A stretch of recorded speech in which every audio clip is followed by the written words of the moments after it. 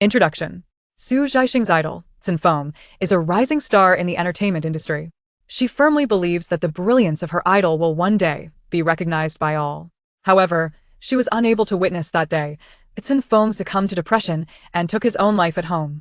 It was only after his death that the injustices he faced came to light. He was revealed to be an adopted orphan, the son of a murderer.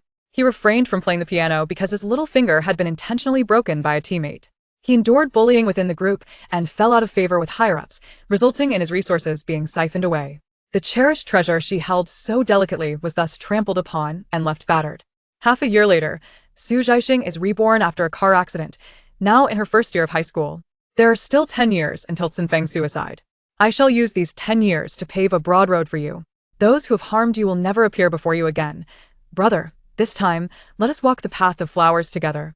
Cen Feng, who succumbed to depression, has been reborn a decade earlier. In this new life, he finally comprehends how ludicrous his past hopes were. What awaits him in the future is never flowers and beauty. He sheds his facade, discards his persona, and awaits the expiration of his contract to escape this hypocritical realm of fame and fortune. Agent. Cen Feng. The company wants you to debut in the C position. Cen Feng. A major variety show has invited you as a permanent guest. Cen Feng, director Zhang's new film specifically requests you for the male lead. Cen Feng. Choose any of these luxury advertisements you desire. Cen Feng. Where on earth did all these resources come from?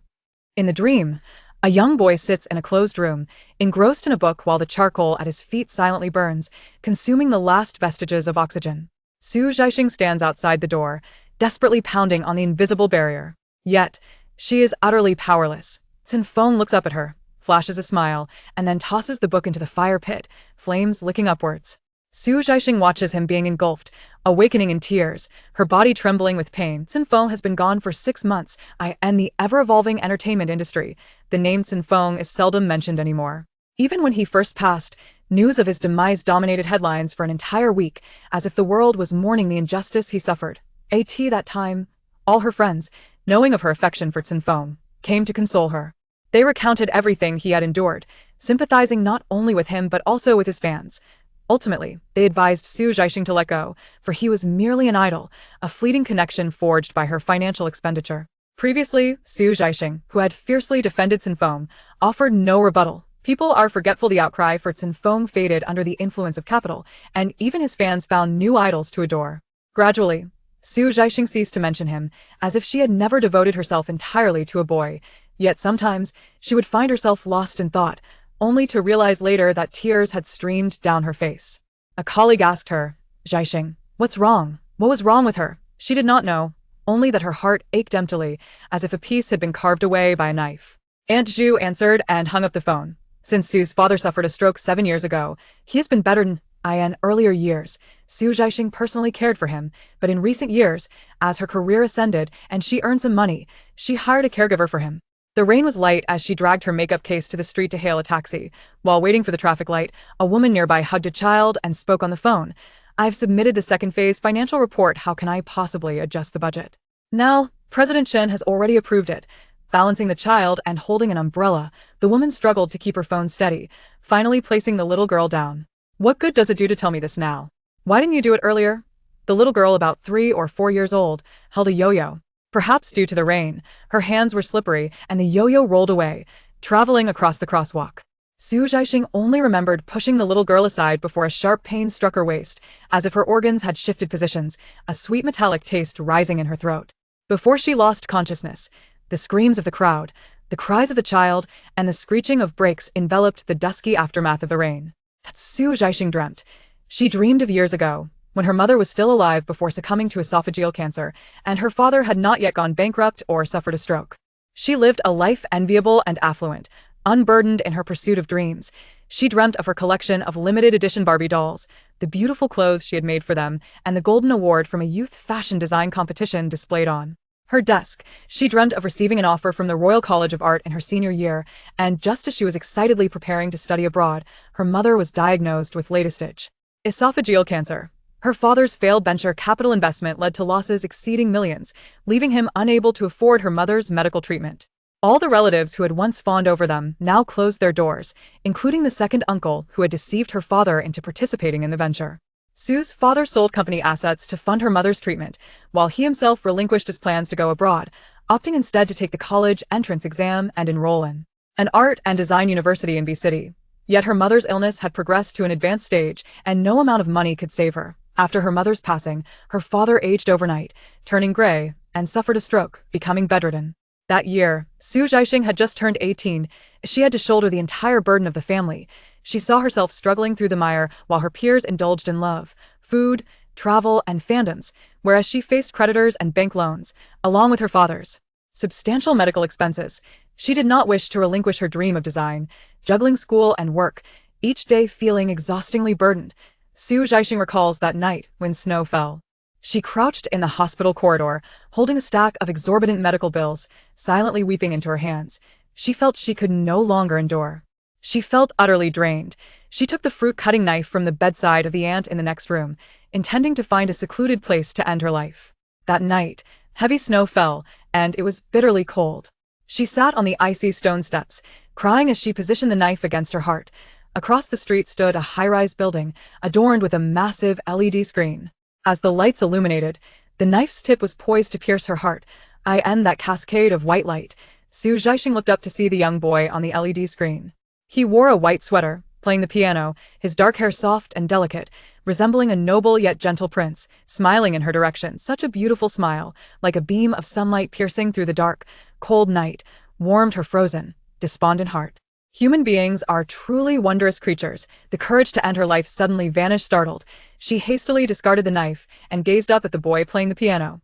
The image on the LED screen lasted merely a few seconds, yet none could fathom the profound strength it bestowed upon her on that cold, desolate night. The figure playing the piano within the frame was named Cen Feng, a budding star, a gentle and cheerful youth. During those unbearable days, Cen Feng was the sole beacon of light in her life. In the face of adversity, the mere thought of him enabled her to endure. Her affection for Cen Feng breathed vibrant colors back into her otherwise pallid existence. She yearned for the day when she could present her creations before Cen Feng and proudly declare, "Brother, behold, I have succeeded." She wished to express her gratitude for his presence, for serenading her, for preventing her from forsaking herself, and for shaping her into the person she had become. Yet, unbeknownst to her, the very youth who had ignited such hope within her had already ventured perilously close to the abyss of death. How absurd! She incessantly proclaimed her desire to protect her brother, to safeguard their treasure, yet she remained oblivious to his battle with depression. She failed to perceive the anguish hidden beneath his forced smile. Selfishly, she drew strength from his joy, clinging to the illusion it provided. More tragically, upon shattering this illusion, all she could offer him in his time of need was her sorrow. She would never again see Cen Feng, the boy she had devoted her entire life to loving. Zhaixing? Zhaixing, wake up. Goodness, are you drooling? My novel. My precious work. All drenched in your saliva. Get away from me. Move aside. A buzzing sound filled her ears, and Zhaixing felt a heaviness in her head as a chubby hand slapped her face. Zhaixing, get up. This is the new edition. Do you have any idea how long I queued to get this? The raucous voice sounded strikingly similar to her high school desk mate, Chengyu. Struggling, Zhaixing opened her eyes. In an instant, the twilight light poured through the classroom windows, illuminating her vision. Classmates in uniform chased and frolicked, desks cluttered with books, and the crooked aisles. All these sights were both strange and familiar, remnants of memories from years past. Zhaixing tightly shut her eyes once more, incredulously examining her hands and touching her waist. Beside her, Chengyu, still distressed over the hours she spent waiting for the new edition of The Temptation of Wolves, gingerly dried the pages with a fragrant tissue before casting a disdainful look her way. Zhaixing remained dazed, traces of tears still evident at the corners of her eyes. Chengyu's mood brightened. Not drool? Oh, thank goodness. Wait, Zhaixing, what happened? Did you cry in your sleep? With great effort, Zhaixing managed to utter her name. Chengyu. They had lost contact after graduating from high school, and it had been years since she had spoken that name. She wondered if she had remembered it incorrectly. Chengyu leaned closer, poking her cheek. What's wrong with you? Why are you acting so silly? The school bell rang sharply in her ears. Chengyu hastily shoved the novel into her desk and retrieved the textbook required for the lesson. Zhaixing caught sight of the bold title, First Year Mathematics. First year, 10 years ago. Was this a dream? Their mathematics teacher, Chao Jumei, entered the classroom just as the bell rang, retaining her familiar appearance, her hair styled in the trendy curls of the time, her voice high-pitched and sharp, embodying the rigidity and sternness typical of a math instructor. Everyone, sit down. Day after day, your minds are elsewhere. Lu Qingshan. I'm speaking to you, stop laughing. Put your legs down. Do you think this is a place for that? Do you want me to brew you a cup of tea? Laughter erupted throughout the classroom. The rustling of pages filled the air. Jungyu flipped through her book, noticing Zhaixing still in a daze, and poked her arm with a pen, whispering, "What are you daydreaming about? Do you want to be called out by Teacher Chow?" Slowly, Zhaixing began to awaken from her confusion. Her fingers stiffly turned the pages, her gaze fixated on the forgotten mathematical functions, her heartbeat quickening with each passing moment. This was not a dream, it was real. Her mother had yet to fall ill, her father had not suffered a stroke, and her family had not faced bankruptcy. Cen Feng was still alive. All those she loved were still living. There was still time for everything. At this moment, she resided in the Rose Garden, a prestigious villa area in the city, frequented by the affluent from both the political and business realms. During her senior year of high school, her father, in a desperate bid to repay debts, sold their villa at a meager price. How she dreaded the thought that this might all be a dream. She gazed at the door adorned with a character for fortune for an extended period, and only after calming her racing heart did she sluggishly retrieve her bag, reaching inside for the key. As she unzipped her backpack, the security door abruptly swung open. Zhaixing stood frozen at the threshold, her throat tight with apprehension. "Aunt Lu, are my parents home?" The architect of the Su family's downfall was none other than her uncle, Su Jiwen. Years ago, seizing the opportunity presented by the government's encouragement of individual entrepreneurship, Su Jiwen had lured her father into establishing Xingchen Cultural Media Company. At that time, few were engaged in advertising, and Xingchen gradually monopolized the city's advertising industry, becoming a leader in traditional media. However, with the advent of new media, traditional outlets faced significant challenges. Zhaixing, still young then, remained oblivious to her father's company's annual losses. At this juncture, Su Jiwen deceived her father into making a risky investment. Little did her father know that Su Jiwen's financial chain had already suffered a massive deficit. He merely sought to remedy his own losses by involving her father. Eventually, Su Jiwen managed to extricate himself using her father's assets, leaving her father ensnared in an ever-deepening quagmire. When the decision was made to send her mother abroad for treatment, Zhaixing accompanied her father to knock on her uncle's door. The repugnant visage of Su Jiwen remained etched in her memory. "Lao San, it's not that your second brother is unwilling to help. I truly have no money. You've lost, but I too am a victim. Investments come with risks. How can you blame me?" Ironically, the very same Su Jiwen, claiming poverty, purchased a limited edition sports car for his son the day after her father liquidated the company. Her father, an honest man, merely wiped away his tears upon learning of this, telling Zhaixing, "Do not blame him. Helping is a kindness, while not helping is a duty. Do not hold others accountable." Zhaixing has always remembered this saying and, during the most challenging times, refrained from seeking assistance from her relatives. She was infuriated, her scalp prickling with indignation. Calculating the time, it had been precisely a year since Su Jiwen had duped her father into that investment. Could it be today? Without even changing her shoes, Zhaixing dashed to her father's study on the second floor. As she reached the door, she overheard Su Jiwen say, "You can start by investing a small sum to test the waters. I have been working tirelessly on this project for a long time, and of course, the best opportunities should be reserved for family." Her father, holding financial documents he could barely comprehend, replied cheerfully, all right, I will, Dad."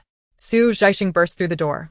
Her father looked up, still embodying the vigor of a middle-aged man unscathed by illness, his thick brows and bright eyes radiating vitality. "You're back from school? Are you hungry? Your second uncle brought you some chocolate from abroad. Go have a few pieces to tide you over. Where's Aunt Lu? Hurry, and have her start cooking." Goodbye to such a father. Zhaixing felt tears welling up in her eyes, yet she managed to hold them back, murmuring, "I do not like chocolate." Su's father discerned that something was amiss and set down his documents to approach her, asking, "What is it? Are you feeling unwell?" Zhaixing, at a loss for how to dissuade her father from investing, took the opportunity to respond, "I don't know, but I feel dizzy and my stomach is uneasy." Su Jiwen sensed that his little niece's demeanor was peculiar today, yet he gave it little thought, nodding and inquiring, "Shall I call a doctor? Today's children have such poor physical health compared to our time." Su's father waved his hand dismissively, saying no need. Let her lie down for a while and check her temperature. If it's serious, we must go to the hospital. Su Jiwen then refrained from further comments and went downstairs to sit in the living room. Zhaixing's room still bore the semblance of her memories. Upon entering, A wave of emotions surged within her, and she could no longer contain herself. Tears streamed down her cheeks. Sue's father was pouring her a glass of water when he noticed his precious daughter crying, nearly dropping the cup in alarm. "What's wrong? Are you in pain? Let us go to the hospital right now." Zhaixing waited for him to come closer, then embraced her father, burying her face in the belly she had once scorned. "No, I just suddenly miss you, and I miss Mom." Not only did she need to prevent her father from engaging in venture capital, but she also aimed to salvage Xingqian media and perhaps explore the possibility of having her father invest in real estate. This was indeed a golden opportunity, as the real estate sector was beginning to flourish. However, as a mere high school student, she was acutely aware that to adults, the only thing that mattered was her studies. Interfering in her father's business and assets seemed utterly fanciful. Zhaixing felt the path ahead was fraught with challenges. Sue's mother, the editor-in-chief of the local daily newspaper, faced even greater adversities similar to those of Sue's father's company.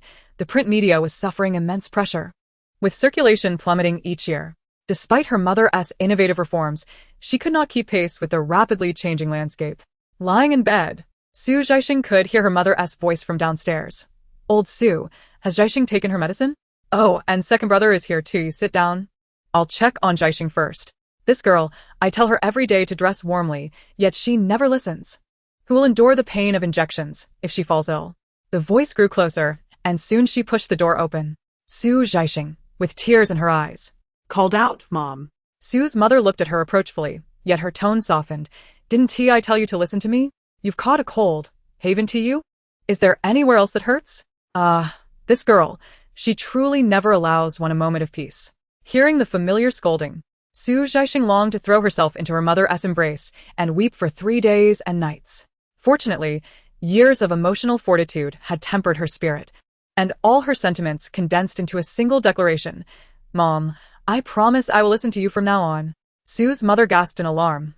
"Oh dear. Something really is wrong, isn't it? Old Sue, hurry up here. I believe we must go to the hospital." Zhaixing. Finally, Zhaixing, clutching a thermometer and reassuring herself repeatedly that she was fine, consumed 2 packets of 999 cold medicine and donned a thick coat before descending the stairs with her mother for dinner. Su Jiwen had not yet departed. He sat at the dining table, engaged in conversation with Su Fu. Upon noticing Zhaixing's arrival, he cheerfully inquired, "Are you feeling better, Zhaixing? I believe you youngsters are simply too indolent, disinclined to exercise. If you were to run a few laps every morning, you wouldn't suffer from any ailments." Zhaixing shot him a half-hearted smile and retorted, "Does your cousin Chaiyang run every morning, as you suggest, second uncle?" Su Jiwen was momentarily taken aback. Su Fu cast her a stern glance, admonishing, "How can you speak to your second uncle like that?" Su Jiwen chuckled lightly, "It's no matter. Children are still young and prone to such behavior. My boy is in college now, and he remains a source of concern." The topic shifted, and Zhaixing, disinterested, focused on her meal. The sweet and sour ribs made by Aunt Lu were a delightful treat she had not savored in years. As Su Jiwen and Su Fu continued their conversation, they shifted to discussing investments. Just as Su Jiwen initiated a new topic, Zhaixing suddenly turned to her mother, exclaiming, "Mom, I've told you countless times to chew your food slowly and avoid drinking anything too hot." Su Mu, with her hasty nature, often rushed through meals, a habit that would later contribute to her esophageal cancer. Zhaixing served her mother a piece of rib, then moved her bowl brimming with hot soup aside, advising her to let it cool before drinking, as it was too hot for her esophagus. The others at the table were taken aback, and Su Mu gazed at the ribs in her bowl with a complex expression. Her daughter was actually serving her food and showing concern for her health? Su Jiwen, ever the smooth talker who had managed to charm Su Fu, immediately praised, "Just a moment ago, we were saying Zhaixing was thoughtless. Look at her now.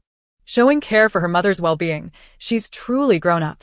Chaoyang ought to learn from his sister." Su Fu waved his hands in modesty. "She merely puts on an act in front of others. This girl is quite shrewd. Now that she's in high school, we have a plethora of concerns."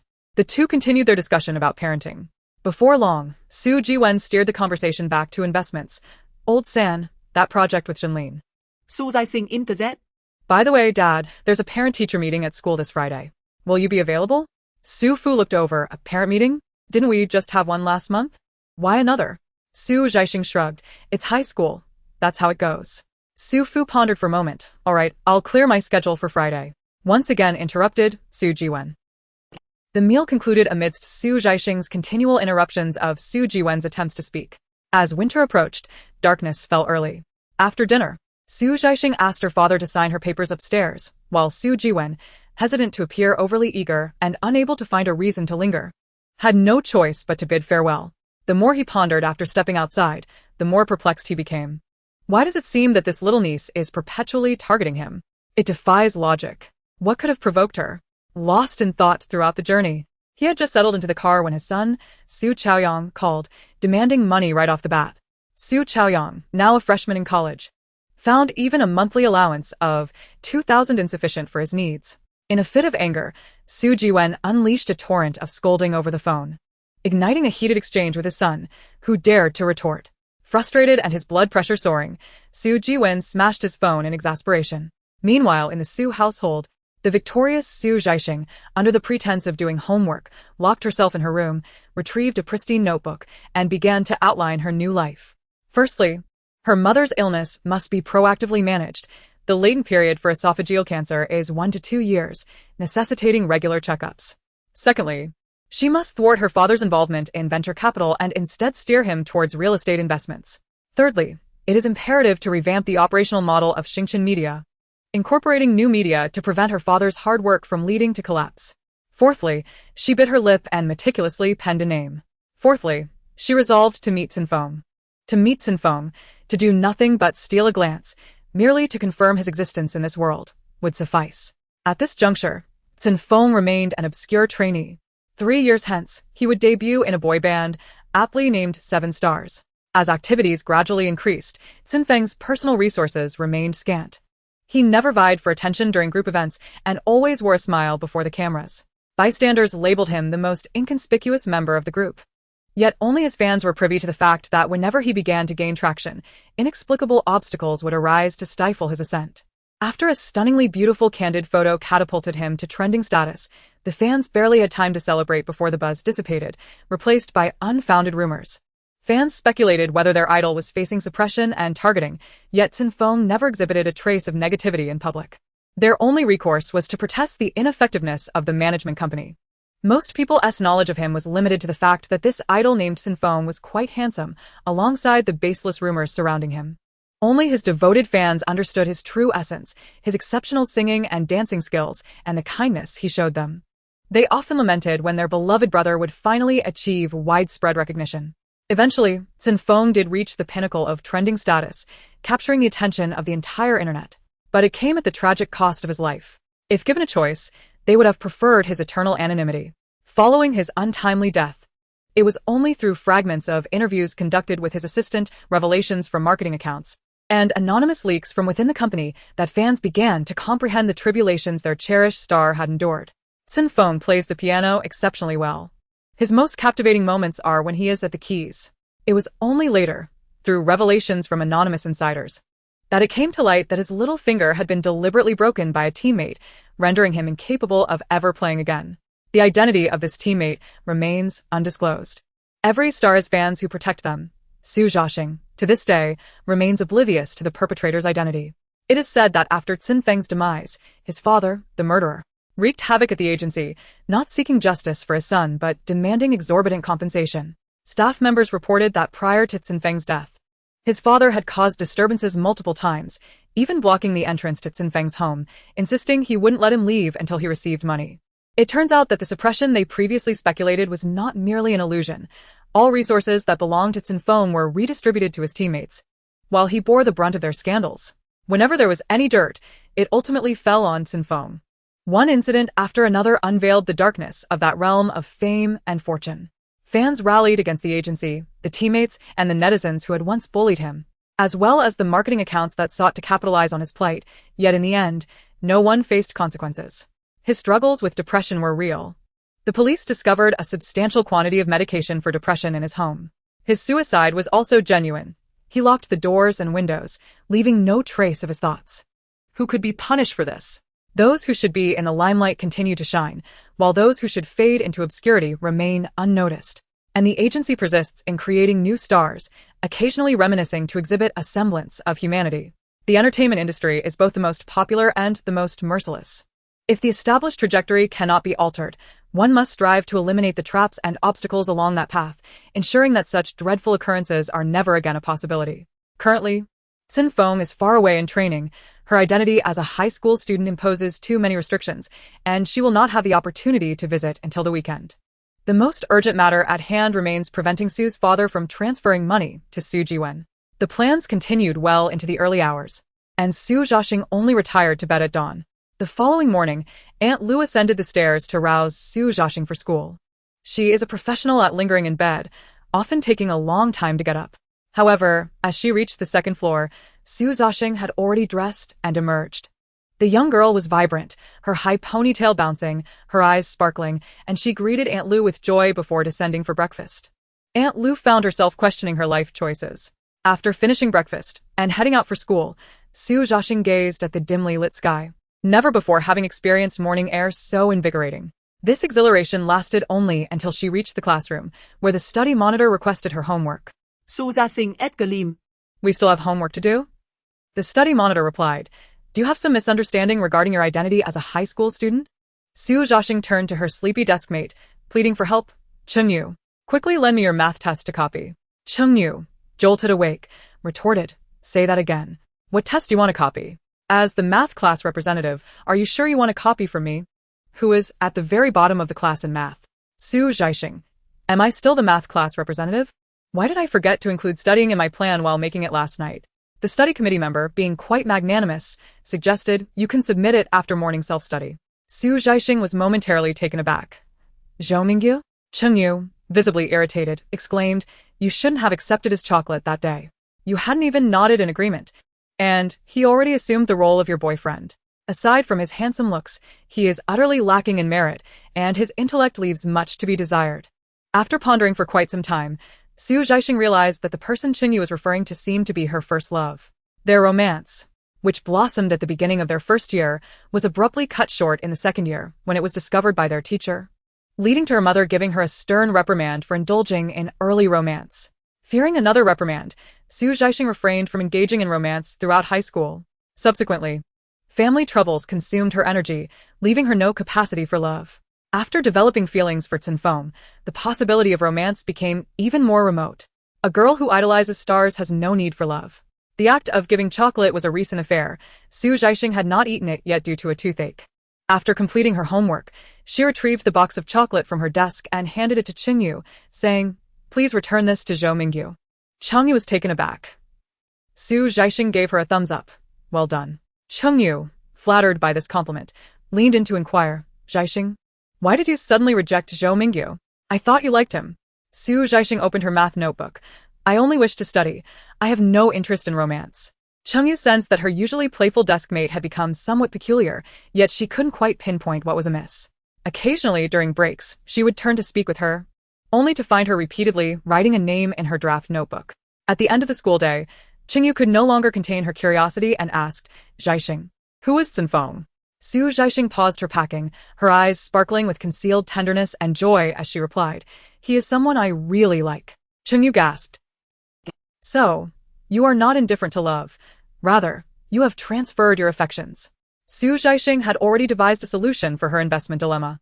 But she still needed some time. Initially, she was worried that Su Jiwen would cause mischief again, but her father's business trip alleviated her immediate concerns, allowing her to attend her remedial classes with peace of mind. She managed to leave swiftly, but poor Chengyu found herself halted at the school gate by Zhou Mingyu. Chengyu tugged at her backpack. What does it have to do with me? Zhaixing asked me to return this to you. Chengyu insisted. Zhaixing has gone to her math tutoring class. Please do not disturb her studies. Zhou Mingyu, fuming, retorted. Does she really need to attend a tutoring class when her math grades are at the top of the entire year? Can you offer me a better excuse? Hurry. Call her over. She isn't answering my calls. Chengyu had never liked him in the first place. Unlike those girls who fawned over him daily, she valued academic performance and character far more. Zhou Mingyu, bearing the title of campus heartthrob, is not only handsome but also possesses a rather unpleasant demeanor and abysmal academic performance, rendering him wholly unworthy of Su Zhaixing. Chengyu, emboldened by an unknown courage, declared with conviction, You should give up. Zhaixing will never like you. She already has someone she admires. Ou m'injure retortait véhémentement, impossible. How could she forsake me for another? Qingyu replied, "It is indeed possible. That boy's name is Cen Feng, and Zhaixing is absolutely smitten with him." Upon hearing this, Zhou Mingyu was filled with fury. The audacity of someone daring to intrude upon their extraordinary romance was intolerable.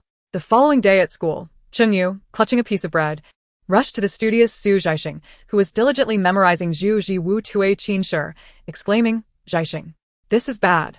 Zhou Mingyu is shouting at every classroom door, demanding to face Cen Feng in a duel. Su Zhaixing, bewildered, exclaimed, "What the hell? Zhou Mingyu, you're finished. You dare provoke my idol." Furious, Su Zhaixing sought out Zhou Mingyu and finally located him in the senior building.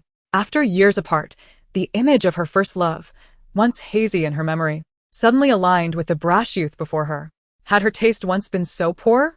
This self-absorbed narcissist, exuding arrogance, was far from her ideal type. As she witnessed him obnoxiously preparing to kick the classroom door, she shouted, "Zhou Mingyu, what are you doing?"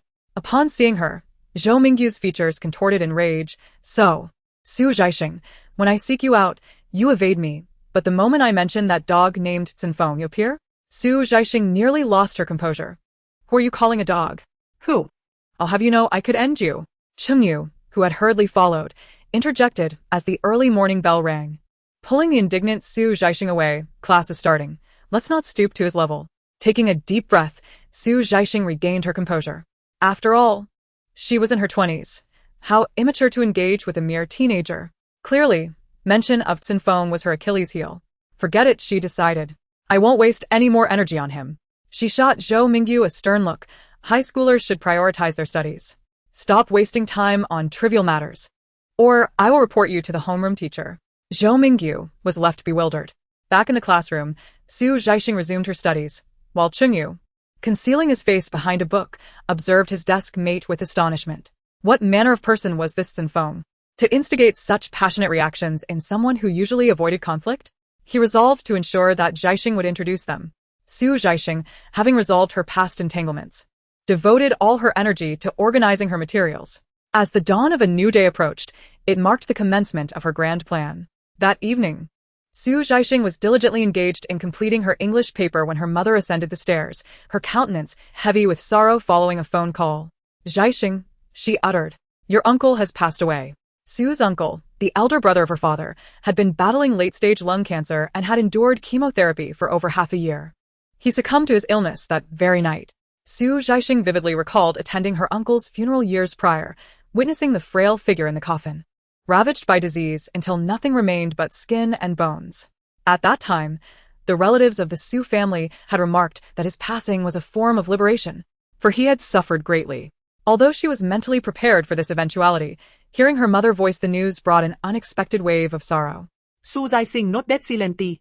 Her mother sighed, reminiscing as she turned to leave. "Your uncle was quite fond of you when you were little. He always bought you sweets."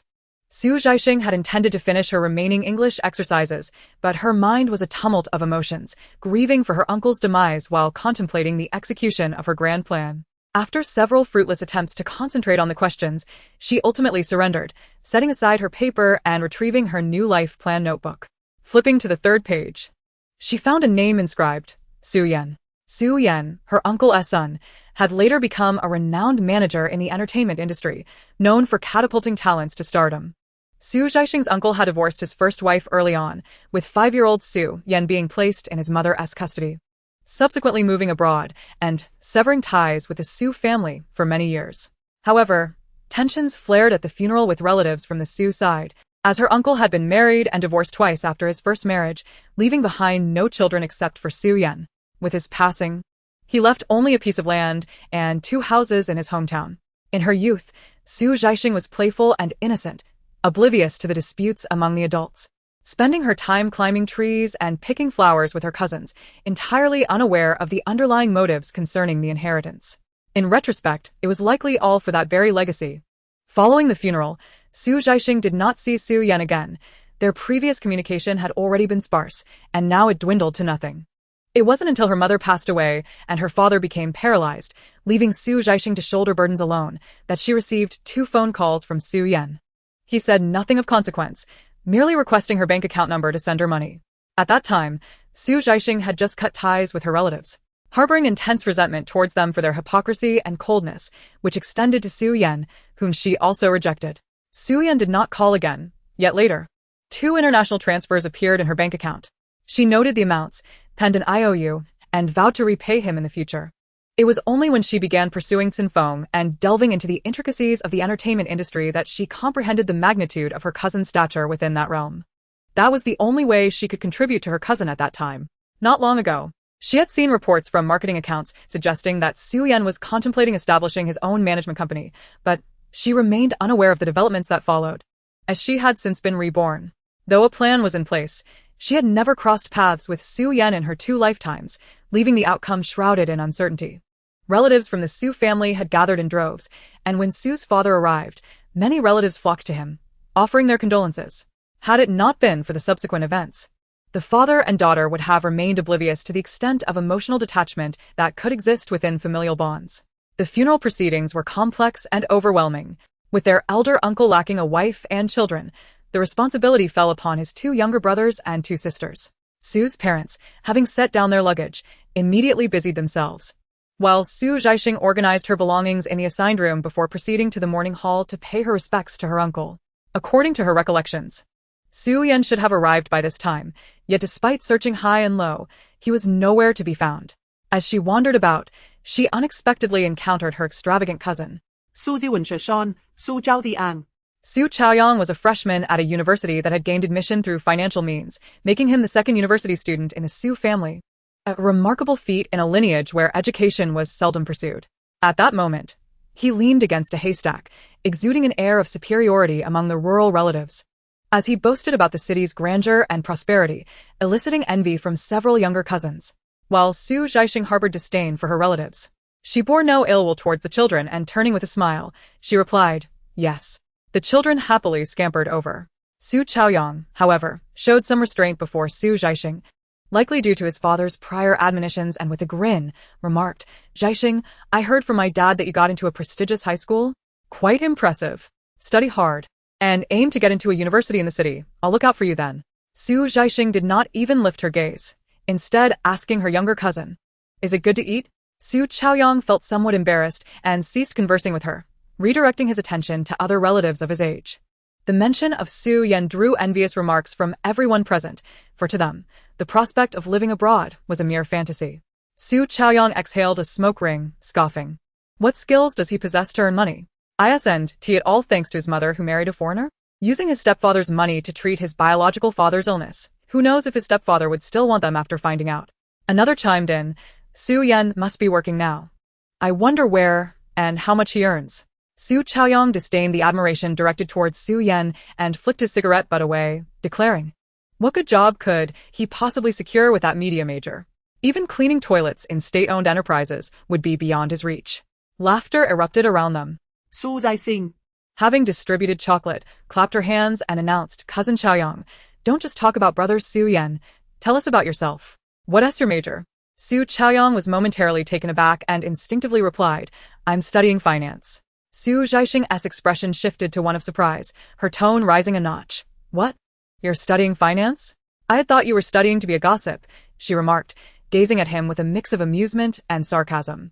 I was under the impression that your studies were quite commendable, almost akin to those ladies in our neighborhood park who craft insoles. It was only then that Su Chaoyang realized she was mocking him. You. Su Zhaixing interjected with a radiant smile. So, you are self-taught. Su Chaoyang, infuriated, felt his temper flaring as he became the subject of ridicule among the relatives, disregarding his father's warning, and moved to confront the sharp-tongued girl. Suddenly, his younger cousin, who was indulging in chocolate, pointed behind him and screamed, Fire! The haystack, a collection of dried corn stalks piled high after the harvest, was dry and highly flammable, and in an instant, flames erupted, sending thick smoke billowing into the air. Amidst the chaos, the oldest among them, Su Chaoyang, sprinted away in a panic, retreating to the back room. Su Zhaixing, recalling the cigarette butt he had carelessly discarded moments earlier, was beside herself with frustration. This area was situated in the backyard, where the adults were preoccupied in the front. She grabbed her two flustered little cousins and urged, quickly, go find your parents and tell them that cousin Chaoyang carelessly tossed a cigarette butt and ignited the haystack. As she spoke, Her gaze swept around until it landed on a muddy soft water hose coiled in the corner of the yard, likely used for irrigating the fields. She dashed over to it. Fortunately, there was a laundry trough in the backyard, and Zhaixing connected the hose to the faucet. Just as she turned the knob to fetch the other end, someone behind her had already picked up the hose and rushed off. With no flammable materials surrounding the haystack, the fire burned quickly, but extinguished just as fast. By the time the adults hurried over with buckets and basins, the flames had already been quelled. Everyone stood momentarily in disbelief. Sue's parents quickly regained their composure, tossing the basin aside and rushing to embrace Zhaixing. Are you hurt? Where did it burn? My child. Why didn't you run away? And you, Suyan, are you alright? Suyan shook his head with a smile.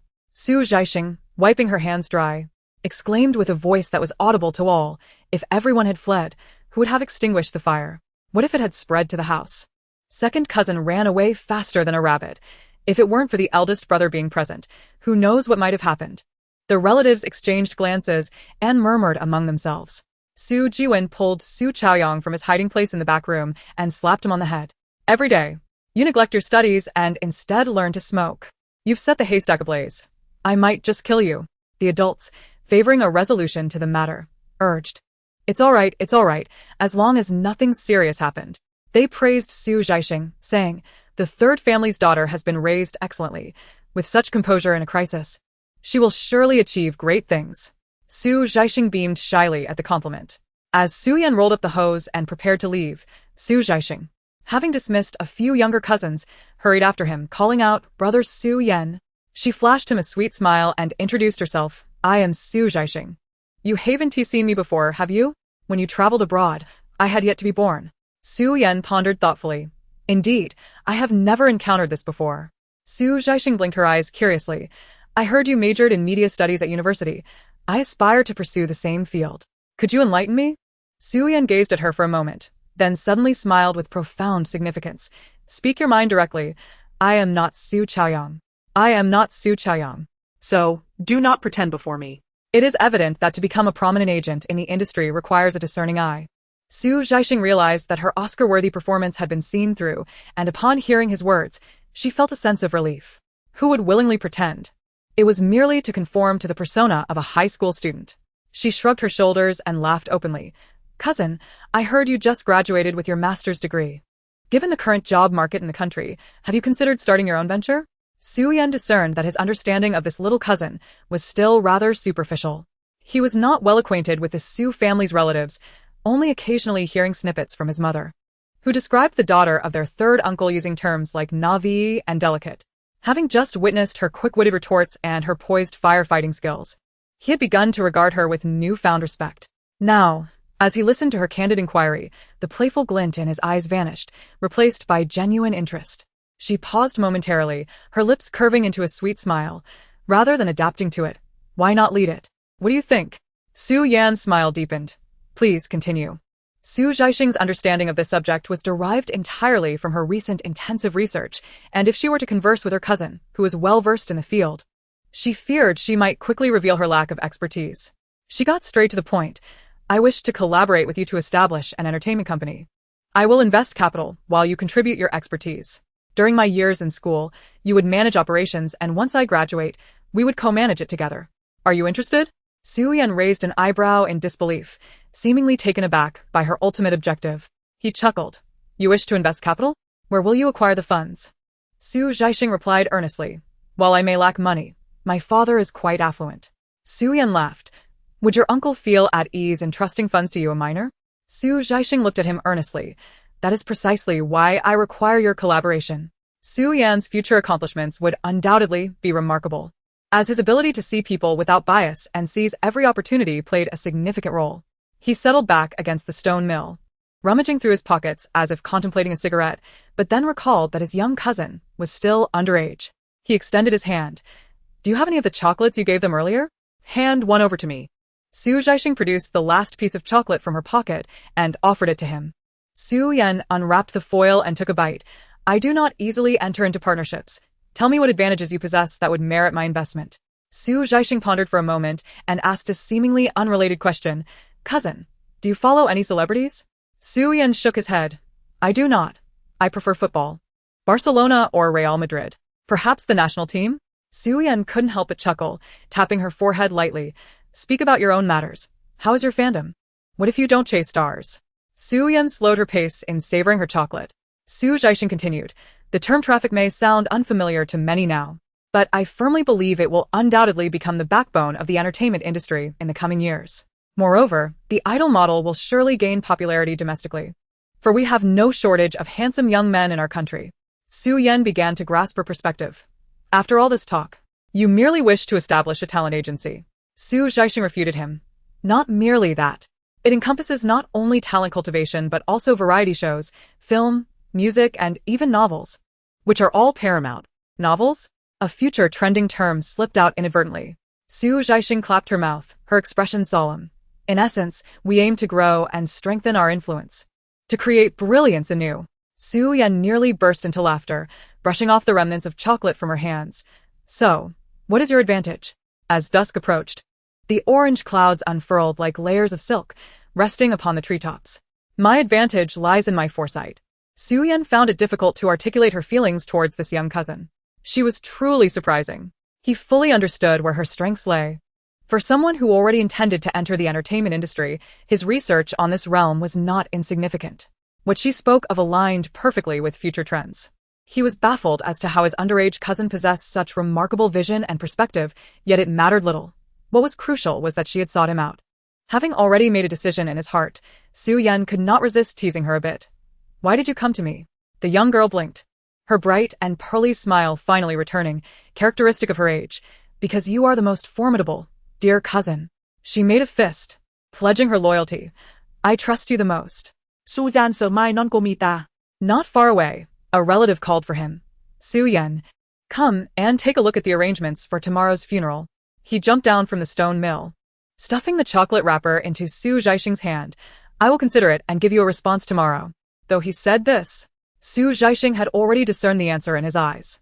She waved her hand cheerfully. Goodbye, cousin. I look forward to your good news. Once Su Yan had distanced himself, she gazed at his retreating figure with a wistful sigh, before clenching her fist again. The key figure was secured. The subsequent plans would surely proceed smoothly. Brother, wait for me. This time, I will protect you without hesitation. After finishing dinner and preparing to ascend the stairs, she passed by the main room and overheard an argument. A thought struck her, and she quietly approached, peering through the windowsill.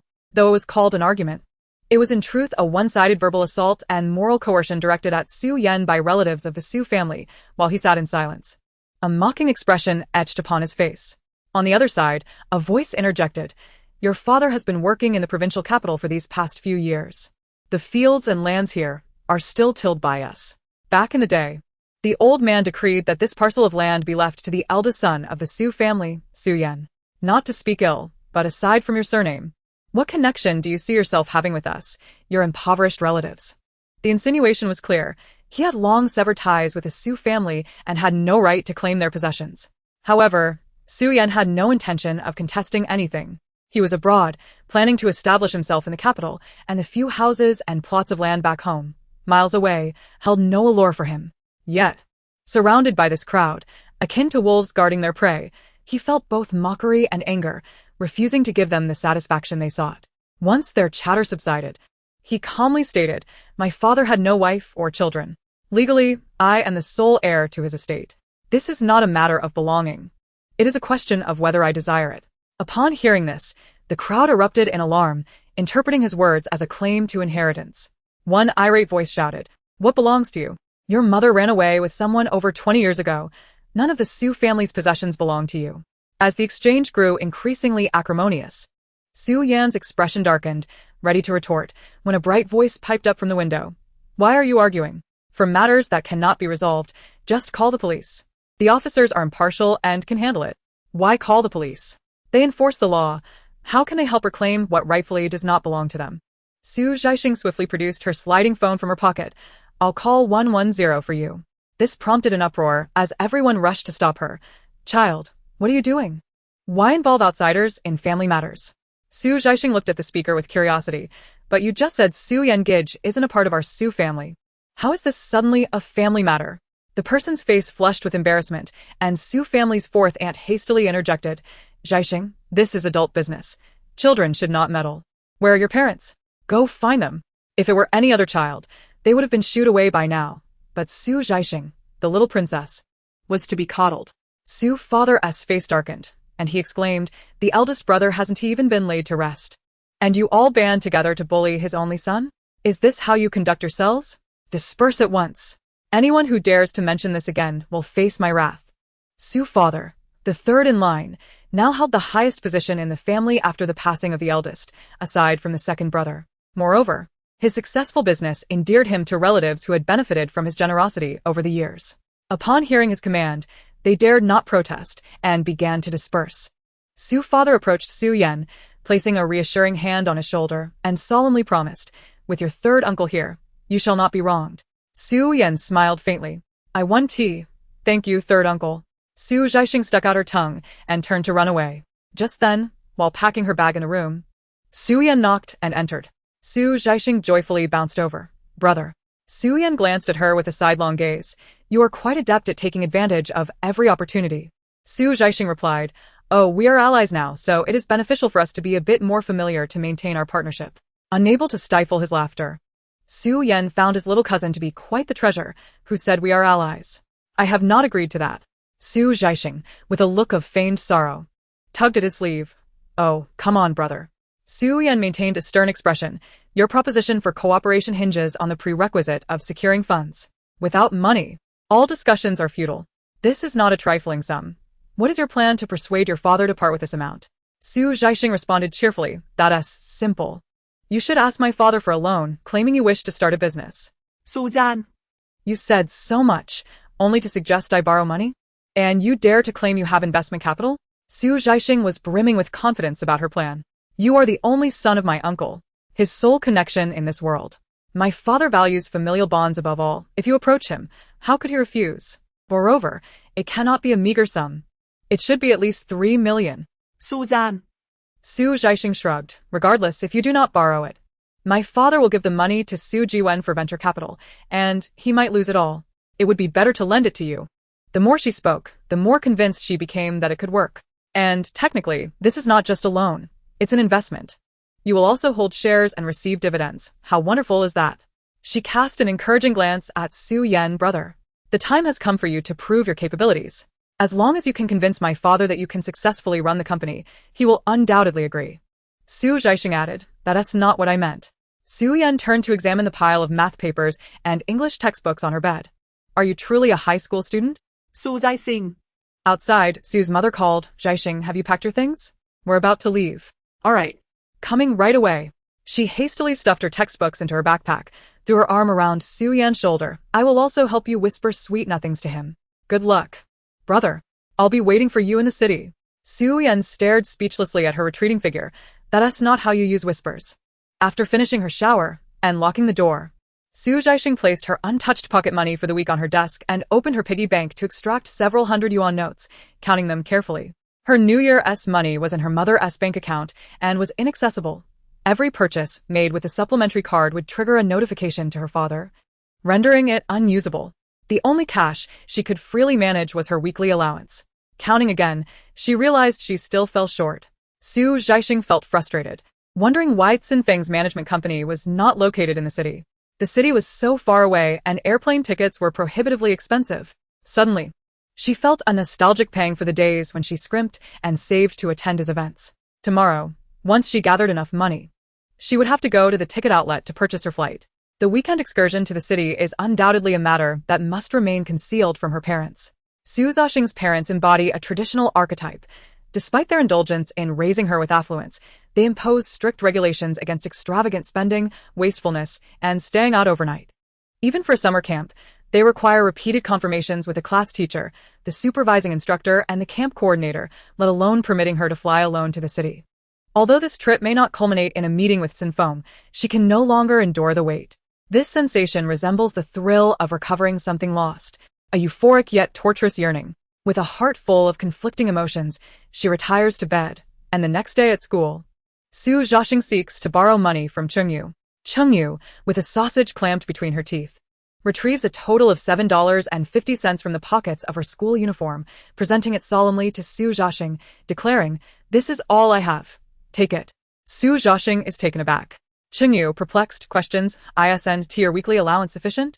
Su Zhaixing confides in her about needing to fabricate an alibi for the weekend, concealing Cen Feng's identity as a trainee. Chengyu is astonished. "You're going to the city to find Cen Feng? I had no idea. Wasn't he from around here? No wonder I couldn't find Zhou Mingyu these past few days." Su Zhaixing is momentarily stunned. What does Zhou Mingyu have to do with this? Chengyu finishes her sausage before responding. Hasn't he been at school lately? He and his gang are out searching for Cen Feng at the neighboring school, vowing not to relent until they find the one who intruded upon his epic romance. Su Zhaixing exclaims in disbelief. How is this still ongoing? I never realized he was so infatuated with me when we were together. After simmering in frustration, Su Zhaixing warns Chengyu, "You must not mention anything about Cen Feng to him again." Chengyu promptly makes a gesture of solemn oath. Then, her eyes sparkling with curiosity, leans in to whisper, "Zhaixing, how did you and Cen Feng meet? Is he exceptionally handsome? How old is he? How are his grades?" Su Zhaixing dismissively shoves her head away. Go on, go on. This is adult business. You need not concern yourself." Chengyu, feigning indignation, retorts, "You're only half a year older than me." Lacking funds, Su Zhaixing is fortunate to have a circle of affluent friends. She concocts an excuse about wanting to purchase a poster of a newly released album by a certain celebrity, and her friends, all fervent fans, generously contribute, allowing her to amass the required amount. Immediately after school, she rushes to the ticket counter and secures a flight to the city for the following noon. That evening, Su Zhaixing pleads with her mother for half an hour, and finally, her mother relents, permitting her to stay overnight at Chengyu's home. After finalizing all arrangements, the two part ways at the street corner, one heading to the airport, the other to the library. Chengyu, belatedly sensing the potential peril of the plan, anxiously clutches her hand and admonishes, "Please, do be careful. In the event of encountering any ill-intentioned individuals, remember to call for help. Understood? I have heard that the city enjoys excellent security, with many police officers around, so do not be afraid." Su Zhaixing nodded, then climbed into the taxi. Chengyu looked at her with a forlorn expression, on the verge of tears. "Zhaixing, please, do not get into any trouble. If anything happens to you, I would be an accomplice." Whoa. Su Zhaixing extended her hand out of the car window, made a gesture, and was swiftly whisked away by the taxi. Her journey to the airport was smooth, and upon discovering that a minor was on board, the flight attendants offered her special attention multiple times. As she disembarked, they even arranged for someone to escort Su Zhaixing to the exit. She pointed to a middle-aged woman speaking on the phone near the restroom. "That is my aunt. Thank you, sister. Goodbye." Then she dashed off with her backpack. After gaining admission to university, she had been living in the city and was quite familiar with it, navigating the subway with ease. Cen Feng's agency was called Zhongtian Entertainment, a well-established company in the industry that had produced award-winning actors and several renowned female stars. However, in recent years, it had experienced a decline, with its recent television productions failing to make a significant impact. The owner of Zhongtian, possessing considerable foresight, promptly launched a trainee program aiming to keep pace with the Korean wave of idol creation, thus establishing a division for trainees. Zhongtian Entertainment's headquarters was located in the city center, while the trainee division was situated in the suburbs, with contracted artists distinctly separated from one another. After all, the concept of trainees was not yet popular in the country, and Zhongtian was still in the exploratory phase, primarily investing in traditional projects, with the trainee program awaiting further observation. Once the trainees gained popularity, Zhongtian produced a documentary showcasing their training rooms and group dormitories prior to debut, intending to convey to the audience the arduous journey of becoming a trainee, urging everyone to appreciate their efforts. Subsequently, numerous fans visited the building's dormitory to pay homage, recognizing it as the place where their beloved older brother had tirelessly honed his skills. Su Zhaixing had also been there and knew its location. The fans of the Kites, Cen Feng's fanbase, were well aware that their idol had worked exceptionally hard as a trainee, practicing to the point of injury, often neglecting meals, arriving the earliest, and leaving the latest for training. During group variety shows, teammates had mentioned that Cen Feng was the one who held the keys to the training room. Such a diligent individual, evidently the strongest in the group, had nonetheless remained the least popular. At that time, he had poured his all into his efforts, never anticipating the outcome that would ultimately unfold.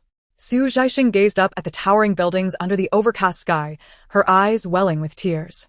She took out her phone to check the time. Cen Feng should still be training in the classroom. She decided to wait a few more hours until dark, hoping to see him emerge. She glanced around and settled on a stone platform to the right of the main gate, taking out the assignment assigned by her teacher. Diligently working while she waited. Several hours later, the night had deepened, and numerous people came and went. Zhaixing even spotted some of the later members. Yet Cen Feng remained elusive.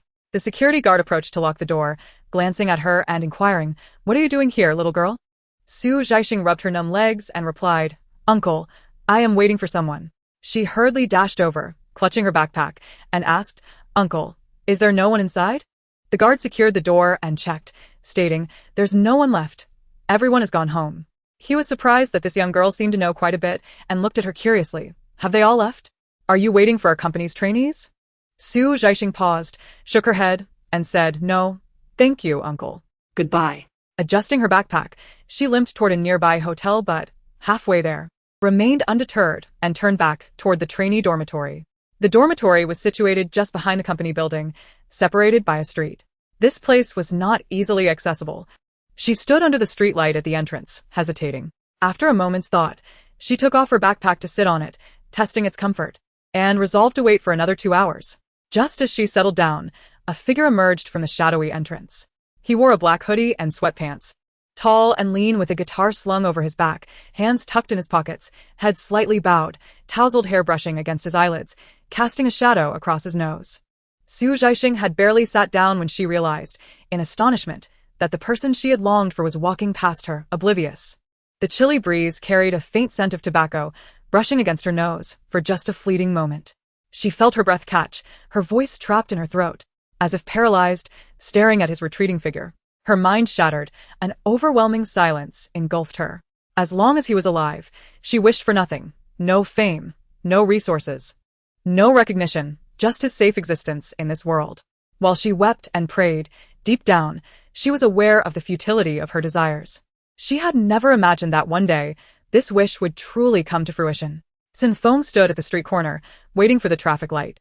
Zhaixing dared not approach, halting 10 meters behind him.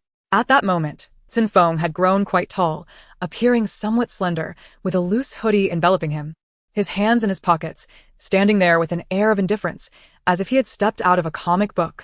Many people nearby were sizing him up, but he remained oblivious, keeping his gaze fixed on the ground, exuding an aura of cold detachment. He's still alive.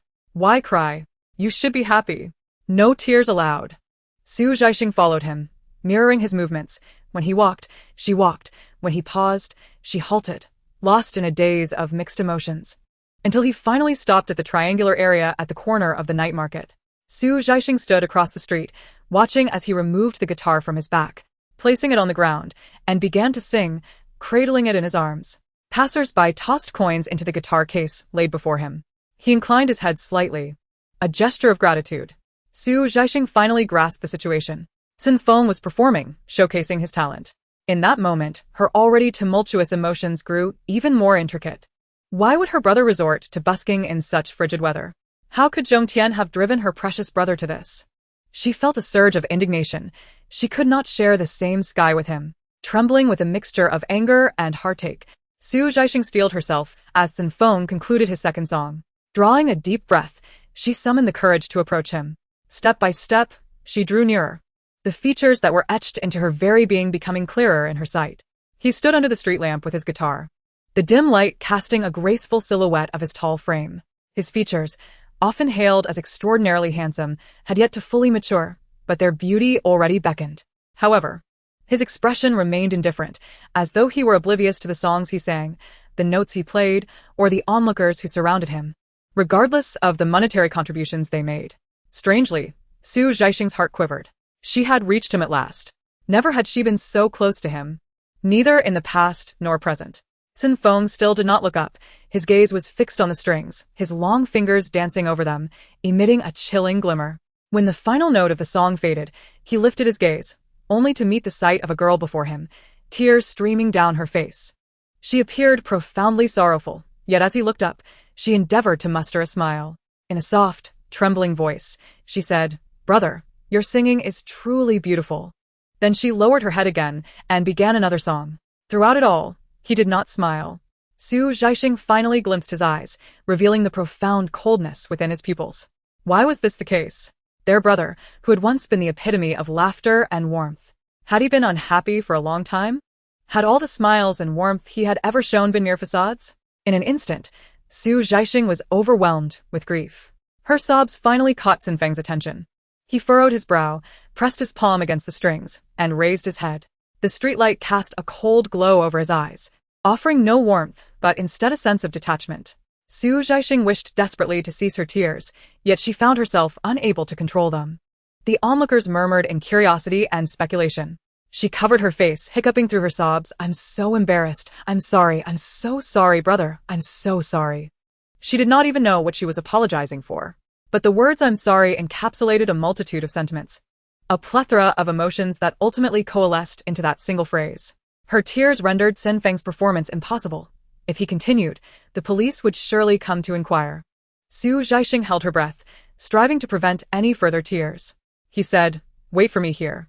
Zhaixing gazed at the cup of milk tea, tears streaming down her cheeks once more. "Cen Feng." Zhaixing. Oh, how utterly embarrassing, truly mortifying. She hastily grabbed the milk tea, wiping her tears clumsily with her sleeve, murmuring, "Thank you." Cen Feng nodded slightly and then turned to leave. Zhaixing hurried to catch up. "Brother." Clutching the cup tightly. Her throat tightened and her lips moved several times before she managed to speak. "Brother, I haven't paid you yet." Cen Feng glanced at the several hundred yuan bills in his hand and then at the flustered girl before him, finally breaking into a faint smile. The smile was fleeting, yet Zhaixing perceived a familiar warmth within it, momentarily rendering her speechless. He turned and began to walk away, prompting Zhaixing to bite her tongue, reminding herself to maintain composure as she tugged her backpack and followed. "I live nearby, very close." "Brother, do you also reside around here? Will you return here to sing again?" Cen Feng looked ahead into the darkening night. "I will." His long legs made strides so large that Zhaixing had to jog to keep up with him. "Brother, are you a wandering singer? Do you only perform here? Will you sing elsewhere as well?" Cen Feng paused, and Zhaixing nearly collided with him. She quickly stepped back, cautiously observing his expression. He remained unperturbed, his demeanor devoid of impatience, his pupils reflecting the flickering night, imbued with a weariness that seemed incongruent with his youth. After speaking, he crossed the street, and this time, Zhaixing did not follow. She watched his thin, solitary figure vanish into the night, clutching the now cooling milk tea in her hands, gradually crouching down. At that moment, her mind finally began to function normally. She pondered why the Cen Feng she encountered now differed so greatly from the one she once knew. Was it because the Cen Feng who later debuted, adorned with the warm persona crafted by the agency, concealed all his pain and scars, revealing only a beautiful facade? Seeing him always smiling led her to believe he was inherently cheerful. Observing his gentleness toward others made her think the world treated him with equal kindness. In truth, he was already deeply wounded. The dark revelations that surfaced were merely the tip of the iceberg. No one could truly empathize with everything he had endured. Zhaixing remained crouched on the ground for a long while, finally lifting her gaze toward the direction he had departed. There was nothing wrong with this. This version of Cen Feng was also quite admirable. The past was beyond her control, but the future, undoubtedly, would rest in her hands. She could only take a taxi to the airport. Just then, filled with excitement, she exclaimed, "Zhaixing, did you see Cen Feng? How was it?" Did you go out together?" She smiled softly. "I did see him. He even played the guitar for me." Chengyu expressed his astonishment. "Wow, how fortunate you are. He can even play the guitar. Just thinking about it makes him appear so dashing." After exchanging a few words, it was time to board the plane. Zhaixing ended the call and, upon taking her seat, began to tackle her assignments. By the time she arrived in the city, she had finally completed all her weekend homework. The following day, the cup of milk tea that she had ordered returned from the city. Zhaixing joyfully placed the milk tea, complete with its straw, on her bedside table. Admiring it daily, each morning, she would touch it, and every night before sleep, she would do the same. The mere thought that it was a gift from her idol made her heart nearly melt. In a flurry of urgency, Zhaixing rushed to find her mother. "Mom, where is the milk tea on my bedside table?" Sue's mother, curled up on the couch downstairs watching television, shot her an irritated glance upon hearing the question. "I haven't even asked you. What were you thinking leaving spoiled milk tea on the nightstand? I've been suffering with an upset stomach all day." Zhaixing exclaimed, "Mom, I'm in such distress." Thus, she lost the first gift from her idol. leaving her in a gloomy mood until mealtime. Sue's mother added salt to her wounds. You know, dear, you buy milk tea, but don't drink it. Treating it like a shrine. What do you expect it to do for you? Bless your grades or ensure perfect scores? Thankfully, I discovered it. Who knows how many cockroaches and ants would have been attracted to that spoiled drink. Aunt Lou brought rice to Sue's father, and Sue's mother, having momentarily released her daughter from scrutiny, began inquiring about matters in their hometown. Upon hearing Sue's father mention that Su Yan had voluntarily relinquished his inheritance of the family properties and land, Sue's mother expressed her sentiments. Su Yan. That child has been abroad since childhood, so he isn't very close to us, but his mother raised him well. He is understanding and polite. It truly is a pity for him this time. Sue's father sighed. Indeed, no matter how distant he feels from the Su family, those belongings rightfully belong to his son. The fourth and fifth sisters have truly gone too far insisting on a dispute. Thankfully, Su Yan is not one to hold a grudge. Had this escalated to court, it would have been quite the spectacle. Though Su Zhaixing seemed engrossed in the television, she was attentively listening. Upon hearing her father's remarks, she discerned that Su Yan's strategy of retreating to advance was astute. Su Yan was certainly no pushover. If he truly wished to contest, none of their relatives back home would stand a chance against him. Sue's father, who valued familial bonds, was undoubtedly feeling even more guilty witnessing Su Yan's unfair treatment. At this juncture, if Su Yan were to propose borrowing money for a business venture, it was highly likely that Sue's father would not refuse. Her cousin was quite impressive. Su Zhaixing felt no sympathy for her father, who had unwittingly walked into a trap, and eagerly listened as he continued. Speaking of which, Su Yan asked me for money yesterday. Sue's mother paused. Borrow money? What does he need money for? Sue's father replied. He mentioned wanting to start a business, and even showed me his business plan. That boy has quite a vision. He is also mature, so his future prospects should be promising. Mother Su inquired. Indeed, he graduated from that prestigious university abroad, just completing his Master's degree this year, right? In my opinion, he is far more cultured than the family of the second brother. Supporting entrepreneurship is essential. How much does he need to borrow? Father Su gestured a number. Su Zhaixing nearly spat out her soup. Su Yan, you truly dare to ask for that much? Mother Su was equally astonished. So much? Father Su chuckled wryly and nodded. This child, asking for such a large sum right off the bat, and judging by his demeanor, he does not seem to be joking. He even showed me a budget sheet, claiming that the initial investment in the entertainment economy is substantial. In the past, it wouldn't have been unmanageable. After all, he is the only child left by my eldest brother. How could we not lend support? However, given the current economic downturn and my company. As he spoke, he recalled that Su Zhaixing was still at the table and glanced over. Su Zhaixing, with her gaze fixed on the television, was engrossed in a historical drama. Chuckling to herself, Father Su then lowered his voice to Mother Su, although he refers to it as an investment. With us each holding shares and him managing the operations while I merely receive dividends, the amount is considerable. Furthermore, didn't he, the second brother, recently want me to engage in venture capital with him? The liquid funds available at present are limited, and... Suddenly, Su Zhaixing, who had been attentively watching television, interjected nonchalantly, I believe investing in my elder cousin is far more reliable than in the second uncle. Mother Su scolded her. Mind your own business. Adults are talking. What do you know? Su Zhaixing pouted, seemingly challenging her mother, and retorted unhappily. But that's the truth. The second uncle's venture capital. What does my dad understand? He has never studied economics or finance. She glared at Father Su. If you go, knowing nothing and relying entirely on the second uncle, aren't we taking advantage of him? Initially, the second uncle might not mind, but over time, it could lead to discord. Father Su genuinely had not considered this, staring blankly at Su Zhaixing. Mother Su, realizing her daughter had a point, pondered. That is true. We cannot simply accept money without contributing anything. As for the second brother, I must say, please do not take offense, but he has a rather mediocre temperament. And if this continues, it may indeed lead to conflict.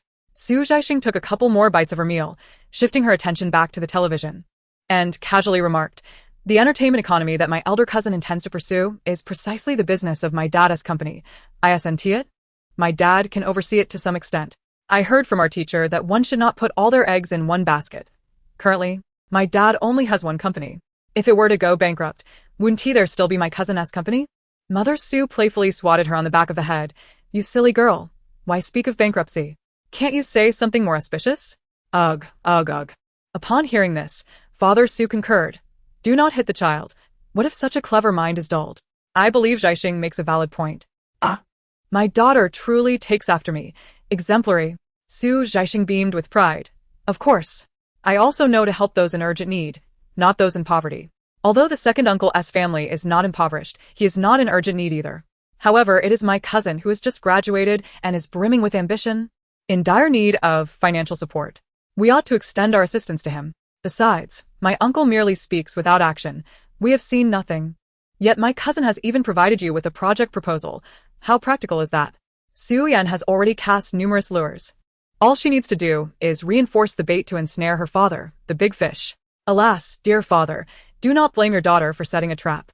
It is all for your benefit. Yet, she is acutely aware that, much like Su Yan's promise to provide a response by the following day, Su's father's answer is, in truth, apparent. The deceased elder brother, the sole bloodline, is sufficient to tip the scales. Indeed, within a few days, Zhaixing received a message from Su Yan. Success. Ultimately, Su's father chose to collaborate with Su Yan to establish Zhaixing Entertainment Company, Limited, with him as the legal representative, holding 51 of the shares, while Su Yan retained 49. This investment is not a trifling sum. It remains unclear how Su's father and Su Yan negotiated, but he ensured his supreme authority. Nevertheless, Su Yan, who contributed no monetary input yet possessed significant technical expertise, secured the 49 stake and assumed the role of general manager, holding full decision-making power over the company. Su's father's energy and time would undoubtedly continue to focus on his own Xingqian media, with the controlling stake in Zhaixing Entertainment likely a precaution against Su Yan's youth and inexperience, allowing him to oversee matters. Xingqian Media has been operating at a loss for years. With this substantial investment, Su's father could not afford to engage in venture capital in the near future. Freed from concerns about Su Jiwen's mischief, Zhaixing finally exhaled in relief. Zhaixing Entertainment is registered in the city, and its future development will primarily focus there. A mutual decision made by Su Yan and Zhaixing. Seizing the opportunity before Su Yan embarked on her entrepreneurial journey in the city, Zhaixing, leveraging her foresight, prepared a proposal for her. Some individuals were students from various universities, others performing at local bars, some playing minor roles in film studios, and one even claimed to be feeding pigs at a pig farm in a certain county. Feeding pigs? Are you jesting with me? Su Yan felt an impending headache.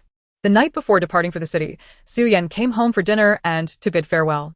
At the dinner table, Su's father and mother naturally lavished her with advice and reminders. After all, in their eyes, Su Yan was still a child.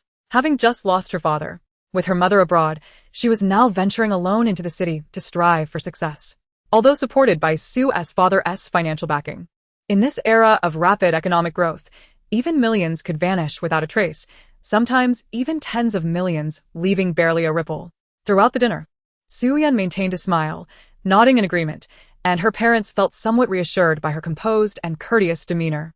After the meal, Zhaixing, under the pretense of needing help with her homework, called Su Yan into her room. Locking the door, she hastily retrieved the original copy of her plan. Flipping through it while earnestly advising Su Yan, "You must remember every point I have written here. You must find a way to invest. The prospects are exceedingly promising and will undoubtedly flourish. Do not hesitate. Approach this boldly and with confidence." She then pointed to the section listing signed artists. "These individuals, I have thoroughly vetted. They are exceptional talents. Once polished, they are bound to shine." Su Yan, puzzled, inquired, "How can you be so certain they will succeed?" Zhaixing replied with utmost seriousness, "Each of them possesses a distinct aura, a fate intertwined with brilliance." Su Yan gazed at her, speechless. "I never realized you had such an insight into character reading." Zhaixing, her confidence swelling, humbly responded, "I have merely scratched the surface." One of Su Yan's admirable traits is his willingness to overlook the myriad of mysteries surrounding his younger cousin, refraining from probing too deeply. After Zhaixing's animated discourse, he finally nodded in agreement. "All right, I will thoroughly investigate everything you have outlined. If your assertions hold true, I shall find a way to secure them." Turning to the final page, he pointed to a name circled and crossed out in red ink. "What about this individual, Cen Feng? What is his situation? Should we sign him or not?" The lively expression on Zhaixing's face abruptly vanished. Su Yan discerned a trace of inexplicable sorrow on her countenance. After a prolonged silence, she finally spoke. "I initially intended for you to negotiate a contract with him, but..." She paused, exhaling deeply, and continued, "You might inquire. He sings at the address noted above. Ask him if he wishes to sign with Zhaixing. If he declines." Zhaixing lowered her gaze to her fingers, and when she looked up again, she had regained the familiar spark that Su Yan knew well. If he does not wish to, then so be it. He is currently a trainee under Zhongtian, bound by a decade-long contract. If he breaches it, the penalty would be substantial. Su Yan nodded thoughtfully. Zhaixing then put away the proposal and shared her thoughts and plans with Su Yan until Su Mu called for him, prompting his farewell. Before retiring for the night, Zhaixing once more examined the proposal. On the final page, Cen Feng's name had been crossed out in red.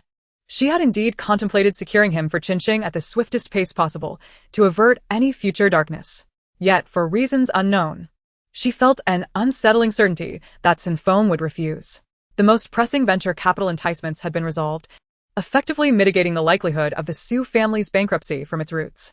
The establishment of the crucial entertainment company was now complete, awaiting her cousin's operational guidance. The following day, Su Mu's workplace organized a health checkup, and Zhaixing anxiously monitored the situation, feeling reassured only when she saw her mother depart with the medical form. Given the latency period of esophageal cancer, it was highly probable that Su Mu had not yet fallen ill. She believed that with preventative measures and improved dietary habits, all would be well. Zhaixing hurried to her mother. "Mother, the doctor insists you must go to the hospital for a follow-up. They say there is an issue with your esophagus." Su Mu was perusing the recent newspapers, too preoccupied to pay her daughter any heed, offering only a perfunctory nod. All right, I understand." Zhaixing had anticipated this reaction. She promptly presented the meticulously prepared materials she had brought forth, slamming them onto her mother's desk. "Mother, I am not jesting. Look at this. It illustrates the dire consequences of neglecting esophageal disorders. Observe the thickening of the esophageal wall. Esophagitis is often a precursor to esophageal cancer. The doctors have advised you to undergo further examination at the hospital. You must heed their counsel." Su Mu was taken aback by the sudden presentation of the notebook and was about to reprimand her daughter.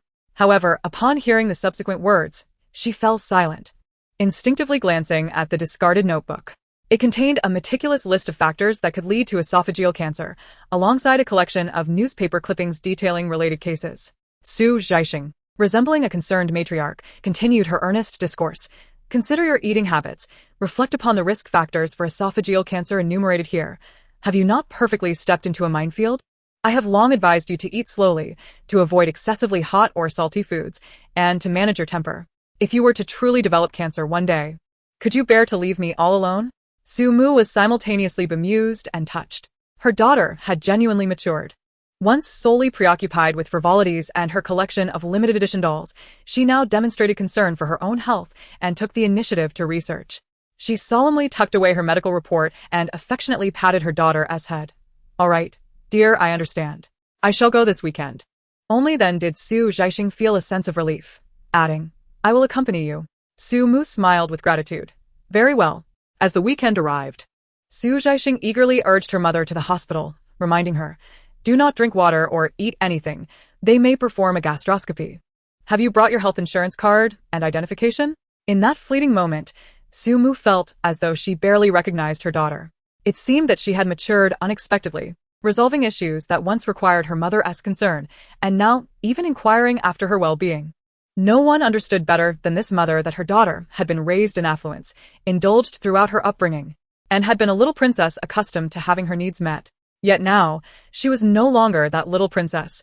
A newfound resilience emanated from her that felt unfamiliar. Su Mu could not fathom what experiences had precipitated this sudden growth, yet an inexplicable sorrow welled up within her. As she stepped outside, her eyes glistened with unshed tears. Zhaixing noticed her mother's unusual demeanor. "Mother, what is the matter?" Fearing her previous words had alarmed her mother, she reassured her, "Oh, I merely exaggerated yesterday. There's nothing to worry about. Today is just a follow-up examination. It's nothing serious." Su Mu felt a pang of bittersweet emotion. Embracing her daughter and gently stroking her hair, "I know, dear. I will be fine. Our Zhaixing has not yet fully grown up. And how could I bear to leave you?" This nearly brought Zhaixing to tears.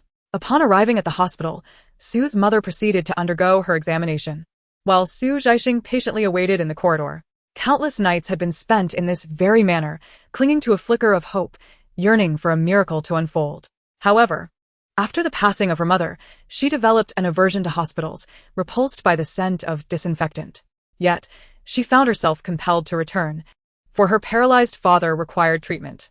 Despite her trepidation towards this place, she was forced to step inside time and again, ultimately reaching a state of numbness. How fortunate it was to have a chance to start anew. Embracing the possibility of miracles, she discovered that they could indeed manifest. With no significant issues arising, both women left the hospital in high spirits and decided to stroll through the streets. Sue's mother, as if money were no object, lavished Zhaixing with a plethora of clothing and shoes, declaring each ensemble to be lovely. The two enjoyed a delightful afternoon of shopping, their arms laden with bags, ultimately calling for a driver to pick them up. Initially, they shared laughter and chatter, but upon entering their home, they sensed an unsettling atmosphere. Dinner had been laid out, yet Sue's father sat in the living room, while Aunt Lu stood at the kitchen doorway, appearing as silent as a grave. To their dismay, another figure occupied the living room. Without a doubt, it was Su Jiwen, whose ambitions were as apparent as his demeanor. Sue's mother smiled and greeted him. "Second brother, you're here." Su Jiwen's expression darkened, and he responded curtly. "Let's eat together," she suggested. "Aunt Lu, do the dishes need reheating?" "Oh, would you like to have a drink, second brother? Are you driving?" Su Jiwen glanced at Sue's father and suddenly let out a cold laugh, not eating. "What is there to eat? I'm already filled with anger." Sue's mother attempted to alleviate the tension. "Oh dear, what is going on? We are all family. Surely there is no reason we can't discuss matters amicably." Su Jiwen, seemingly seizing the opportunity, sprang to his feet. "Family? Ask the third one if he considers me family, if he sees me as his second brother." Sue's parents exchanged a glance, remaining silent. Su Zhaixing approached, tossing her bags onto the sofa, smiling brightly. "Second uncle, what could possibly have you so enraged as to come to our home and raise such a fuss?" Sue's mother reprimanded her. "Go eat. This is adult business. Children should not meddle." Su Zhaixing stood defiantly, maintaining her smile, yet her voice turned icy. "I'm merely curious. What could warrant such an outburst from second uncle in our home? One would think you were angry because we hadn't paid for your house. Who do you think you are to come into my home and raise your voice, barking orders?" She retorted. "Is this my house or yours? Have you been given special privileges?" Su Zhaixing's anger surged. Had it not been for her parents' presence, she would have unleashed a torrent of scathing remarks upon him. Deep down, Sue's mother had never held much affection for Su Jiwen, perceiving him as petty and hypocritical, yet, being relatives, she felt compelled to maintain a semblance of decorum.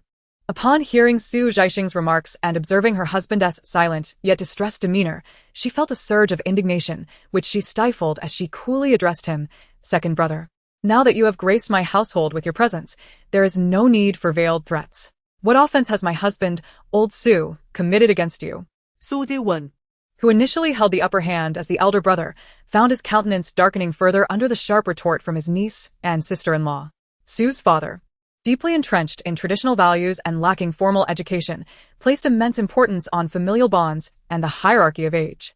As the elder brother, he was naturally inclined to heed Su Jiwen's reprimands, but witnessing his daughter and wife confront him, he hastily intervened. "Let us not dwell on this. I take responsibility. Second brother, please, do not be upset." Before he could finish, Su Zhaixing interrupted him without hesitation. "How can you take the blame for this? A judge requires testimony in open court to render a verdict.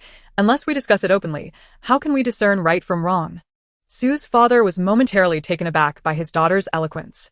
Sue's mother, not lacking in perception, had already surmised the reason for Su Jiwen's visit after this length of time. Is it regarding the investment in Suyan?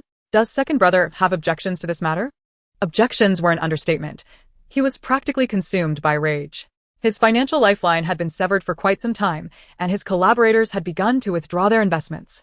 After persuading Sue's father to invest and fill the abyss of his financial woes, he learned that the funds, which he had expected to use, had instead vanished into the pockets of Su Yan, a person he deemed utterly unrelated to the Su family. Today, he had arrived with the contract, brimming with optimism, only to be confronted with this disheartening news, nearly causing a scene. He even found himself resenting his elder brother, who had passed away at a most inopportune time, inadvertently inviting trouble through Su Yan, who was now poised to ruin him. Unable to contain his frustration, he voiced his grievances about Su Yan, the outsider who had deceived him, only to be met with Sue's father as staunch defense of Su Yan. asserting that he was the only child of the late elder brother, not an outsider, of upright character, and incapable of deceit. Thus, a quarrel ensued. Su Jiwen had always found a way to deal with his honest and mild-tempered father, but with both Su's mother and Su Zhaixing now confronting him, his earlier bravado evaporated, replaced by a face reflecting exasperation at the situation. That Su Yan has distanced himself from the Su family since childhood, aligning himself with his mother. Who knows what vices he has acquired abroad? Do you genuinely believe he intends to invest in a legitimate company? He might as well use the money to buy drugs. Su Zhaixing could hardly contain her laughter at his absurdity. While you may express your thoughts, must you resort to personal slander? Su Jiwen now recognized that this girl harbored no fondness for him, and disregarding her, he continued to display his anguish to Su's father. Do you think I would ever harm you? No one in this family wishes for your well-being more than I. I constantly think of you, yet you turn around and squander such a substantial sum on that dubious outsider. Su's father, tongue-tied and unable to interject, allowed Su Jiwen to voice his heartache and accusations until he concluded with, "This matter, you must decide how to handle it yourself." Su Zhaixing could no longer contain herself. Disregarding her father's furious glare and her mother's attempts to pull her back, she stepped forward. "Then do tell, how do you intend to handle this?" Su Jiwen. Su's father exclaimed loudly. Zhaixing. Undeterred, Su Zhaixing coldly regarded Su Jiwen. "I was under the impression that this money belonged to my father, correct? It is his money, and he can choose to use it as he pleases. What business is it of yours? When Pangu created the heavens and the earth, did he possess such audacity?" Su Jiwen. Su's father. Su's mother. The room fell into an eerie silence. Su's parents exchanged glances, their eyes meeting. This girl, wasn't she the representative for math class?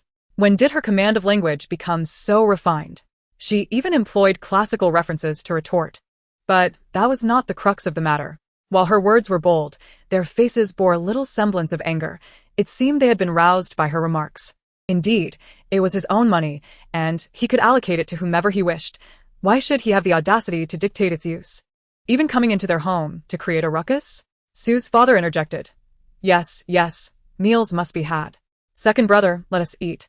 Su Jiwen nearly exploded with rage. His blood pressure skyrocketing, his face flushed crimson. He abruptly rose. "I won't eat. I cannot afford the meals your family serves." With that, he stormed toward the door, likely hoping Su's parents would call after him, yet silence reigned as Su Zhaixing cheerfully declared, "Dinner is ready. Today we have sweet and sour ribs again. Aunt Lu, I adore you." Su Jiwen left in a huff, slamming the door behind him. After a brief pause, Su's mother burst into laughter. Su's father shot her a disapproving look, but seeing her amusement, he too succumbed to laughter. They approached the dining table, sitting down while reproaching Su Zhaixing like hindsight critics. "You young lady, how dare you speak out of turn? Next time, if you interrupt again, we shall see how you fare." Su Zhaixing pouted, thinking to herself that she had yet to truly unleash her potential. If Su Jiwen dared to provoke her again, he would experience firsthand the formidable wit of a star-chasing girl. Su's father admonished her with a frown. "How can you speak like that? He is my second brother. With the eldest gone, he is my only brother. If I had not been cared for by my two brothers in childhood, whether I could have survived is a matter of concern." The older generation loves to invoke childhood tales, clinging to the kindness of the past into old age. Su Zhaixing retorted, "People do change. I was once round-faced, and now I have an oval visage." Su's father replied, "And you dare to say? Your second uncle purchased countless chocolates for you throughout the year. Where did they all go?" Su Zhaixing, unwilling to back down, countered, "Many people have bought me chocolates. Yet I do not see anyone obsessing over our little family finances." Su's father paused, furrowing his brow. "Do not speak nonsense." Zhaixing felt that if she did not seize the opportunity to clarify matters now, her father would likely fall prey to Zhaixing, and once again. With a decisive clatter, she set her chopsticks down. After all, why would he be so enraged? Even if he had invested in his cousin, it had not caused him any real loss. He incessantly claimed that the project was meant to benefit her, to ensure her financial gain. If she chose not to invest, the worst that could happen was that she would miss out on profits. What did that have to do with him? Why would he unnecessarily expend such fury over this issue? Observing her father's demeanor, Zhaixing understood that he had absorbed her words. She pierced through the facade with clarity. The reason for his ire was that her decision not to invest ultimately harmed his interests. Thus, the truth was quite simple. He was not genuinely concerned about her financial success, but rather in desperate need of that money for his own rescue. Now that the funds were lost, who else but him had the right to be angry? Before her father could respond, her mother turned to her in shock, exclaiming, "Goodness! When did my precious daughter become so astute?" XF furrowed his brow deeply. Although he remained silent, his expression indicated tacit agreement. With a sigh, XCH9ing picked up a piece of sweet and sour pork, advising, "In my opinion, you should stop dreaming of making a fortune through venture capital, especially when you lack understanding and end up being exploited while paying others. It would be far better to diligently focus on your own job." XF nodded thoughtfully, suddenly amused. Who gets sold and still counts their money? Is that how you speak to your father? XM couldn't help but laugh. And the family shared a joyful moment, while XCH9ing secretly celebrated beneath the table. Her father was overly sentimental. Once this bond was pierced, his ambition would be all too apparent. She recalled that not long after, the project XCHWN had deceived her father into investing would declare bankruptcy due to a partner absconding with the funds, even making headlines in financial magazines. That time it was her father's money lost. This time, it would be his own. XF, lost in thought, remarked, "What's the difference? ISNT this rather good?" XM pondered, "I've never seen her so full of ideas before. It's as if she has suddenly matured. Haven't you noticed? Sometimes she speaks and acts like a little adult." XF put down the newspaper. ISNT that's splendid? It saves you from worrying every day. My daughter is just like me, smart and exceptional. XM pinched him playfully. Look, what good does it do to know so much? She still understands nothing. If it weren't for our daughter today, you wouldn't even realize how far you'd be led by the nose by the second child. Mark my words. I fear this will end badly for you. Being more perceptive, XM sensed the change in XCH9ing and felt a twinge of discomfort. Ultimately, she made a decisive proclamation. Starting next week, let us double our daughter's allowance. Oblivious to all of this, XCH9ing enjoyed a delightful sleep. And the next day, she cheerfully set off for school with her backpack. Following the morning study period, the school held a flag-raising ceremony and the usual Monday announcements. A weary XCH9ing listened as the principal, with fervor, announced several names of students who had skipped classes, among them the most egregious offender, Zhaixing. Due to a week of truancy, he received a serious reprimand. I hope these students can engage in some profound self-reflection as high schoolers. They must discern what is appropriate and what is not. Zhaixing, struggling to stay awake, quickly tugged at Chengyu beside her. How has Zhou Mingyu managed to skip class for so long? Chengyu, equally fatigued, replied with a sigh. Haven't I told you? He doesn't attend class every day. He is off searching for Cen Feng at another school. Zhaixing, now anxious, exclaimed, "Why is he still searching? I thought it would only take a day or two." Chengyu, with a hint of exasperation, responded, "Didn't he say he wouldn't rest until he found him? If only he channeled that determination into his studies." Zhaixing was utterly exasperated. Was this person truly unwell? She recalled that due to her academic diligence, after Zhou Mingyu began associating with her, he had abandoned his previous bad habits and focused on his studies. Although they parted ways in their second year, he ultimately secured admission to a 211 university in the college entrance examination. At this rate, he would be hard-pressed to achieve even that. If given another chance, Zhaixing merely wished for those who had been hurt to find happiness, but she did not want those who had been thriving to plummet. After much contemplation, she resolved to have a conversation with Zhou Mingyu. When school let out at noon, she declined Chenyu's invitation to the cafeteria and headed directly to Zhou Mingyu's classroom. Upon arrival, she indeed found the student languishing at the bottom of the class seated at the back, reveling in the company of his rowdy friends. Zhaixing called out from the doorway, "Zhou Mingyu, Come out. Zhou Mingyu, upon seeing her, brightened momentarily before his expression darkened, adopting a haughty demeanor, as if to say, "You once ignored me. Now I am beyond your reach." Zhaixing was nearly exasperated to the point of fury with his childish antics and walked straight over to him, demanding, "What are you doing skipping class?" His friends immediately erupted in laughter, and Zhou Mingyu, brimming with arrogance, looked at her with disdain. "What business is it of yours?" At this rebellious age, young boys often exhibit such defiance. Zhaixing felt a headache coming on. After enduring his haughty gaze, she took a deep breath and softened her tone. "What do you truly wish to accomplish? Is my message not clear enough? Continuing down this path will only lead to your own detriment." Zhou Mingyu clenched his teeth tightly, as though he had suffered a grave injustice, and retorted vehemently, "You are quite clear. Too clear. That's why I must find that person. I need to see what makes him superior to me. Zhaixing.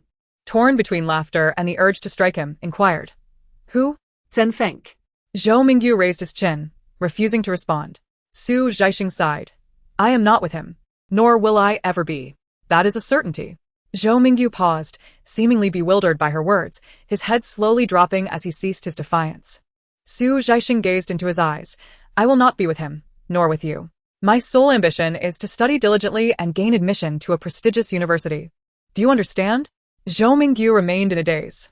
Zhaixing sighed, observing the boy's striking appearance, yet lamenting his lack of intellect. She gently patted his arm, her tone earnest. I have said all that I can. Now it is time for you to reflect. At 15, you are no longer a child. Do not act impulsively and commit errors you'll later regret. With that, she turned and departed. It was only after she exited the classroom that Zhou Mingyu seemed to come to his senses, scratching his head and glancing at his astonished friends, murmuring, She sounds just like my mother. After imparting her wisdom to Zhou Mingyu, Zhaixing sauntered to the cafeteria for a meal. As she maneuvered her tray to find a seat, she heard Chen Yu and a group of girls squealing from a distance. Zhaixing approached and settled down, inquiring, What are you all discussing? She picked up a piece of braised pork and asked Lin Lizho. Who is that? The surrounding girls exchanged incredulous glances, and Chen Yu exclaimed, No way, Zhaixing. You don't even know Lin Lizho? He's the prince of love songs. He's incredibly popular. Zhaixing was momentarily taken aback. Recalling a figure she had heard of during her university days, a person who fell into disgrace due to drug abuse, subsequently vanishing from public view. Yet now, it seemed he had regained his fame. But wait, with platforms like Weibo and Zhihu still nascent in China, how are celebrities interacting with fans? She had forgotten about blogs. Pondering this, Zhaixing suddenly froze mid-bite. Could it be that Cen Feng also had a blog? Excitedly, she set aside her meal. Pulling out her phone, eager to explore the blogosphere, only to realize that the current year lacked such platforms. All she had was a web browser, with a loading icon spinning slowly. With patience, she navigated to the official Zhalong blog site and registered an account, using her previous username, Tian Zhaixing, from her past life. After successfully registering, she eagerly searched for Cen Feng's name. To her delight, there it was. The blog was titled Cen Feng, featuring his photograph as the avatar. Enlarging the image, she found it was a shot of him dancing in a practice room, clad in a black tank top and a cap. His tall, lean physique was accentuated by graceful arm lines, with beads of sweat adorning his sharply defined jawline. He gazed downwards, his collarbones cast in shadow, leading the eye along the contours of his black tank top, exuding an intense allure. Zhaixing nearly swooned at the sight. Cen Feng eventually debuted with a gentle image, adopting modest attire that was far from revealing. In contrast, their leader, Yin Chang, embraced a cool persona, occasionally flaunting his abs for fan service. Previously, fans had jokingly remarked on the stark difference, asking if Cen Feng had borrowed all his teammates' clothes. The disparity was indeed striking. After debuting, all previous blogs were deleted. When Zhaixing began to follow Cen Feng, only Weibo remained. These are exclusive photos. She quickly downloaded and saved them on her phone. Zhaixing gazed at her phone for a full 5 minutes before regaining her composure, then furtively glanced around. Excellent. No one had noticed. Her treasure was still solely hers. After indulging in her infatuation, she promptly opened her idol's blog homepage. The latest post dated back over 6 months. The title read Dinner, accompanied by a solitary photograph of a few small cats gathered around a bowl of cat food beside a flower bed. The scene appeared to be at dusk, with a hazy light casting a serene glow over the verdant plants as the setting sun filtered through the leaves, creating a delicate shadow on the ground. Scrolling further back, she came across some training photos and records. They were scarce. The blog contained only a handful of entries, the earliest from 2 years prior, featuring a picture of the trainee building with the caption, A New Beginning. The comments were minimal, consisting only of fleeting remarks from passers-by. 2 years ago, he had just signed as a trainee, arriving alone in an unfamiliar city, filled with both trepidation and hope, believing that a brighter future awaited him. Initially, Zhaixing found herself enamored by these photos, but as she continued to scroll, a sense of sorrow enveloped her. Such a warm-hearted youth, who once held dreams and aspirations for the future, who would feed stray cats every evening. What had transpired in such a brief span of 2 years to transform him into the cold and reclusive figure she had recently encountered? She yearned to sprout wings and soar to the city, rescuing him from that hellish existence. With a new company underway, Su Yan seemed quite busy, taking 3 attempts before someone finally answered. The background noise confirmed his hectic schedule. Zhaixing, what is the matter? Zhaixing, anxious not to delay him, quickly replied, brother. Have you asked Cen Feng? The name I crossed out in red on the last page of the proposal. Did you approach him? Did he agree to sign with Zhaixing? After instructing his assistant briefly, Su Yan moved away, his voice becoming clearer. We sent someone, but he is unwilling. Zhaixing was taken aback. Sent someone? You didn't go yourself? Su Yan chuckled. I hardly have the time. I had my assistant do it. Zhaixing pressed urgently. What did he say? Why won't he sign? Is there an issue with the contract? There was a pause on the line before Su Yan's tone turned inquisitive. Are you quite familiar with this Cen Feng? Why the concern? Zhaixing stammered. I just don't want the company to lose a promising talent. Didn't your assistant mention how incredibly handsome he is and how beautifully he sings? Although Zhaixing had anticipated this scenario, seeing Cen Feng's blog had provided her with a more direct understanding of his changes over the past 2 years. Leaving her unable to wait another moment, she implored Su Yan, brother, please go once more. You should personally go and demonstrate your sincerity. Tell him that as long as he is willing to sign with Zhaixing, we will assist him in covering the breach of contract fees. And he may propose any conditions he desires. After she finished speaking, Su Yan fell silent for a considerable time before responding. What you were suggesting? Is it signing an artist or performing an act of charity? Zhaixing nearly wept, her voice choked with emotion. I beg you, brother. Consider it as me borrowing your money. The penalty for breach of contract and the conditions he proposes will be calculated as equivalent cash. Once I graduate and join the company, I promise to repay you manifold. I implore you. At that moment, someone called out to General Su. And Su Yan responded with a weary sigh. All right, once I finish my busy day, I will personally make a trip. Is that settled? Zhaixing felt her eyes welling with tears. Thank you, brother. You are the best. After hanging up, she remained alone behind the basketball court for a long while. Holding her phone, she gazed at the most recent blog post from 6 months ago, hesitatingly typing and deleting her comments until the school bell rang in the afternoon. Finally managing to post a single remark. Make sure to eat on time, just like a little kitten. Such grand wishes are often mere extravagances. All she hopes for now is that he takes care of himself and eats regularly. With these thoughts weighing on her, Zhaixing spent the entire afternoon feeling despondent. Unable to focus on her classes and after school, she began to await Su Yan's call. During dinner, noticing her restless demeanor, Su's mother quipped if she had developed a sore from sitting too long. While she waited impatiently, Su Yan, not intentionally delaying, set off as soon as company matters were resolved. However, he encountered the evening rush hour, finding himself caught in traffic. Arriving at his destination just as the night market was bustling with activity. Despite the winter chill, the streets were alive with people, creating a vibrant atmosphere. He quickly spotted a young boy playing the piano at the corner. Just one glance made Su Yan marvel at why his little cousin was so invested. The boy's presence was extraordinarily captivating. In the midst of this bustling world, his demeanor seemed almost ethereal. Su Yan realized that he need not do anything. With such a remarkable aura, simply stepping onto the stage would inspire countless fans to rally behind him.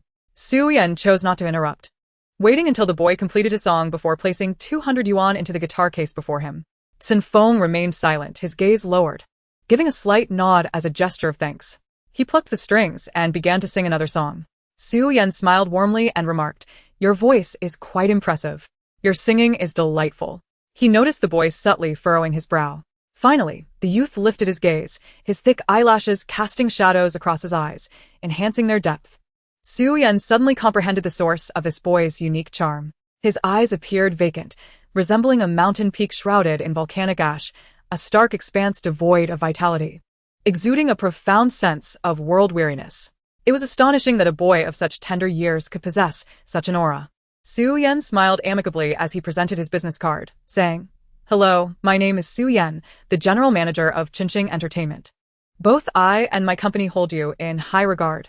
There is no need for you to hastily decline. You may first consider the terms I propose. His words were imbued with sincerity, and anyone earnest about progressing in this industry would hardly refuse such an overture. However, Cen Feng's reaction was entirely unexpected.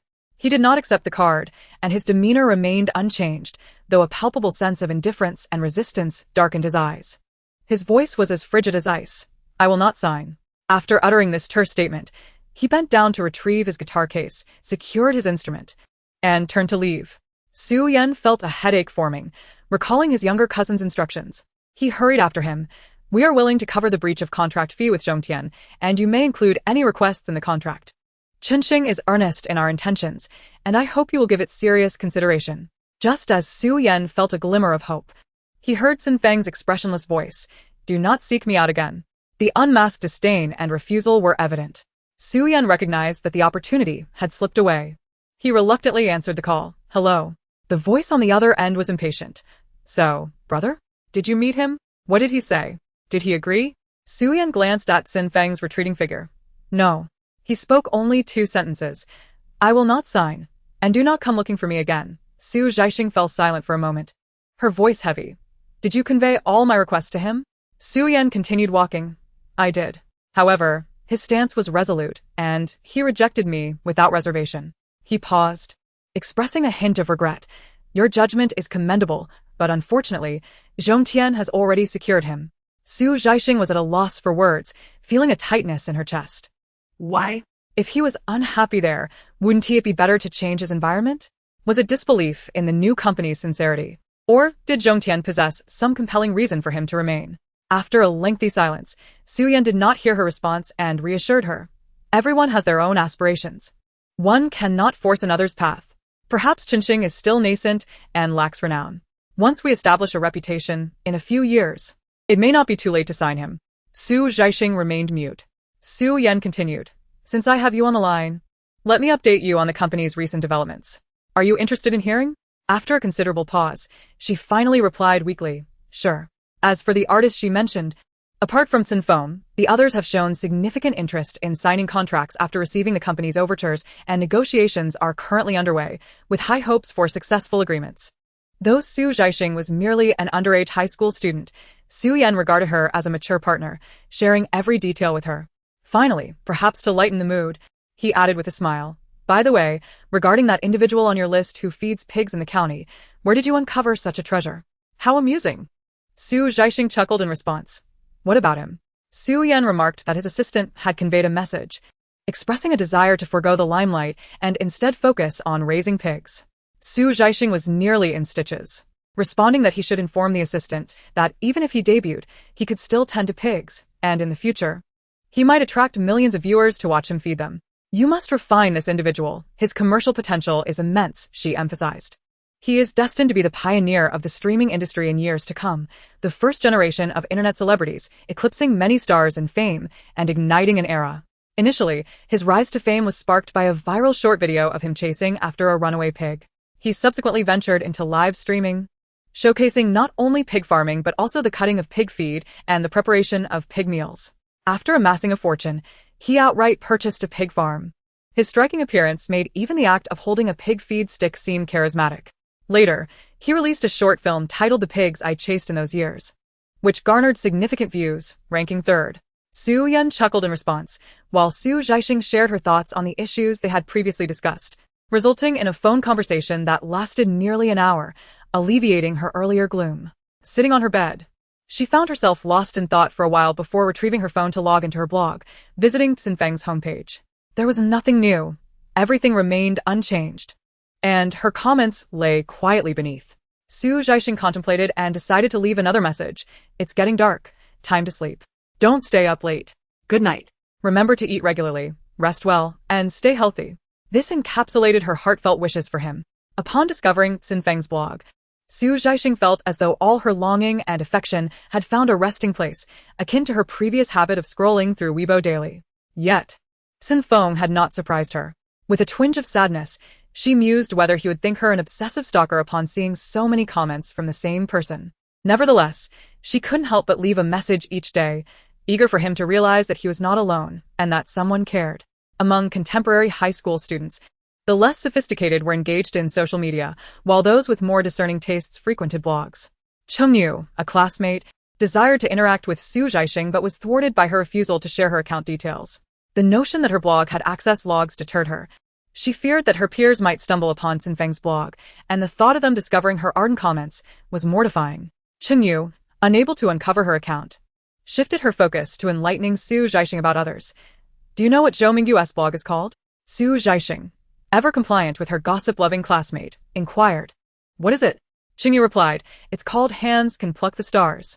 Zhaixing couldn't help but stifle a laugh. Will this person ever cease? Qingyu gazed at her with a sigh. I find that I am no longer as averse to him as I once was. Despite his lackluster academic performance and disagreeable temperament, there lies a certain depth of affection within him. A thought struck her, and her expression brightened with curiosity as she lowered her voice. Did you know? Song Yanan leaves comments on Zhou Mingyu's blog every single day. Phrases like dress warmly as the weather turns cool and stay cheerful. How utterly nauseating. It gives me goosebumps. Zhaixing remained silent, feeling a pang of recognition. Was this not akin to her own notes left for Cen Feng? Thankfully, she had refrained from revealing her account to Qingyu. She twirled a pen thoughtfully. So Song Yanan harbors feelings for Zhou Mingyu? I hadn't noticed, Zhaixing replied. Qingyu lamented. It pains me to see you so oblivious. It appears your mind contains nothing but thoughts of Cen Feng. I was wondering why you've been so patient lately. Allowing Song Yanan and her clique to speak ill of you without retaliating. Turns out you were completely unaware. Zhaixing pondered for a moment. Had this been her former self, she would have eagerly torn into Song Yanan for such slander. But now, having been reborn, she realized it was futile to engage with such children. With a languid tone, she said, let her say what she wishes. It won't cost me a thing. Qingyu, exasperated, exclaimed, you've changed, Zhaixing. This is not the person you used to be. You were once so courageous. Zhaixing thought, what does courage even have to do with this? Her memories of high school had faded significantly. Had Qingyu not mentioned Song Yanan today, she would have scarcely recalled such a figure existed. In the past, ignorance was bliss, but now that she was aware, she could no longer turn a blind eye. Indeed, Song Yanan was glaring at her. Qingyu noticed as well and quickly nudged her side. Song Yanan walked alongside her entourage, the school belle with a wealthy background, surrounded by pampered peers. Though all were clad in uniforms, their backpacks, shoes, and watches distinguished them from the rest. Upon spotting Zhaixing, they wore expressions of collective disdain. One of the girls deliberately spoke loudly. I truly don't understand how some boys can have such poor taste, ignoring a genuine heiress to pursue a mere faux princess. Another chimed in immediately. Don't insult princesses. Which one would wear those worn-out sneakers? Zhaixing's thoughts raced. You may look down upon me, but how dare you belittle my limited edition sneakers? In 10 years, these will be worth an ocean view estate. After mocking Zhaixing, the group turned back to shower Song Yanan with praise. Nanan, your bag is simply stunning. Is it a new release? It hasn't even hit the market domestically yet. Gasps of admiration filled the air. Qingyu chuckled, ha. Song Yanan responded with confusion. As they exited the school gates, Qingyu continued to laugh heartily, linking her arm with Zhaixing, unable to straighten her posture for mirth. Zhaixing, when did your tongue become so sharp? Zhaixing smiled lightly, concealing the accomplishments and fame of her starstruck heart. Zhaixing pondered while holding her bowl of rice, wondering if something was amiss at her father's company, as he had been working overtime for several consecutive days. It was only after she completed her homework and lay in bed browsing Cen Feng's blog that she heard the sound of her father opening the door downstairs. Upon entering the house, he headed straight for the study, immersing himself in work once again. After a moment's thought, Zhaixing descended the stairs to warm a cup of milk and brought it into the study. Her father, wearing glasses and seated before the computer, wore a serious expression. However, upon seeing his daughter enter with the milk, his demeanor softened somewhat. Still awake? He inquired. Zhaixing glanced at his computer screen and casually picked up a nearby document to peruse. She discovered it was a bidding document. Staring at it for a while, she recalled that the city had once hosted a Winter Games, where advertising was of paramount importance. Yet, she remembered that another company had secured the advertising project for the entire event. Dad, are you bidding for the Winter Games? Zhaixing asked, lifting herself onto the office desk. I'm not sleepy yet, so why don't you tell me about it? She rested her chin on her hand, smiling cheerfully. Studying is far too easy for me. I have boundless energy. You praised my intelligence last time. Why the long face? Share your troubles, and I might help you brainstorm some solutions. Her father regarded her thoughtfully, recalling her past courageous endeavors, coupled with her mother's constant reminders that Zhaixing had matured and developed a sense of understanding. He found himself swayed by this realization. After a moment of contemplation, he briefly explained, yes, I am bidding for the Winter Games, but several new companies are quite formidable, especially Song Media. I suspect they have a relative in the publicity department, making it exceedingly difficult for us to secure this contract. Song Media? Is that the company of Song Yanan? Su Zhaixing realized they were indeed rivals. Swinging her small feet playfully, she feigned maturity. Dad, isn't this a bit of a dead end for you? You know they have connections, and that it's unlikely we can win this bid. Why not abandon it early and pursue something else? Her father sighed. I cannot help but feel discontented without at least trying. Star Media has been in the city for many years, with a reputation and connections established. There might still be a chance if we put forth our effort. Su Zhaixing observed him for a moment, straightening her posture as she spoke slowly. Dad, one must accept the passage of time, and so must companies. Star Media is too antiquated. You must acknowledge that its operational model no longer holds an advantage in the rapidly evolving media industry. She sighed. All my classmates are engaged in blogging. Everyone has one. Regardless of the news, it spreads rapidly across platforms. She looked earnestly at her father and asked, Do you know what a blog is? Are you aware of its advertising mechanisms? How significant is its reach and influence? Her father gazed at her in disbelief. He understood all of this. Yet he had not anticipated that his once naive daughter had grown so swiftly in his neglect. Su Zhaixing spoke with a calm demeanor. Everything is progressing. Whether it is you or the stars, we must look forward. The advantages that the stars once had are now rendered obsolete. You must seek an alternative path. Unconsciously led by her, Su's father asked, Where do you think this path lies? Su Zhaixing had been waiting for this question. She joyfully jumped down from her desk, shooed her father aside, and opened her computer to search for news regarding the real estate sector. At that moment, the real estate market was flourishing at a rapid pace. Su Zhaixing slapped the table. My classmate's father has made a fortune investing in real estate and even bought him a globally limited edition handbag today. Dad, I want one too. I want the limited edition. Let us buy it. Would two be enough? Perfect. Thank you, Dad. You're the best. Su's father, taken aback, thought, Just a moment ago, I was praising your maturity, and now you come to me with this? Real estate is a field that has nothing to do with our company. Su Zhaixing yawned. If you're uncertain, you could consult with my cousin Su Yentang. He's studied abroad, has seen the world, and is currently starting a business in the city. His advice would be worth considering. I'm off to sleep now. Su's father's typically slow mind was now racing, his gaze still fixed on the array of real estate news on the webpage. He waved dismissively. Hurry along. Once back in her room, she sent a message to Su Yan asking him to compile a report on the development trends and data growth in real estate over the past 5 years, so that when her father inquired, she could provide him with the information. The implication was clear. What kind of nonsense are you up to? Su Zhaixing replied. Really? It's all for that globally limited edition handbag.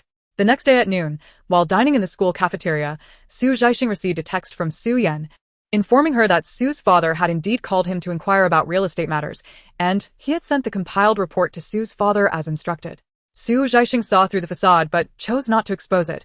She had been busy herself, making daily trips to the newsstand. While her classmates were engrossed in idle magazines or youthful novels, she eagerly anticipated a particular financial magazine. Finally, on Friday after school, she spotted it. Su Zhaixing was so elated that she nearly soared into the air, sprinting home. Upon reaching her doorstep, she composed herself, suppressing her joy to don an expression of feigned surprise. She burst through the door and rushed toward her father, who was lounging on the sofa watching television. Oh my goodness, Dad. Guess what I saw today while accompanying my classmate to buy magazines? Su Zhaixing exclaimed. Am I really that superficial? She handed over the financial magazine, her expression perfectly staged. Look at this, Jinlin Company. ISNT that the project uncle urged you to invest in? It says here they went bankrupt. Their partners absconded with the donations. It's even on the cover. Su's father's expression shifted dramatically as he immediately grabbed the magazine to peruse its contents. Su Zhaixing, casting a glance at the scene, sighed deeply. What a fine company it was. How could it declare bankruptcy so abruptly? Just the other day, my uncle was so adamant about how investing would bring in substantial profits. Su's father's expression darkened with each passing moment. The fact that the company made it to a financial magazine underscored the gravity of the situation. Reflecting on Su Jiwen's previous behaviors, he struck the coffee table in frustration. What insidious intentions! Su Zhaixing feigned concern. Indeed, it seems my earlier suspicions were not unfounded. Thank goodness I refrained from investing, otherwise we would have been the ones facing ruin. Su's father's countenance shifted multiple times before he let out a long, resigned sigh.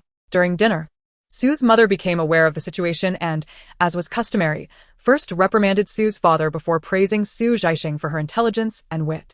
She then added, You ought to express gratitude to Su Yan.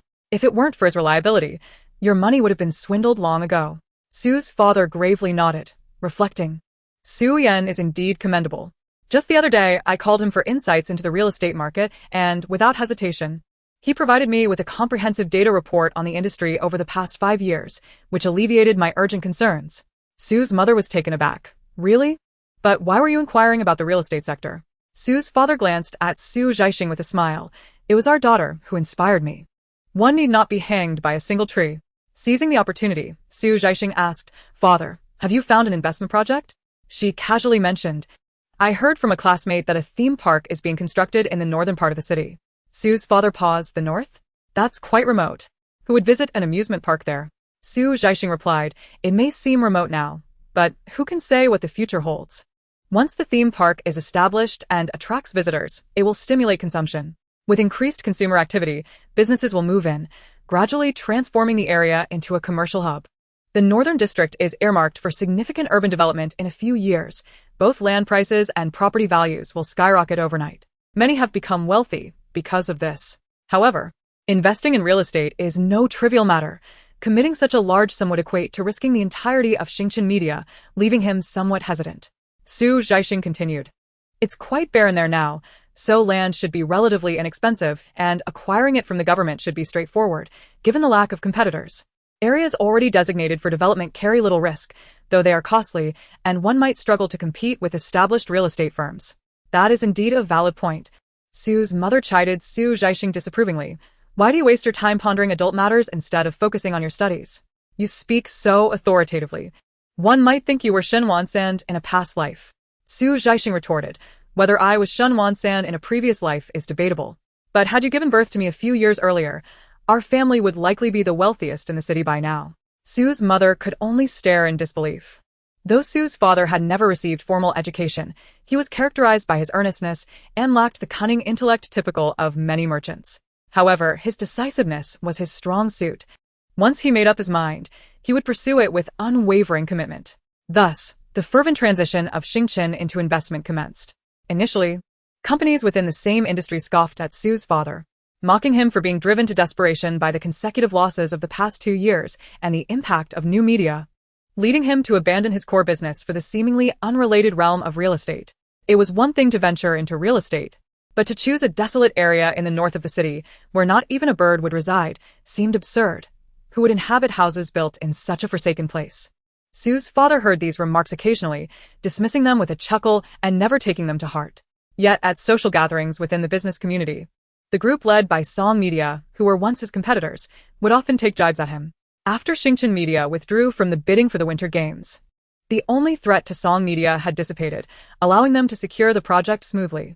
Consequently, the industry buzzed with the notion that Song Media had finally vanquished the long-dominant Xingchen, emerging as the new leader. Xingchen now resembled a defeated foe, with even the once subservient cats and dogs daring to tread upon it. In such moments, Su's father remained the same affable, honest figure. Akin to a punch landing softly on cotton, one could tread upon him, yet it brought little satisfaction. He was either genuinely oblivious or simply indifferent to the taunts. However, one thing was certain. Once he resolved to undertake something, he would see it through to the end, regardless of the challenges that may arise. Su Zhaixing, however, sensed the undercurrents of discontent, as rumors of her family's financial ruin, spread by Song Yanan at school, circulated incessantly. It seemed that Song Yanan had overheard her father discussing their rivalry at home. Initially, the gossip suggested Su's father's company couldn't compete with theirs and had voluntarily withdrawn from the bidding to pursue other projects. By the time these rumors reached Su Zhaixing, they had morphed into tales of her family's bankruptcy. After Chengyu conveyed these malicious whispers to Su Zhaixing, she couldn't help but feel a pang of concern. Scrutinizing her from head to toe and cautiously inquiring, Zhaixing, why haven't you worn your favorite brand of sneakers lately? Can you not afford them anymore? Su Zhaixing playfully nudged her chair with the tip of her shoe, responding, Look at my sister's shoes. Although they may not be famous now, they will surely become the prized possessions of major stores in the future. Chengyu, interpreting this as her reluctance to admit the truth, sighed and prepared to offer some comforting words. However, Su Zhaixing passed over the drawing paper she had been sketching on, asking, Is it beautiful? Chengyu glanced down and saw a pencil sketch of a dress. Lacking knowledge in art and fashion design, she could only offer an assessment based on visual appeal, exclaiming, "It's lovely. Did you draw this?" Zhaixing beamed with satisfaction. "Yes, I plan to submit it for a competition." "What competition?" Chengyu asked, perplexed. "The Paris Fashion Design Competition." Chengyu was bewildered. "What kind of competition is that?" "I've never heard of it." "You can design fashion?" Zhaixing cast a sidelong glance at her companion. "Do you think I collected a room full of Barbie dolls for no reason?" All right, sit down. I haven't finished my work yet. The registration for the preliminary round ends this weekend, and I must seize the moment. The Paris Fashion Design Competition, held every 3 years, boasts immense prestige, with judges comprising renowned designers who have won accolades from around the globe, as well as professors from esteemed art institutions. It holds significant influence within the fashion industry. Each champion of the competition enters into a direct collaboration with the Paris organizers, launching a fashion brand under the winner's name, thereby instantly catapulting them into the realm of high-end fashion and granting them widespread acclaim. Zhaixing had once participated in this competition shortly after graduating from university, successfully passing the preliminary round with her graduation project. However, the requirements for the semi-finals demanded that designers bring their sketches to life, presenting them on models during runway shows for the judges to evaluate directly. The collection Zhaixing envisioned was positioned as high luxury. At that time, she was devoid of resources. Not only could she not afford to create the dress, but she also couldn't hire a model, ultimately leading to her regrettable withdrawal from the competition. Although she had been working in a bridal shop post-graduation, applying makeup for brides and dabbling in wedding dress design, she never abandoned her dream. Over the subsequent years, she diligently refined her designs, striving for perfection while saving money for another attempt. This year marked the competition's return, and with ample time and financial resources, she was determined to give it another shot. Chengyu nodded, somewhat understanding, and clenched his fist. "When the time comes, send me the link. I'll rally my entire family to vote for you." After school, the two walked out of the teaching building, hand in hand, laughing and chatting, only to encounter Song Yanin and her entourage. The school was small. One could hardly avoid each other. Zhaixing tugged at Chengyu, steering him in another direction. Despite their efforts, they still heard the mocking remarks from behind. Chengyu found the comments grating and felt an urge to retaliate. But upon seeing Zhaixing's indifferent demeanor, he was left in awe. "Zhaixing, how can you remain so unfazed? They are utterly outrageous." Zhaixing replied in a profound tone, "Endure them, let them be, avoid them, allow them, tolerate them, and pay them no heed. In a few years, just wait and see." Chengyu interjected, "Are you really on the brink of bankruptcy? Tell me the truth." During the weekend break, Zhaixing dedicated 2 days to final revisions of her designs, submitting her work to the competition's email just an hour before the registration deadline. This competition was open to participants worldwide, regardless of age, gender, or nationality, and the preliminary round adopted an anonymous evaluation process to ensure absolute fairness and impartiality. Now, All that remained was to await the results. As the semester's end approached, she needed to review her studies, which alleviated her anxiety regarding the wait.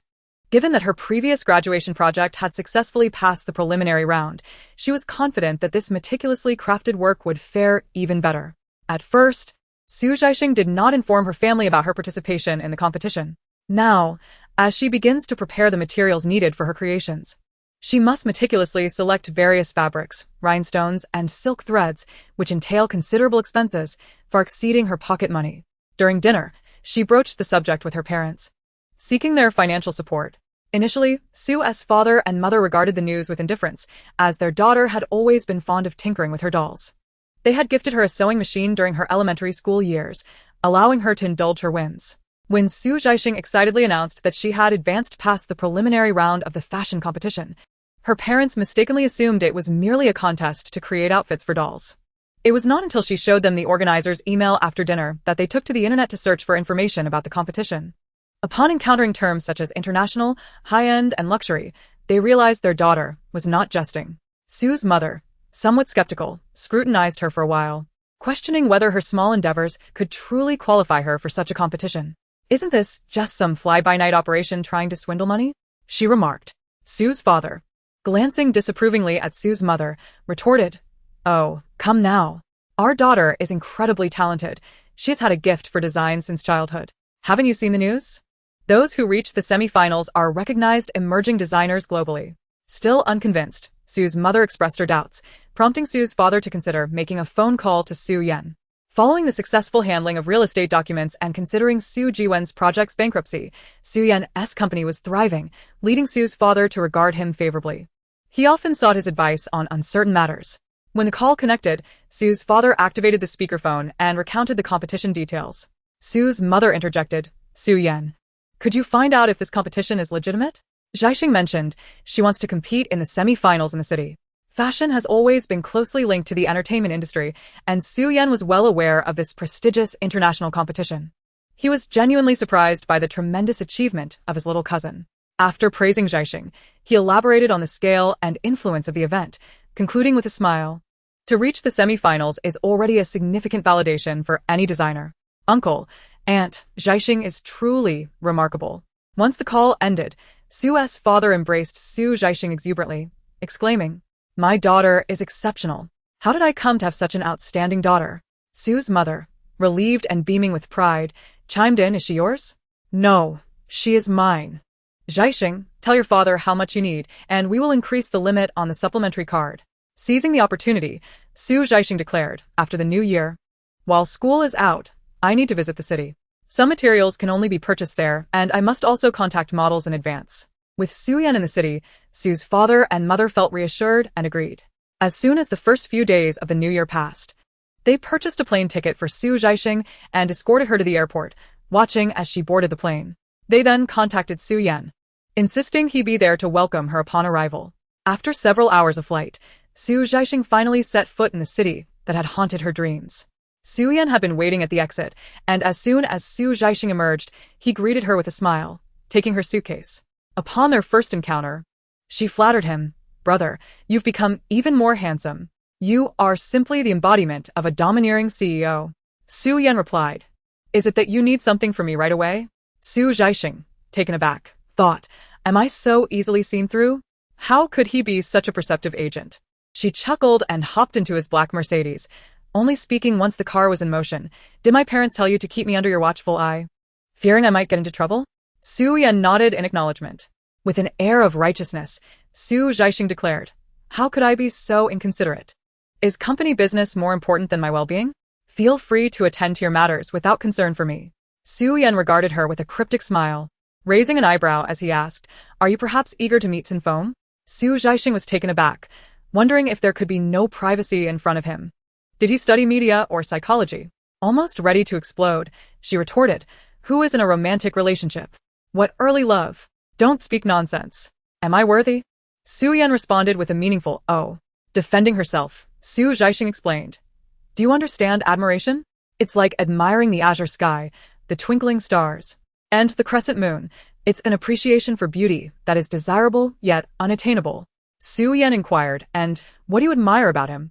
Su Zhaixing asserted firmly, "Of course, I admire his talent." After a moment's hesitation, she added, "And his good looks." Su Yan smiled at her, finally ceasing his teasing. "All right, let me know when you wish to go, and I shall escort you." Su Zhaixing suggested, "Why wait for a more auspicious day? How about today?" Suzanne Ziblit. It's still snowing in the city. He had rented a 2-bedroom apartment, and after Su Zhaixing settled her luggage, she donned her hat and scarf, wrapping herself warmly before stepping out with him.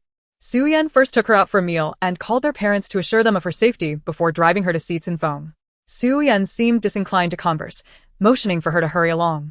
Adjusting her fluffy hat before the window, Su Zhaixing skipped joyfully away, urging herself to walk faster, eager to meet the person she had longed for. As she reached the crosswalk, she finally came to a halt. She felt a bit warm, panting softly, her breath transforming into wisps of white in the frigid air, her exposed half-face flushed. Finally, she saw him again. He had not changed at all.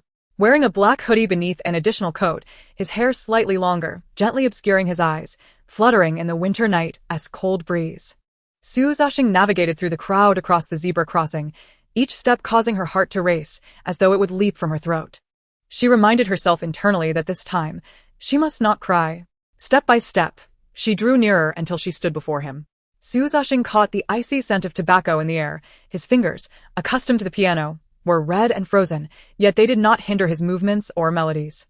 He seemed to have lost a bit more weight, his jawline sharper, exuding a chilling hardness. Su Zhaixing felt a pang of heartache. There were countless questions she longed to ask him. Why weren't you eating properly? Your health is paramount. Why did you reject Zhaixing? Isn't it better to leave a place that treats you poorly? Are you not happy? What can I do to make you feel even a little better? Yet, she said nothing, simply standing before him, listening to him play one song after another. How delightful it was to hear him sing again. It must have hurt terribly when he was stepped on. When she discovered who had committed such an act, she would surely break their legs. Lost in her thoughts, she watched Cen Feng, unwilling to blink. Time passed unnoticed until a sudden angry shout broke through. Cen Feng. Zhaixing instinctively turned her head to see a somewhat portly middle-aged man striding toward them, seething with fury. Cen Feng did not look up. He merely pressed his palm against the strings, halting the song he had been singing halfway through. Zhaixing rummaged through her memories, trying to recall if she had ever seen this belligerent man in Cen Feng's team before. The man approached, pointing an accusatory finger at Cen Feng's nose. Berating him, "The company has strictly prohibited street performances. Do you think the rules don't apply to you? You spend all day not training properly. Do you think the company is your personal playground? If you don't want to make it in this industry, just leave. Don't create trouble for me." He kicked the guitar case that held the money, his loud voice drawing the curious gazes of passers-by. "Have you lost your mind? How much is this? How much can you earn singing all night? Have you even considered the losses you've inflicted on the company with all this wasted training time?" The guitar case, already light, toppled over from his kick, and as the wind blew, coins scattered everywhere. Zhaixing was nearly driven mad with anger, forgetting to curse. She hurriedly went to collect the money. This was the hard-earned money that her idol had endured the cold to earn all night. Cen Feng, who had initially appeared expressionless, paused for a moment, observing the hurried figure on the ground. He placed his guitar down, disregarding the still fuming man, and walked over. His long legs and agile ligaments allowed him to bend down effortlessly and gather the remaining coins. Zhaixing, clutching a handful of change, looked up and heard him murmur a soft thank you. The stout man, perplexed by the sudden appearance of the little girl, retorted brusquely, "I'm reprimanding my own employees." "What does that have to do with you? Step aside." Zhaixing glared at him in fury, spreading her arms wide as if to shield her young, innocent spirit from his disdain, nearly ready to confront him head-on. "Do employees have no rights? Can they be subjected to such humiliation? After all these years since the founding of New China, do you still consider yourself a feudal landlord?" The stout man, caught off guard by the sharp-tongued girl's retort, found himself momentarily speechless. Instinctively, he reached out to push her aside. "Get out of my way," he exclaimed, only to wince in pain as he felt a grip tighten around his wrist. His anger flared as he shouted, "Cen Feng, what are you doing? Release me. Do you still want to make a living?" Cen Feng stood behind her, his arm extending over her shoulder to grasp the stout man's wrist. His expression remained cold, yet his gaze was piercing, akin to a sharp blade thrusting forth from the depths of his dark pupils, imbued with a fierce intensity, as if he were ready to drag the man to the depths of despair. The stout man seemed momentarily intimidated by this fierce gaze, falling silent. But soon, that ferocity dissipated, leaving behind a chilling quietude, as if everything that had transpired was merely an illusion. He released his grip, pulling Zhaixing behind him, his voice eerily calm, yet trembling with barely contained fury. "Yes, I don't want to make a living. What of it?" The commotion quickly drew the attention of passers-by, who stopped to gawk and murmur. The stout man, perhaps unable to bear the embarrassment or frightened by Cen Feng's earlier glare, underwent an array of expressions before ultimately saying nothing, casting a fierce glare at Cen Feng before hastily turning and leaving in disarray. Cen Feng glanced at her, adjusting the guitar slung across his back. She rubbed her palms against the hem of her clothing, a hint of nervousness creeping into her voice as she quietly reminded him, "Last autumn, you played here and bought me a cup of milk tea." Her voice dwindled to a whisper, her face reflecting a sense of regret. She had been too impulsive. What would her idol think of her fierce demeanor? Any good impression was surely lost. Oh dear. Cen Feng secured the guitar on his back, hands tucked into his pockets, slightly bending forward to scrutinize the little girl before him. She was bundled in thick clothing, her form round and cozy. A red scarf wrapped snugly around her neck, reaching up to her chin, while atop her head sat a fuzzy hat with two red fox ears swaying in the night breeze. Only half of her face was visible, flushed from the cold, her eyelashes adorned with delicate snowflakes that stood out distinctly, her bright eyes sparkling like clear pools, curving into a crescent shape when she smiled. Observing her look of regret, he spoke softly, "I remember." Her eyes suddenly sparkled, her cheeks flushed, and her voice brimmed with uncontainable excitement. "Brother, It has been so long since I last saw you. This time let me treat you to some milk tea. The snow continued to fall. He felt a tremor in the fingers tucked away in his pockets. And after a moment, he replied softly, and Zhaixing was overjoyed, following him to a nearby milk tea shop. She glanced at the menu board and turned to ask, "Brother, what do you like to drink?" Of course, she was well aware of his preferences, yet she cautiously sought his opinion. Cen Feng gazed into the snowy night. "Anything." Zhaixing confidently called out to the owner, "Boss, 2 cups of caramel milk tea with red beans and pearls. Extra sweet. Hot, please." Her idol had a penchant for sweets, and he preferred his milk tea very sweet. Though caramel with red beans at full sweetness could be overwhelmingly rich, it was what her idol liked, and everyone followed suit, regardless of the sweetness or the calories. Cen Feng's gaze flickered slightly as he glanced down at her. Zhaixing paid, suppressing her racing heart, striving to maintain a semblance of normalcy. When the owner handed over the milk tea with straws inserted, she took a delighted sip, nearly overwhelmed by the sweetness. At that moment, even the milk tea seemed less enjoyable than before. She forced herself to swallow and discreetly glanced at Cen Feng, who remained expressionless while sipping through a straw. Hesitantly, she asked, "Brother, is it good?" Cen Feng replied, "It's good." Zhaixing exclaimed, "Indeed, my idol is truly sweet." When he said it was good, she found that it genuinely tasted less unbearable. Only then did she awaken from her sugary daze and quickly took a couple of steps back. Yes, yes. Although she had countless questions swirling in her mind, wanting to urge him to take care of himself and not to feel wronged, she opened her mouth but could not utter a word. Cen Feng nodded and turned to leave. After taking a few steps, the sweet voice of the girl came from behind. "Brother, I will come here tomorrow night to hear you sing." Upon returning to the dormitory, his roommates had already settled down for the night. He was currently residing in a trainee dormitory arranged by the company, shared with 3 others, each having their own room. Cen Feng did not turn on the lights. As he approached his room, the door across the hallway opened from the outside. Ignoring it, he twisted the knob of his own door, stepped inside, placed his guitar down, and changed his clothes and shoes. Chong followed him, lingering at the doorway, seemingly hesitant to speak, but finally mustered the courage to say, "Brother, I heard Nyoga say today at the company that he intends to trouble you. It seems the higher-ups are quite displeased with your tardiness and early departures. And you're singing outside instead of training." He regarded Cen Feng disapprovingly. "Brother, why have you changed so much this year? Do you not wish to debut?" Cen Feng changed into a black tank top and slippers, a towel draped around his neck, his defined arms and calves contrasting sharply with the soft, slender figure of Chong. He cast a cool glance at him. "Are you finished? If you are, please leave." Chong was rendered speechless, his face flushed with embarrassment.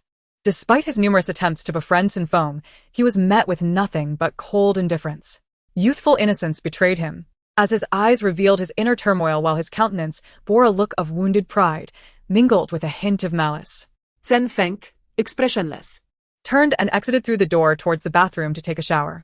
Taking a deep breath, Chong called out to his retreating figure, "Cen Feng, even if you are dissatisfied with the company, there's no need to take it out on me. I regard you as a brother, yet how do you perceive me?" The only response was the sound of the bathroom door closing. Moments later, the sound of running water filled the air, the occupant seemingly oblivious to Chang's words. No matter what he said or did, he received not a single glance in return.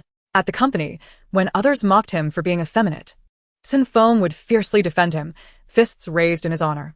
As a teenager, he faced a group of bullies unflinchingly, even with a swollen lip. He smiled and reassured Chong, "Don't worry, they won't dare to speak ill of you again." In those moments, he genuinely regarded Cen Feng as a brother, filled with gratitude. When did their relationship begin to sour? Was it when the dance instructor openly praised Cen Feng while berating him for his clumsiness? Or when the vocal coach admired Cen Feng's talent while shaking his head at him? Was it when Cen Feng mastered the piano in half a year while he struggled through the simplest exercises? He knew he should not feel envy. Yet he was unable to restrain the suffocating emotions of jealousy and resentment that tightly wove around his heart, drawing blood. Nevertheless, he masked these feelings well, harboring jealousy while simultaneously relishing Cen Feng's care. Until last year, when Cen Feng fell ill with a fever and missed training upon waking from a restless sleep. His gaze towards Chong had shifted. It was as though he had transformed into a different person, cold, reclusive, solitary, and utterly indifferent, bristling with thorns that deterred others from approaching. He even deliberately instigated conflicts with other trainees, yet he received only Cen Feng's apathetic glances in return. He not only distanced himself from others, but also severed ties with everyone around him. He began neglecting his training, arriving late and leaving early, even resorting to singing at night markets, like a madman. Despite Brother Nyo's honest attempts to reason with him, he remained obstinately unchanged. They all lamented how the once promising talent had been squandered, fearing the company might abandon him. While In Chong secretly reveled in this misfortune, he couldn't help but worry. If Cen Feng were to leave, who would stand by him? What if those who had once tormented him returned to target him again? The dormitory lacked central heating, and during the winter, warmth came only from the small electric heaters allocated to the trainees by the company. He was reluctant to use it, leaving his room cold and unwelcoming, even the wall lamps exuding a chill. After drying his hair, he placed the earnings from the day into a savings box, glanced at the clutter of mechanical parts and books on his desk, embraced his laptop, settled onto his bed, and opened a browser to search for new mechanical assembly videos. As he lingered into the late hours of the night, just as he was about to shut down his computer, a small notification popped up in the bottom right corner of his browser. You have 99 blog comments. A blog? He paused momentarily before clicking on the notification. The page opened, revealing the latest content, a photo from last year of him feeding stray cats. Cen Feng navigated to the comments section and finally understood the source of the 99 notifications. They were all from someone named Heavenly Star. He scrolled down, reading through the comments, which initially maintained a rather normal tone. You must eat on time like a little cat. It's getting dark. Time for bed. Don't stay up late. Good night. It's getting colder. Is it snowing there? Remember to wear more clothes. I saw an incredibly beautiful little flower by the roadside today. I wanted to share it with you. I encountered a math problem in today's exam that I couldn't solve. Oh no, I might lose my top rank. Gradually, the comments shifted to, how can you be this good looking? What benefits could you possibly gain from taking my breath away? God, just look at this damned handsomeness. Cen Feng thought, who is this person? Are they insane? The regular training schedule at Zhongtian was from 8 in the morning until 6 in the evening, with a 1-hour break for lunch. However, most trainees often extended their practice sessions, frequently training until 11 or midnight. They had forsaken their education, signing tenure contracts, and were left with no alternative but to work tirelessly towards debuting. Cen Feng had once been a standout among them, arriving earliest and leaving latest. Yet now he had become the most lackadaisical of the group. In Chong had already worked up a sweat with other trainees in the practice room, while Cen Feng arrived fashionably late. Wearing a black baseball cap pulled low to obscure most of his face, he spoke to no one, completing the day's required dance under the sorrowful gaze of the dance instructor before retreating to a corner, resembling a cold, unyielding statue, staring vacantly out the window. This was a dance the trainees had only begun learning yesterday. In Chong had yet to master the breakdown of the movements, whereas Cen Feng was already able to perform it flawlessly, in one go. The dance instructor felt both astonished and disheartened, marveling at his talent while lamenting his apparent descent into apathy. However, all the advice and encouragement had been offered over the past year, and this once promising talent had now been labeled as one who had given up. The instructor sighed a few times and clapped to redirect the other trainees' attention, saying, "Come, let us practice it twice more. Fong Wenla, stop staring at Cen Feng. He dances better with his eyes closed than you do." Just before noon, Niu Tao's assistant came to summon Cen Feng, stating, "Brother Niu wants to see you in the office." Niu Tao was the individual who had sought him out for trouble at the night market the previous evening. He was the supervisor responsible for managing trainees at the company. Cen Feng stood up and silently walked out. As soon as he departed, the training room was immediately abuzz with speculation. Are they going to discuss his contract termination? That seems likely, doesn't it? It's been a year. Anyone else would have been dismissed by the company by now. Good riddance. It saves me from feeling like a ghost every day. What are you saying? Cen Feng has always treated you well, hasn't he? Staying up late to help you with your dance moves? Who are you calling a dog? Am I wrong in what I said? Come on, everyone. Do you disagree with me? If he no longer wishes to remain here, wouldn't it be better for him to leave sooner rather than later? In Chong. You are closest to Cen Feng. What do you think? In Chong, who had been stretching in front of the mirror, slowly lowered his leg. A deep-seated sadness was evident on his handsome, fair face, and his voice carried a muffled tone. Let him do as he wishes, as long as he is happy. Everyone was aware of the close bond between him and Cen Feng, so with Cen Feng's impending departure, it was natural for In Chong to feel the most sorrow. They were merely a group of teenagers. There were no profound enmities among them. In this moment, they set aside their grievances to offer him comfort. With a blend of sorrow and resilience, In Chong declared, "I am fine. Regardless of the circumstances, I will persevere on this path." together with all of you. Unbeknownst to him, the commotion in the training room stemmed from Cen Feng. Meanwhile, in the supervisor's office, Niu Tao sat at his computer desk. His demeanor a stark contrast to the previous night's aggression, adopting a smirk as he regarded Cen Feng. Standing before him, Cen Feng maintained his usual composure, unaffected by the looming crisis. Niu Tao slammed a document onto the table before him. This is your attendance record for the past year. Take a look. Cen Feng glanced at it nonchalantly. Niu Tao continued, you have been late or left early over 10 times, showing a lack of commitment. And your practice hours are the shortest among everyone. Leaning forward, with his chin supported by his hand, he asked with a sinister smile, Cen Feng, tell me honestly, do you no longer wish to debut? That smile was anything but friendly, reminiscent of a venomous snake, malicious and terrifying. Cen Feng remained silent, staring at him. Niu Tao's grin twisted into a more menacing form. Were you just waiting for me to say that? Finally, Cen Feng frowned slightly. Niu Tao seemed pleased with this response, tapping his fingers joyfully against the desk. He appeared intent on dismantling Cen Feng's psychological defenses, yet after a prolonged silence, Cen Feng exhibited no further reaction beyond his earlier frown. Niu Tao could no longer maintain his facade. He abruptly stood, fingers jabbing the air angrily. Don't even think about it. What do you take Zhaixing for? You can't just come and go as you please. Cen Feng, let me make it clear. Even if you are a failure, you must remain a failure at Zhaixing. If you don't want to train, fine, no one can force you. But if you think you can avoid debuting, let me tell you, even if you desire it, you will never have that chance. He grabbed the trainee contract and hurled it at Cen Feng, a 10-year contract. If I don't initiate the termination, can you afford the penalty? Even if you sing at the night market for a lifetime, you won't earn that kind of money. You like singing, do you? Fine. Sing as you wish from now on. But if you want to terminate the contract amicably, there's no chance of that. I am eager to witness who can endure this. After expressing his fury, he felt an immense sense of relief, eagerly awaiting the moment when Cen Feng would appear flustered and come pleading for his forgiveness. However, the outcome was disappointing. Cen Feng maintained his usual composure, his dark pupils exuding an air of indifference and tranquility, inquiring, is there anything else? If not, I shall take my leave. Niu Tao nearly choked on his breath. Was this man devoid of any emotions, a mere automaton? He had intended to revel in Cen Feng's embarrassment, yet now he found himself the subject of ridicule. To avoid further disgrace, he hastily barked, get lost, remember what I said. Cen Feng turned to exit. As he descended the stairs, Yin Chong and a few other acquaintances were waiting for him. Upon seeing him approach, they encircled him, asking, Cen Feng, are you terminating your contract? He chose to ignore them, keeping his gaze downward. Yin Chong gritted his teeth and, in front of everyone, cried, brother, are you truly abandoning me? His appearance was delicate and slender, the kind that instinctively evokes a protective urge. His tears flowed with a helplessness that surpassed even that of a girl. Their relationship had been quite good previously. It was perplexing what had caused this sudden shift. After 3 years of practice together, wouldn't it be courteous to at least say goodbye? Surely, it did not have to end in a termination of the contract. Though he had not been training diligently lately, he remained the most talented among them. Just this morning, the teacher had praised him. The company might not necessarily forsake him. After completing his afternoon practice, Cen Feng casually consumed a light dinner in the cafeteria. When he departed the company, the snow outside was falling once more, increasingly heavy, accumulating into a thick layer on the ground.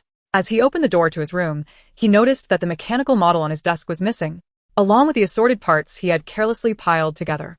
Cen Feng paused at the doorway for a brief moment before turning to knock on Yin Chang's door. After a considerable time, Yin Chang finally opened it, appearing in his pajamas, as if just awakened. He had barely uttered brother, when Cen Feng coldly interjected, where are the model and parts from my desk? Yin Chang feigned ignorance, brother. What are you talking about? Before he could finish, Cen Feng seized him by the collar. Being slender and shorter than Cen Feng, he had no chance to resist, as Cen Feng yanked him upward. In mere moments, Cen Feng shoved him backward, crashing against the tightly shut window with a loud thud. Yin Chang was terrified by Cen Feng's fierce gaze and screamed, Cen Feng, what are you doing? Are you insane? Cen Feng gripped him firmly, with one hand while opening the window with the other. A gust of frigid wind surged in, and by the time Yin Chang realized what was happening, a significant portion of his body was already dangling outside the window. They resided on the 17th floor. The icy wind howled, laced with snow, slicing against his skin. Yin Chang utterly broke down. screaming in a manner akin to a slaughtered pig. Cen Feng grasped the collar of his shirt, hoisting him up slightly. Yin Chong, upon witnessing the ferocity in his eyes akin to a beast tearing apart its prey, was so terrified that he couldn't even muster a scream, only managing to stammer. "Where is it?" Trembling, he replied, "It's under my bed." No sooner had the words left his lips than he felt himself descending further, crying out for his parents in desperation. Hearing the commotion, his two roommates rushed in, gasping at the sight and urgently imploring Cen Feng to cease his actions. Yin Chong clung tightly to the window frame, fearing Cen Feng might simply toss him out, tears streaming down his face. "Brother, I was wrong. I'm sorry. I'm truly sorry, please, I beg you." Cen Feng fixed him with a steely gaze, enunciating each word. "If you ever dare to touch my belongings again, they will collect your remains below."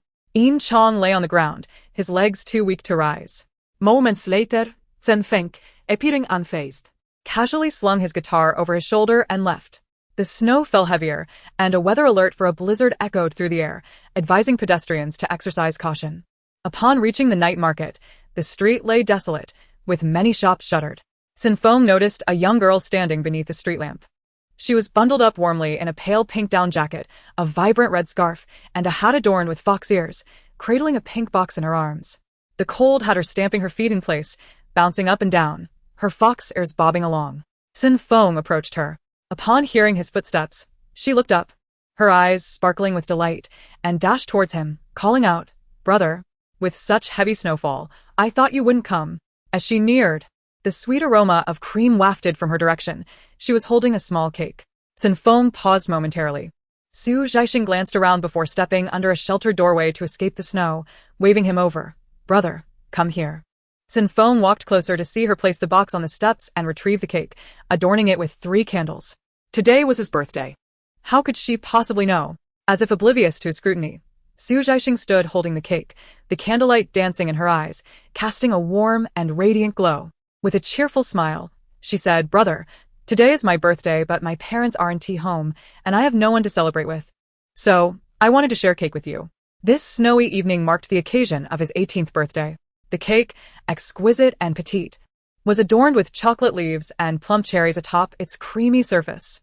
A gust of wind threatened to extinguish the flickering flames of the candles, which swayed precariously. Instinctively, Cen Feng raised his hand to shield them from the breeze. The candles burned silently within his palm, their gentle warmth melting away the chill in his fingers. He gazed down at Zhaixing and, after a pause, softly inquired, "Is it your birthday?" Zhaixing, with an unflustered demeanor, lied, "Indeed. However, I find myself alone at home, and after purchasing a cake, I have no one to share it with. Fortunately, I have you by my side." She smiled with genuine joy, and Cen Feng accepted this reason without doubt. He glanced at the gradually extinguishing candles and reminded her, "Make a wish." Zhaixing nodded, slightly bowed her head, and closed her eyes. Moments later, she opened her eyes with a sparkling gaze fixed on Cen Feng. "Brother, on your birthday, you can make 3 wishes. I've made 2 already, and it seems I have no other wishes left. Can I give you the last one?" Cen Feng was taken aback. Zhaixing urged him, "Hurry, hurry. The candles are almost out. Make your wish." Instinctively, Cen Feng closed his eyes, but his mind was a blank. What should he wish for? Would wishes truly come true? If they could, he wished he had never set foot in this world. To become a stone, a tree, or even a fleeting breeze, anything but a human would suffice. Yet, he had no choice. The world had never afforded him the luxury of options.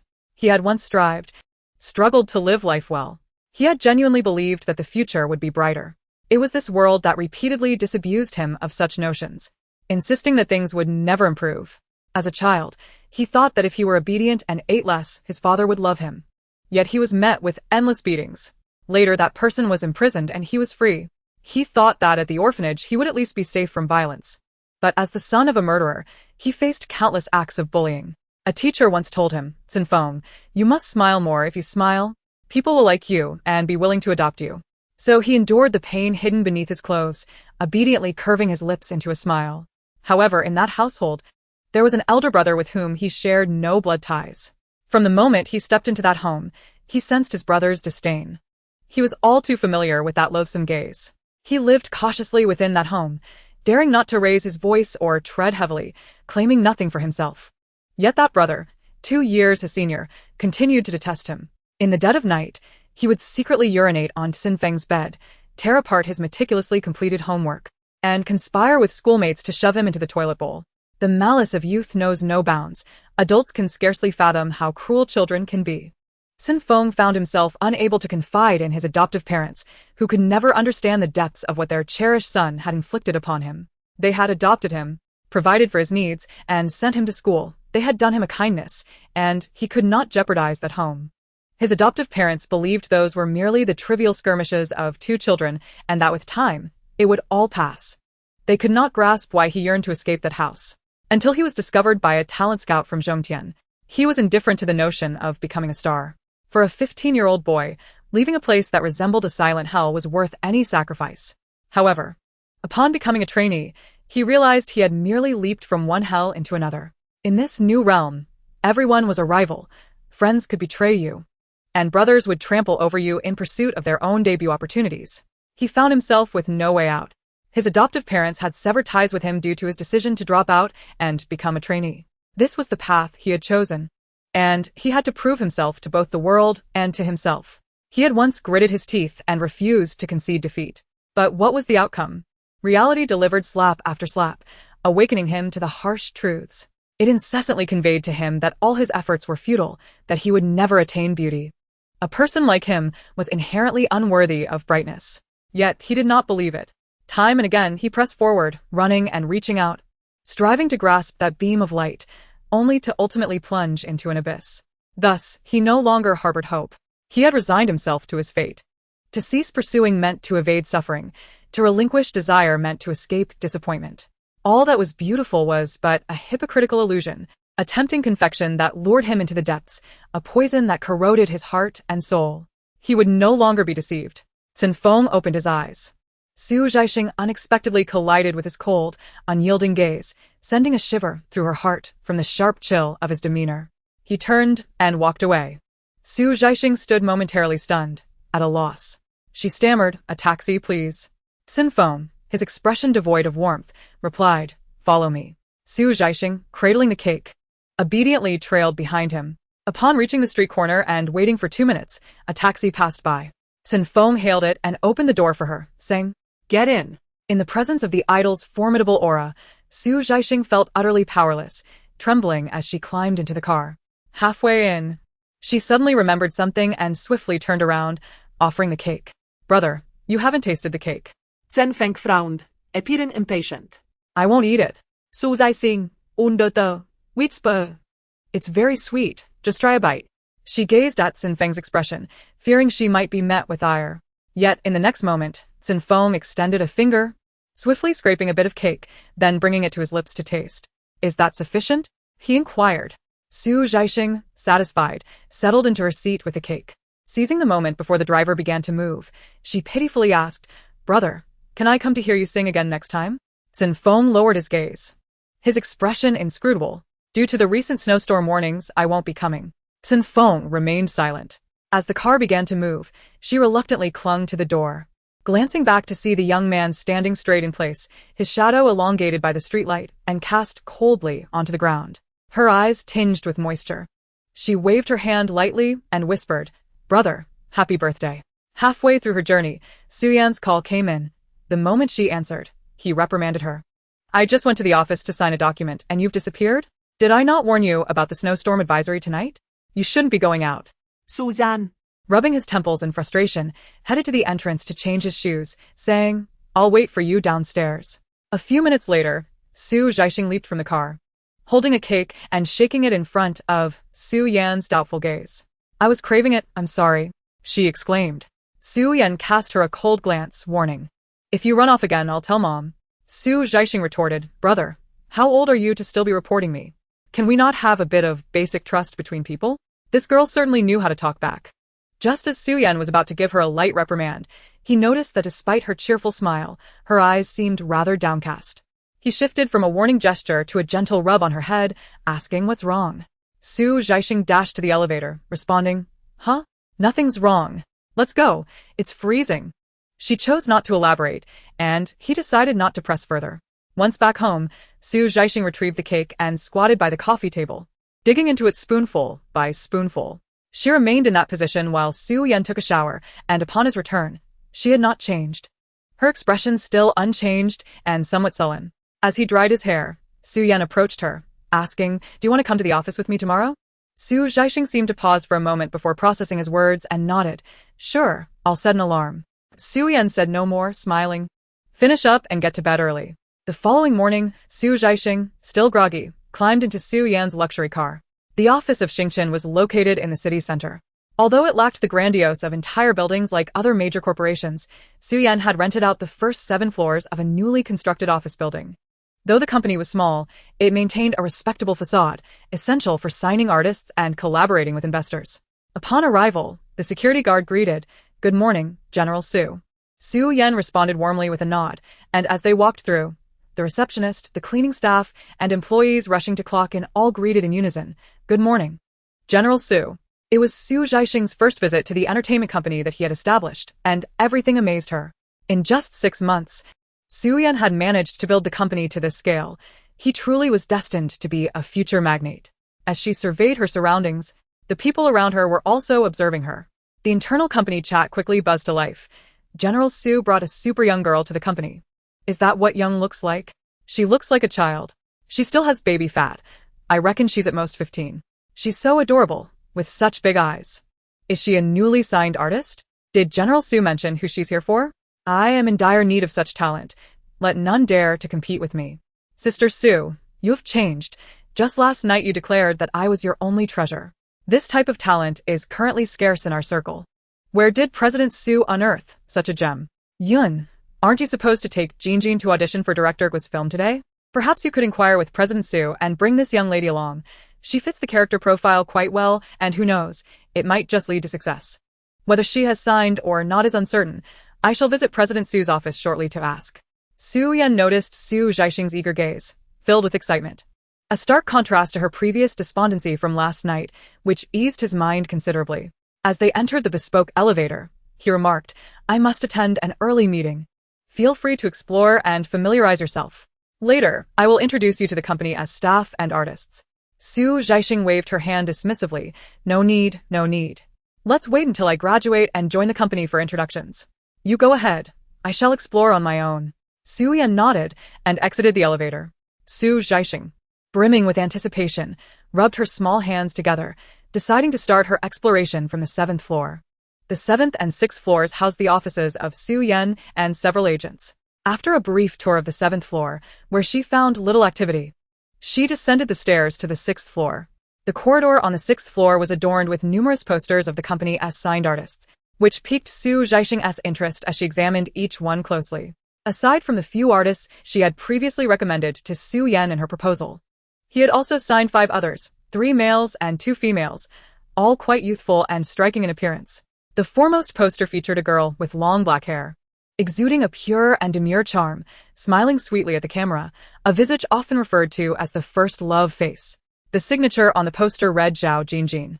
Just as Zhaixing was engrossed in her observations, the elevator door nearby opened, revealing a girl wearing sunglasses, flanked by 2 assistants. As she walked out, she exclaimed in anger, "What does Maj mean? Encouraging Yun to take that newcomer with me to the audition? Just because I chose to join Yun's group during the initial artist selection and not his, has he developed a grudge against me?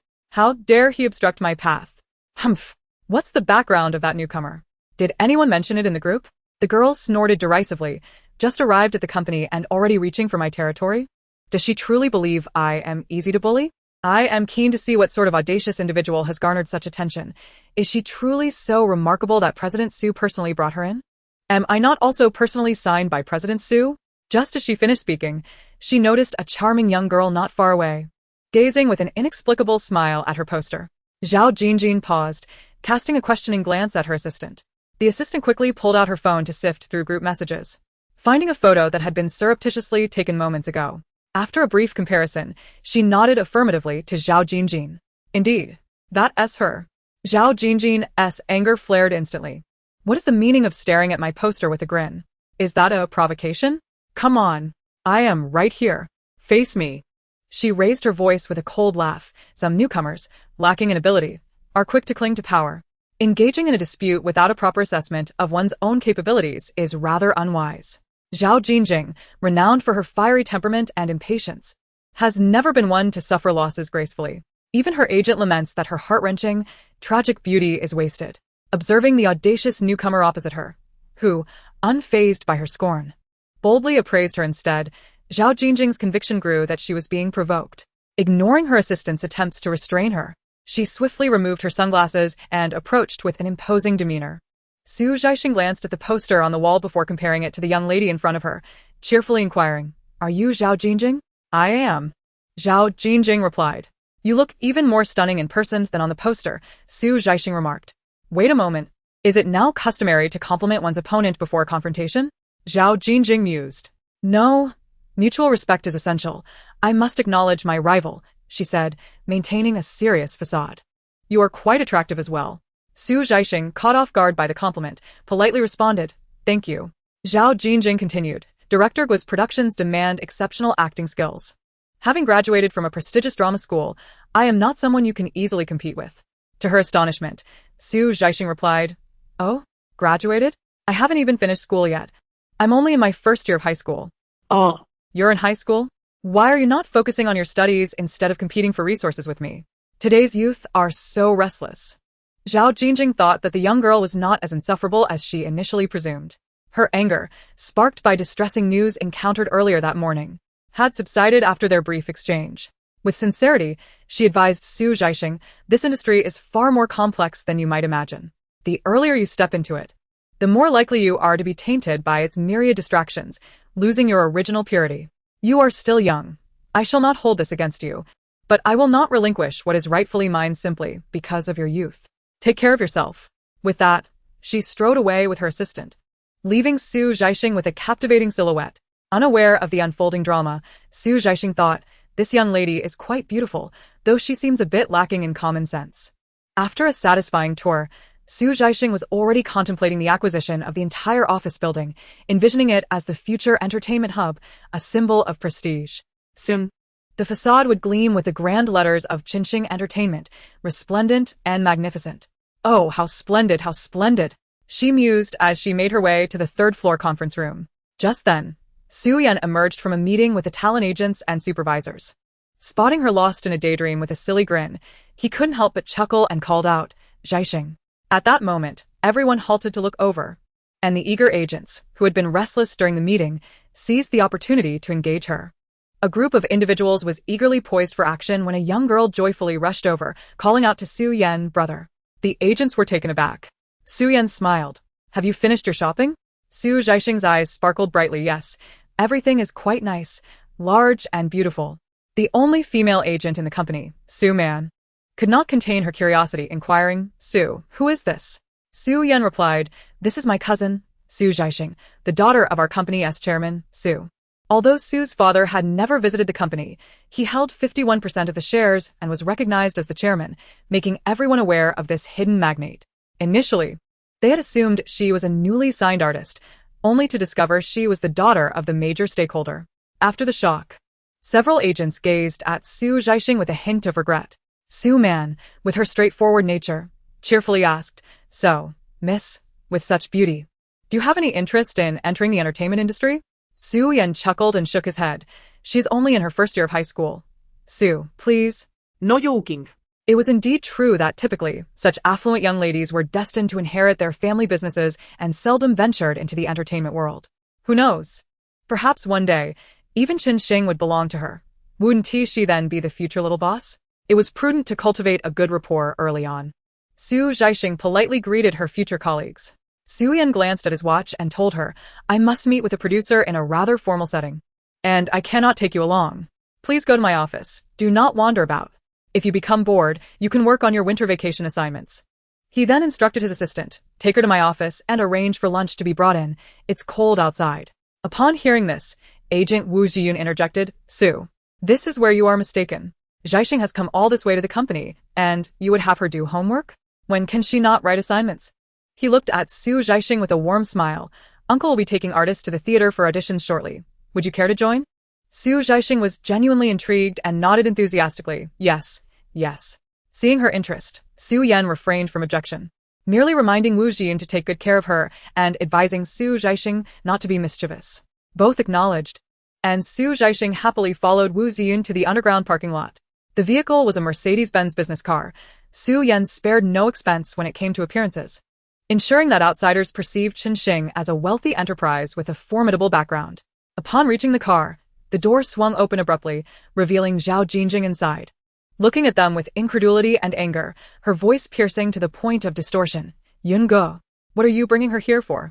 Wu Ziyun began to explain. Zhaixing, but Zhao Jingjing interrupted him, her voice hoarse with emotion. You said no one in the company could compete with me for this role? What does this mean now? The company made such promising commitments when I was signed, and now this is how I am treated. Wu Ziyun. Su Zhaixing.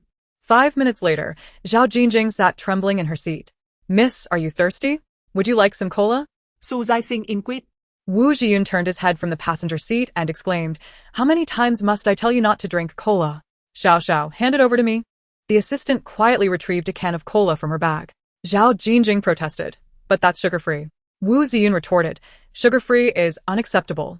You must eliminate all carbonated beverages. From now on, you are only permitted to drink mineral water. Unable to bear the sight of Zhao Jingjing's distress, Su Zhaixing intervened. Give it to me. I will drink it. Zhao Jingjing's fondness for this young lady grew. Oh, Brother Yun was right. Her temper must be tempered. And she could no longer let every breeze and raindrop affect her.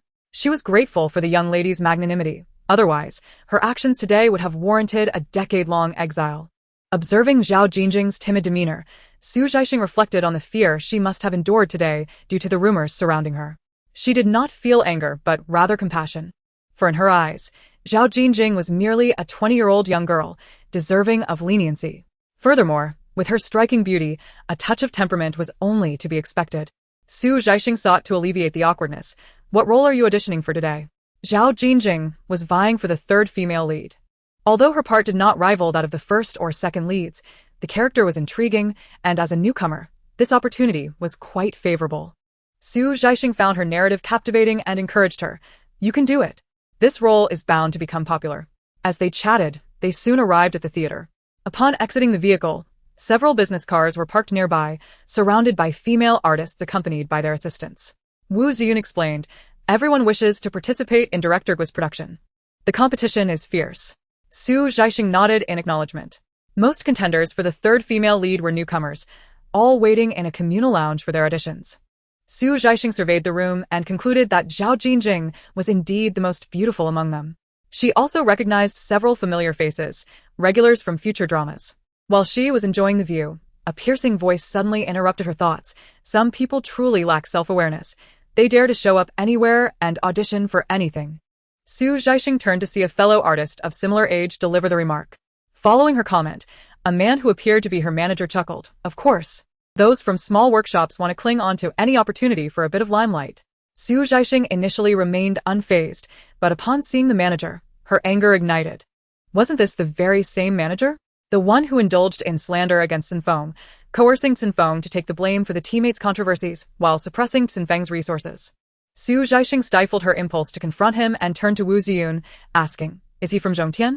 Wu Ziyun, equally incensed, gritted his teeth and replied, Yes. Recently, there has been a conflict between the resources required by Zhaixing and their affiliated artists, resulting in several dramas being claimed by our talents. Each encounter has led to mockery directed at Zhaixing, branding it as a mere workshop unworthy of the limelight.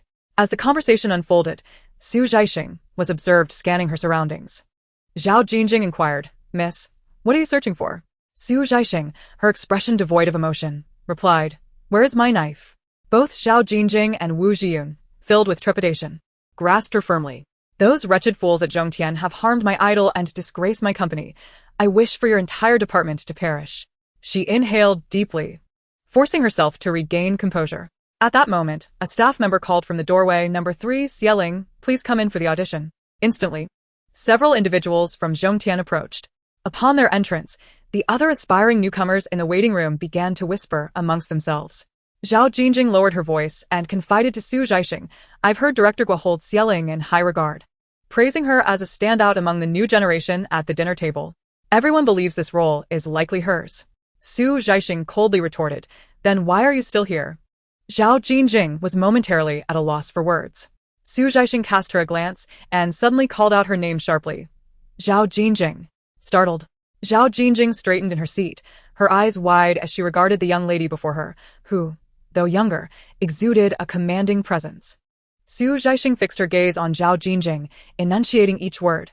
If you secure this role, I shall provide you with a top-tier international fashion resource. The declaration from the esteemed young lady sent a shiver through Zhao Jingjing. The door soon swung open, and Xieling emerged, prompting the staff to announce, Number 4. Zhao Jingjing, please enter for the audition. In an instant, Zhao Jingjing sprang to her feet. She cast a determined glance at Zhaixing, her resolute gaze sweeping past Xieling and the other competitors present, before she boldly strode inside. Just as her agent was about to respond, a chilling voice interrupted from the side. The implication was clear. She was not targeting anyone in particular, but was addressing everyone present. The two turned in unison to find a young girl sitting nearby, her gaze icy, lips curling into a smirk as she pronounced each word deliberately. All are trash. A profound silence enveloped the room, everyone stunned by Zhaixing's audacity. Wu Jian suddenly comprehended the meaning behind Su Yan's concerned glances before departing. Miss, your range of sarcasm appears excessively broad. The Zhongtian agent, equally taken aback, realized that since she was brought by Wu Jian, Zhaixing was assumed to be another newcomer auditioning. Having been in the industry for years, when had he ever encountered such an arrogant novice? It was as if she had never learned the virtues of humility and decorum. Upon regaining his composure, he promptly reprimanded her. A small workshop is merely a small workshop. Those it produces seem utterly oblivious to the essence of modesty and refinement. In her novice days, she dared to be so audacious. What would happen once she gained a modicum of fame? Would she not then act like a superstar, flaunting her arrogance? Wu Jian could hardly bear to witness the small boss being confronted and was on the verge of anger, only to be calmed by Zhaixing's gentle pat on the shoulder. Leaning back, she leisurely crossed her legs and spoke with an unhurried demeanor. A rogue is a rogue. When the upper beam is not straight, the lower beams will be crooked. Agents are hardly virtuous, and the artists they groom are often misfits, colluding in their disgrace. The initiator is the lesser. Wu Jian thought he had perhaps misjudged the young lady. The agent from Zhongtian could hardly believe that this newcomer dared to engage in a verbal spat with her, and, astonishingly, her own agent did not intervene but instead wore an encouraging expression. Is this how you, at Zhaixing, train your artists so barbarically? He was so incensed that words nearly failed him. With such a lack of decorum and upbringing, you aspire to be a star? You drag our industry down. To which Zhaixing replied, I do not wish to be a star. I only wish to be your father. The Zhongtian agent was momentarily speechless, nearly losing his composure. Xieling, standing nearby, was both furious and frightened as she supported her agent and scolded Zhaixing sharply. Wretch, silence yourself. Her voice, uncontrolled, drew incredulous gazes from the surrounding teams of artists waiting for auditions. Zhaixing, retracting her legs, feigned weakness and helplessness, gazing up at Wu Jian with tears welling in her eyes. Wu, uncle, she insulted me. Wu Jian. Xieling. As the performance of the young lady concluded, it was time for her to take the stage. Wu Jian affectionately ruffled Zhaixing's hair and then sternly admonished. At such a tender age, how can you speak so foully? Do you think this place allows for your unruliness? Is this what Zhongtian teaches? Around them, whispers circulated. Xieling's earlier remark had left a shocking impression. What female star dares to insult another so brazenly? Once fame is attained, a single scandal could tarnish one's reputation for a lifetime. Xieling glared at the pitiful Zhaixing, her frustration nearly overwhelming her composure, yet reason ultimately triumphed over emotion. She could not afford to lose control or allow others to mock her. After a brief silence, Zhaixing regretfully remarked to Wu Jian, I hadn't even exerted myself. And she fell. Wu Jian. Zhaixing continued earnestly, however, her emotional control is quite impressive. Zhao Jingjing should take notes. Had it been her, I suspect she would have rushed into brawl by now. Wu Jian, you speak truly. Before long, Zhao Jingjing emerged from her audition, immediately sensing an odd atmosphere. She asked, perplexed, what did I miss? Zhaixing replied, you missed my moment of glory. Wu Jian, silly girl. Do you realize how fortunate you are to have escaped confrontation this morning? The Su family, the abode of demons from now on. He shall diligently and sincerely devote himself to his work. Zhaixing cheerfully waved at Zhao Jingjing, and only after she had settled beside her did she inquire. How did the audition go? Will you secure the role? Zhao Jingjing, hesitant in the presence of the young lady, replied cautiously, I'm not certain, but I believe I performed exceptionally well just now. Zhaixing, unperturbed, responded, no worries, let us await the results. Director Guo has always been one to announce outcomes on-site after auditions. After 20 minutes had elapsed, an executive from the production team emerged, script in hand. Everyone, aware of the purpose of his arrival, felt a wave of tension, and Zhaixing could not help but feel nervous. Zhao Jingjing, you must deliver. Zhao Jingjing suddenly grasped her hand, her palm clammy with sweat, and whispered anxiously, Dear lady, if I fail, please do not hold it against me. Do not let this lead to my being sidelined. Zhaixing chuckled at her earnestness. Rest assured. The executive called out, Zhao Jingjing, come collect your script. Had it not been for Zhaixing's grip, Zhao Jingjing might have leapt up in surprise. Other artists left with a hint of regret, bidding farewells. While the atmosphere surrounding Zhongtian's team grew tense, each member wearing a grim expression as they hurried away. The lounge was left solely with members of Zhaixing. Wu Zhiyun accompanied Zhao Jingjing to collect the script, thereafter meeting with the director to discuss the upcoming schedule. Upon exiting, Zhao Jingjing looked at Zhaixing, her eyes glistening, and choked out, Thank you, dear lady. Had it not been for your encouragement, I would not have secured this role today. With determination, she added, I shall strive to earn profits for the company. Zhaixing found the girl refreshingly genuine. Her emotions were authentic, whether in joy, sorrow, or anger.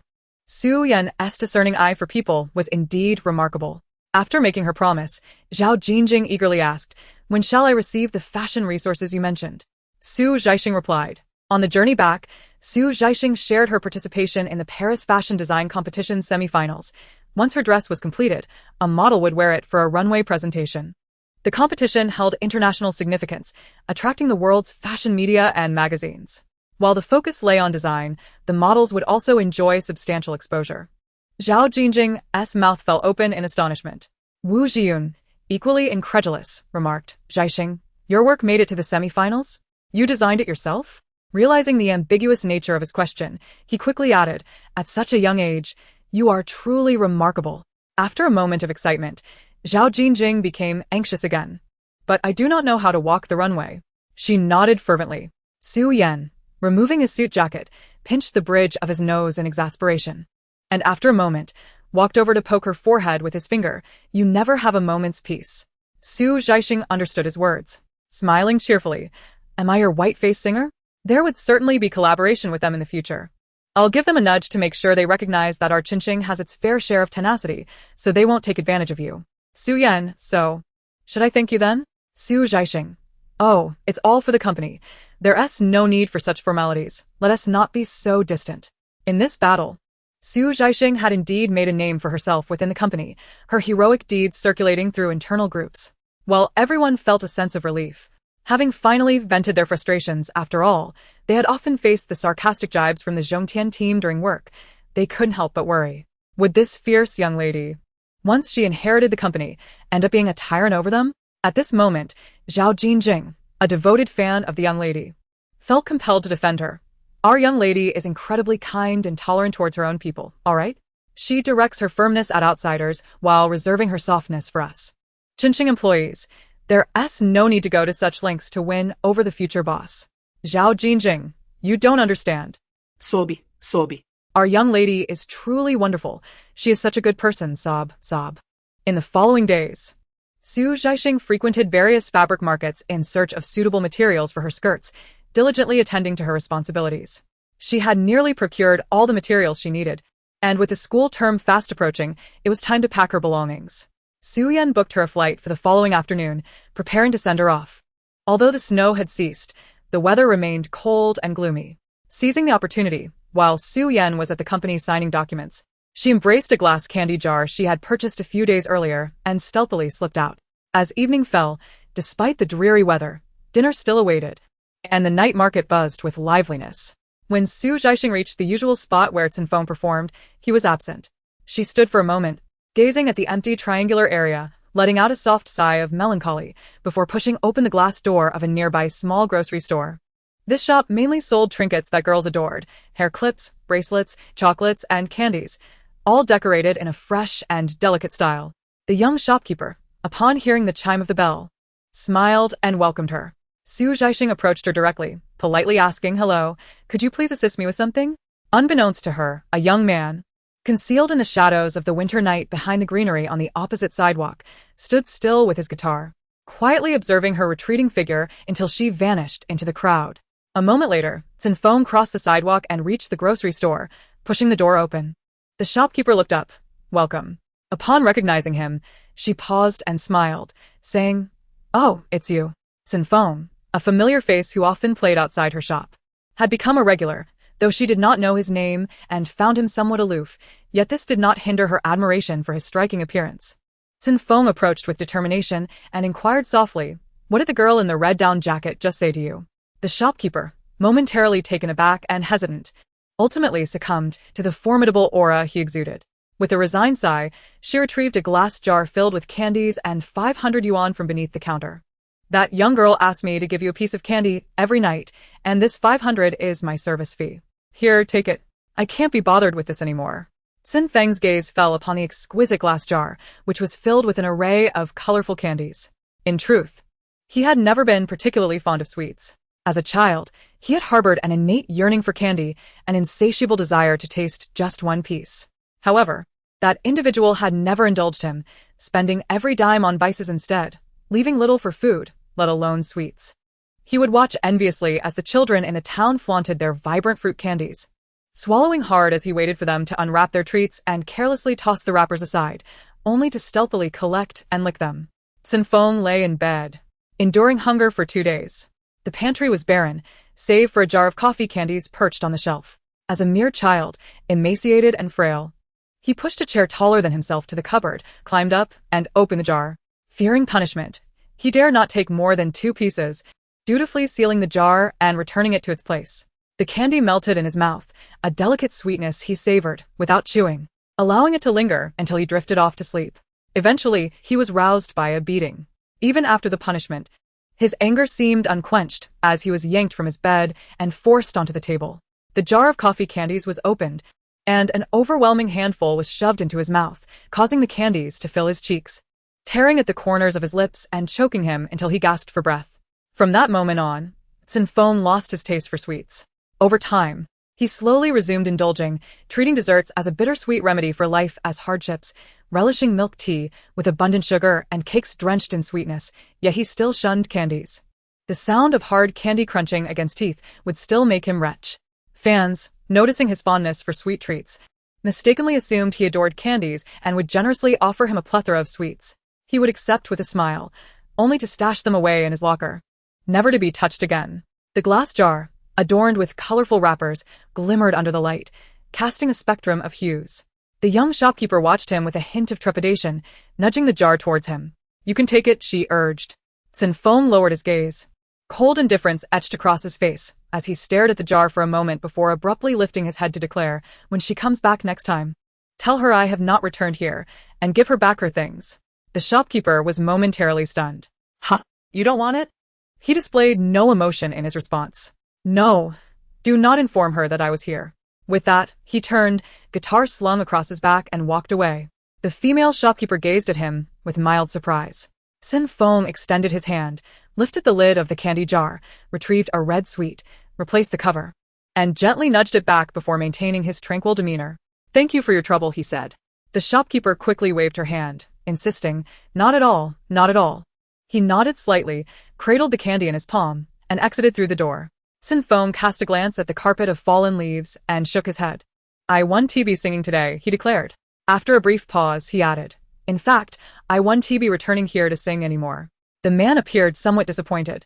"Are you leaving then? Well, I wish you success in becoming a big star soon." He smiled faintly, shouldered his guitar, and walked through the wintry streets, his silhouette merging into the night. The unfinished winter vacation assignment had been transcribed by Chengyu a few days prior. While Chengyu copied the work, Zhaixing busied herself with fabric and scissors, sewing and altering. The preliminary form of the dress had already taken shape. Chengyu, half skeptical, inquired, "Zhaixing, can you really make the dress from the painting? Aren't you only capable of sewing for Barbie dolls?" Zhaixing replied, "Little one, focus on your assignment and don't disturb the adults." Chengyu retorted, "Who am I helping with their assignment?" Zhaixing Cosette, Biva. "And I'll take you to have some fried chicken later, big chunks of it." The mere mention of fried chicken silenced her. After the school term commenced, Zhaixing found herself even busier. This dress was the culmination of her efforts over several years. Every stitch, even the tiny diamond on the hem, had been sewn by her own hands, untouched by others. Occasionally, when Sue's mother offered to assist, she was promptly dismissed, standing at the door and exclaiming to Sue's father, who would have imagined that when she used to bring home Barbie dolls as if they were free, she would possess such skills now. She approached her homeroom teacher to request a leave of absence. After explaining her reasons, the teacher readily consented and wished her good fortune in her endeavors. Unsurprisingly, it was Su Yan who came to pick her up again. He had donned a light spring shirt. With his long legs and narrow waist, many girls discreetly admired him as they passed. Zhaixing pondered aloud, "Brother, why not package yourself and debut as an artist? You're becoming increasingly handsome, even more so than the male artists in our company." Su Yan glanced at her and remarked, "I believe your gift for flattery is also growing stronger." Zhaixing protested, "I'm sincerely complimenting you. Why must you insult me?" The two exchanged playful banter as they walked to the parking lot. From a distance, they spotted a car window rolling down, and a cheerful figure inside waved at her. As they approached, Zhaixing quickly exited the vehicle, exclaiming joyfully, "Miss, it has been ages since we last met." Zhaixing also smiled. "What brings you here?" She scrutinized Zhaixing for a moment, adding, "You've maintained your figure well. You're even more toned than before, and your skin looks better too." Zhaixing beamed with pride. "Of course. I haven't had a single sip of cola in the past few months." Zhaixing was utterly amused. The dress was sent to her from the residence of Xyn, along with a human mannequin. Xyn had kept it meticulously, preserving its pristine condition from the moment it was dispatched. Zhoj New Jersey and had been chatting and laughing with her. But upon entering the room and seeing the dress, she was rendered speechless. Her pupils dilated with excitement as she incredulously asked Zhaixing, "Miss, did you make this?" "My heavens, this dress is absolutely stunning. It's even more beautiful than the high-end custom piece I wore at my last red carpet event." "Ah, can I really wear this dress? Am I worthy? Is it truly possible?" Zhaixing closed the bedroom door. "You can. Take it off." Zhoj New Jersey and boldly tore off her outer garment. The dress was tailored to her body proportions, every seam hugging her curves impeccably. Zhaixing admired the beauty of her exquisite figure, assisted her in donning the dress, and made a few simple adjustments to her hair. Zhoj New Jersey and could only utter one phrase, "How are you so incredible?" Once she was dressed, Zhaixing scrutinized every detail. Concluding that no adjustments were necessary, it was absolutely perfect. She opened the door and called Xyn to come in and take a look. Xyn assessed Zhoj New Jersey, trembling with excitement, and nodded approvingly. "Not bad. Go win an award." Zhoj New Jersey was on the verge of tears. "I've never worn such a beautiful dress. It feels so expensive," sob. Zhaixing clapped her hands. "Look at this. Walk a couple of steps. Don't shake." Zhoj New Jersey nervously walked a couple of circles, realizing that walking in a dress was an entirely different experience. She had trained diligently over the past few months, yet now found herself struggling to walk gracefully in the gown. With tears welling up, she confided in Zhaixing, "I'm so afraid of damaging it. If I move too much, will the diamonds fall off as I walk?" Zhaixing looked at her coolly. "Do you think you're Ying Bngjing DL ing ZM ing Su Yshing Su, and that your tears will turn into pearls?" Zhoj New Jersey asked. "Who?" In the following days, Zhaixing had Zhoj New Jersey practice walking in the dress. Zhyn had previously hired a modeling instructor to impart wisdom to Zhoj New Jersey, who was quick to learn and adapt. After a few days of practice, she became accustomed to the intricacies of the gown, walking with newfound poise. Soon, the official competition approached. The venue was a renowned fashion show stage, which had been under construction for months.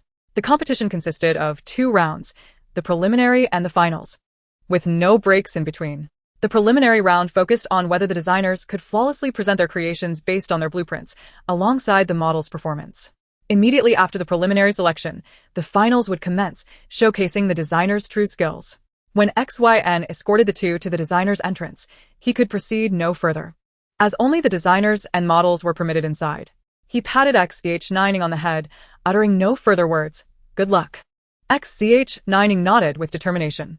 In this prestigious international competition, the allocation of personal spaces is exceptionally fair. 8 contestants are grouped together. Each assigned their own makeup station and dressing area within a spacious and well-organized dressing room, ensuring no overcrowding or conflicts arise. When Zhaixing, number 27, entered the room alongside Zhao Jingjing, the designers already bustling about were momentarily taken aback. Zhaixing had not made any special effort to adorn herself. Her face was bare. Her hair tied up in a vibrant ponytail, and she wore athletic pants paired with white sneakers, resembling a youthful adolescent. Yet, prominently displayed around her neck was the badge identifying her as a competing designer, and another badge marked with the number 27 hung at her waist. Those who advanced to the semi-finals, regardless of their youth, had at least graduated from university, making the notion of her being a minor seem implausible. They gazed at her in astonishment, almost incredulous. Had it not been for the anonymity of the competitors thus far, they might have suspected favoritism. A bearded male designer, wielding a makeup brush while preparing his model, could not restrain himself from greeting her, exclaiming, "My goodness, how old are you, young lady?" Zhaixing politely replied, "I am 16. The room erupted in a chorus of disbelief. The man, astonished, remarked, "A prodigy." He glanced at Zhao Jingjing, who was clutching a dress, and after struggling to find the right words, he finally pointed toward the changing rooms, saying, "You two should hurry and change. The dressing room for number 27 is over there." They expressed their gratitude and proceeded directly to the designated area. Once they stepped into the small space and closed the door, Zhao Jingjing finally exhaled in relief, whispering, "I was worried someone might cause us trouble. I've been on high alert the entire way here." As she was still relatively unknown in the industry, she had encountered her fair share of unpleasant experiences at events. Fearing this occasion would be no different. Zhaixing, as she assisted Zhao Jingjing into her dress, remarked, "Most designers possess a sense of pride. We are fortunate not to have encountered any malice."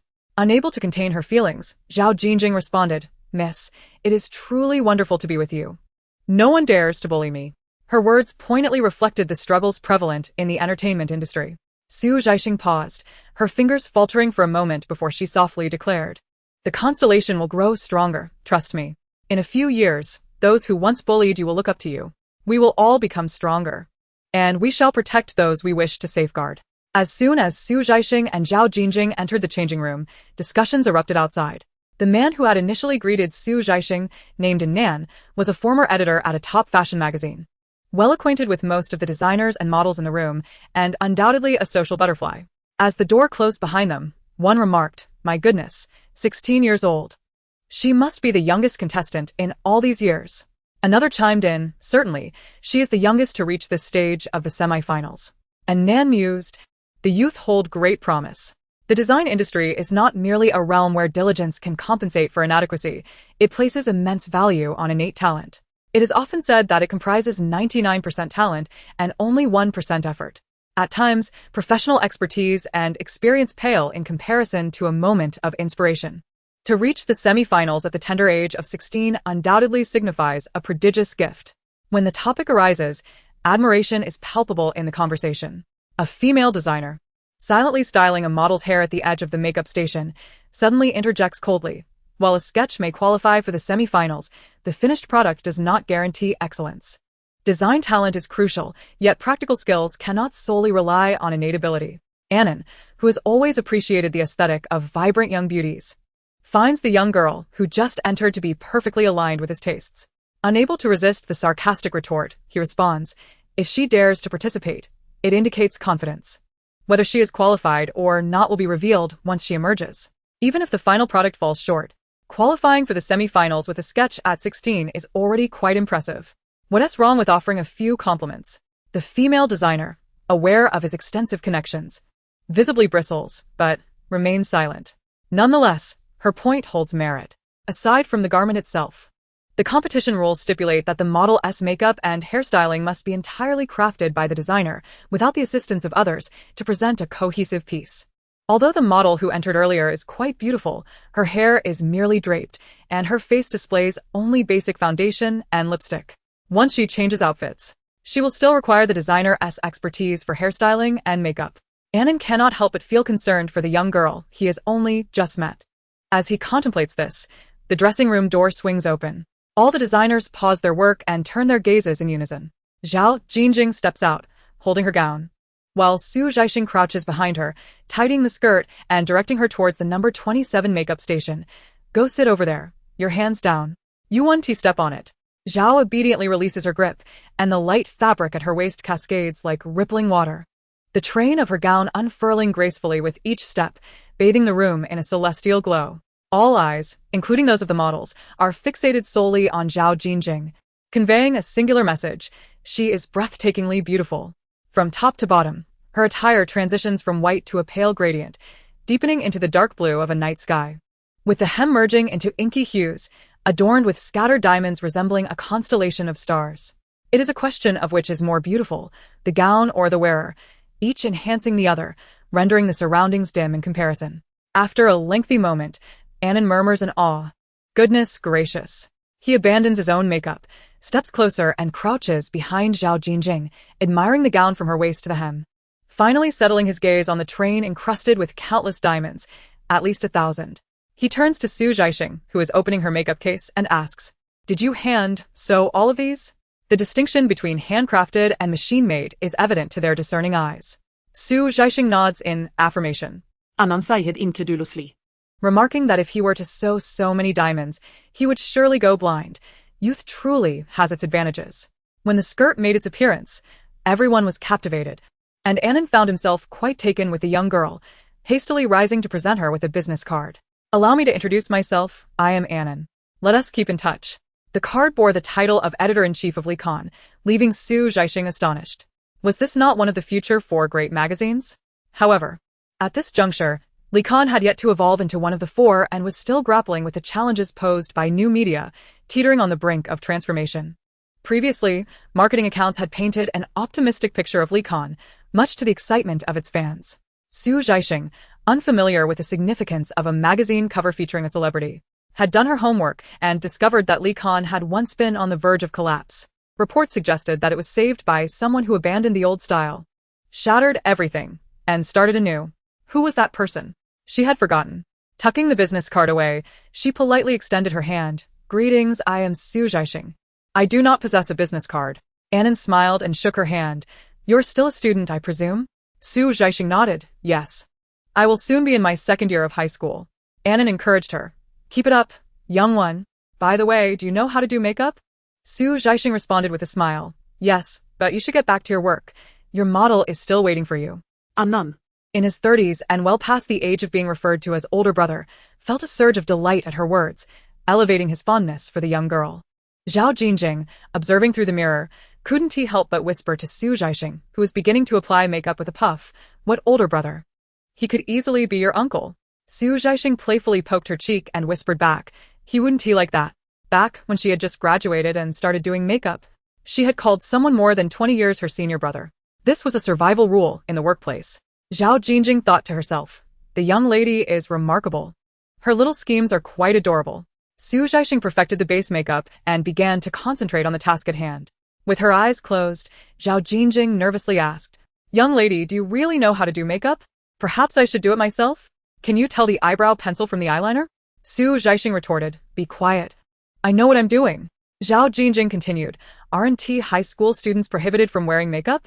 When I was in university, I didn't even know how to apply lipstick. Are you high schoolers so mature now? Doesn't the discipline director care?" Zhaixing warned, "If you keep talking, I'll make you look like a flower." Finally, Zhao Jingjing fell silent.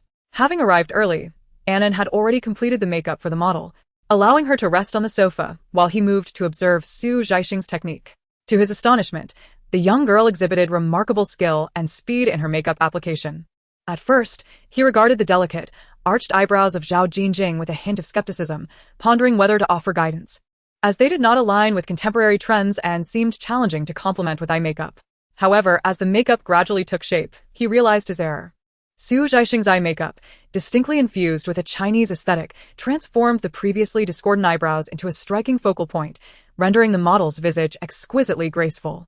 Anan could not help but inquire, "What name have you chosen for this dress?" Squatting slightly, Zhaixing delicately applied a vermilion beauty mark at the corner of Zhao Jingjing's eye, whispering, "Feitian." Anan clapped her hands in realization, exclaiming, "That explains it. This dress indeed carries the essence of feathered garments, embodying the spirit of feathered garments ascending to the sky."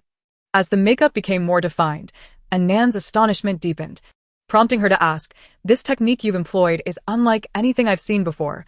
The The color palette is remarkably innovative. Su Zhaixing mused internally. Indeed, I am utilizing an aesthetic from a decade hence. The other designers, having listened to Annan's inquisitive remarks, could no longer resist abandoning their models to gather around in fascination. Zhao Jingjing, with one eye half open, exclaimed, "What are you doing? Do not steal my secrets. These are the exclusive techniques of my esteemed lady." After staring at her for some time, Annan finally recognized her, saying, I know you. You're the little snake demon from Peach Blossom Pool, right? What was your name again?" Zhao Jingjing replied, "I am Zhao Jingjing, the Jing and Delicious, not some little snake demon. I portrayed the ethereal Qingling." Annan laughed heartily, slightly apologetic. "All right, I'll remember that. Why have you shifted from acting to modeling? Venturing into the fashion world now? Why do they call you Lady Zhaixing?" Zhao Jingjing, feeling fatigued, replied, "You ask too many questions." She then closed her eyes and fell silent. Su Zhaixing commented, "Well, when two chatterboxes meet, one must inevitably concede." Once the makeup was complete, Su Zhaixing began to style Zhao Jingjing's hair, elegantly gathering her long locks with matching ribbons and skillfully crafting an intricate updo. And Nan marveled at how Su transformed the smooth hair into such a beautiful and complex hairstyle. With Zhao Jingjing's graceful swan-like neck and delicate collarbones exposed, she truly resembled a celestial being ready to ascend, radiating an otherworldly charm through her attire and makeup. Su Zhaixing humbly responded, "You flatter me." After the hairstyling was finalized, Zhao Jingjing gazed into the mirror for several minutes, ultimately concluding, "I am utterly beautiful. It would be a travesty if I do not achieve fame." She looked at Su Zhaixing with longing, saying, "How wonderful it would be if you were my exclusive makeup artist." Zhao Jingjing sighed. What difference does it make? You are still you." Su Zhaixing chuckled, urging her to rest on the sofa. With the designs complete, it was almost time for the models to take the stage. Su Zhaixing was positioned 27th, granting Zhao Jingjing ample time to prepare. Surrounded by professional models and even some supermodels hired by renowned designers, Zhao Jingjing felt somewhat out of her depth, inevitably experiencing a sense of nervousness. Su Zhaixing comforted her for 10 minutes with the mantra that beauty is justice, finally bringing her a sense of calm. When it was time for the fourth group, Su Zhaixing accompanied her to the back of the entrance to queue up, adjusting her skirt and giving her an encouraging gesture before stepping aside to watch the show on the broadcast screen. Soon, the host's voice resonated in front. "Next on stage is the work of designer number 27, Flying to the Sky." Zhao Jingjing took a deep breath, lifted her chin, and stepped forward. Below the stage was a sea of faces, flashes of white light capturing every moment. She maintained her composure, exuding the grace of a noble fairy as she walked from one end to the other, pausing for 5 seconds before returning, completing a 2-minute display. Standing at the forefront, she did not miss the appreciation and astonishment in the judges' eyes. Su Zhaixing praised her. "You walked splendidly." Now, they awaited the results of the semi-finals. Zhao Jingjing had refrained from eating all day, only sipping a few mouthfuls of water. Su Zhaixing managed to find her a box of yogurt, which she drank before reapplying her lipstick. Zhao Jingjing expressed her cravings. "I want to drink some soda, and I crave spicy hot pot." Su Zhaixing remembered a popular hot pot stall she passed by each time she went to the night market to find Cen Feng. It always smelled delightful. She promised, "Tonight I'll take you there, but don't tell Yin Ge." Zhao Jingjing's eyes sparkled, her mouth watering at the thought. After all the models had showcased their talents, the finals list would be revealed in an hour. The advantage of the foreign organizers was their efficiency, cutting through the chaos, unlike the domestic ones who bogged down the process with excessive formalities. All designers and models waited at the entrance, listening as the host announced the names. One by one stepping forward, Su Zhaixing's name was the 9th announced. She exchanged a glance with Zhao Jingjing, linking arms as they walked out. The stage had transformed into a spacious platform, and the crowd showed the utmost enthusiasm for the work of designer number 27, as soon as the name was mentioned. Applause and cheers erupted. However, when Su Zhaixing stepped out, a wave of silence fell over the crowd. "Wait, this little sister seems quite young." Even the host was momentarily taken aback, but quickly recovered, stating, "We are pleasantly surprised by how young our designer number 27 is. Please welcome her to the stage." Su Zhaixing joined Zhao Jingjing, and the host continued announcing the remaining names. Standing on the stage for the first time, the very stage she had once dreamt of, it would be disingenuous to say she was not excited. Yet, having experienced so much in recent years, her emotional control had strengthened. Internally, she was jubilant, while externally, she maintained her poise. She even spotted Su Yan in the second row. Their eyes met, and Su Yan smiled, giving her a thumbs up. She couldn't help but burst into laughter, just as the camera panned over to her, illuminating the large screen with her radiant smile. The youthful girl, still in the bloom of her adolescence, bore features not yet fully matured, her face still retaining a hint of baby fat. Yet, with her bright eyes and pearly teeth, her smile resembled sunlight transforming into dandelions, gently drifting down to touch the hearts of those present. A wave of applause erupted, and the media swiftly turned their cameras towards her. Among the 20 finalists, each designer would sequentially present their creations, followed by critiques from the judges seated below. Zhaixing slightly leaned to the side and whispered, "Have you thought about what you will say?" Zhaixing replied, "Not really, my language skills are the weakest." Zhaixing, in a flurry, exclaimed, "Why didn't you draft something in advance?" Zhaixing retorted, "I forgot that was even a thing." "No worries, just watch me improvise." As she spoke, the host approached and handed her the microphone, cheerfully announcing, "Finally, we arrive at our contestant number 27. Judging by the audience's cheers and the judges' curious gazes, it seems everyone is eager to learn about our young designer." Under Zhaixing's desperate gaze, Zhaixing took the microphone, pressed her lips together, and began, "Hello everyone. Esteemed judges, my name is Zhaixing, and I am the designer of Feitian." The judges, all esteemed figures in the fashion industry, one of whom was the founder of a renowned fashion brand, immediately inquired, "What I am most curious about, and surely everyone else is too, is how old are you?" The competition was anonymous, and the judges were only now discovering the identities of each designer.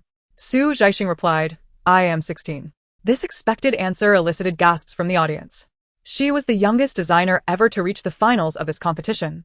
Lu Chenghua, the vice president of the Fashion Design Association, known for his stern demeanor, bluntly asked, "Can you assure us all that this work, from design to execution, was completed solely by you?" Zhaixing nodded, asserting, "I guarantee, Feitian is my independent design." This was a competition under the scrutiny of the entire fashion world, where deception could not be tolerated. Her gaze was steadfast, and her voice resonated with confidence. Lu Chenghua acknowledged her with a nod and continued, "Please share your design philosophy." Zhaixing, anxious to the point of perspiring, could not help but glance at Zhaixing, only to find her lost in thought. How could the young lady space out at such a critical moment? After what felt like an eternity, perhaps 10 or 20 seconds, Zhaixing finally spoke. "The inspiration for Feitian derives from a line of classical poetry." She gazed into the dazzling lights ahead, smiling sweetly, "I wish to ride the winds and return." This line, well known in the country, silenced the audience as it flowed from her lips. Typically, when people hear the term Feitian, they would instantly think of Dunhuang and its exquisite murals. Yet, this creation, both in its design and the model's makeup, bore unmistakable elements of Chinese cultural aesthetics. Everyone seems to believe that inspiration undoubtedly stems from the Dunhuang murals. Who could have imagined it would actually be derived from Shui Diaogutu? Yet, it remarkably resonates. The imagery of celestial maidens soaring through the skies, returning on the winds, evokes a sense of beauty when one contemplates Zhaixing. The large screen behind displayed the line drawings of these heavenly figures. As Zhaixing briefly articulated her thoughts and philosophy behind designing the dress, along with the challenges and difficulties she encountered during the creative process. When discussing the myriad of tiny diamonds adorning the hem, she lightened the mood by sharing, "To sew on these thousands of diamonds, I went an entire week without completing my homework, and my teacher punished me with 3 days of cleaning the toilets." The audience chuckled warmly. After she finished, a professor from a renowned domestic fashion design academy took the microphone and remarked, "I was struck by your design philosophy, particularly a line that reads, 'In the mire of the world, darkness pervades, yet a beam of light from above becomes your only support. If I may be so bold, I must ask, at merely 16 years of age, one could assume you hail from a privileged background. What led you to such profound insights? What does that beam of light represent?' To me, it seems a bit forced to invoke such heavy concepts at your age. At such a tender age, one would think the greatest concerns would revolve around studies, devoid of the myriad pressures faced by adults." The old professor's words struck a nerve, and the audience held their breath, eager to hear Zhaixing's response. To their surprise, she merely smiled faintly, nodding as she replied, "Perhaps so. Youth is unacquainted with the taste of sorrow. I hope to remain untouched by such flavors. Let the darkness that once nearly consumed me fade into the past. I shall only move forward." The audience, expecting more, felt a tinge of disappointment, while the professor who posed the question nodded with a smile and relinquished the microphone. After Su Zhaixing concluded, it was the turn of the next contestant, and Zhao Jingjing finally exhaled in relief. That old man had certainly been looking for trouble, and she had been nervously sweating. Once all 20 designers had presented their works, the judges began their deliberations and selections. Zhao Jingjing leaned over and whispered, "I believe we can at least secure third place." Su Zhaixing replied, "I don't think so." Zhao Jingjing, looking somewhat disheartened, asked, "Why are you so lacking in confidence?" Su Zhaixing asserted, "I believe we can at least attain first place." Zhao Jingjing retorted, "My apologies, it seems I am not audacious enough." Su Zhaixing laughed and playfully poked her in the side.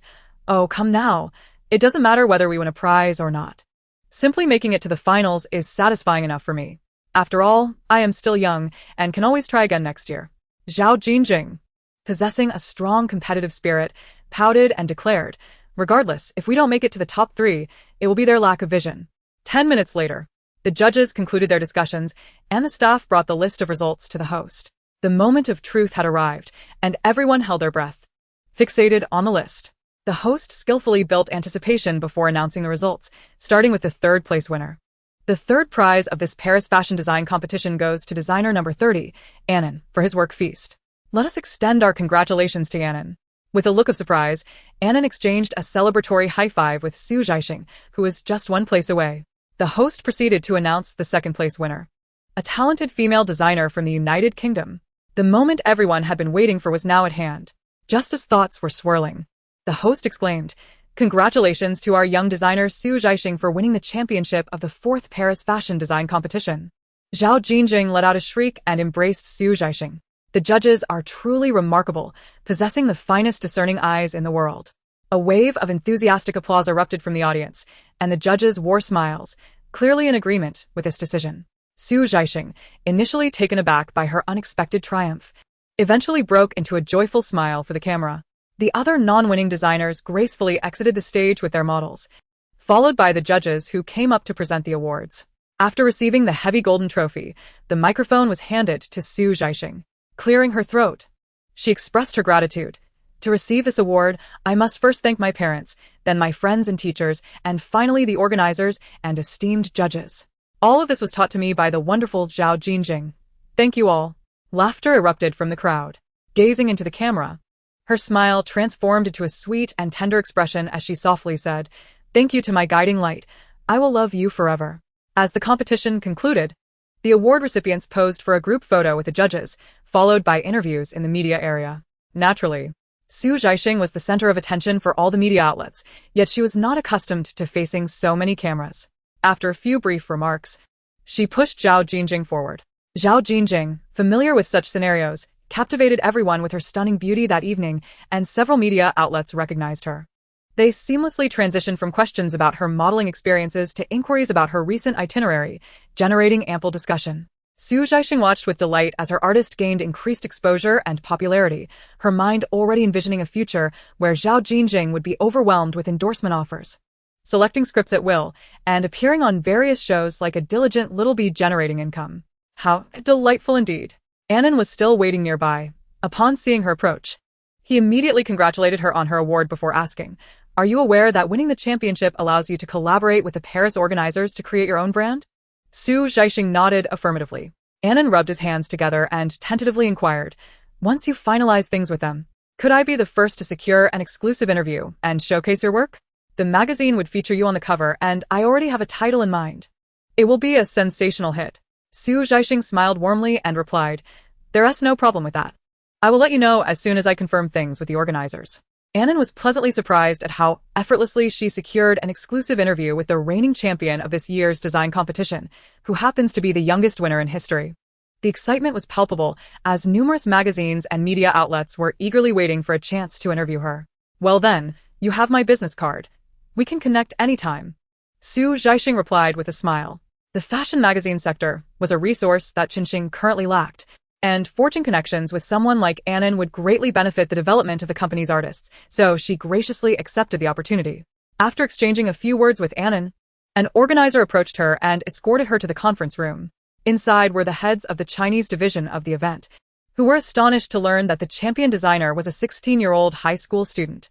They promptly informed the Paris headquarters and sent the award-winning designs over. The headquarters quickly called back, expressing that the esteemed Mr. Fei wished to meet the youngest champion in history. Mr. Fei, the founder of the Paris fashion design competition, was a renowned Chinese-French designer in his youth, having won countless prestigious awards. The 3 brands he established, ranging from affordable to luxury, have made a significant impact on the fashion industry, making him a towering figure whose every move reverberates throughout the fashion world. Thus, the staff hurriedly brought Zhaixing in. As she entered, the video connection was already established, and on the screen sat an elderly gentleman with silver hair, exuding an air of elegance as he greeted her warmly. Zhaixing recalled that Mr. Fei had passed away during her junior year. Seeing this legendary figure again stirred deep emotions within her. Taking a seat in front of the screen, she politely introduced herself. "Hello, Grandpa, my name is Zhaixing." Mr. Fei chuckled. "China is brimming with talent. That brings me great comfort. The more remarkable a person is, the easier it is to converse with them." Zhaixing felt as if she were chatting with her own grandfather, devoid of any pressure, only the expectations and praise of an elder for a younger generation. After a conversation lasting over 10 minutes, Mr. Fei inquired, "Do you have thoughts on establishing your own independent brand?" Zhaixing not that desolate. "Excellent," he replied with a smile. "Young people must dare to dream. The more you envision, the smoother your future path will be. They will be in touch with you. I eagerly anticipate seeing your work." After the video call ended, the staff handed her a contract along with the contact information and email of the person assigned to her. Zhaixing nodded, expressed her gratitude, and then exited the conference room. Zhaixing had already changed out of her costume and was waiting downstairs, still in a state of excitement.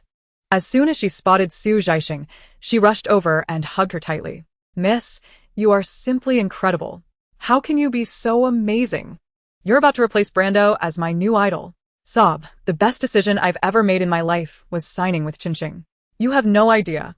Several agencies wanted to sign me, and if it weren't for how handsome General Su is, I would have definitely gone with another big company." Zhaixing: "Sister, is it really necessary for you to share this with the boss? Moreover, you chose Zhaixing solely based on my brother's looks?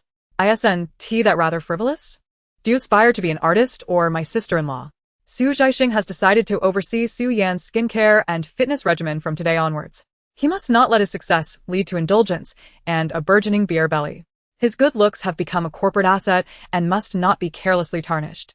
As they approached the exit, Su Yan had already driven the car over. As soon as they got in, he inquired, "What would you like to eat today?" It seemed he intended to treat them in celebration. Zhaixing's mind raced as she contemplated how to admonish him, while Zhaixing eagerly chimed in, "Spicy, hot pot. Ice cola." Su Yan chuckled. "All right, where shall we go?" Zhaixing pointed to Zhaixing. The lady of the house suggested that place at the night market. Su Yan pondered for a moment. "I know where that is."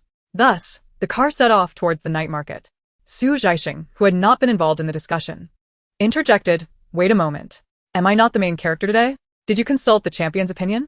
However, the thought of seeing Cen Feng at the night market made her accept the plan with enthusiasm. When they arrived at the night market, it was just past 5 o'clock.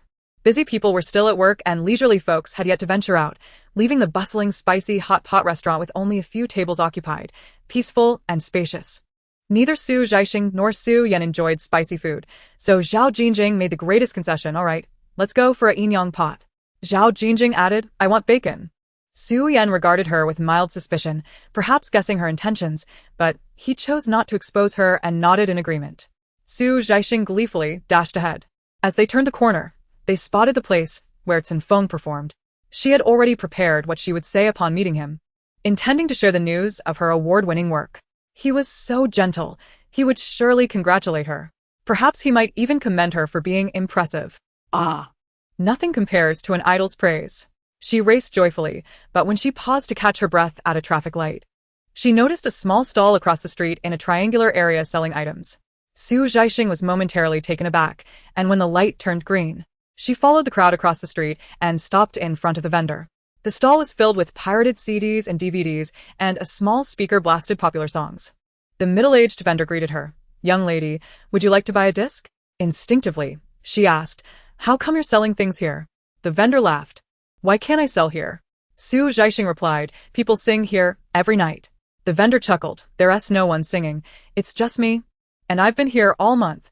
Her heart raced twice before she dashed to the nearby grocery store, making a beeline for the counter. The young shopkeeper, upon first laying eyes on her, failed to recognize her and greeted her with a cheerful smile. Welcome.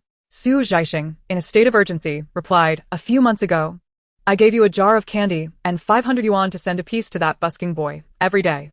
Do you remember me?" The shopkeeper suddenly realized, "Oh, It's you. I remember." Su Zhaixing felt a tightness in her throat. "Did you deliver it?" The shopkeeper hesitated, looking at her, and after a moment, bent down to retrieve the jar of candy from beneath the counter. Apologetically, she said, "I'm sorry, but he hasn't come back." Su Zhaixing stared at the jar brimming with sweets, and for a moment, her eyes stung with unshed tears. After a brief silence, she politely nodded at the shopkeeper and turned to leave. Watching her forlorn figure, the shopkeeper felt a pang of sympathy, conflicted for a moment before stomping her foot and calling after her, "Hey, wait." With a sigh, she confessed, "Never mind. I'll be the untrustworthy villain and tell you the truth. He did come by just shortly after you left." She recounted the message that Cen Feng had entrusted her with, adding, "Although he didn't take the jar, he did take a piece of candy before leaving. However, he truly hasn't returned since that day." Su Zhaixing stood there, dumbfounded, unsure of how to process this unexpected twist. Her idol knew she came to deliver the candy. Her idol didn't want her candy. Her idol took one piece of candy. Was that affection or indifference? Why would he let the shopkeeper deceive her? Why hadn't he returned since that day? Was it because he didn't want her to seek him out again? Was taking that piece of candy a farewell gift? Su Zhaixing glanced down at the jar in her arms, feeling an even heavier weight in her heart. Upon returning to the spicy hot pot restaurant, Zhaixing, having satisfied her appetite, curiously inquired about the jar of candy in Su Zhaixing's arms. "Did you go buy candy? What about the pancakes?" Oblivious to Su Zhaixing's distress, Zhaixing nodded and eagerly asked, "What flavor did you get? Is it delicious?" Su Zhaixing, fully aware of her insinuation, replied sullenly, "Even if it's delicious, I won't share. You've already exceeded your caloric intake for today." Zhaixing, instantly vexed, retorted, "What's wrong with having one more piece of candy on a joyous occasion?" Su Zhaixing ignored her, carefully placing the jar on the corner of the table. Although her idol hadn't taken the entire jar, he had claimed one piece, which, by approximation, meant that the entire jar belonged to him. Su Yan noticed her unusual mood and asked, "What's wrong?" Su Zhaixing shook her head, forcing a smile. "Oh, it's nothing. Just a bit tired." She picked up her chopsticks, attempting to feign nonchalance. "You haven't finished, right? Is there anything left for me?"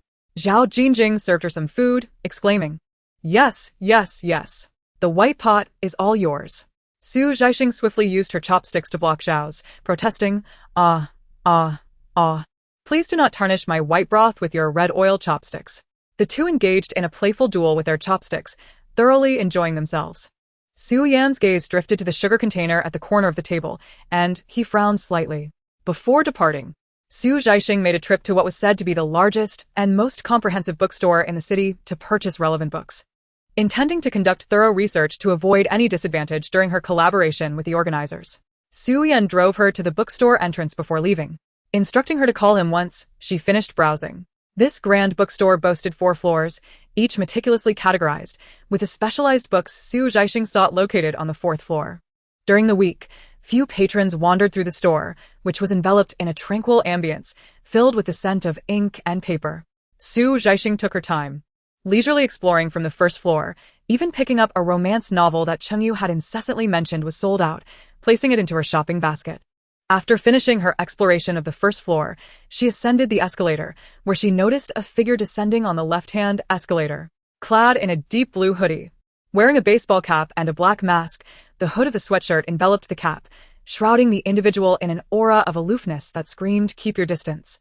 He lowered his head, clutching a stack of books, slowly gliding down the escalator. Su Zhaixing, engrossed in reading the back cover of her romance novel, caught a glimpse of him out of the corner of her eye and froze in place. Even bundled up like a dumpling, she could recognize her idol.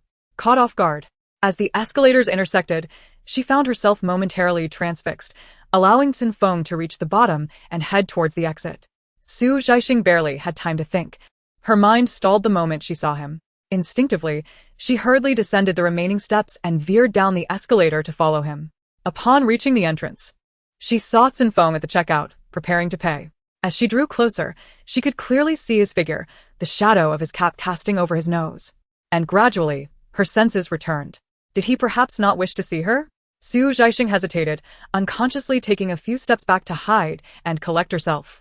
Yet, just as she retreated a couple of steps, Cen Feng seemed to sense her presence and turned his head towards her.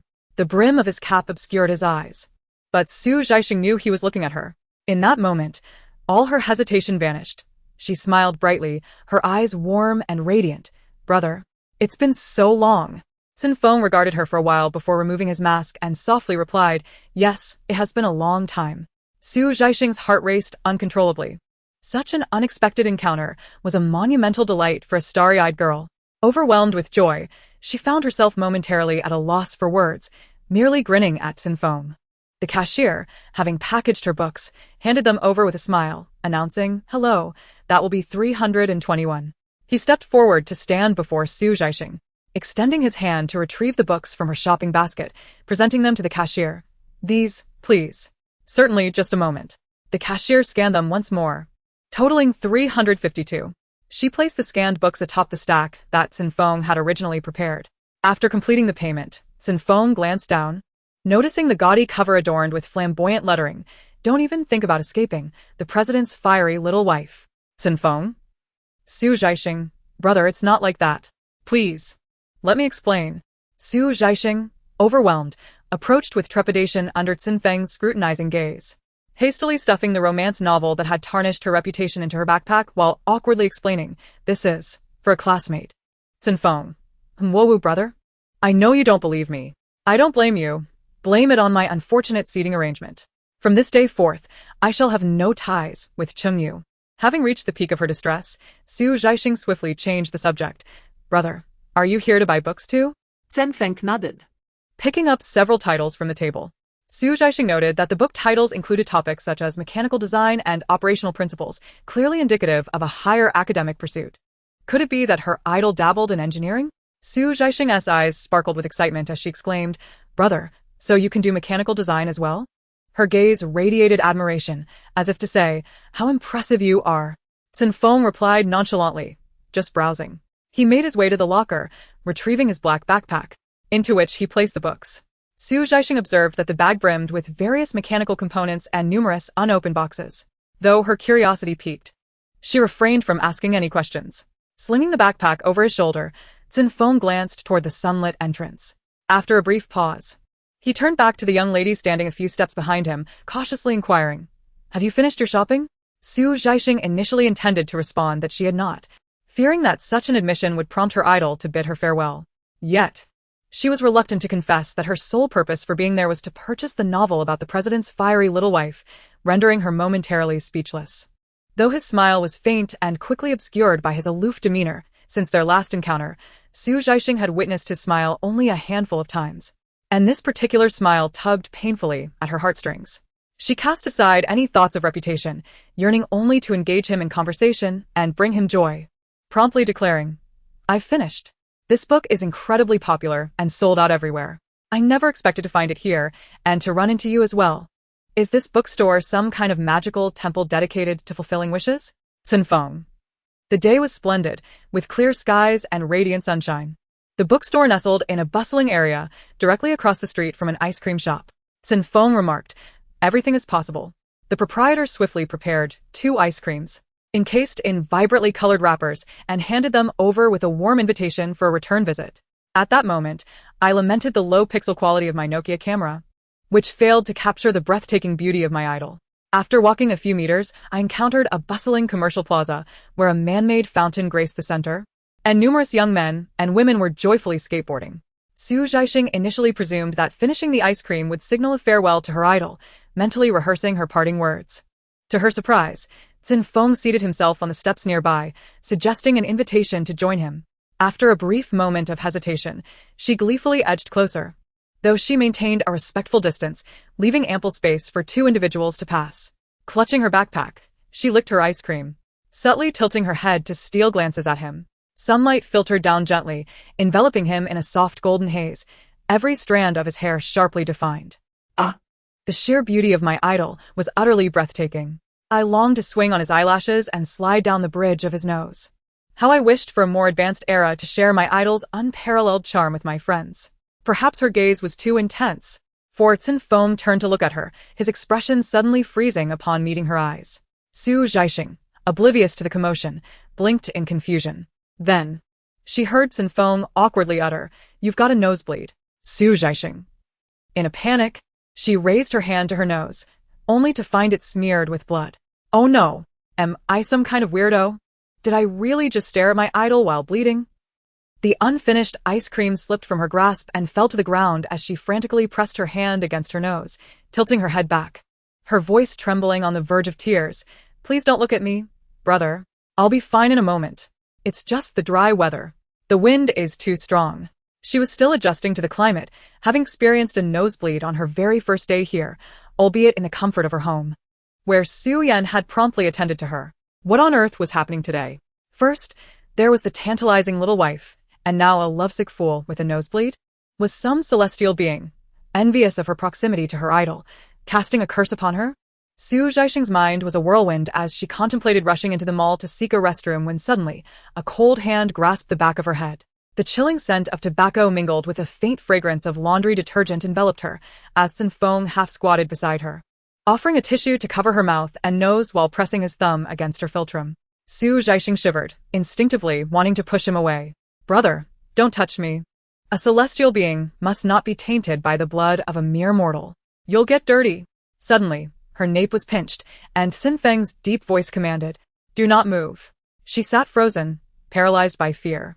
After what seemed like an eternity, he finally released his grip. Zhaixing stirred her numbed upper lip and gazed at him with an expression of utter despair. Hearing her idol say, "All right, the bleeding has stopped," she felt an overwhelming urge to weep.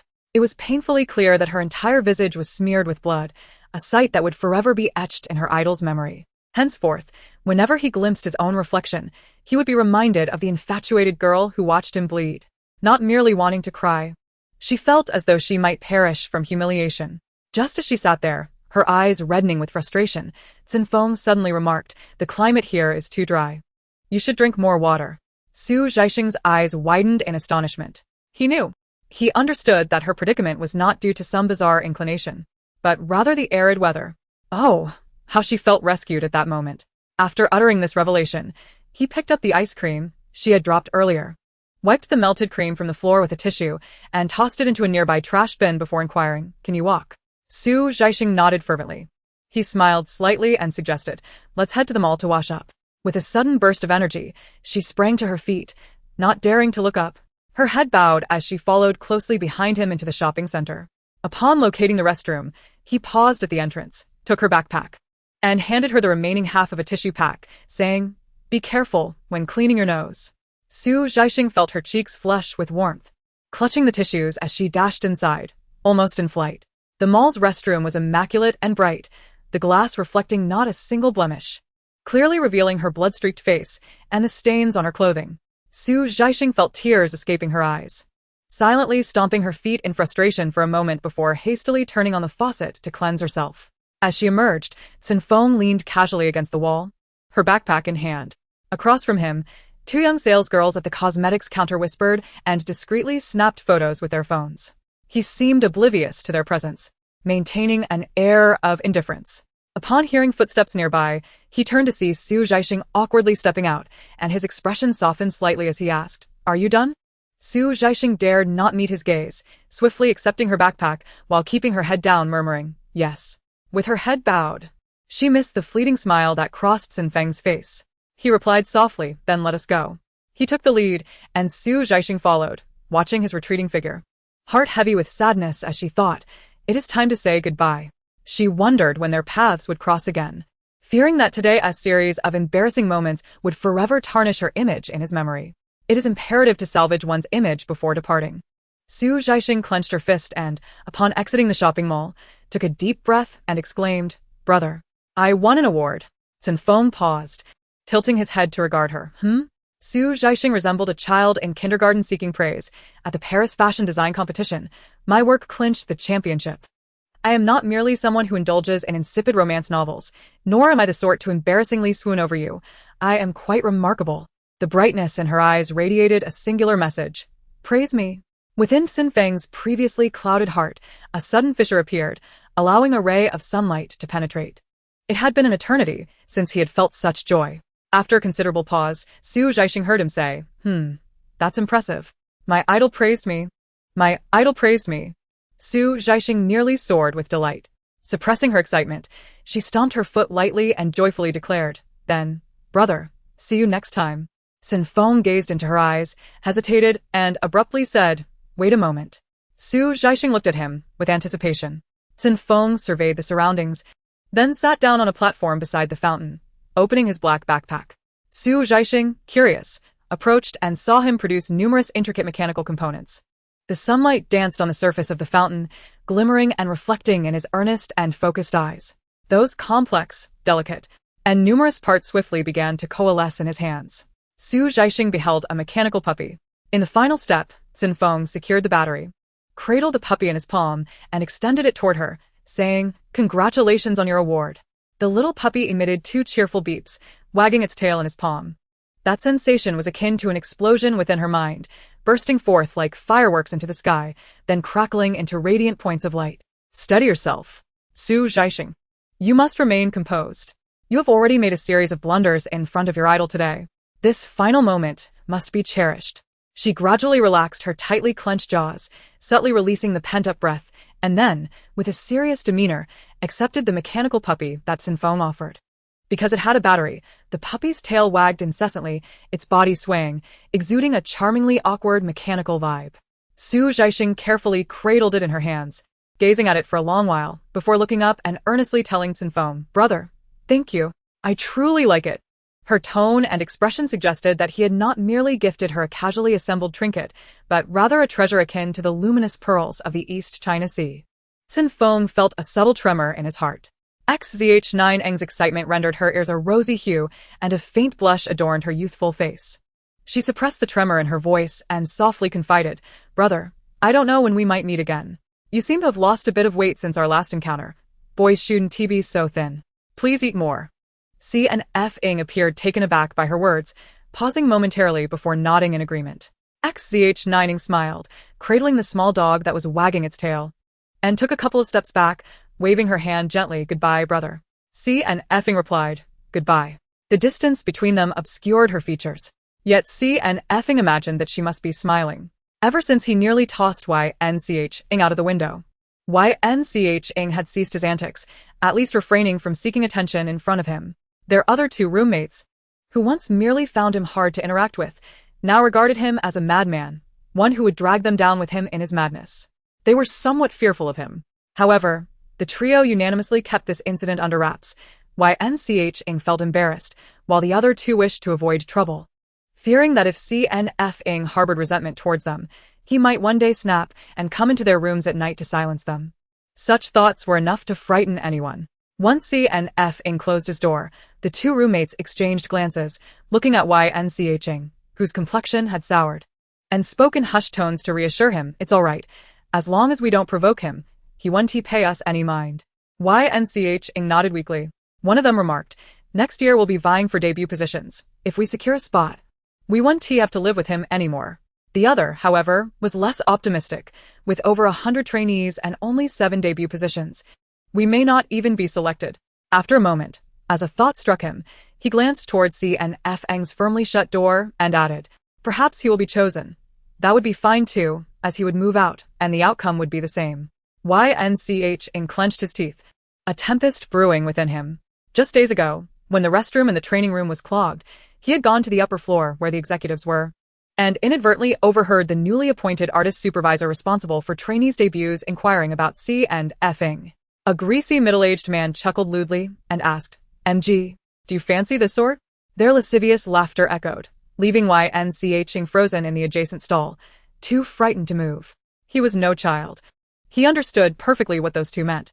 He had long heard whispers about the unsavory nature of this industry, but never expected to encounter it so soon. Initially, he felt a sense of schadenfreude at the thought of Cen Feng being targeted by such vile individuals, knowing well the fate that awaited him. Yet, it was only when his 2 roommates mentioned the scarce debut positions that he realized how these loathsome individuals held sway over their destinies. And this person had set his sights on Cen Feng. Whether through temptation or coercion, should Cen Feng acquiesce, the debut position would undoubtedly be his. Would he agree? No, it cannot be. Cen Feng is someone who understands this all too well. How could he possibly consent? It would suffice if he refrains from taking a life. But what if? That is a once-in-a-lifetime debut opportunity. This is the company's first group about to be launched since signing the trainees, and it will undoubtedly offer the finest resources and promotional support. Once debuted, an avalanche of accolades, applause, popularity, wealth, and status awaits such monumental temptations. Would Cen Feng truly refuse? If he were to decline, not only would he forfeit his debut, but he would also directly offend the higher-ups, making it impossible for him to continue within Zhongtian. Yin Chang pondered this scenario, envisioning himself in that position. If it were he would not have the courage to refuse. He comprehended his own capabilities. In a place where everyone strives relentlessly, his efforts were merely the norm, insufficient to distinguish him from the crowd. He lacked Cen Feng's striking looks and physique, and certainly did not possess the unique charisma that emanated from him. When he first joined the company 2 years ago, he felt akin to a youth struggling to emerge from a profound abyss. Yet with a fire burning fiercely within, a blend of coldness and warmth, silence and kindness. Now, however, that fire had extinguished, and his aura had transformed, yet somehow, he appeared even more captivating than before. Why did this individual remain so distinctively unconventional, always the most radiant one? And him? He was slender, delicate, reserved, a presence easily forgotten. Despite not being unappealing, he was considered comparatively superior within Zhongtian, yet he could not measure up to Cen Feng. How did that executive describe Cen Feng? Sharp and wild. Yin Chang glanced down at his slender arms and legs, and an absurd thought surged forth. Why could he not? Charisma is something that can be altered. The template lies before him. He could emulate it. Was it stipulated by the company that only Cen Feng could traverse such a path? Why must he be obedient and docile? Why could he not be a striking and unique presence?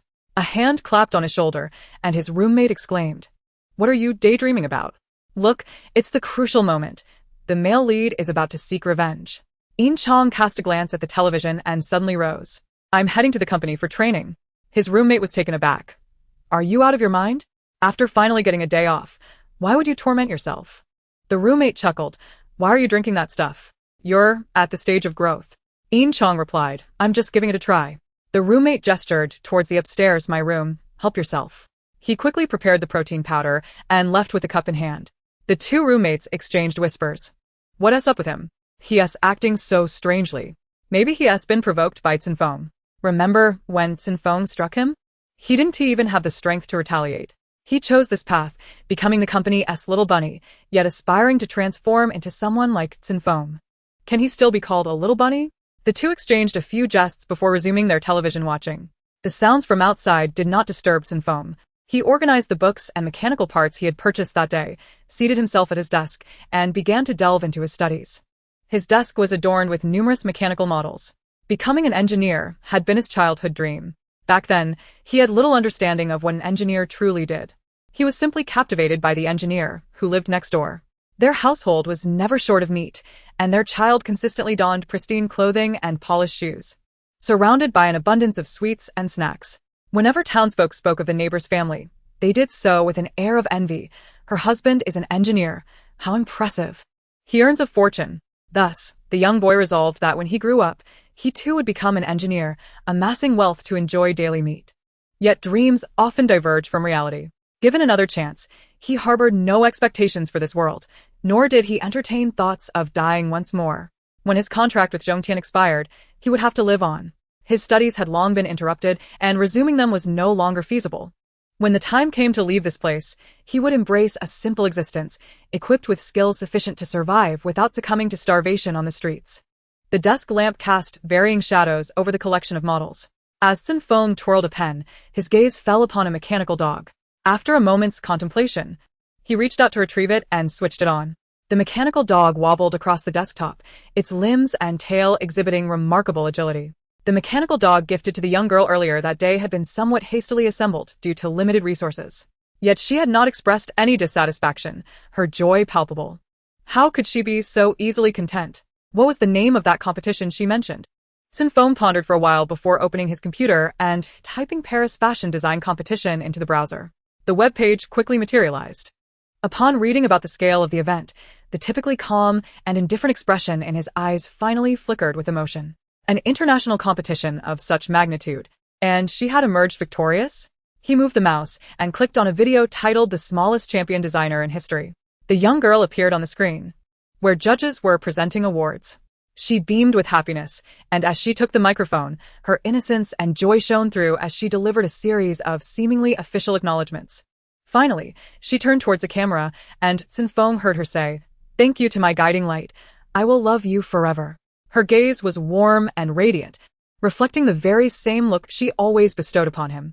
He pressed pause, freezing the frame, and stared at the screen for a long while, finally breaking into a self-deprecating smile. It turns out that was merely the way she perceived the world. He was fortunate enough to have entered her line of sight, thus receiving such warmth. She would extend kindness and care to him, a stranger, and equally, she would passionately cherish that beam of light in her life. He had never envied anyone, yet at this moment, he genuinely felt a pang of envy for the light she spoke of. To be loved by such a beautiful and warm-hearted individual, surely that person must be exceedingly happy. Cen Feng emotionlessly shut his laptop. When Suyan arrived at the bookstore to pick up Zhaixing, she had already purchased her books and was seated on a bench outside, grinning foolishly. Upon closer inspection, he found her gazing at a peculiar mechanical dog that was amusingly wobbling about. It certainly did not appear to be the brightest of creatures. As Suyan approached, she joyfully waved at him, presenting the mechanical dog as if it were a treasure. "Brother, look at this little dog. Isn't he incredibly adorable?" Suyan thought to himself. It seems her taste in aesthetics is rather lacking. On the way back, she played with the mechanical dog, all the while, her eyes sparkling with joy, completely dispelling her earlier gloom. Although Suyan could not comprehend the allure of that odd and unattractive dog, seeing her regain her vigor eased his heart, and his disdain for the dog lessened. As they were about to get out of the car, Zhaixing excitedly asked, "Brother, what do you think I should name it?" "How about Guai Guai?" Suyan replied, "Is there something on your mind?" This time, upon returning with a grand prize, both Su's parents took leave to meet her at the airport. Upon seeing her, they immediately began to shower her with compliments. Su's mother, dressed in vibrant colors, inquired, "Where do you want to eat? Let us celebrate at lunch." Zhaixing pondered for a moment and suggested a high-end private dining establishment she used to enjoy. The family set off with beaming smiles, and during the meal, they even opened a bottle of champagne and ordered a celebratory cake. While they were joyously dining, a family led by Song Yanan walked by in the elegant hallway. It seems that adversaries do not gather, even for a meal. However, it was not surprising. This private dining establishment was quite popular among the wealthy youth in her school. Upon spotting Zhaixing, Song Yanan's expression soured immediately, and she discreetly tugged at her father, whispering a few words, likely suggesting they switch to another restaurant. Yet, a businessman is still a businessman. Rather than leaving, they approached with smiles, greeting Mr. Su, Mrs. Su. "What a coincidence to see you here." Although privately they harbored mutual disdain, they maintained a facade of cordiality. Song's father then turned to Zhaixing and remarked, "Is this the esteemed daughter? I've heard so much about you from Yanan. You are truly beautiful, just like your mother. Oh. And you've even opened champagne. Are you celebrating some joyous occasion?" Zhaixing harbored a suspicion that the individual surnamed Song harbored ulterior motives, fearing that he was prying into her father's business developments. Su's father, a straightforward man, remained unfazed by the other's petty schemes and feigned modesty while actually boasting, "Oh, it's nothing, just my daughter winning a championship at an international competition. Her mother and I simply wanted to celebrate her achievement." Song Yanan's eyes widened in disbelief as she cast a glance at Zhaixing, who was quietly indulging in cake. "You? An international competition and a championship? Who are you fooling?" Her father, equally astonished, chimed in, "Well, that certainly calls for a celebration. I had no idea the little girl was so remarkable. What competition was it? Why so many questions? Is your company in the gossip business?" Zhaixing was displeased with her family's inquiry into her private affairs and discreetly kicked her father under the table. He instantly understood. Waving his hand dismissively, it was just a design competition, nothing of significance. The Song family, suspecting that he was withholding information, assumed it must be a trivial contest and refrained from further questioning. After exchanging a few pleasantries, the Song family retreated to a private room. Once they departed, Su's father lowered his voice. "Am I not allowed to boast about my daughter? If I am inferior to him, does that mean my daughter is less exceptional than his?" Zhaixing, amused, feigned anger. "In what way are you inferior? You are far more handsome than he is. Do not belittle yourself. Dad, have a little confidence." Hearing his daughter praise his looks filled Su's father with joy, nearly leaving him speechless. Zhaixing had envisioned a fashion brand named Chanwan, specializing in high-end custom dresses infused with Chinese aesthetics. The Feitian series was just one of many, accompanied by themes such as Jinghong, Baopi, and Changhengo. Plans were also underway to introduce 4 seasonal collections titled Jingjia, Xiaji, Bailu, and Shuangjiang, alongside a series themed around constellations. These concepts were not mere fleeting inspirations, but rather the culmination of years of design brilliance, with several sketches already gracing her sketchbook. She had even crafted a design featuring a crescent moon, inscribed with Chanwan in cursive, arranged vertically, evoking a sense of ethereal longing reminiscent of the saying, "May we all live long and share the beauty of the moon," albeit miles apart. In summary, the designs exuded an aura of elegance and opulence. That very evening, Zhaixing contacted the responsible parties, sending the contract along with meticulously organized documents to their email. She had finally realized a dream that was uniquely her own, and that night, she slept exceptionally well, awakening the next day brimming with vitality, not requiring the nanny to rouse her. After taking several days off, she found herself yearning for school. Only after graduation did she truly appreciate the preciousness of the campus life that she had once taken for granted. The book she had later purchased, funded by her idol, was now cherished like a treasured relic, tucked away safely. Zhaixing had grown accustomed to the rumors. What were they, after all? Cheng Yi was filled with righteous indignation. She mocks you for taking leave to participate in an inconsequential competition. She accuses you of seeking attention and bringing shame upon yourself. After venting her frustration, she sighed, retrieved her beloved president's wife, and resumed watching. However, you ought to be accustomed to it.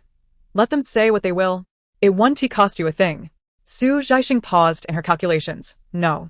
Cheng Yu raised her head in surprise, observing her coldly assert, "Cheng Yu, remember this. Others may insult you as a person, but they shall not insult your dreams." Cheng Yu. Zhaixing placed her pen down decisively. "Let's go settle this." Cheng Yu had nearly forgotten the fierce demeanor she once displayed. After the initial shock, she eagerly followed suit. Song Yanan was in class 1, merely 2 classrooms away from them.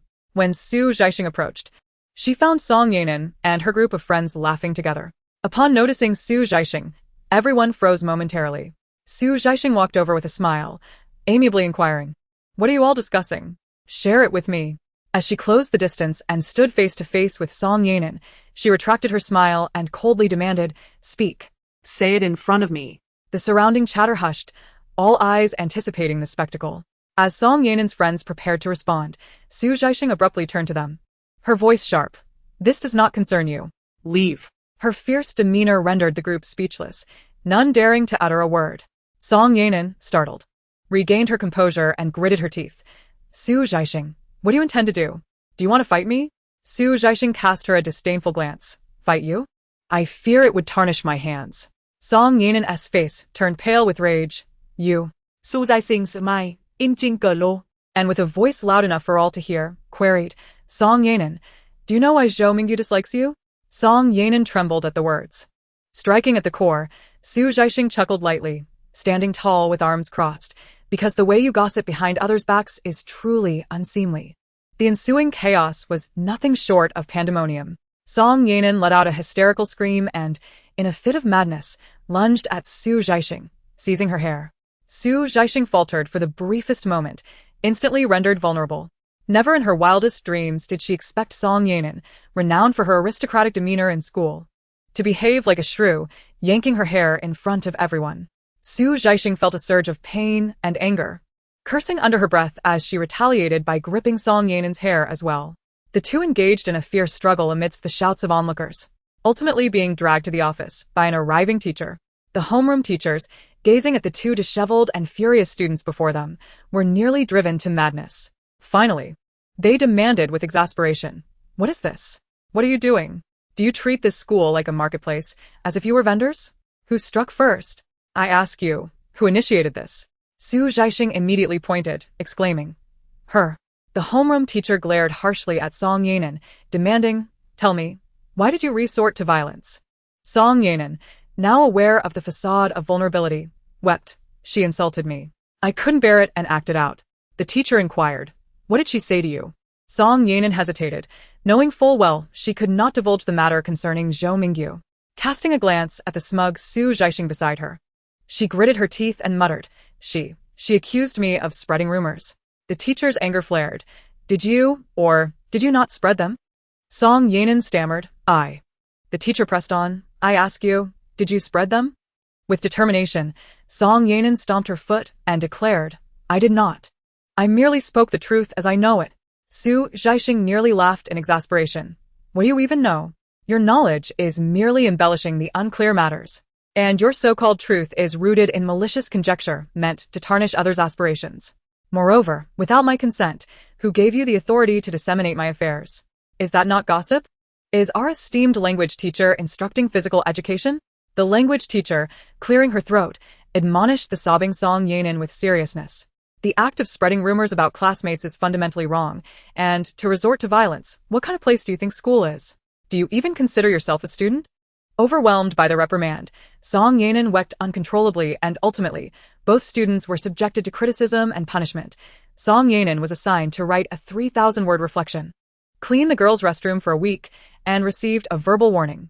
Given that Zhaixing had also engaged in physical confrontation, albeit not as the instigator, she too was required to compose a 3,000-word reflection. As the two emerged from the office, the students who had been eavesdropping dispersed in a flurry. With swollen eyes, Song Yanan shot Zhaixing a fierce glare before fleeing in tears. Zhaixing remained unfazed, even contemplating a whistle. Upon returning to the classroom, her classmates regarded her with newfound respect, while Chengyu discreetly applauded. Chengyu, feeling guilty, lamented, It's all my fault. I shouldn't have shared those things with you. Or else you wouldn't have fought with her. How could she act so brazenly, resorting to violence like a shrew? Zhaixing sai sa li. Who could have anticipated her feelings for Zhou Mingyu ran so deep? It's just like her feelings for Cen Feng. She ignites at the slightest provocation. Speaking of Zhou Mingyu, Chengyu's expression shifted, and after much hesitation, he quietly said, Zhaixing, I need to tell you something, but please don't panic. You see, regarding your fight with Song Yanan, the whole school is now aware, and everyone is saying that you two fought over Zhou Mingyu. Zhaixing zet ponde in serdun. Does he even deserve it? Chengyu replied, Zhou Mingyu must be overjoyed. Just wait, I reckon he will come looking for you soon. Zhaixing, spurred by Chengyu's words, dared not linger for a moment after school, clutching her backpack as she made her escape. Sure enough, it wasn't long before Zhou Mingyu peeked into the classroom. Chengyu packed her bag and grumbled, Zhaixing has left. To which Zhou Mingyu replied, I came to find you. He inquired, shall we indulge in some fried chicken? Half an hour later, Chengyu sat across from Zhou Mingyu at KFC, blissfully cradling a bucket of chicken. As she nibbled on the crispy morsels, she mumbled indistinctly, Zhaixing did not fight for you at all. Do not flatter yourself. Zhou Mingyu remained silent, patiently waiting for Chengyu to satiate her hunger before calmly stating, having shared a bucket of chicken, we are now akin to family. Chengyu responded with a bemused expression. Zhou Mingyu continued, family does not speak in halves. Now be honest with me. Does Cen Feng truly exist? This semester, he had done little else but search for this elusive figure, scouring nearly every school in the city, without success in locating the person who had intruded upon his extraordinary romance. After conducting a series of astute deductions within his clever mind, he began to suspect that this person might not exist at all and was merely a pretext concocted by Zhaixing to reject him. Chengyu observed him and let out a satisfied burp. Even now, she found herself somewhat uncertain. Zhou Mingyu, upon noticing her expression, discerned that his conjecture was correct and excitedly slapped the table, exclaiming, I knew it. Humph, how could anyone possibly be more handsome than I? Chengyu gazed at him in disbelief. Even if Cen Feng were a figment of imagination, she would never be fond of you. Zhou Mingyu shot her a glare. What do you know? Girls must be pursued. As long as she harbors no feelings for anyone else, I still have a chance, given my capabilities and qualities. Why would I ever fear the pursuit? Chengyu replied, perhaps you are somewhat mistaken regarding your own abilities. She spoke earnestly. It would be best to leave it be. She simply does not like you at present. If you continue to trouble her, she might begin to despise you. Zhou Mingyu retorted angrily. When have I ever caused her trouble? Initially, he bore an expression of disbelief, but by the end of her words, his teeth were clenched tightly. Chengyu observed his countenance and cautiously asked, what are you planning? You wouldn't consider harming Song Yanan, would you? Zhou Mingyu scoffed. I do not resort to violence against women. What was the name of that competition you mentioned? Chengyu replied, the Paris Fashion Design Competition. Thus, on the following day, in the classroom, Chengyu exclaimed, Zhaixing, we have a problem. Zhou Mingyu, along with his lackeys, is outside the teaching building, each armed with a mobile phone, coercing passers-by to watch the video of your award-winning moment. No one is allowed to leave without viewing it. Zhaixing responded. Ah. Zhou Mingyu, are you out of your mind? Is there truly a shortage of beautiful girls in this school? What is it about me that you find appealing? Would it be too much for me to change? Furthermore, the school's forum had early on showcased posts about her triumph in the International Fashion Design Competition, complete with details of her performance in the contest and an introduction to the scale and prestige of the event. The final poster concluded, Zhaixing, a rising star in the fashion industry and the youngest champion in history, will undoubtedly be immortalized in our school's annals, her name adorning the wall of fame for future generations to admire. Zhaixing trembled as she held her phone, reading the post. Chengyu was still excitedly scrolling through the threads. Zhaixing, the posts are all praising you. There are screenshots of Fate Yen. Everyone is calling it a fairy dress, simply stunning. They say you've brought honor to our school. And there are those berating Song Yanan for spreading rumors, haha, it's so satisfying. Just yesterday, the rumor that Song Yanan had mocked her for participating in an insignificant competition had spread like wildfire. So much, so that even Chengyu heard it while in the restroom. Yet today, the truth had shattered that falsehood. Even if they couldn't comprehend the details of the competition or its significance in the fashion world, they had eyes to see the images. That dress called Fate Yen was breathtakingly beautiful. How could such a gown be associated with a trivial contest? At the end of the post, photos and introductions of the award judges were attached, boasting impressive titles that spoke volumes. This school was filled with wealthy scions, accustomed to high-end couture. And surely they recognized one of the judges, the founder of a prominent brand, whose garments they were currently wearing. Toward the end of the thread, the discourse shifted predominantly to denouncing Song Yanan. She had always been a bit arrogant in school, associating only with affluent peers, and many found her behavior intolerable. It was no surprise they reveled in her downfall. Chengyu exclaimed, Zhaixing, we owe this to Zhou Mingyu. He finally did something commendable. Zhaixing replied, I've thanked him. She actually hadn't intended for the situation to escalate so dramatically. Though she harbored a disdain for Song Yanan, she regarded them all as mere children and was reluctant to lower herself to engage in petty squabbles. She had already endured enough, hair-pulling, confrontations, and penalties. To her, the matter was settled. Yet Zhou Mingyu, ever the nuisance, was truly a headache. As soon as class ended, her classmates crowded around, inquiring about the dress, with some even asking if she could bring it to school for them to admire up close. The homeroom teacher, having presumably watched the video, entered the classroom with a smile, announcing, I hear our Zhaixing has won the championship at the International Design Competition. Let us give her a round of applause. The classroom erupted in warm applause, leaving Zhaixing feeling quite bashful. Following this event, Zhaixing's fame within the school surged. At every cultural event, students would approach her, requesting her assistance with makeup or hairstyling. Song Yanan had ceased to spread rumors about her. After all, even if she spoke the truth now, few would likely believe her. Zhaixing's only vexation was that Zhou Mingyu had resumed his pursuit. He was inescapable, a persistent annoyance. Whenever she mentioned having someone she liked, he would retort, Then bring him here, so I can meet him. As soon as he arrives, I will immediately relinquish. Zhaixing, Meeting my idol. Is it a worthy match? Well then, let us linger and see who can endure longer. The organizer's backing is Mr. Fei, whose connections and financial resources are well established throughout the global fashion industry. Should he choose to support it, Changwan could effortlessly leap into the international fashion spotlight. After Zhaixing presented her brand philosophy and forthcoming design concepts to Mr. Fei, he decisively declared, it is time to reinvigorate Changwan's high-end custom line and showcase Chinese aesthetics to the world. Changwan's path is one of high luxury customization. Among its crowning achievements, the Fate Yen gown is a singular masterpiece, coveted by numerous stars wishing to grace the red carpet in it. However, Zhaixing declined to lend it out, reserving the gown exclusively for Zhao Jingjing, much to the envy of many actresses. Yet they were not left without opportunities, as the brand soon announced that the designer would create several additional pieces in the Fate Yen series, including Holding the Pipa, Jinghong, and Changhenge, all of which would also be limited editions. With such a high positioning and promising start, Changwan swiftly established its standing in the fashion realm. Zhao Jingjing's fame experienced a remarkable elevation due to this endeavor. She became a darling of the fashion world, receiving numerous magazine cover invitations, and her scripts transitioned from supporting roles to leading parts. In just one summer, Zhaixing participated in 3 variety shows and secured 4 endorsements. Zhaixing's dream of seeing Zhaixing, like a diligent little bee, generating income for her, finally came to fruition. Thus, Su's father soon received his first dividend from the investment in Su Yan's future.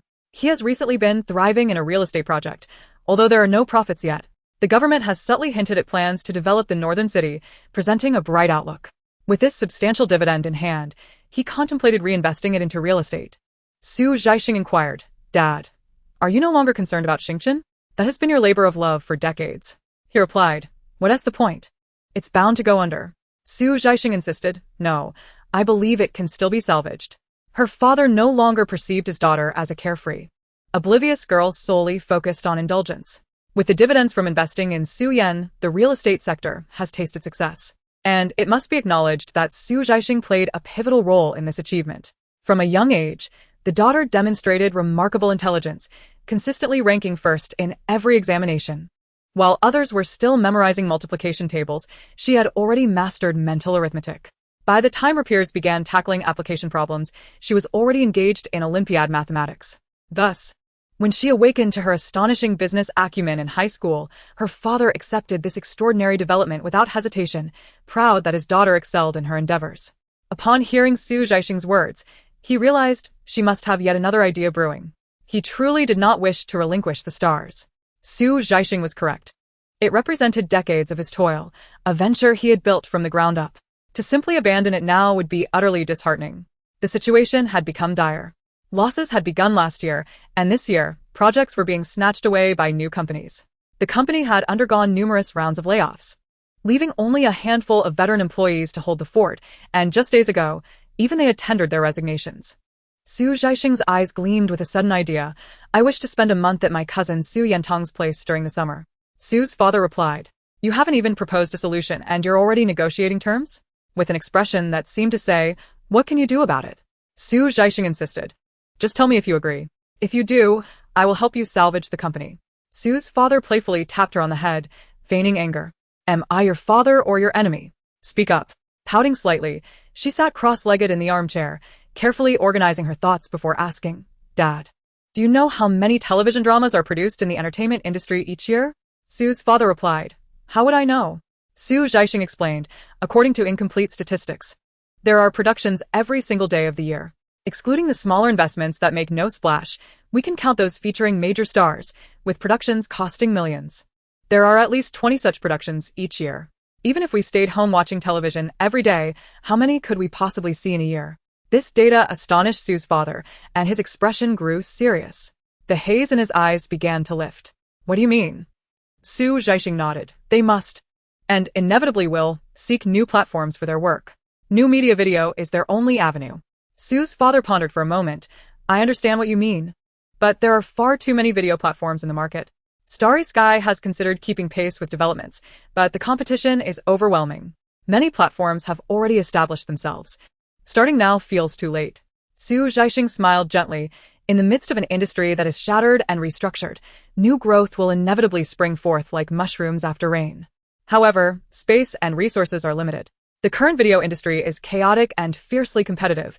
In a few years, it will inevitably trend towards oligopoly." She continued thoughtfully, "Why is the entire industry dominated by new media now? Because it requires no capital. Anyone who can create a website can exploit the waters. For instance, if viewers want to watch a particular drama, they can find it on this platform or that one. A search for the title yields countless options, allowing users to choose based on their mood. But what if only one platform had the rights to it?" Su's father looked at her in surprise, and Zhaixing shrugged. "So, at its core, it all boils down to the issue of copyright. The awareness of copyright is alarmingly weak in our country. Many fail to realize that using someone else's work for free is illegal. Only those who recognize the significance of copyright and are willing to invest in its protection can ultimately solidify their footing in this industry." She concluded, "Once you have matured, the smaller players in the market will have taken their share, and the remainder will consolidate. Once the market share is firmly established, who would dare to challenge you?" After listening to her, Su's father remained silent for quite some time. Zhaixing, undeterred, leisurely indulged in the fruits from the platter, allowing him to digest her words at his own pace. After a considerable pause, Su's father gazed at her with an expression of incredulity. "How can your mind accommodate so much?" Su Zhaixing, with a gleam of pride in her eye, winked back at him.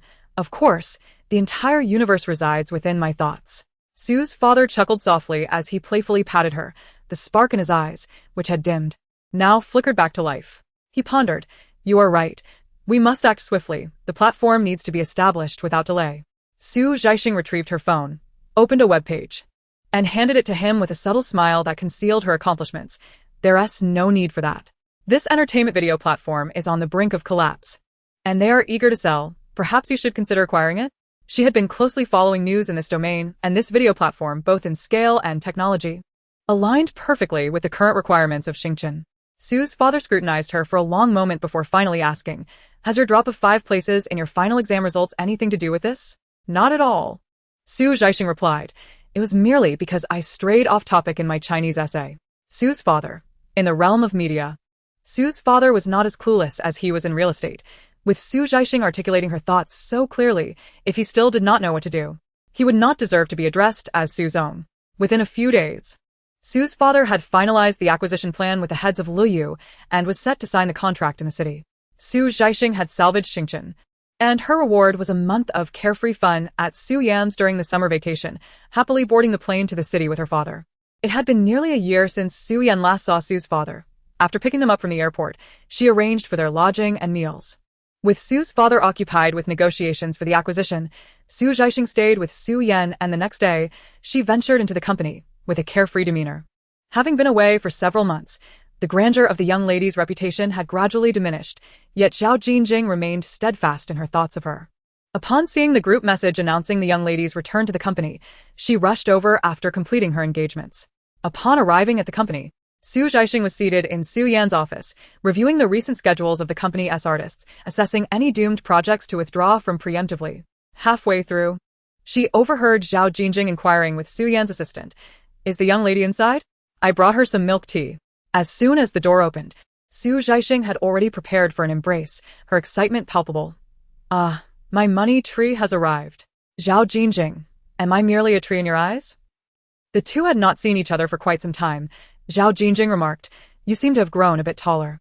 Su Zhaixing replied, "You appear to have tanned a little." Zhao Jingjing placed her hands on her hips. "Have you any idea how many engagements I run every day? How could I not be tanned?" Su Zhaixing gently massaged her shoulders, grinning. "Thank you for your hard work, my money tree.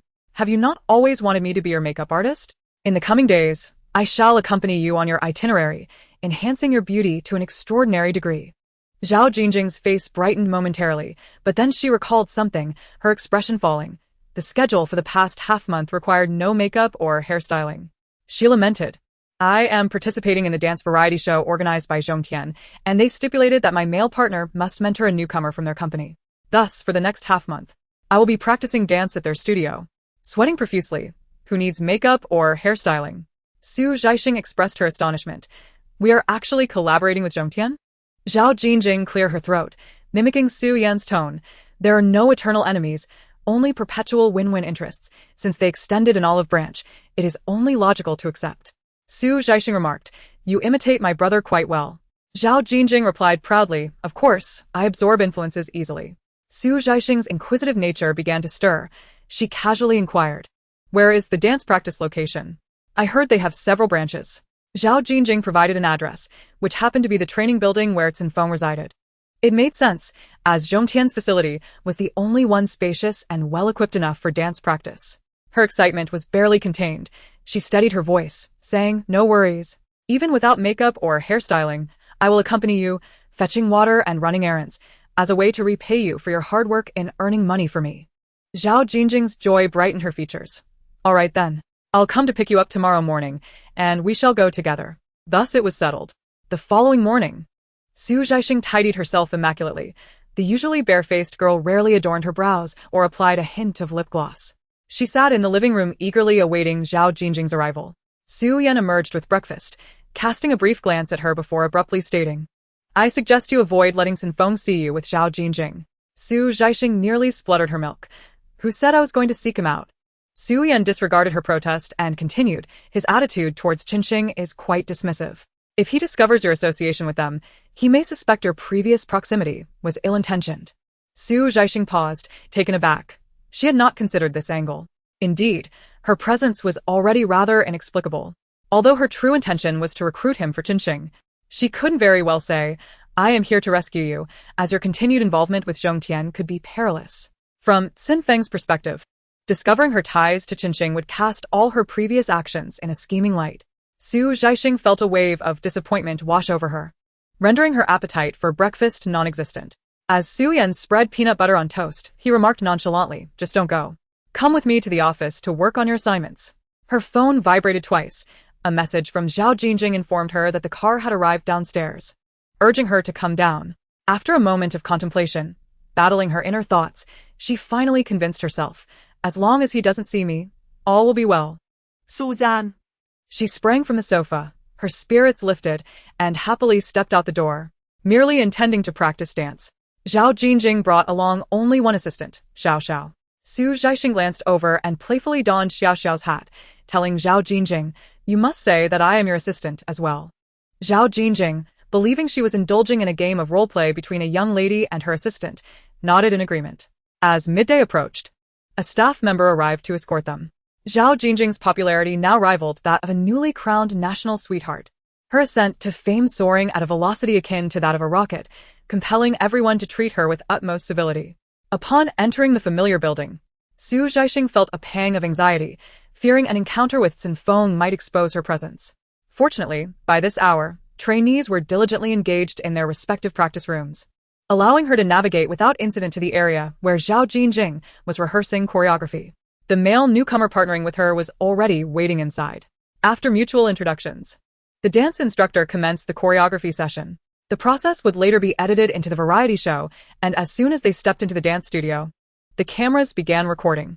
Not wishing to be filmed, Zhaixing discreetly positioned herself at a distance, watching Zhao Jingjing, whose limbs appeared somewhat uncoordinated as she twisted and turned. Soon bored her. Contemplating her next move, she slipped out through the back door. As she made her way earlier, the corridor had been filled with music, with the staff member mentioning that trainees on this floor were all busy training. She tiptoed through the corridor, cautiously peering through the glass window to observe inside. At the far end of the corridor, in one training room, she found Cen Feng.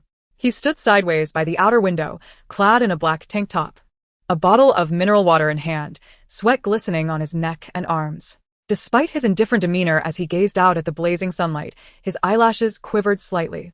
Zhaixing's heart began to race. This time, he appeared to have gained some weight, looking healthier than before, though perhaps the minimal attire revealing his shoulders and arms accentuated his toned musculature. To put it plainly, he was utterly captivating. Realizing she needed to leave promptly, she deemed it imprudent to linger in such proximity. As long as she knew which training room he occupied, she could discreetly send him warmth from afar. Just as she turned to depart, she heard the instructor call out, "Cen Feng, please repeat the dance from earlier." The instructor raised his voice, urging everyone to observe Cen Feng's movements. One after another, "You can't seem to find the beat." Zhaixing exclaimed internally, "Oh my heavens, an exclusive solo dance in the practice room. How could one not watch?" Cen Feng withdrew his gaze from the window. Despite the heat and the sweaty, disheveled appearance of everyone else, he exuded an air of defiance that set him apart. His eccentricity notwithstanding, he still held a deep respect for his former teacher. Upon hearing his name called, he bent to set down the water bottle and approached. Zhaixing discreetly concealed herself nearby. However, Cen Feng did not glance in her direction at all. He approached the wall mirror, waiting for the teacher to restart the music, and began to dance solo. Zhaixing could hardly bear to blink, her gaze fixed on that seemingly radiant figure. It had been the same when she pursued him during events. There were always numerous fans capturing photos and videos, yet she never joined them. Every moment he spent on stage was unique and fleeting. Missing it would mean losing it forever. She wanted to etch every detail into her memory, preserving it eternally within her mind. Videos would never compare. The live experience was paramount. How could his stage presence be so remarkable, effortlessly transforming an ordinary practice room into a stage? And to think that in the future, he would always be positioned at the edge of the stage. Was the center blind to such a stage monarch? Why not elevate him instead of forcing him into the mold of a gentle prince? The 2 minutes passed swiftly, a mere blink of an eye, and suddenly it was over. Cen Feng had returned to the window, taking a sip from his bottled water. The teacher clapped her hands to regain the trainees' attention. Did you all observe how Cen Feng danced? The entire flow, the rhythm, and the style of the segment, He has mastered it with utmost precision. Now, let us do it once more. Despite such praise from the teacher, his expression remained unchanged. After finishing his water, he leaned against the wall and sat down on the floor, pulling his hat over his face and crossing his arms as he began to doze off. The practice room entered a new round of diligent effort. As noon approached, the weather grew increasingly warm. Although the practice room was air-conditioned, the constant movement could not prevent sweat from flowing and thirst from creeping in. Zhaixing, having completed a series of challenging moves, collapsed onto the floor, waving her hands repeatedly. I can't go on. I can't. Let me rest for a moment. I crave an ice-cold cola. She merely indulged in her cravings, and as her popularity soared, her self-expectations rose correspondingly. She no longer needed her manager as supervision to cut back on cola. The new partner, likely trying to win her favor, smiled and offered, I'll treat you. He retrieved a 100 yuan note from his bag on the floor, extending it towards Zhaixing. Little sister, go buy a few bottles of ice-cold cola. He probably mistook Zhaixing for an assistant, prompting Zhaixing's fiery temper to flare up as she retorted, Who do you think you're ordering around? The male newcomer, hand still extended, was left in an awkward position, uncertain whether to withdraw or maintain his gesture. Zhaixing hurried over to accept the money, offering the boy a friendly smile. It's all right, I'll go buy it. She inquired if both teachers would also like cola, addressing the camera and dance instructors.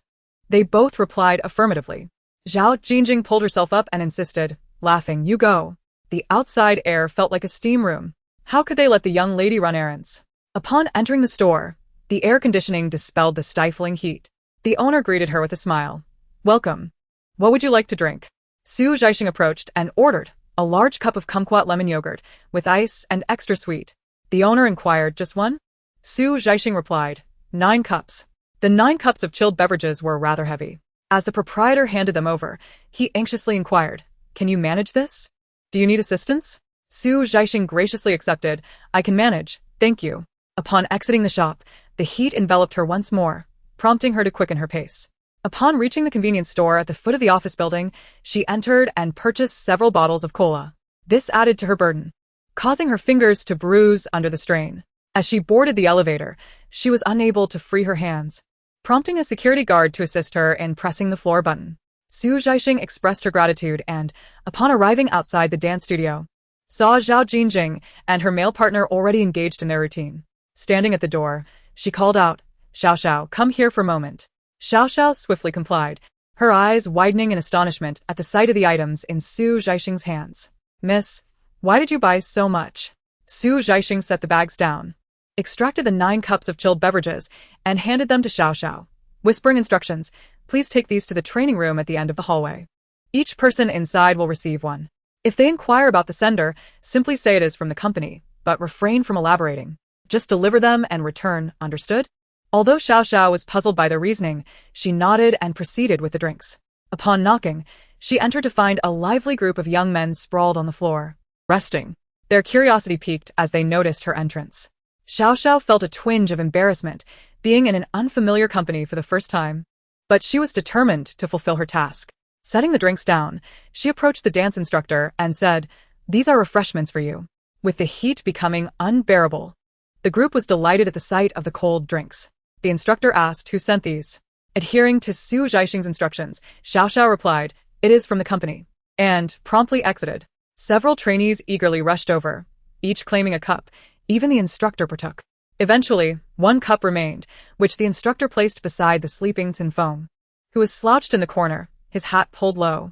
Upon tasting the chilled beverage, the relief it provided in the sweltering summer was divine. One exclaimed, Wow, this is so sweet. Isn't it too sweet? Others chimed in, We're lucky to have this. When has the company ever treated us so well? Was that sister a new employee from the company? I've never seen her before. I don't recognize her either. She must be new. As the day of training concluded, the trainees dispersed in small groups. Cen Feng and his companions finished their session before removing their hats and standing up leisurely.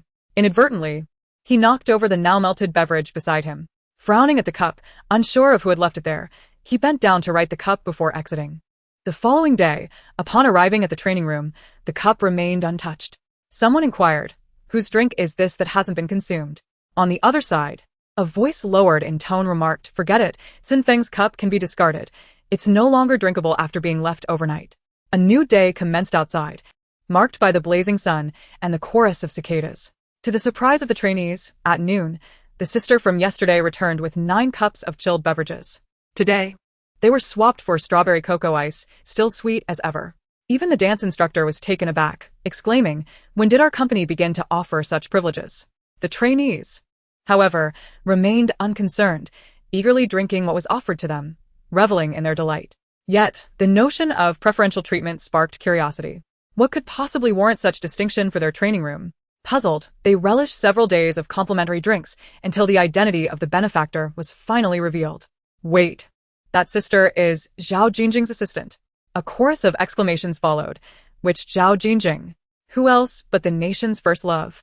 Isn't she currently rehearsing with our company for a dance variety show, partnered with Ngo, in that training room by the elevator? Everyone was left in stunned silence. Zhao Jingjing sent these? Why would she offer us beverages? A shared glance led to a chilling thought. Could she possibly have taken a liking to one of them?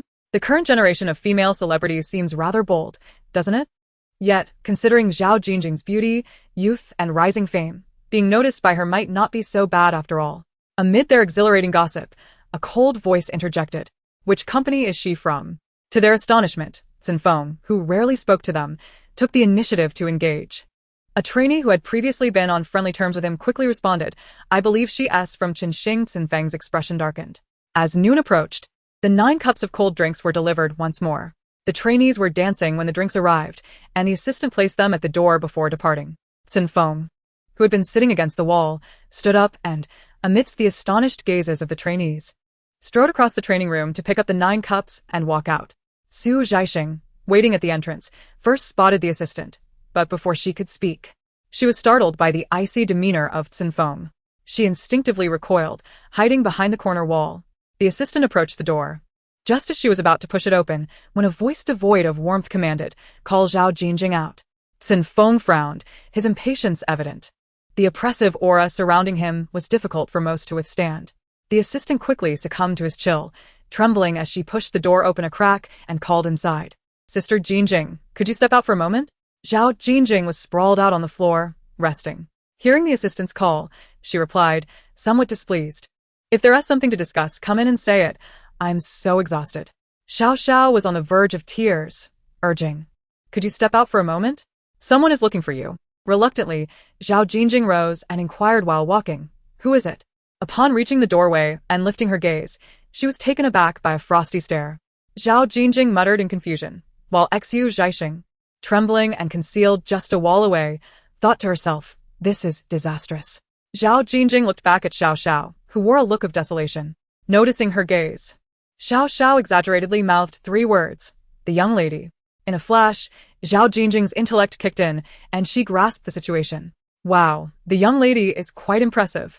In just a few days, she has managed to discreetly undermine the situation at Zhongtian. As she observed the young man before her, his striking appearance and unique, almost aloof aura distinguished him from the multitude of entertainers in the industry. Such a figure would undoubtedly captivate many young admirers. Zhongtian is exceedingly skilled at concealing talent, or perhaps the young lady simply has an eye for excellence. Yet the young man's demeanor was far from welcoming. The mention of General Su from his lips dripped with disdain. Zhao Jingjing felt a pang of sympathy. Realizing that the young lady's first encounter with General Su had turned into an unexpected debacle, she suddenly felt the weight of her responsibility and, shaking off her earlier lethargy, spoke earnestly and kindly, "Our General Su means no harm. It's simply a hot day, and after your intense training, she thought you might enjoy some cold refreshments. She has always been considerate towards her staff, so please do not misunderstand her intentions." To her surprise, the young man retorted with a curt, "Unnecessary." His eyes were cold, and his tone lacked warmth, indicating that no further offerings were welcome. With that, he turned to leave. As a devoted supporter of the young lady, Zhao Jingjing could not bear to witness her sincere efforts met with such heartlessness. Anger flared within her, and she was ready to confront him. Just then, Zhaixing darted around the corner, rushing into the room and covering Zhao Jingjing's mouth. Zhao Jingjing protested, her arms laden with several cups of cold drinks, some of which had tumbled to the ground in her agitation. Frustrated, she muffled her discontent, while Zhaixing whispered, "Do not insult him." Zhao Jingjing nodded, and Zhaixing finally released her grip, bending down to gather the spilled drinks. Xiao Xiao hurried to assist, still shaken, exclaiming, "Goodness, that scared me." Zhao Jinjing, still irate, grumbled under her breath, "What kind of person is this? Just because he is good-looking, he thinks he can act so arrogantly. Even if he dislikes Qinxing, there is no need to be so disrespectful. I do not harbor any ill feelings towards Zhongtian. Have I said anything? Am I not here, enduring humiliation to practice dancing?" Xu Zhaixing, taking the drinks from Zhao Jinjing's arms, asked, "What do you mean by disliking Qinxing? How do you know he dislikes Qinxing?" It seemed she had a point. Su Zhaixing always felt that Cen Feng's rejection of Qinxing was not due to the reason at hand. However, at that moment, she could not conjure a better explanation and could only sulkingly accept it.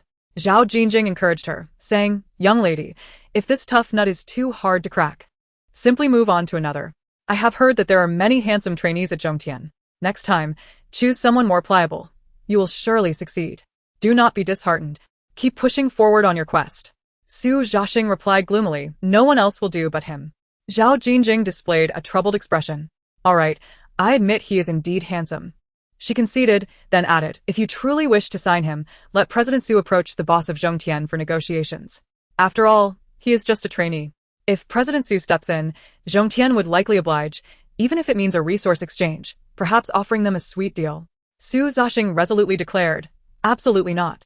How could I treat my idol as mere merchandise? Since he has repeatedly declined Qinxing's offer and is determined to remain with Zhongtian, I shall respect his wishes and never force him into something against his will." Zhao Jinjing, exasperated, retorted, "If you refuse this and that, then what do you actually want?" Su Zhaixing sighed, waved her hand in silence, and took the cold drinks inside to share with a few teachers and male partners. Zhao Jinjing also grabbed a cup, inserted a straw, took a sip, and almost spat it out, exclaiming, "This is overwhelmingly sweet. Quick, take it away." Because of that excessively sweet beverage, she could not afford a break, dragging her male partner back to practice dancing, eager to expend that caloric intake as swiftly as possible. When Cen Feng made such a gesture, the trainees who had enjoyed free cold drinks for several days were certainly aware of it. By the end of that training day, word had spread among the trainees. It turned out that Zhao Jinjing was daily purchasing beverages under the orders of the Qinxing president, all in an effort to lure Cen Feng to their company. Although Cen Feng had mercilessly declined, the topic sparked a hint of jealousy among everyone. After all, this was Qinxing. While not as large or established as Zhongtian, in just a year, Qinxing had the Midas touch, making stars shine bright. Zhao Jinjing was a living testament to this. Just a year prior, she was merely an extra at a film studio, and now she had become the nation's first love. For trainees, the prospect of debuting felt distant, with fierce competition for limited spots, often necessitating relentless struggle for a mere chance. Qinxing, however, lacked a trainee system. Once one joined, they would debut directly as an artist. Yet, Cen Feng had the audacity to refuse? Was there something truly amiss with his mind? This situation sparked a small uproar among the trainees. Everyone harbored their own thoughts. If Cen Feng could be recognized, why not themselves? Even if their dancing was not as proficient, their singing not as refined, and their looks not as striking, oh well, perhaps it was best to focus on training diligently. The following day, the trainee supervisor, Niu Tao, learned the matter through several trusted confidants. He was not particularly surprised. Given Cen Feng's attributes, it was only natural for him to be noticed. Had he not also held high hopes for Cen Feng before he fell into despair? However, Niu Tao was astonished that Cen Feng would refuse him. It appeared that the lad had truly lost interest in the entertainment industry and had no desire to debut. This posed a dilemma. If he was unwilling to debut, what could entice him? If he could not entice him, how could he possibly deliver him to Ma Ji's bed? Ma Ge had expressly requested Cen Feng. Niu Tao was troubled for the entire morning. After lunch, he instructed his assistant to summon Cen Feng to his office. This time, his demeanor was considerably more amiable. When Cen Feng entered, the tea had already been prepared. Niu Tao, with a beaming smile, settled comfortably on the sofa and beckoned, come in and sit. Do you enjoy black tea? Cen Feng furrowed his brow, remaining stationary. His wariness was palpable. The more sudden the friendliness and smiles, the more he recoiled and guarded himself. Observing Cen Feng's continued icy demeanor, Niu Tao cursed internally, cleared his throat, and stood up, clasping his hands behind his back. I hear that someone from Qinxing has sought you out? Cen Feng responded with a nonchalant grunt. Niu Tao, smiling, continued, It is fortunate that you declined their offer. What could that small workshop of Zhaixing possibly achieve? They aspire to poach talent from us without considering their own limitations. Could they provide you with what Zhongtian can? Seeing Cen Feng's expression grow increasingly impatient, Niu Tao hastily moved to the main point, speaking in a friendly tone. You know, the new artist supervisor at the company, Mr. Ma, right? As soon as he uttered the words, Cen Feng's gaze turned frigid, plunging into an icy abyss. His typically cold demeanor was already formidable, but now his aura intensified, his gloomy face resembling the tumultuous sea before a storm, where monstrous waves were brewing beneath. Niu Tao was startled by Cen Feng's sudden ferocity. Instinctively swallowing hard and retreating a few steps to create distance, steadying himself before continuing, Mr. Ma finds you quite appealing. He considers you the most qualified among all the trainees to debut. He has tailored an artist plan specifically for you. When would you be available?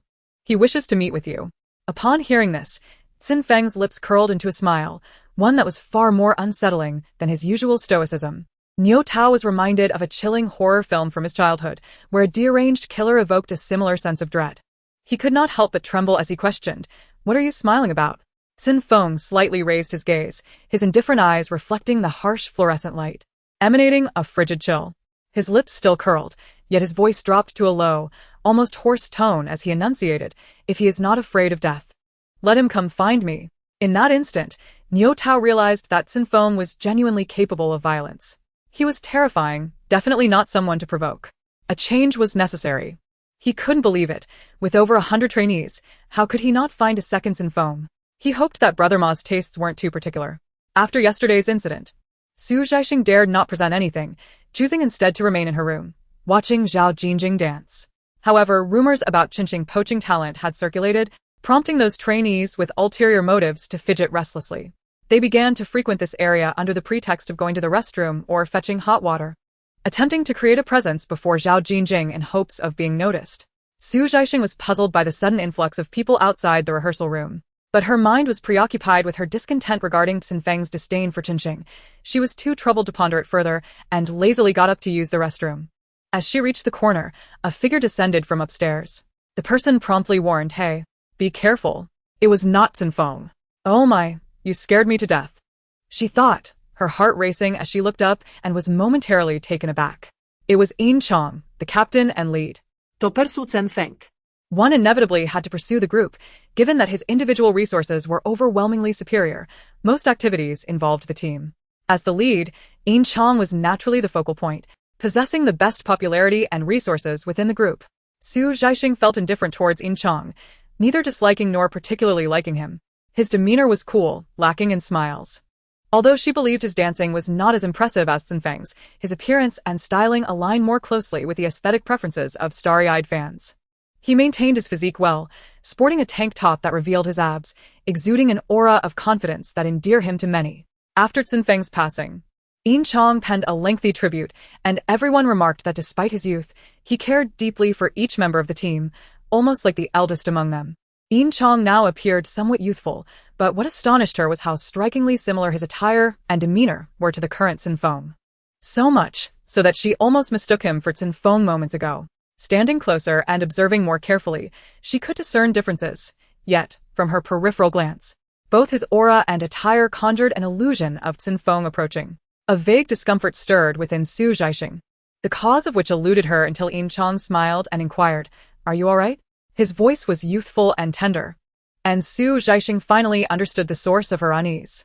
The coldness bordering on cruelty that characterized Cen Feng's demeanor felt discordantly misplaced in Yin Chong. It resembled a child donning an adult's clothing, a case of trying to imitate a tiger but resembling a dog instead. Was this person attempting to emulate Cen Feng? Yin Chong regarded the young girl before him with a smile, aware of her close relationship with Zhao Jingjing. He had seen them together several times, hand in hand, sometimes with Zhao Jingjing shielding her from the sun with an umbrella. Which star can boast such a close relationship with their assistant? Deep down, he harbors some doubts about the identity of this young girl. Those foolish trainees swarm around Zhao Jingjing, failing to consider that. Having seen numerous male celebrities in the entertainment industry, Zhao Jingjing would hardly spare them a glance. It would be wiser to approach someone close to her, like this suspicious young lady. He had been waiting in the corridor for quite some time and, upon seeing Zhaixing emerge, intentionally descended the stairs. Didn't Zhaixing favor the type that Cen Feng represented? Over the past few months, he had been subtly altering his attire, transforming his aura, and even discreetly observing Cen Feng, mimicking his demeanor and every slight movement. Although he still fell short of the original, why? If Cen Feng could be attracted to a similar type, could he not also catch his eye? Noticing Zhaixing scrutinizing him up and down, he felt a flicker of delight in his heart, knowing he had played his cards right. With an increasingly gentle smile, he softly inquired, "Little sister, are you all right? Did you hurt yourself?" Zhaixing was instantly covered in goosebumps. His attire indeed mirrored that of Cen Feng, yet he was still too youthful, lacking the essence. And his gaze betrayed a certain softness. Coupled with his delicate features, he exuded an effeminacy that was difficult to accept, especially after being accustomed to the cold and wild demeanor of Yin Chang. Zhaixing quickly replied, "I'm fine." As she hurried into the restroom, her pace finally slowed, her mind swirling with thoughts of the awkward Yin Chang. Considering the timeline, it had been just over a year since his debut. When Yin Chang first appeared in the public eye, he was the epitome of a cold, fierce persona, and with the company's announcements and variety shows, everyone assumed that was his true nature, drawing countless fans. But now, he was undeniably a delicate, effeminate figure. Reflecting on Cen Feng, who was the genuine cool guy, it was bewildering to realize that he had initially been portrayed as a gentle, smiling prince, dressed elaborately, positioned awkwardly, and possessing a scarcely detectable presence. Could it be that these two had swapped personas? Had Yin Chang usurped Cen Feng's identity? Was the company pressuring Cen Feng to suppress his true character, steering him down a path starkly different from Yin Chang's? Otherwise, with Cen Feng's authentic presence, what relevance would the counterfeit Yin Chang have? Clarifying this tangled relationship, Zhaixing felt an explosive fury rising within her. In her previous life, after Cen Feng's tragic demise, the revelations were numerous and chaotic. Besides the overt issues, such as the suppression he faced, the sharing of resources, and the chaos caused by the father of a murderer upon his release, which could be deemed true, the other rumors were shrouded in uncertainty. For instance, the mystery of whose foot had crushed Cen Feng's delicate finger remained unresolved until her death. During that time, she had harbored suspicions about every member of the group, except for Yin Chang, as his trajectory was entirely distinct from that of Cen Feng, devoid of any resource conflict. And his character was strikingly unique, embodying the cool persona to perfection. Such a personality is quite charming. It hardly seems to embody the insidious nature of a clandestine schemer. Yet, upon reflection, it appears entirely plausible. Zhaixing took a deep breath, reminding herself to remain composed. It is her usual practice not to hastily ascribe malice to unfamiliar individuals. Until conclusive evidence is uncovered, she must exercise caution and maintain her calm. Regaining her composure, she emerged from the restroom and approached the sink to wash her hands. At that moment, two trainees entered the restroom, engaged in conversation as they made their way toward the men's restroom. One of them scoffed, "Who knows? Ever since Cen Feng confronted him last time, he has been acting rather strange, don't you think? He can't possibly believe that imitating Cen Feng will spare him from another confrontation, can he? I truly cannot fathom what he is thinking." Zhaixing's fingers abruptly halted under the running water. What? Cen Feng confronted Yin Chang? Given her brother's temperament, he would only resort to violence if provoked by some egregious act. Yin Chang is undoubtedly guilty. Zhaixing clenched her teeth, slowly lifting her gaze to meet her reflection in the mirror. I have stated before, if given a second chance, I shall not spare those who have harmed me. Regardless of whether Yin Chang is indeed the one who broke my brother's finger, he cannot be allowed to remain. Thus, Zhaixing contemplated. I have no time for you. Please do not disturb my thoughts as I devise my plan for revenge. Yin Chang, in an attempt to assert his presence before Zhaixing, was in high spirits, seizing every opportunity over the next 2 days to encounter her, ensuring she would remember him. Now, whenever Zhaixing laid eyes on him, she was filled with an intense loathing, fearful that she might lose her composure and lash out at him.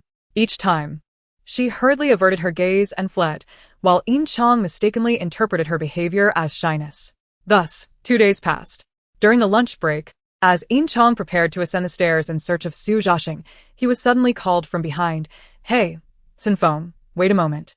Upon seeing the person, he paused in surprise. "Oh, it's you. I thought it was Cen Feng." Yin Chang smiled. "Nyogo, it's me." He hurried over, warmly inquiring, "Xiao Chang, how has training been lately?" Yin Chang replied, "Quite well." Niu Tao reached out to pinch the muscle on his arm, nodding in satisfaction. "Indeed. You've become much more robust than before. Come, let us head to my office. I need to discuss something with you." Yin Chang nodded and followed him. Upon arriving at Niu Tao's office, he closed the door, initially inquiring about Yin Chang's training progress before cheerfully stating, Xiao Chong. The company is preparing to select debut positions for next year. You are aware of this, right? Yin Chang immediately felt a surge of anxiety. Niu Tao broaching the subject now might indicate that the company holds high expectations for him and that he was being given a preliminary insight. A flicker of delight sparkled in his eyes, yet before it could fully manifest, he heard Niu Tao continue. The artist supervisor in charge of your debut, Mr. Ma, holds you in high regard. He has tailored a personalized artist plan for you. If you wish to debut, find a time to meet him. How does that sound? Yin Chang's expression stiffened. Had he not overheard Mr. Ma's conversation last time, he might have genuinely believed that the latter appreciated his talent. Yet, Niu Tao's words were unmistakably clear. If one harbors aspirations for debuting, one ought to meet him. How could this be? Wasn't he at Cen Feng that Mr. Ma was interested in? Cen Feng. Yin Chang glanced down at his attire, recalling how Niu Tao had mistakenly identified him as Cen Feng earlier. And suddenly it dawned on him. Mr. Ma must have approached Cen Feng, only to be rejected, prompting him to seek out someone resembling Cen Feng himself. Cen Feng actually turned him down? How could that be? However, it was not entirely unexpected that he would refuse, considering he had also spurned the opportunity with Zhaixing. What should he do now? Should he also decline? Yet, would that offend Niu Tao and Mr. Ma? Once he refused, would he forever be barred from debuting? The coveted opportunity for fame, accolades, and adoration was within reach. If a shortcut exists, why toil? Moreover, hard work does not guarantee success. This industry rather murky, where no one is truly innocent. Niu Tao wore a satisfied smile, imparting a few more instructions before dismissing him. Once he reconciled his thoughts, the notion of debuting seemed less daunting. An inexplicable surge of excitement and twisted exhilaration welled up within Yin Chang. As he descended the stairs, he encountered Zhaixing. Noticing the glimmer of excitement in his eyes and the faint smile on his lips, complemented by his delicate features, she felt a surge of panic. As if he were a vessel brimming with mischief, ready to unleash chaos. What devious plans could this rascal be concocting against her brother? She felt akin to a startled bird, her anxiety over the ticking time bomb that was Yin Chang keeping her awake at night. What should she do? How could she expedite her brother's escape from this inferno? Would she truly have to contravene his wishes and sign him with Zhaixing? Her deepest desire was for his health and happiness. Such actions would surely bring him distress. Frustrated, she tugged at her hair. The lingering discomfort from her last encounter with Song Yanan still haunted her, sending a jolt through her scalp. Perhaps that very jolt sparked a revelation. If she couldn't rescue her brother from the fire, then perhaps she could eliminate the ticking time bomb. Yin Chang was still in his infancy as a trainee. If she couldn't handle Cen Feng, surely she could deal with him. In recent days, he has been encountering me frequently. Does he truly believe I am oblivious to his intentions? Since you wish to join Zhaixing, so be it. Once it is in my hands, life and death shall be at my discretion. Zhaixing, resolute in her decision, immediately set her plans into motion. Yin Chang never anticipated such fortuitous opportunities presenting themselves one after another. Having just secured a debut position, he thought there would be no chance. Yet, Zhaixing extended an olive branch. In the midst of the transition to Zhaixing, the choice was glaringly obvious. Although he was willing to accept the unspoken rules, it did not imply that he desired to be coerced. With this opportunity before him, he readily acquiesced without a moment's hesitation. Zhaixing had already conferred with Su Yan and arranged everything. The following day, Su Yan's assistant arrived with the contract documents. Concerned about the previous conflict with the portly fellow at the night market, who might interfere, she bypassed him and had Su Yan contact a high-ranking executive at the headquarters. Currently, the two companies were breaking the ice and would be exchanging resources. It was rumored that Zhaixing desired a trainee, and upon reviewing Yin Chang's information, it became apparent he was not particularly notable among the trainees.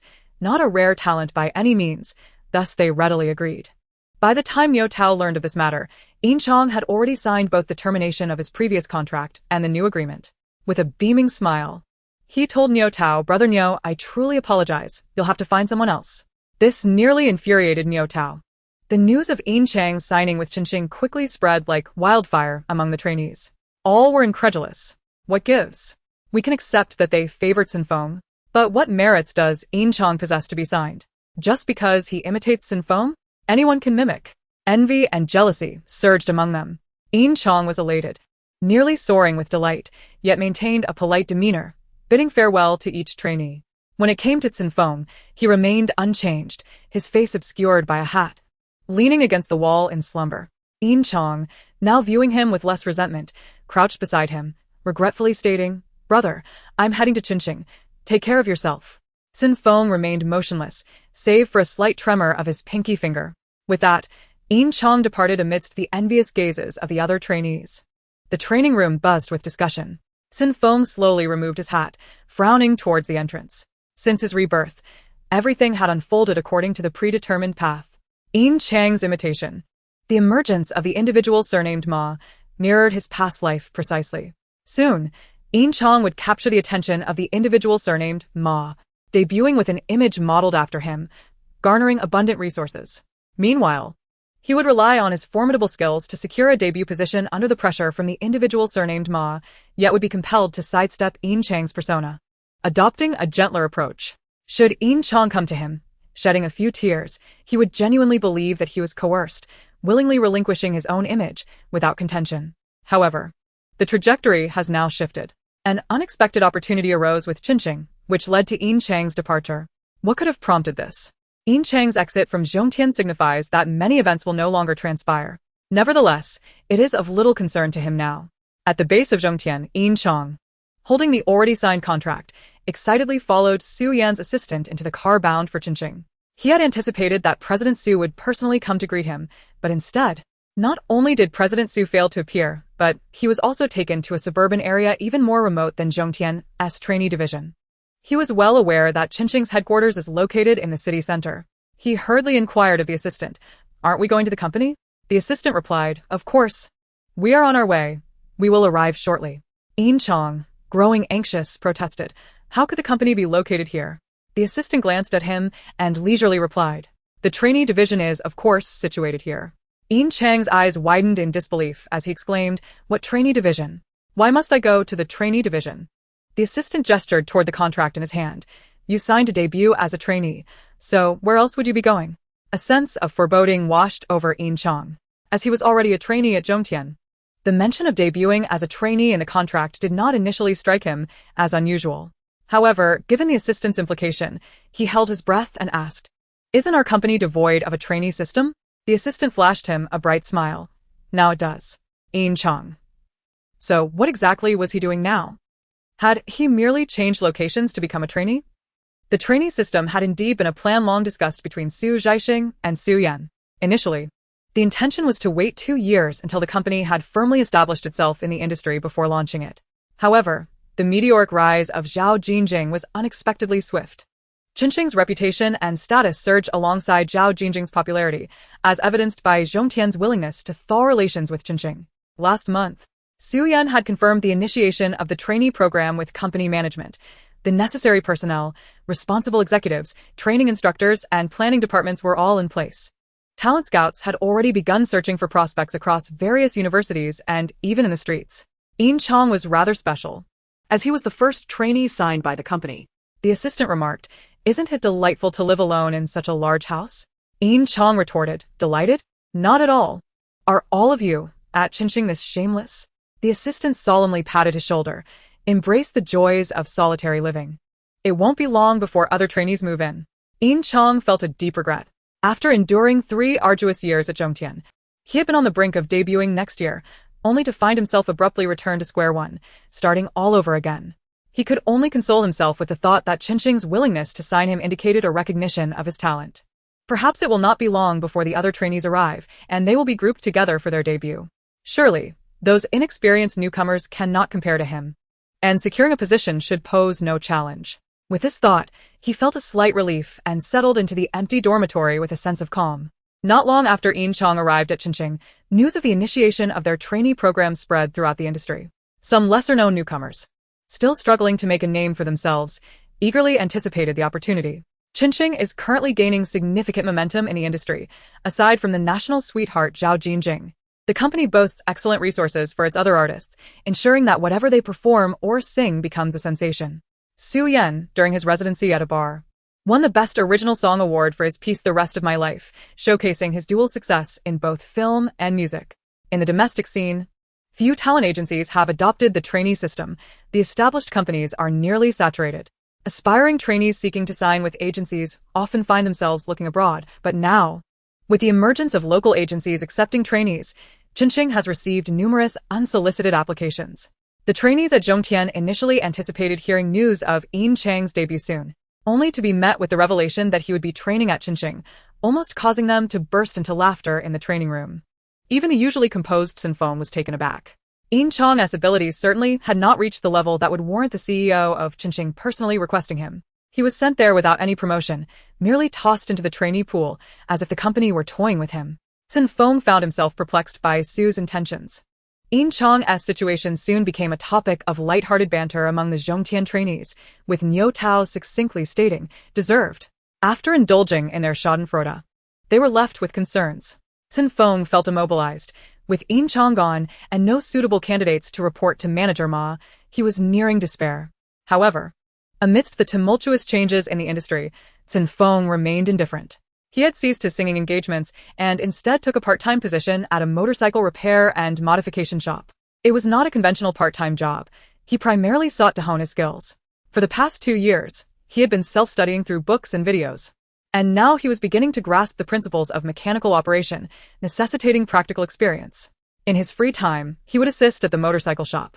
The owner, a straightforward middle-aged man with a past in the streets, valued loyalty and appreciated Cen Feng's youthful yet efficient demeanor. Although the pay was modest, the owner granted him flexibility and would invite him to observe whenever there were opportunities to practice. Most clients who could afford motorcycle modifications were affluent, and the owner, having been in the business for many years, had garnered some renown. Occasionally, wealthy scions would arrive in limited-edition sports cars, accompanied by beautiful young women. The daughters of the rich, known for their exuberant personalities, would frequent the shop, particularly drawn to the handsome young man present. However, Cen Feng hardly engaged with them. He seldom offered even a smile. His demeanor was not a calculated allure, but rather a genuine coldness. Every time, they would jestingly say, "Hey there, young man. Give us a smile. If you let us modify this vehicle for you, we'll do it for free, and if anything goes awry, it's on us." Before Cen Feng could respond, the boss shooed them away, saying, "Off you go. We're not here to sell smiles." Yet, there was no malice in their banter. The combination of beauty and aloofness in the treasure before them always evoked a sense of affection. The first time they witnessed Cen Feng's smile was on a sun-drenched afternoon. The boss had just completed modifications on a new car and encouraged Cen Feng to take it for a spin. He had recently obtained his driver's license, and the boss was keen to hone his skills and courage. A few wealthy young ladies certainly would not miss the chance to ride in a car driven by him, eagerly clamoring to get inside. This area, on the outskirts of the city, boasted wide, long roads, perfect for racing.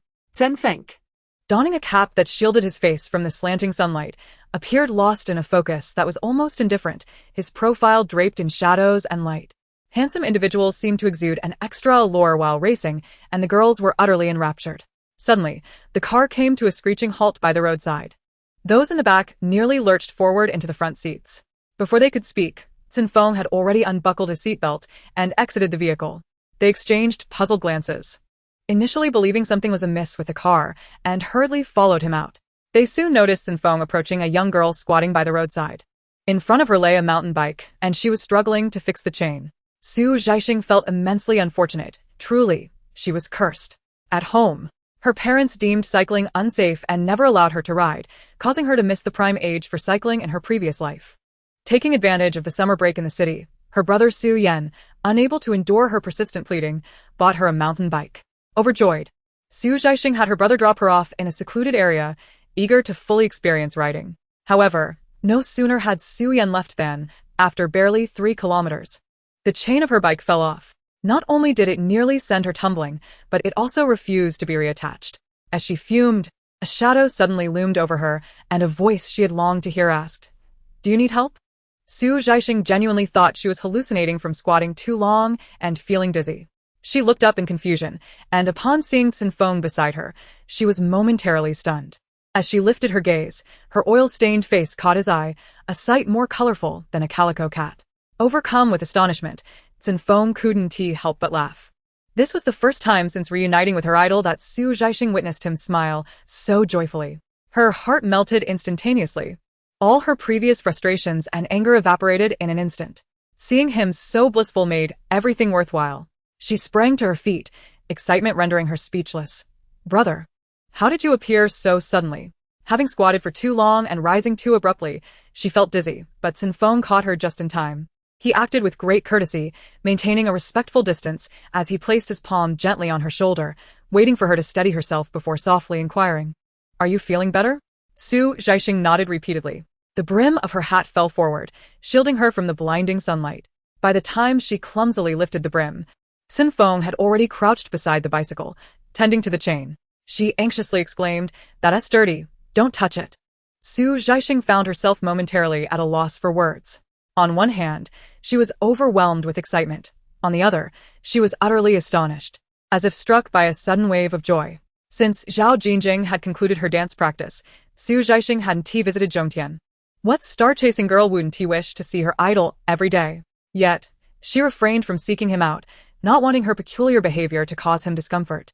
Meeting him 2 or 3 times a year, akin to the thrill of pursuing events in a past life, was already a source of great happiness. She never imagined that a simple bike ride would lead to an unexpected encounter with her idol. Oh my god, what a precious stroke of luck this bicycle is.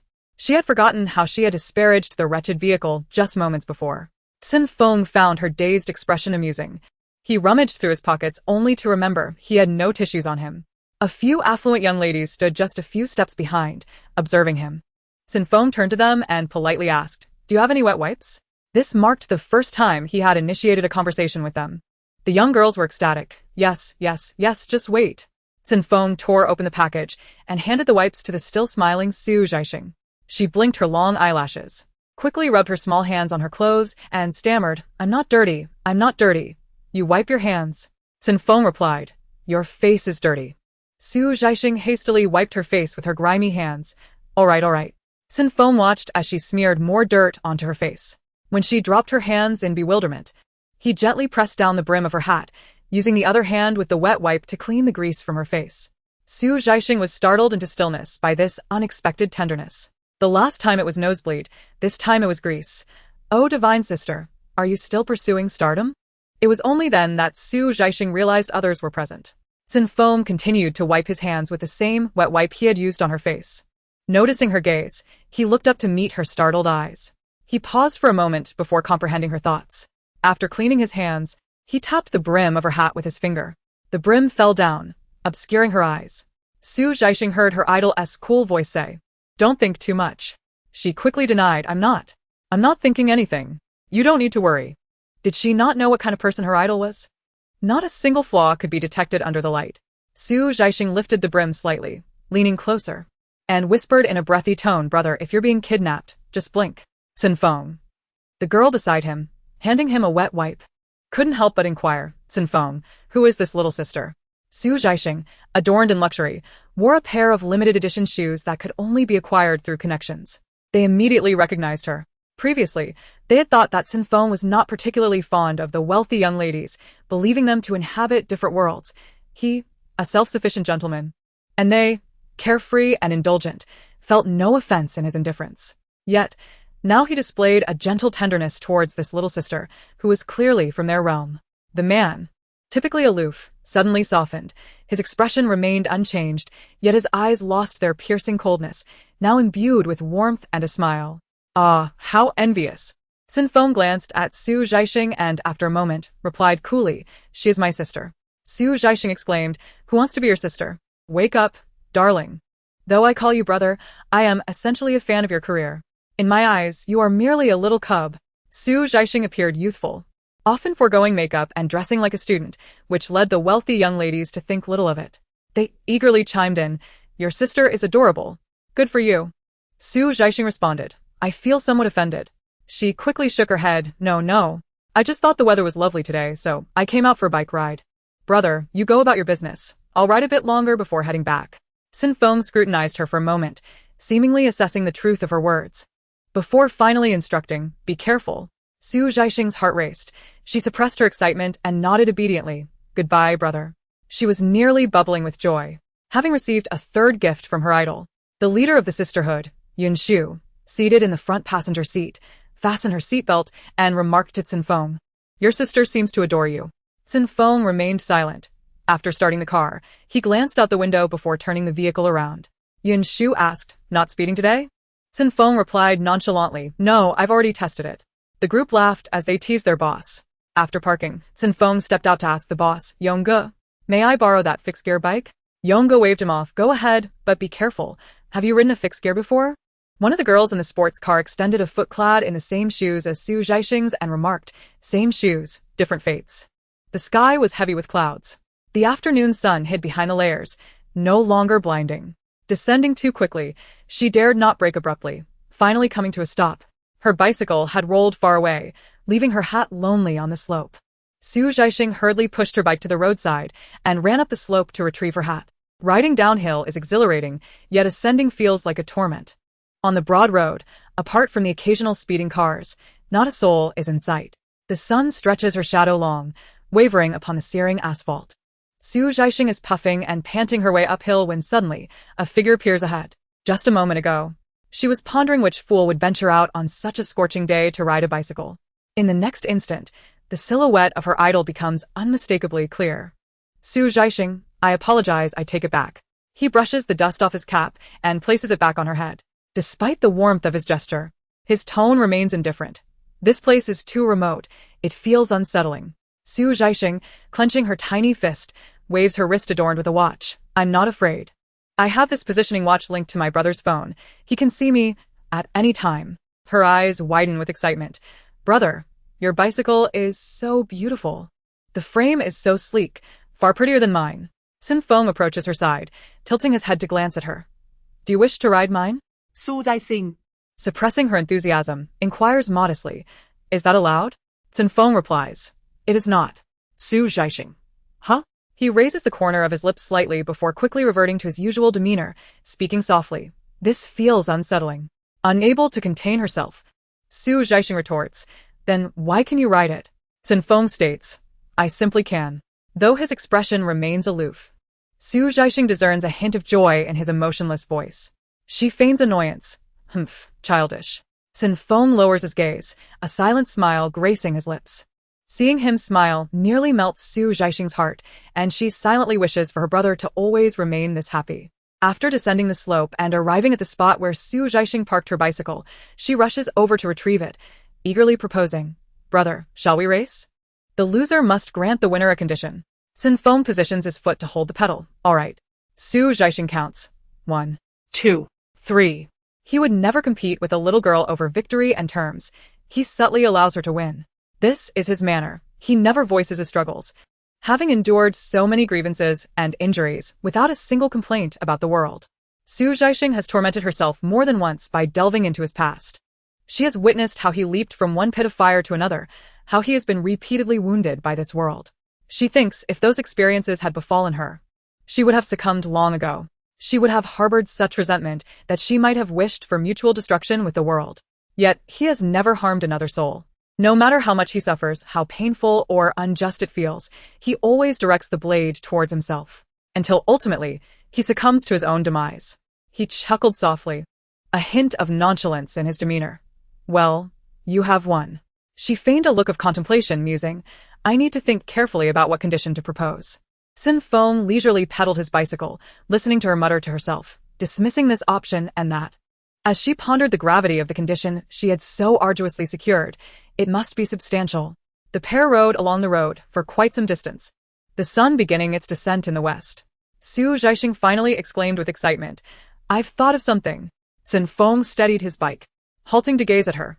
What is it? She looked at him, her eyes sparkling with a touch of anticipation in her voice. I hope you will do something that brings you joy every day. And then jot it down in a notebook, noting the date so that when we meet next time, you can give me the notebook. Cen Feng paused, His typically indifferent expression finally softening somewhat, and after a long moment, he gently inquired, Why? Zhaixing appeared troubled. It's for homework. The teacher asked us to collect joyful moments from our friends and write them in a weekly journal. But I've been too busy having fun. So please help me with my homework, okay? Cen Feng studied her eyes, his thin lips pressed into a line, remaining silent for a long while.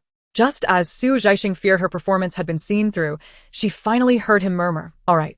Zhaixing eagerly nodded, just as she was about to speak. Cen Feng seemed to anticipate her words and continued, I will eat well and sleep well. She beamed, her eyes crescent-shaped with delight. Great.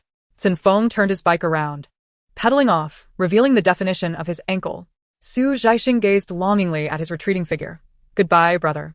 A short while later, Su Yan pulled up beside her in an SUV. Zhaixing sat on the roadside steps, lost in thought, while Su Yan moved her bicycle into the trunk and asked, "Tired from riding?" Su Yan, not at all. Zhaixing, you are so heartless. After spending over a month in the city, Zhaixing returned with a noticeably darker complexion. Su's mother scolded her.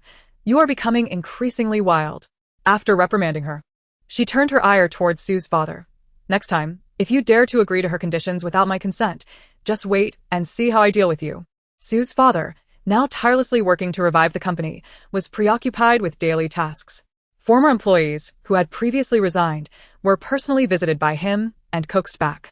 He spent his days in meetings, working overtime to test the video platform, striving to have it ready for relaunch by year-end.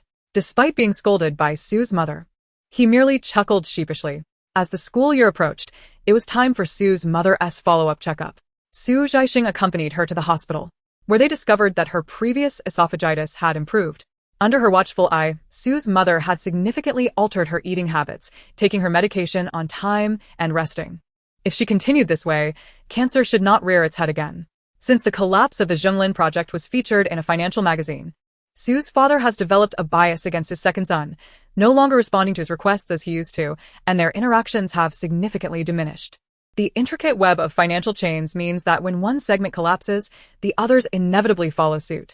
Ever since Su Jiwen stumbled in his venture with Zhonglin, he has been desperately attempting to patch his losses, only to find himself sinking deeper into despair. Now, he is utterly destitute, having lost everything. Moreover, having failed to extract funds from his father, he turned to his younger sister, Su Xiaowan.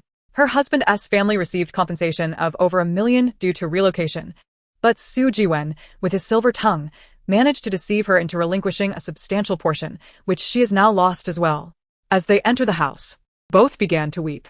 Su Jiwen, mindful of his dignity, merely sobbed quietly, while Su Xiaowan erupted into a cacophony of wails and lamentations, kneeling before her sofa and crying out as if her family had committed unspeakable wrongs against her. Her daughter, just in elementary school, faced a barrage of potential reprimands for poor exam results, for dirtying her clothes after a fall, for misplacing items, and for being unable to complete her homework. In a previous life, Su's father had sought financial assistance from Su Xiaowan to fund Su's mother's medical treatment abroad. Her exact words were, "Third brother, I have no money. Do you not know that meager compensation from the relocation has long since been gambled away?" Perhaps in response to this, it was heard that the year Su Zhaixing graduated from university, this aunt had lost her entire fortune overnight while gambling. Su Zhaixing felt exasperated at the sight of the two, wishing she could sweep them away like the refuse they represented. Su's mother, perhaps sensing her daughter's disdain, pulled her aside and whispered a cautionary warning, forbidding her from acting recklessly. Su's father sat heavily on the sofa, listening to their lamentations for what felt like an eternity. The crux of their woes was the same: bankruptcy and losses, hoping that the third brother might lend a hand. With tears streaming down her face, Su Xiaowan pleaded, "Third brother, our children can barely eat, there's no rice to cook, and Guigang has even threatened to divorce me. Please help me, I am your own sister." Su Jiwen, wiping his tears, echoed her sorrow. "This is all my fault. I should not have hoped for wealth to be shared among us, and in doing so, I not only harmed myself, but also my sister. Third brother, when the old man departed this world, he held our hands and urged us 5 siblings to unite and support one another. If it weren't for desperate circumstances, we would not have come to you." Watching his siblings in such distress stirred compassion within Su's father. Despite any prior grievances he held against his second son, they dissipated in that moment. With a solemn tone, he said, "Xiaowan, cease your crying. Money can be earned again. Both you and Guigang are still young. It is not as dire as you claim. As for this current predicament, your third brother will assist you." Although it was framed as a question, his gaze was resolute. Even though Su's mother was not entirely pleased, she nodded in agreement. To his surprise, Su Xiaowan responded in shock, "Only 200,000? Third brother, how can that possibly suffice?" Now it was Su's father's turn to be astonished. 200,000 is insufficient? In your hometown, living expenses are modest, and with little Rain just starting elementary school, 200,000 is sufficient for your family's sustenance over the next couple of years. Su Zhaixing was utterly astonished by the shameless demeanor of her aunt. Does she even know about my dressmaking endeavors? The dress for Fate Yin alone, adorned with countless diamonds, indeed cost a considerable sum. Yet it did not reach the extravagant heights of hundreds of thousands. It was merely priced at 730,000 by Chanwan after its inception. How could a woman who spends her days playing mahjong in a small town possibly keep up with the fashion industry? Surely, Su Jiwen must have embellished the truth. Upon hearing this, Su's father became incensed, asserting that while he himself was unbothered, his daughter was a priceless treasure in his eyes. Not to be subjected to such condescending remarks. He pounded the table in anger, exclaiming, "What do you mean, Zhaixing can just whip up a dress? She won a championship in an international competition." Su Xiaowan, sensing the tension, fell silent as she observed her brother's fury. Su Jiwen quickly intervened, attempting to mediate. "Third brother, let us speak civilly. Little sister didn't mean it that way."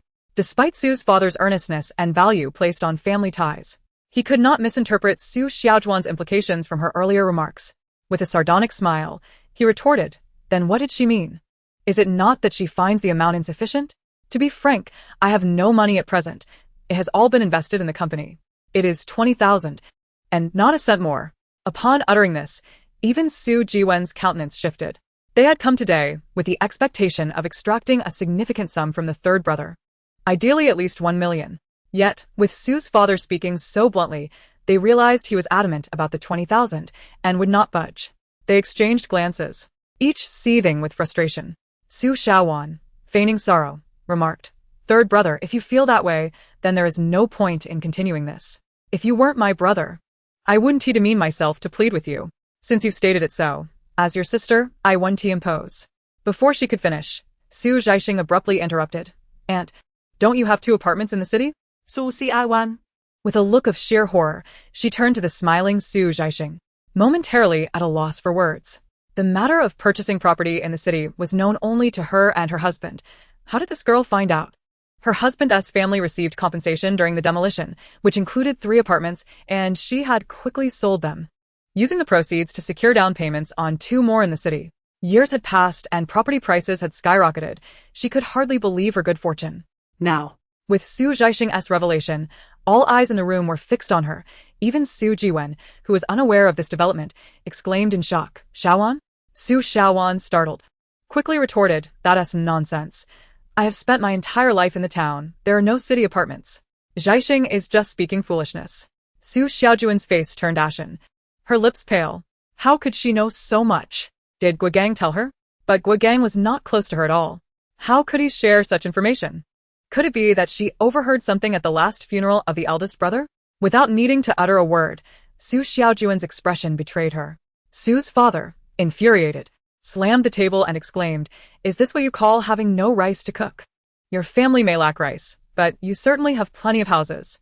Su Zhaixing thought that her father's sharp retorts could be quite formidable at times. Su's mother internally scoffed. Of all the relatives on Su's side, aside from the deceased eldest brother and her husband, she held disdain for every single one of them. She tugged Su Zhaixing back slightly, gazing sorrowfully at Su Xiaojun. "Xiaojun, you have no idea. The Su family's company has suffered losses year after year, only draining resources. I am the sole pillar of support for the household. But tell me, what can my meager salary accomplish?" This year, after finally earning a bit, he insists on restructuring the company, only to squander every last bit of it without leaving me a single cent. With Zhaixing on the brink of university, how can this entire family's expenses not add up? The 200,000 I mentioned earlier was painstakingly saved, kept aside for unforeseen circumstances. If you don't need it now, it allows me to breathe a little easier. After all, life's unpredictability means that if illness or misfortune strikes, would I need to turn to you, my sister, for assistance? Pretending to be poor is a skill everyone possesses. Upon hearing this, Su Xiaojun felt something amiss. Why did it seem she no longer required that 200,000? She did want it. 200,000 is still a significant amount. Su's mother interjected, Yes, come, Xiaojun, tell me the address of your house, its size, orientation, everything. I assure you, within 3 days, I will find you a buyer." Su Xiaojun. Su's mother thus pulled her away, leaving only Su Jiwen and the still fuming Su's father in the living room. Su Zhaixing leaned against the cabinet, arms crossed, watching Su Jiwen with an amused yet skeptical expression, and leisurely remarked, "Second uncle, what about you? You are so engrossed in listening to my aunt.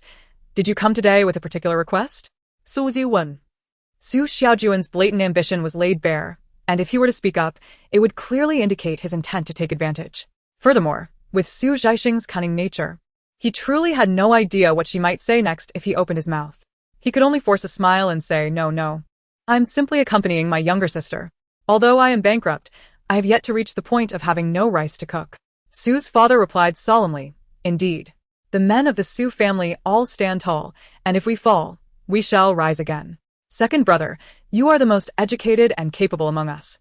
I believe you will soon regain your former glory." Su Jiwen realized that the third brother, in his earnestness, was not mocking him but genuinely believed in his potential to rebound swiftly. With no further words to add, he could only awkwardly nod in agreement. At last, Mother Su invited them to dinner, but both declined hastily, citing prior commitments. During the meal, Father Su inquired, "Has Xiaojun agreed to sell the house?" Mother Su replied leisurely, "No." She suddenly remembered that there is still a financial investment in the bank that can help them through the current difficulties. Father Su, feeling disheartened by the siblings' behavior, began to regret the support he had offered them over the years. It felt as if he had been nurturing a pair of ungrateful wolves. "They even mocked my daughter for making skirts. What is wrong with making skirts? Do you think just anyone can make skirts so casually?" It infuriated him.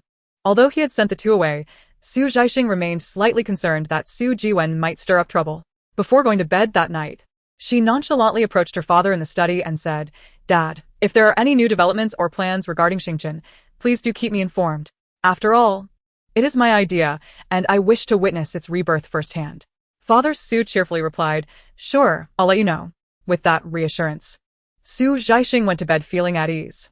The next day marked the beginning of the new school term. As soon as Qingyu saw her, he exclaimed, "Zhaixing, why have you gotten so much darker?" This was indeed the truth. In her previous life, she often spent hot summer days retouching makeup for wedding photo shoots, and despite applying copious amounts of sunscreen, her skin darkened. She even appeared fairer than before, which made Qingyu envious. As winter approached, with the New Year's holiday looming, Su Zhaixing's restless spirit resurfaced after attending classes for so long. She yearned to explore the city, primarily to see her idol. However, Su Yan was scheduled for a business trip, leaving no one to accompany her, and naturally, Mother Su disapproved of her going alone. In fact, Su Yan, aware of Su Zhaixing's unhappiness, had called specifically to ask someone to take her out for a couple of days. With the proximity of the destination, Mother Su felt reassured, knowing that Su Yan had arranged for an assistant to escort her, and after Su Zhaixing's persistent pleas, she reluctantly agreed. Excitedly, Su Zhaixing packed her bags and boarded the high-speed train to Zhao Jingjing's hometown. She had never visited the city before, not even in her past life, and she was filled with anticipation. Along the way, she called Zhao Jingjing to inquire about the local delicacies and attractions. However, Zhao Jingjing hesitated, responding, "There's really nothing special. It's quite ordinary." Su Zhaixing retorted, "Are you truly from the city? Are you fabricating stories to gain endorsements?" Zhao Jingjing, taken aback, replied, "If you're going to say that, have you heard the story about Grandpa Deng Xiaoping bringing the spring breeze?" Su Zhaixing cautiously probed, "In 1979, during a springtime, an elder drew a circle by the South China Sea?" Zhao Jingjing affirmed, "Yes. Before the circle was drawn, it was just a small fishing village." Su Zhaixing remarked. "Oh," Zhao Jingjing then apologized. "I'm sorry for disappointing you." Mississippi's Su Zhaixing responded, "Are you apologizing to me?" Su Zhaixing was filled with anguish. "You have wronged the circle drawn by Grandpa Deng Xiaoping." Upon arriving at the city, Zhao Jingjing's assistant, Xiao Xiao, greeted her at the high-speed train station. Zhao Jingjing was set to attend a charity gala that very evening, where she would perform on stage as the city's image ambassador, singing a song amidst urgent rehearsals. After the rehearsal concluded, Zhao Jingjing excitedly rushed down, enveloping her in a bear hug before inquiring, "How did I sing?" Su Zhaixing, with a twinge of conscience, replied, "It was passable." After a moment's thought, she asked, "Will the official performance have a semi-open mic?" Zhao Jingjing nodded, "Yes. I would prefer it that way, but the director disagrees." Su Zhaixing sighed in relief, grateful that the director was firm. This charity gala, themed around the city, was organized by the government and featured nearly all the stars hailing from the area. Following Zhao Jingjing's rehearsal, other celebrities took their turns, including both singers and actors, all of whom were in the prime of their careers. Su Zhaixing and Zhao Jingjing sat together, sipping yogurt, while they awaited the completion of the rehearsals. Once finished, Zhao Jingjing asked, "Which one do you like? I can take you for a photo." Su Zhaixing shook her head, "No, thank you." Puzzled, Zhao Jinjing remarked. Isn't it the age for young girls like you to idolize stars? When I was your age, I adored Su Yi and even auditioned for the Central Academy of Drama because of him. Su Yi, a former idol actor known for his roles in period martial arts dramas, had risen to prominence and was on the cusp of transitioning to the silver screen, ultimately earning accolades as an acclaimed actor. Su Zhaixing responded, You certainly have good taste. Zhao Jinjing pointed to an idol singer negotiating with the director. Don't you like him? I've attended several events with him. He has a massive fan base and is rumored to be a heartthrob. Su Zhaixing glanced disinterestedly. He's all right. Zhao Jinjing, exasperated, exclaimed, Then what are we still doing here? Once you've seen enough stars, it loses its charm. If you're not into idolizing, you might as well pay attention to me. Su Zhaixing remained silent, sipping her yogurt as they headed to the backstage lounge. Numerous staff approached Zhao Jinjing for autographs and photos, which she welcomed with enthusiasm, reveling in the attention. As the evening unfolded, Su Zhaixing received an invitation card with her seating arrangement. With Zhao Jinjing preparing for her performance, she meandered about with the card until she found her seat. The area was predominantly occupied by company executives, investors, and influential figures from related industries, alongside close friends and family like Su Zhaixing. Next to her were two elegantly dressed young women, whose conversation suggested they were relatives of a high-ranking agent. Su Zhaixing sat beside them, enjoying half an hour of insider gossip from the industry. The news was vast, yet one Su Zhaixing felt unable to digest fully. She was engrossed in the moment when a slightly portly middle-aged man passed by and inadvertently stepped on one of the girl's feet. The girl cried out, and the man immediately offered a polite apology. I'm so sorry. I didn't hurt you, did I?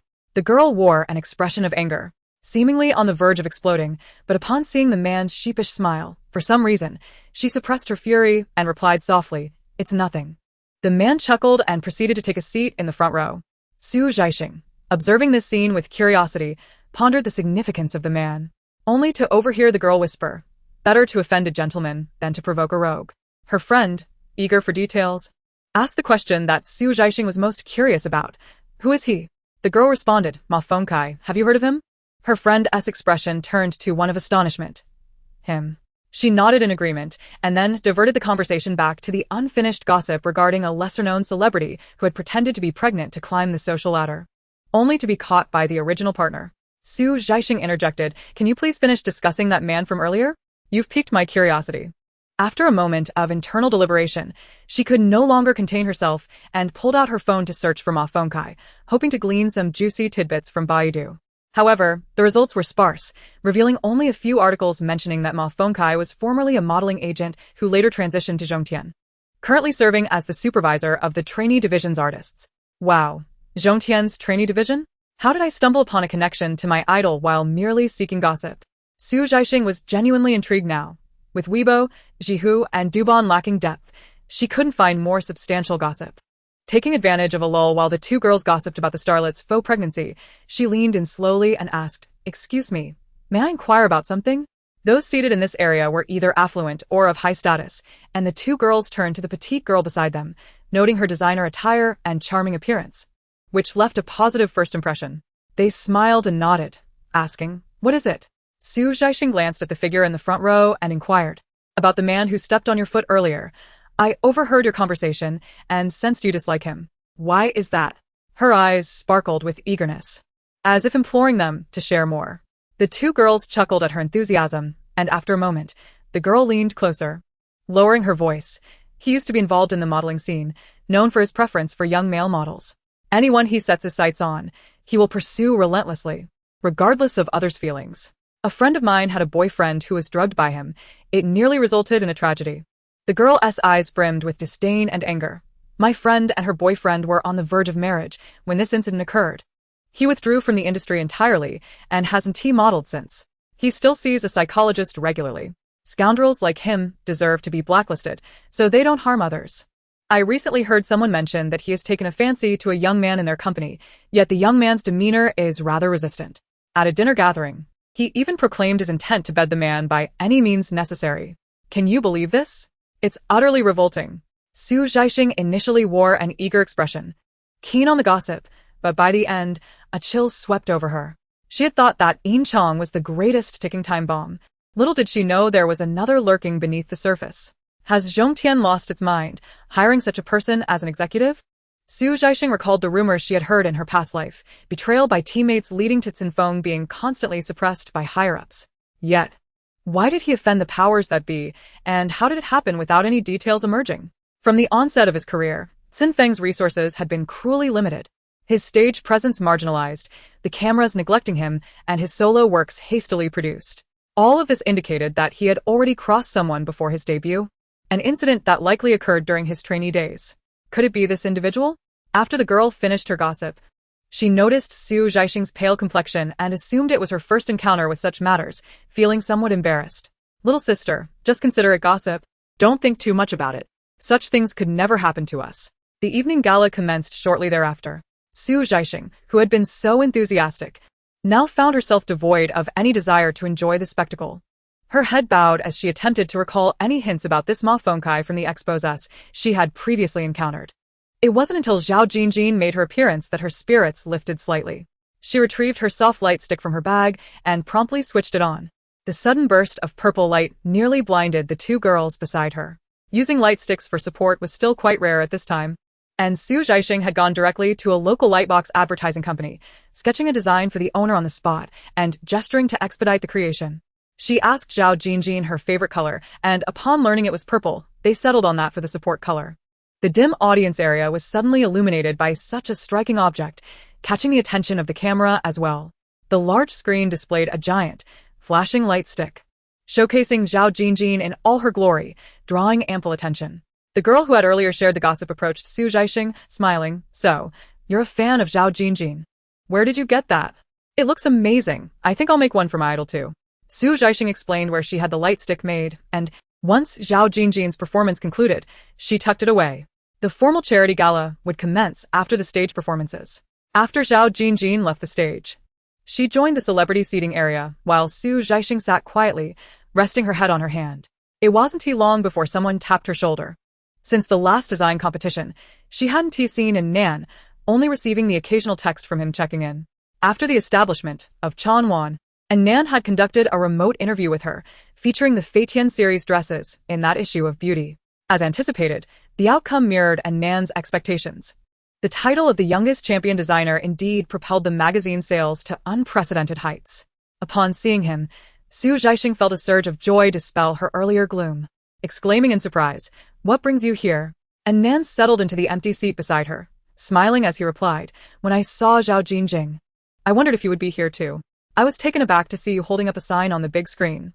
With Nan's presence, Su Zhaixing felt compelled to shake off her daze.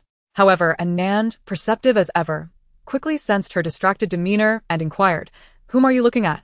After pondering for a moment, Su Zhaixing remembered that Nan had spent many years in the magazine and media industry, likely privy to a wealth of gossip. If she intended to gather information on Ma Fengkai, she needed to learn more about him. Thus, she feigned curiosity and said, "I overheard those two young ladies gossiping earlier, claiming that the man in the black suit in the front row is a scoundrel." Nan glanced forward, asking, "Who?" Just then, Ma Fengkai turned his head to speak to someone nearby, and upon seeing his face, Nan's expression shifted to one of understanding. "Ah, indeed, he is a scoundrel." Su Zhaixing expressed her astonishment. "You know about him too?" Nan raised an eyebrow. "Do you know what my nickname is?" Noticing Su Zhaixing's eager expression, he chuckled. "The Gossip Oracle." Su Zhaixing laughed as well, casually adding, "Why does no one deal with such scum? Why is he still allowed in the industry to cause harm?" Nan sighed. His character leaves much to be desired, yet his talents are undeniable. The few male models known in the country today were trained by him. "I've heard he has transitioned to managing artists now. The agency doesn't care about one's character as long as they work behind the scenes, away from public scrutiny." Su Zhaixing frowned. "So he can just manipulate others at will?" With the curiosity of a child, she asked, "Is he married? Do his family members know about these matters?" Nan paused, suddenly realizing that the subject of their gossip was still a minor, and quickly put on the brakes, ruffling her hair playfully. "You should really steer clear of such R-rated gossip. It's not conducive to your mental or emotional development." Su Zhaixing smiled, but remained silent. Her fingers clenched tightly beneath her sleeve. The cold, aloof boy she was referring to was none other than her idol. This man must be stopped. Nan looked at her, exasperated. "You young lady should learn to focus on more enriching topics rather than indulging in this trivial gossip." Despite her words, he lowered his voice. "These are mere rumors. I cannot vouch for their authenticity." I heard he adopted a 10-year-old boy from an orphanage several years ago. Zhaixing's face turned pale with genuine fear. Are you suggesting that? And Nan nodded, lowering his voice even further. A friend of mine lives in the same neighborhood as him and mentioned seeing that little boy during a night run. The child appeared frail and timid, hiding from others. However, thereafter I never saw my friend again. He was fond of boasting, and I could not discern the truth from his fabrications. Zhaixing was overcome with goosebumps, a chill creeping over her. And Nan gazed at her affectionately, saying, "You shouldn't pry into matters. It's frightened you, hasn't it? Never mind. Let us enjoy the performance.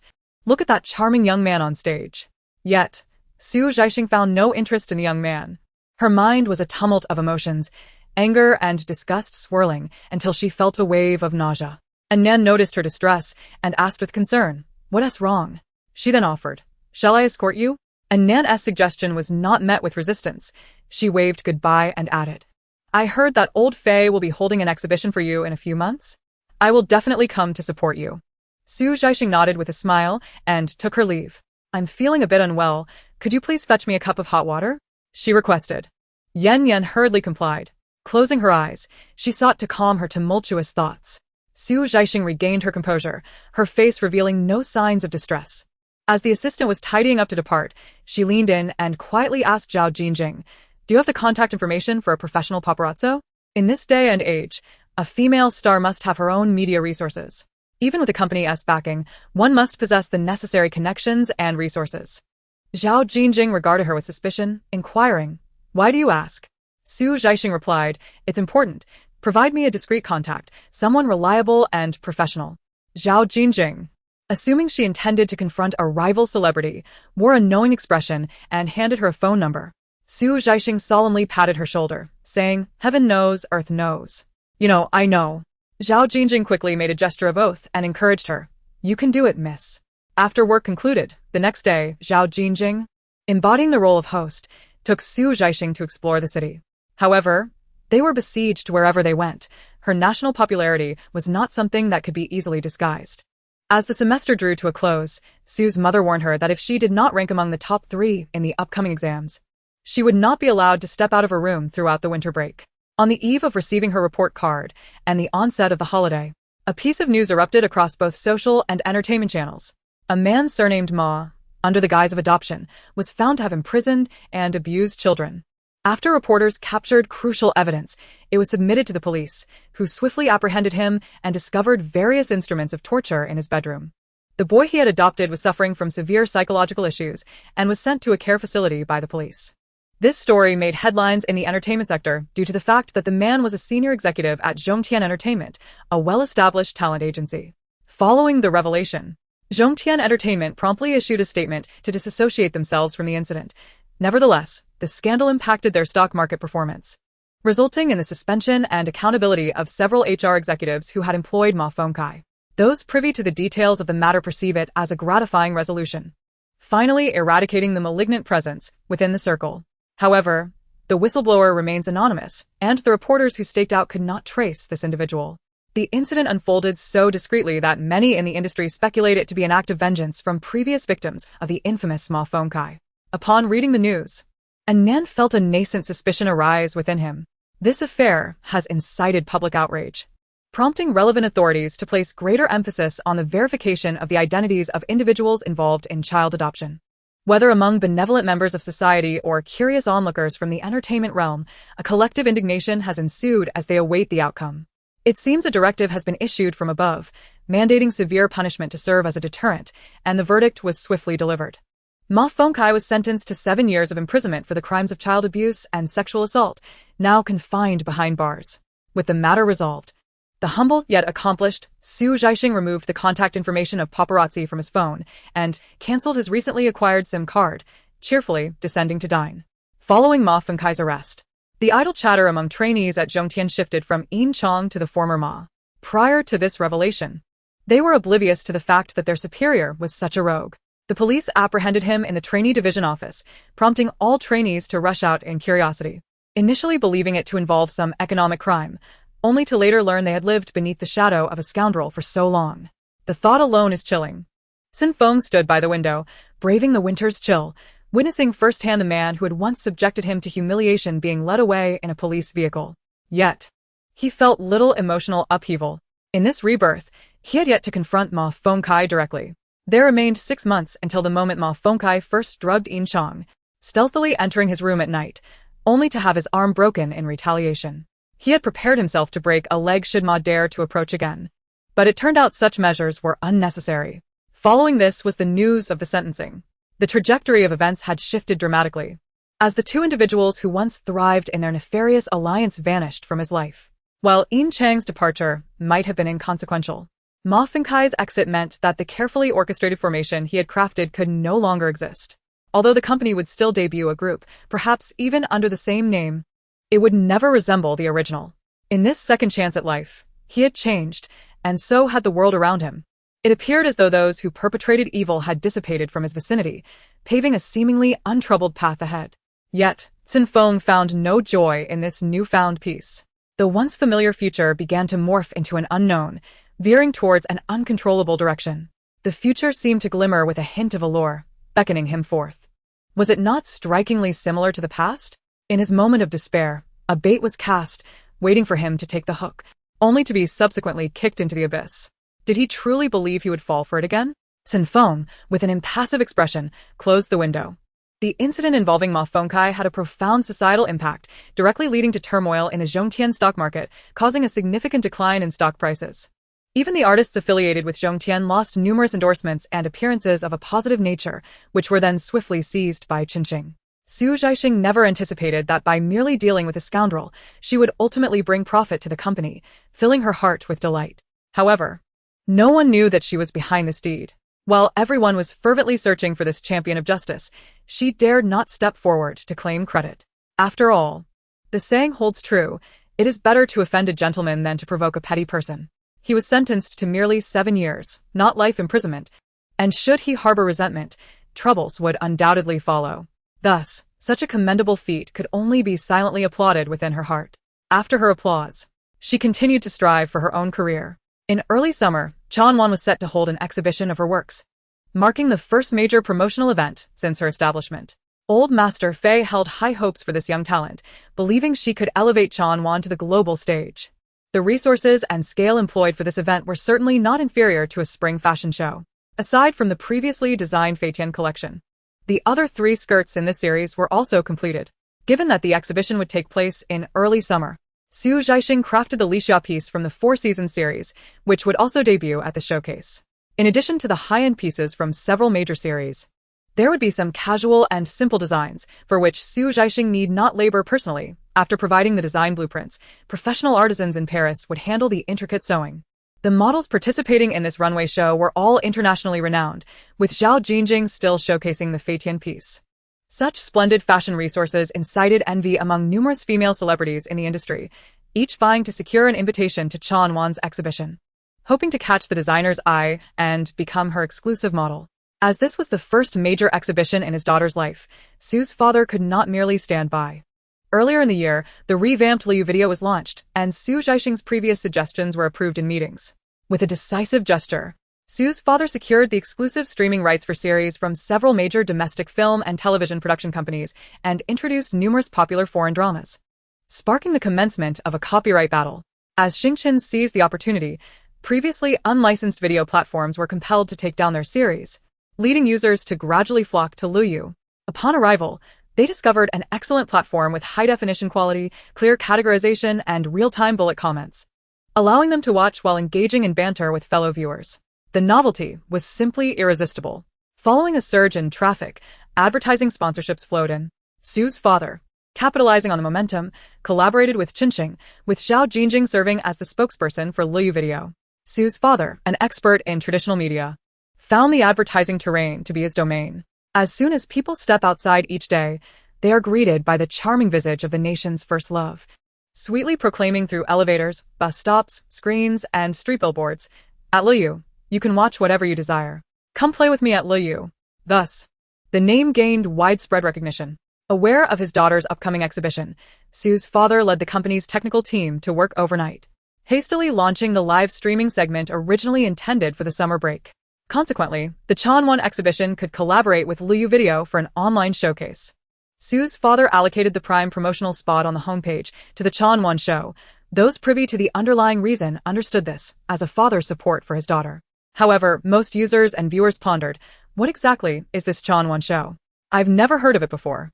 The dress on the cover looks exquisite and sophisticated. Let's see when it airs and reserve a spot for the live stream. Thus, Liu Yu's inaugural online live stream was smoothly launched.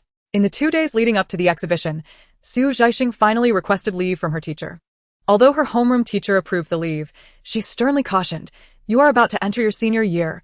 You cannot afford to take extended leave like this anymore. Use this summer break to wrap up your matters. Understand that the college entrance examination is of utmost importance to you now. Do you comprehend?" Zhaixing quickly nodded in agreement. Time was of the essence. Upon arriving in the city, she hurried to the exhibition venue to inspect the stage setup and costumes, rehearsing the flow meticulously. She held her first art exhibition in high regard. As evening approached, Su Yan brought Zhao Jingjing to see her, bringing along a bounty of snacks. Zhao Jingjing had been fasting for several days in preparation for the runway show. Zhaixing indulged in spicy hot pot and milk tea, while Zhao Jingjing nibbled on salad leaves. Zhaixing offered her a piece of chicken gizzard, dipped in dry chili, bringing it to her lips. Zhao Jingjing, pursing her lips, recoiled, exclaiming, "No, no, no. I can't afford to falter now. Su's company has already prepared my press release. I must honor their investment." Su Yan interjected, "There is no press release." Zhao Jingjing replied, "Huh? There's no press release this time?" Su Yan clarified, "This is a runway show, not a red carpet. You are among international supermodels. What need have you to outshine them?" Zhao Jingjing nodded, looking somewhat lost, her eyes sparkling as she leaned closer. "Then let me have a bite, please." With everything confirmed, the following day, the exhibition commenced as scheduled. This time, the venue was located in the bustling cultural district, in a hall known as the Crystal Hall, a site traditionally reserved for showcases. Early in the morning, the roads were closed off, with media arriving first. As models and staff entered the venue, the media captured their every move. The audience gradually trickled in, including several popular stars, some modestly attending simply to enjoy the show, while others ostentatiously adorned themselves, eager for all to recognize their presence.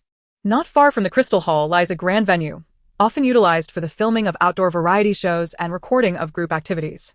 Currently, the trainees from the Zhongtian agency are undergoing intensive training here, with over 100 individuals residing and dining on-site as they prepare for their debut performance at year's end.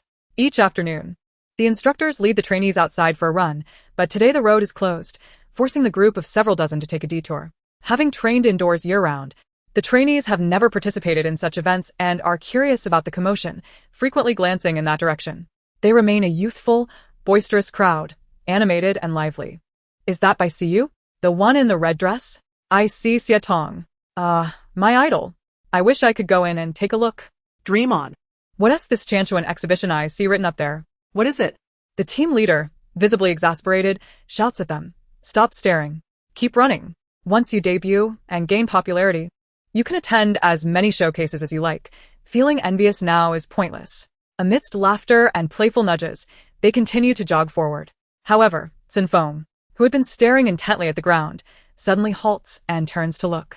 His pause disrupts the formation, prompting several nearby to call out, "Cen Feng, let us go."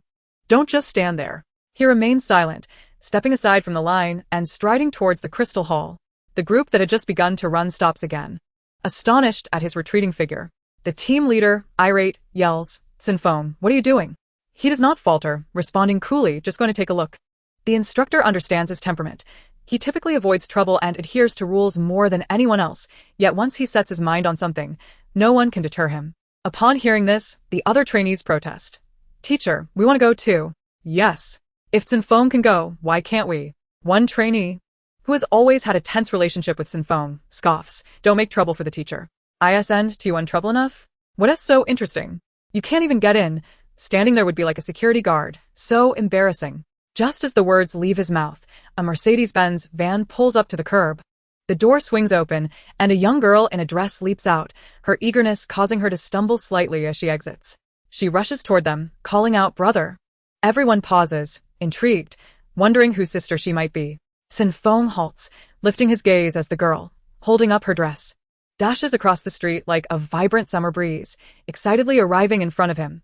"Brother, it's really you. What are you doing here? Did you come to see me?" It has been nearly a year since they last met.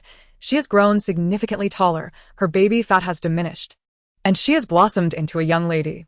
As Cen Feng gazed silently at her, Zhaixing felt her heart leap, instinctively raising her hand to cover her nose. Fear gripping her. "I can't possibly be bleeding again, can I?" At last, he smiled, a gentle light in his eyes that had long been lost. Seeing him smile, Zhaixing couldn't help but smile back, tilting her head to whisper, "Brother, there's an exhibition of my works inside. Would you care to take a look?" Her eyes sparkled, as if proclaiming, "I am remarkable. Come and see." Cen Feng nodded in agreement. Zhaixing blinked, nearly shedding tears at that moment of affirmation. She yearned for the day when she could stand before Cen Feng, proudly declaring, "Brother, look, I have succeeded." She wished to express her gratitude, thanking him for his presence, for playing the piano for her, for encouraging her not to forsake herself, and for helping her become who she is today. After Cen Feng's death, she had thought such a moment would be forever unattainable. Yet now, he stood before her, and she could finally tell him, "I have succeeded." The previously boisterous trainees fell silent, staring in astonishment as Cen Feng followed the young girl into a luxurious Mercedes-Benz van, which then drove into the entrance. Could she truly be his sister? It seemed improbable. The girl exuded an air of privilege. How could Cen Feng possibly know someone of such stature? Moreover, they had only just witnessed several celebrities entering through the exhibition entrance. Those who could traverse this path undoubtedly held remarkable status. A mix of envy and jealousy swept through the crowd, with one trainee who had just mocked Cen Feng now wearing a grim expression. Known for his ostentatious demeanor and less than stellar social reputation, he was promptly ridiculed. Didn't someone just claim that he wouldn't be able to enter, looking like a security guard? How did Cen Feng manage to get inside? Laughter rippled through the onlookers. The team leader clapped his hands and called out, "All right, enough of this. Stop staring. Hurry up and finish the remaining route. Do you not wish to train this afternoon?" Reluctantly, the dozens of trainees resumed their run. Inside the van, Zhaixing sat upright, too nervous to glance sideways. It was her first time sharing such an intimate space with her idol, her heart racing. Besides the driver, there was a female assistant named Xiaoshui, arranged by the organizers to assist her, seated in the front passenger seat. She turned back, curiously sizing Zhaixing up, and asked, "Is this your friend?" Zhaixing quickly nodded. Yes, Sister Xiaoshui. Please help me arrange a seat at the venue later." Xiaoshui smiled and replied, "Sure." Zhaixing nervously picked at her nails, suddenly recalling something, and turned to Cen Feng, saying, "Brother, you don't know my name yet, do you?" I am Zhaixing. Cen Feng interrupted her, turning his head to look at her. "I know." The young girl's pupils dilated, and after a long pause, she asked in astonishment, "How did you know?" Cen Feng replied, "I watched the competition." Ah, how inexplicably embarrassing. Her ears flushed crimson as she remained silent for a considerable time. Noticing Cen Feng gazing out of the car window, she discreetly took out her phone and sent a text to Zhaixing. "When you see me later, pretend we are not acquainted." The vehicle soon came to a halt, and upon exiting, she fortuitously encountered Zhaixing walking alongside Yan, engaged in conversation. The moment Zhaixing spotted her, her heart raced, fearing that Zhao hadn't received her message and might inadvertently reveal her identity. However, when Zhaixing glanced up and merely offered a polite smile, greeting her with "Designer Sue," Zhaixing responded with a cool nod. Both women silently acknowledged each other's performance, secretly commending one another. Before participating in the Flying Sky runway show, Zhaixing had been an obscure newcomer. The show proved to be a platform that elevated both designers and models. Zhaixing was not concerned that Cen Feng would question her relationship with Zhaixing. Feeling a sense of relief wash over her, she resolved to add a chicken leg to Zhao's meal after the show. Turning her head to glance at Cen Feng, she noticed him standing stoically in place, his expression devoid of excess emotion, observing his surroundings with a detached demeanor. Just as she was about to speak, Teacher Yuan Si, responsible for the showcase, rushed over with a document, calling out from a distance, "Zhaixing, hurry, take a look at this entry arrangement. It's different from yesterday's rehearsal. Why is the moonlight placed before the bride?" Cen Feng chuckled softly. "Go attend to it." Zhaixing pursed her lips, her voice earnest, "Brother, I'll find you once I finish. If you need anything, just tell Sister Xiaoshui." He nodded in acknowledgement. Sister Xiaoshui, having already envisioned 100 sweet childhood dramas, smiled brightly as she said, "Young man, follow me. I'll take you to the show." The boy, with an air of indifference, nodded slightly. The showcase commenced shortly thereafter. The entire venue was opulently designed and constructed, infused with elements of traditional Chinese culture, including music that echoed the grandeur of the imperial court. The clicks of cameras resonated throughout, and the audience occasionally whispered to one another, their conversations filled with admiration. Cen Feng had witnessed shows in his previous life, mainly for the sake of discussion and screen time. Afterward, Yin Chang's look would invariably trend on social media, while he remained unnoticed. Not a single candid photo captured of him. He had grown accustomed to the glaring white light, maintaining a composed demeanor as he sat in his seat. Beside him sat a couple. The middle-aged man, clad in a suit and visibly portly, exuded the aura of a successful businessman. After a moment under the bright lights, he suddenly turned his head, excitedly stating, "Do you see those media outlets? Aren't they filming me?" His wife shot him a disapproving glance, retorting, "Why would they film you? They're capturing that young man next to us." The middle-aged man, slightly disgruntled, protested, "How could it not be me? Perhaps the media is aware that I am the father of a designer, which is why they are capturing my image." Cen Feng, who had been sitting steadily, finally stirred. His wife interjected, "Then why don't you cover your face?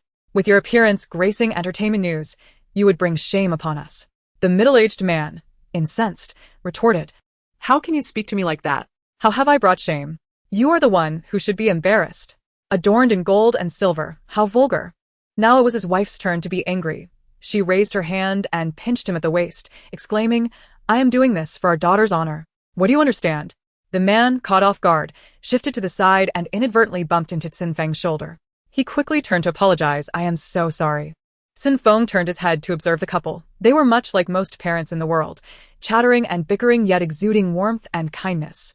When they spoke of their daughter, pride illuminated their faces. He chuckled and shook his head. "It's nothing. With such parents." It was no wonder that Su Zhaixing possessed such a vibrant and passionate personality. Su's father spoke loudly, each word resonating in Cen Feng's ears. Initially perplexed about Su Zhaoxing's identity, he soon realized that her father was a businessman in real estate, which explained their affluence and the extravagant dreams they supported for Su Zhaoxing.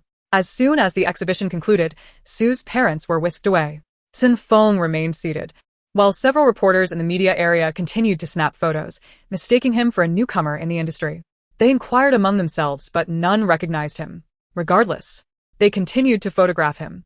Unable to endure the onslaught of flashes, Cen Feng furrowed his brow and stood to leave. Just as he reached the exit, he saw Su Zhaoxing rushing toward him. Upon noticing him, she halted momentarily, her urgency transforming into a radiant smile. "Brother, I've finished my tasks." In truth, she had delegated the remaining duties to Yuan Si and Xiao Shui, concerned that, given her idol's temperament, she might silently depart after the show. She hurried to him, surprised that he was still waiting. A warmth flooded her heart, a desire to share all the beauty and tenderness she could muster. As they exited the backstage, the crowd had largely dispersed.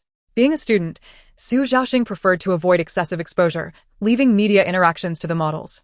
The early summer sun was perfectly balanced, not too hot nor too cold, bright yet not glaring.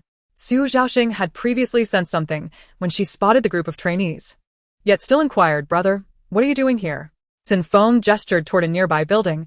"Training is taking place inside." He paused before adding, "It's a trainee training session." Su Zhaoxing expressed her surprise appropriately, but her excitement was genuine. "Will you debut in the future? When you do, I will surely be your #1 fan." As he smiled, her heart brimmed with joy. She tilted her head, a hint of anticipation sparkling in her eyes, and asked him, "Brother, have you completed the homework you promised to help me with?" That notebook where he recorded his daily happiness. He often found himself ensnared in sorrow, while she tirelessly sought ways to bring him joy. Su Zhaixing had assumed that, after such a lengthy period, he would have long forgotten that rather peculiar request. To her surprise, Cen Feng nodded and replied, "Yes, I've written it. Would you like me to present it to you?"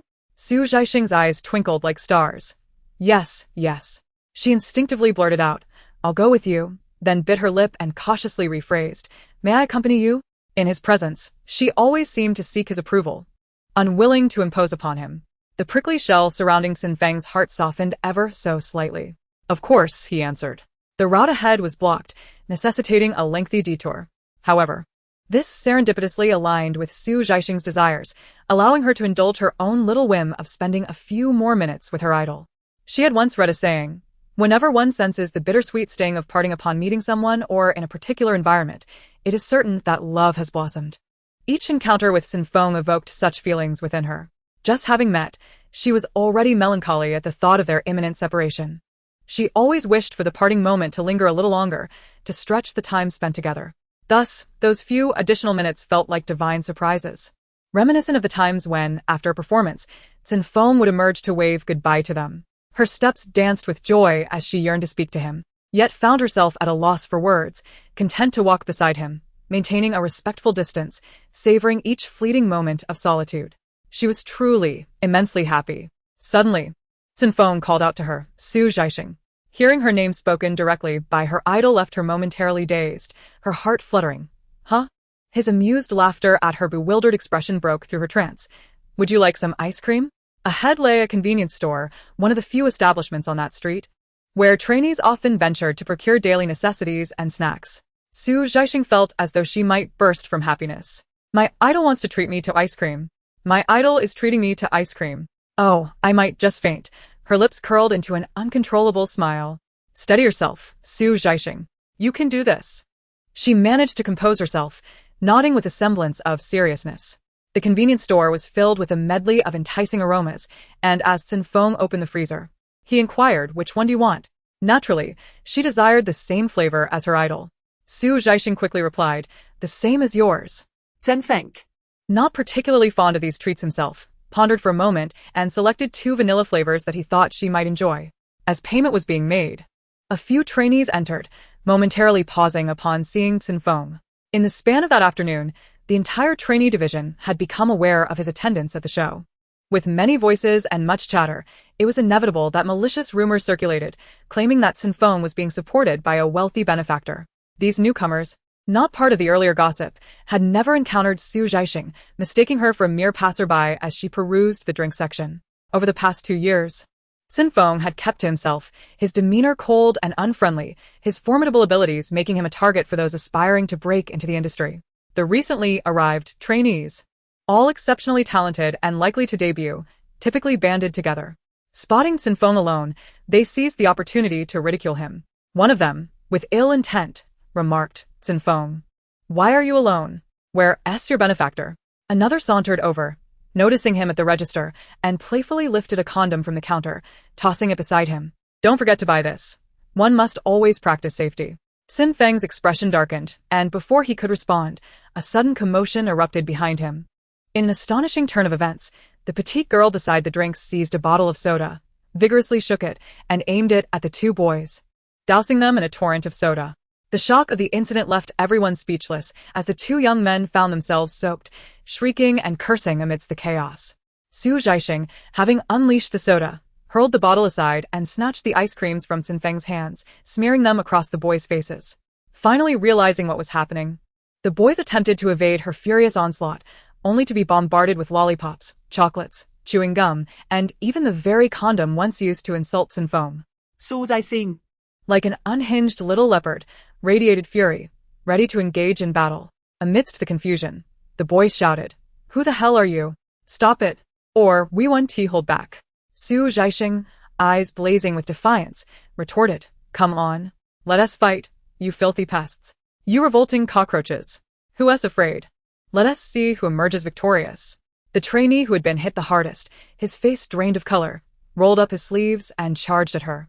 However, before the confrontation escalated, Cen Feng stepped forward, pulling Zhaixing behind him. With a frosty gaze fixed upon the cursing boy, he asked, Do you wish to fight? Rumors of Cen Feng nearly throwing someone off a high-rise building after Yin Chang's departure had already spread, and now, under the piercing chill of his gaze, the boy suddenly regained his composure. The person before her, when provoked, was capable of inflicting harm. A few trainees nearby rushed to restrain him, aware that they had instigated the altercation, particularly as the one who initiated the conflict was a mere girl. They reasoned with him, suggesting it would be prudent to settle the score at a later time. The young man clenched his teeth, his fingers jabbing menacingly at Zhaixing behind him, vowing, I will remember you. Zhaixing retorted with disdain, What purpose does remembering your father serve? I have no kinship with such a degenerate. Cen Feng felt a slight headache emerging. Zhaixing, with a defiant expression, declared, You wretched fool. Your father shall surely plant loquat trees tonight. Your grandfather will be criticized while playing chess. Your mother shall never lead the square dance. Your grandmother will face innumerable misfortunes while shopping. You will become a burden, incapable of self-sufficiency for the rest of your life. Cen Feng was taken aback. The other trainees were left in utter bewilderment. The lead boy felt a sharp pain in his chest, as if he were on the verge of spewing blood. The fierce little girl's expression shifted to one of tension, nervously watching him. Cen Feng softly interjected, "Enough." She immediately sealed her lips, indeed falling silent. The trainees, fearing that the situation could escalate to fatal consequences, hastily dragged their companion away. The convenience store lay in disarray, and the timid owner, who had remained silent throughout the ordeal, finally stammered, "These." Cen Feng emptied her pockets onto the counter, inquiring, "Is this sufficient?" The owner quickly nodded, "Yes, yes. It is." She offered a gentle smile of apology to the owner, then turned to the freezer, retrieving 2 ice creams. Grasping Su Zhaixing's arm, she exited the store. In the soft embrace of the evening sun, tinged with a gentle orange hue, Su Zhaixing felt the tumult within her body had yet to settle, remaining silent and brooding. Cen Feng tore open the ice cream's packaging, crouching slightly, and tenderly extended it toward her as one might to a child. The sweet scent of vanilla wafted into her nostrils. She inhaled deeply, gradually lifting her gaze to meet the boy's, her voice trembling with sorrow. "Brother, I'm sorry. I'm not truly that fierce. I don't usually behave this way." He knelt before her, their heights contrasting as she towered slightly above him. He tilted his head upward, his beautiful eyes filled with gentle mirth. "Yes, I understand." As she spoke, her eyes glistened with unshed tears. "They bully you unbeknownst to her." These malicious individuals were tormenting him. She could confront 1, 2, or even 3 of them, yet they seemed to multiply like cockroaches, perpetually emerging with malevolence. They remained oblivious to the harm their words could inflict. They failed to grasp that casually judging others constituted a form of wickedness. She exerted every effort to protect him, yet she still could not shield him adequately. This realization filled her with profound sorrow. So tender, so gentle, as if encompassing all the beauty of this world. He softly reassured her, "They dare not bully me. No one can." She clenched her lips tightly, stifling her tears. Cen Feng shook the ice cream in his hand, saying, "If you don't eat it soon, it will melt." Su Zhaixing seized it eagerly, bringing it to her lips for a hearty bite. He chuckled, stood up, and tore open another package, taking a bite for himself. No further words were exchanged as they each savored their ice cream, making their way outside the training building. Due to the access control, Cen Feng leaned down to instruct her, "Wait for me here." Su Zhaixing note that outset steely. He then turned to the security guard in the booth, saying, "Please keep an eye on the young lady for me. I shall return shortly." He claimed it would be quick, and indeed, within 5 minutes, Su Zhaixing saw her idol sprinting towards her. As he ran, the wind tousled his hair and clothes, reminiscent of a youth returning against the flow of time, radiating brilliance. The notebook he carried was black, devoid of excessive embellishments, yet its simplicity rendered it exceptionally precious, filled with his emotions. Su Zhaixing accepted the notebook, clutching it to her heart, reluctant to even open it. She took a couple of steps back, biting her lip and smiling obediently, waving goodbye. "Goodbye, brother." Cen Feng's eyelashes fluttered, and moments later, he suddenly produced his phone and handed it to her. Su Zhaixing, momentarily perplexed, heard him say, "Save your number in here." She nearly jumped with excitement. Trembling, she took the phone, entered her number, and nervously returned it to him. Cen Feng glanced at it, his long fingers tapping a few keys, presumably saving her name. Su Zhaixing was overwhelmed with joy, about to speak when Cen Feng interrupted. "If you want to say anything in the future, just message me. Don't leave comments on the blog as I rarely check." Su Zhaixing. What blog? That's not me. I do not acknowledge it. Su Zhaixing. She swallowed hard, attempting to argue, "Brother." What are you talking about? "What blog?" I don't understand. Cen Feng tilted his head, scrutinizing her with indifferent eyes. "Really don't understand?" Su Zhaixing. "I understand. Is that not enough?" Su Zhaixing pondered for a long while, feeling that it was fate that had caused her to be linked to this situation. Her idol, so astute, knowing her name, would undoubtedly make the connection upon seeing it. Alas, why did she even mention the stars? Had she inadvertently exposed herself? While leaving her comments, she hoped she hadn't said anything that could tarnish her image. Was it merely a compliment on his stunning looks? A little flattery? Perhaps it wasn't such a big deal. Zhaixing stammered, I only happened to see your profile picture and photos. That's how I recognized you. His blog was registered uniformly by the company after he signed on as a trainee, featuring a profile picture taken during his training, which she had also seen in the album. Cen Feng did not think much of it. He permitted her closeness, unaware that he was far more forgiving towards her than he was towards the world. The assembly bell rang once more, prompting Zhaixing to hastily exclaim, Brother, you should head back now. Cen Feng nodded slightly and turned to walk inside. Zhaixing watched his retreating figure with reluctance, her phone vibrating twice in her pocket. She took it out to check. It was an unfamiliar call. Zhaixing answer, hello? The voice of her idol came through the line. Be careful on the road. Startled, she looked up and caught a glimpse of her idol walking while on the phone, her heart racing as she nodded fervently. I understand. Goodbye, brother. There was a brief pause before he softly replied, Goodbye. Zhaixing couldn't bring herself to end the call, clutching her phone and staring at the screen, intending to wait for him to hang up first. After a while, the call remained connected, and with Cen Feng already out of sight in the building, she hesitantly brought the phone back to her ear. Brother? Cen Feng responded, Zhaixing, feeling a bit pitiful, asked, Why don't you hang up? Cen Feng, perhaps smiling, replied with a lighter tone than before, Okay, hang up now. Zhaixing said, once more, goodbye, brother. Finally, the call was disconnected. What should she save as the contact? Just the name wouldn't he do? Baby? That would surely earn her a scolding from her parents. Hubby? No way. How about brother? But that felt too plain. After much contemplation, she ultimately typed two serious words. My cub. A devoted fan must possess the awareness of a devoted fan. Zhaixing cautiously peeked out of the car window to ensure she was alone, relieved to find that the handsome boy was not present. Before opening the car door and hopping out, Zhaixing had already approached, and Zhaixing curiously asked, What are you smiling about? Zhaixing deeply, who? Was I smiling? Zhaixing noticed the notebook tightly clutched in her arms and inquired, What is that?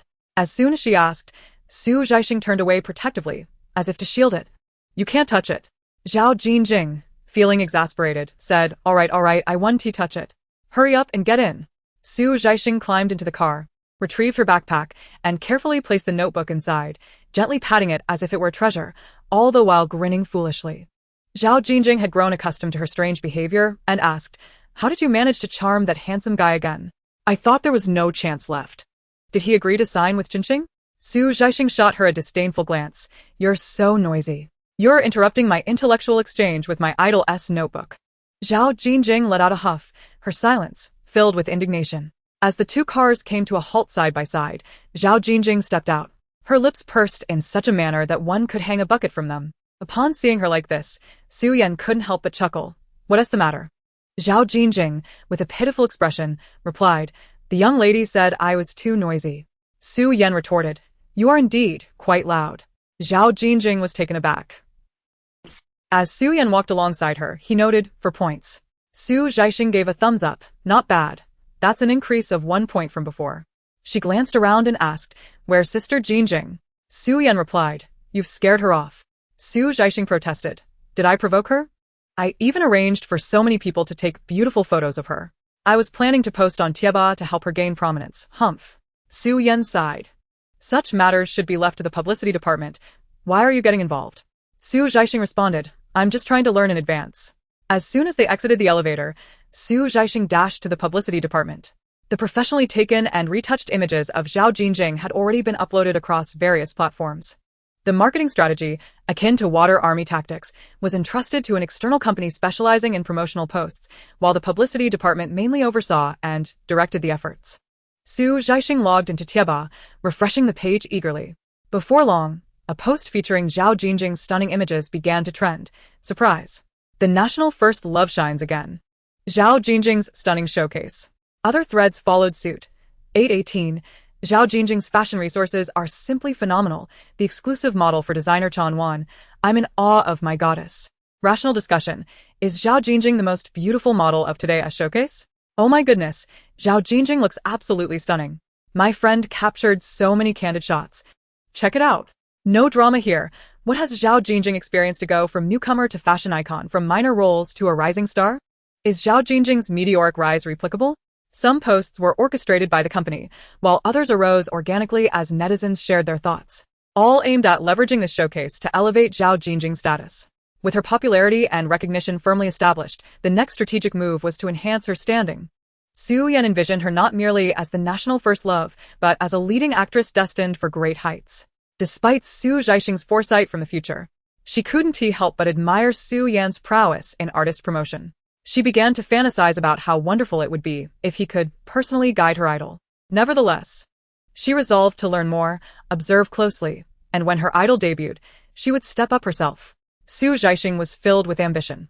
After the Wan showcase, Zhao Jingjing experienced a significant leap in fame and status. Su Yan mentioned that her upcoming roles would transition from idol dramas to serious productions.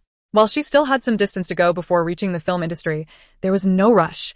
The day would surely come. Fortunately, she had already completed the designs for the 4-season series, and the works showcased at the exhibition were sufficient to bridge the upcoming year's hiatus. The organizers were quite understanding, promising to assist her in managing her brand throughout the year. Su Zhaixing, having experienced the rigors of the college entrance examination, found herself in a relatively relaxed position compared to those around her, despite having long forgotten the specifics of the exam.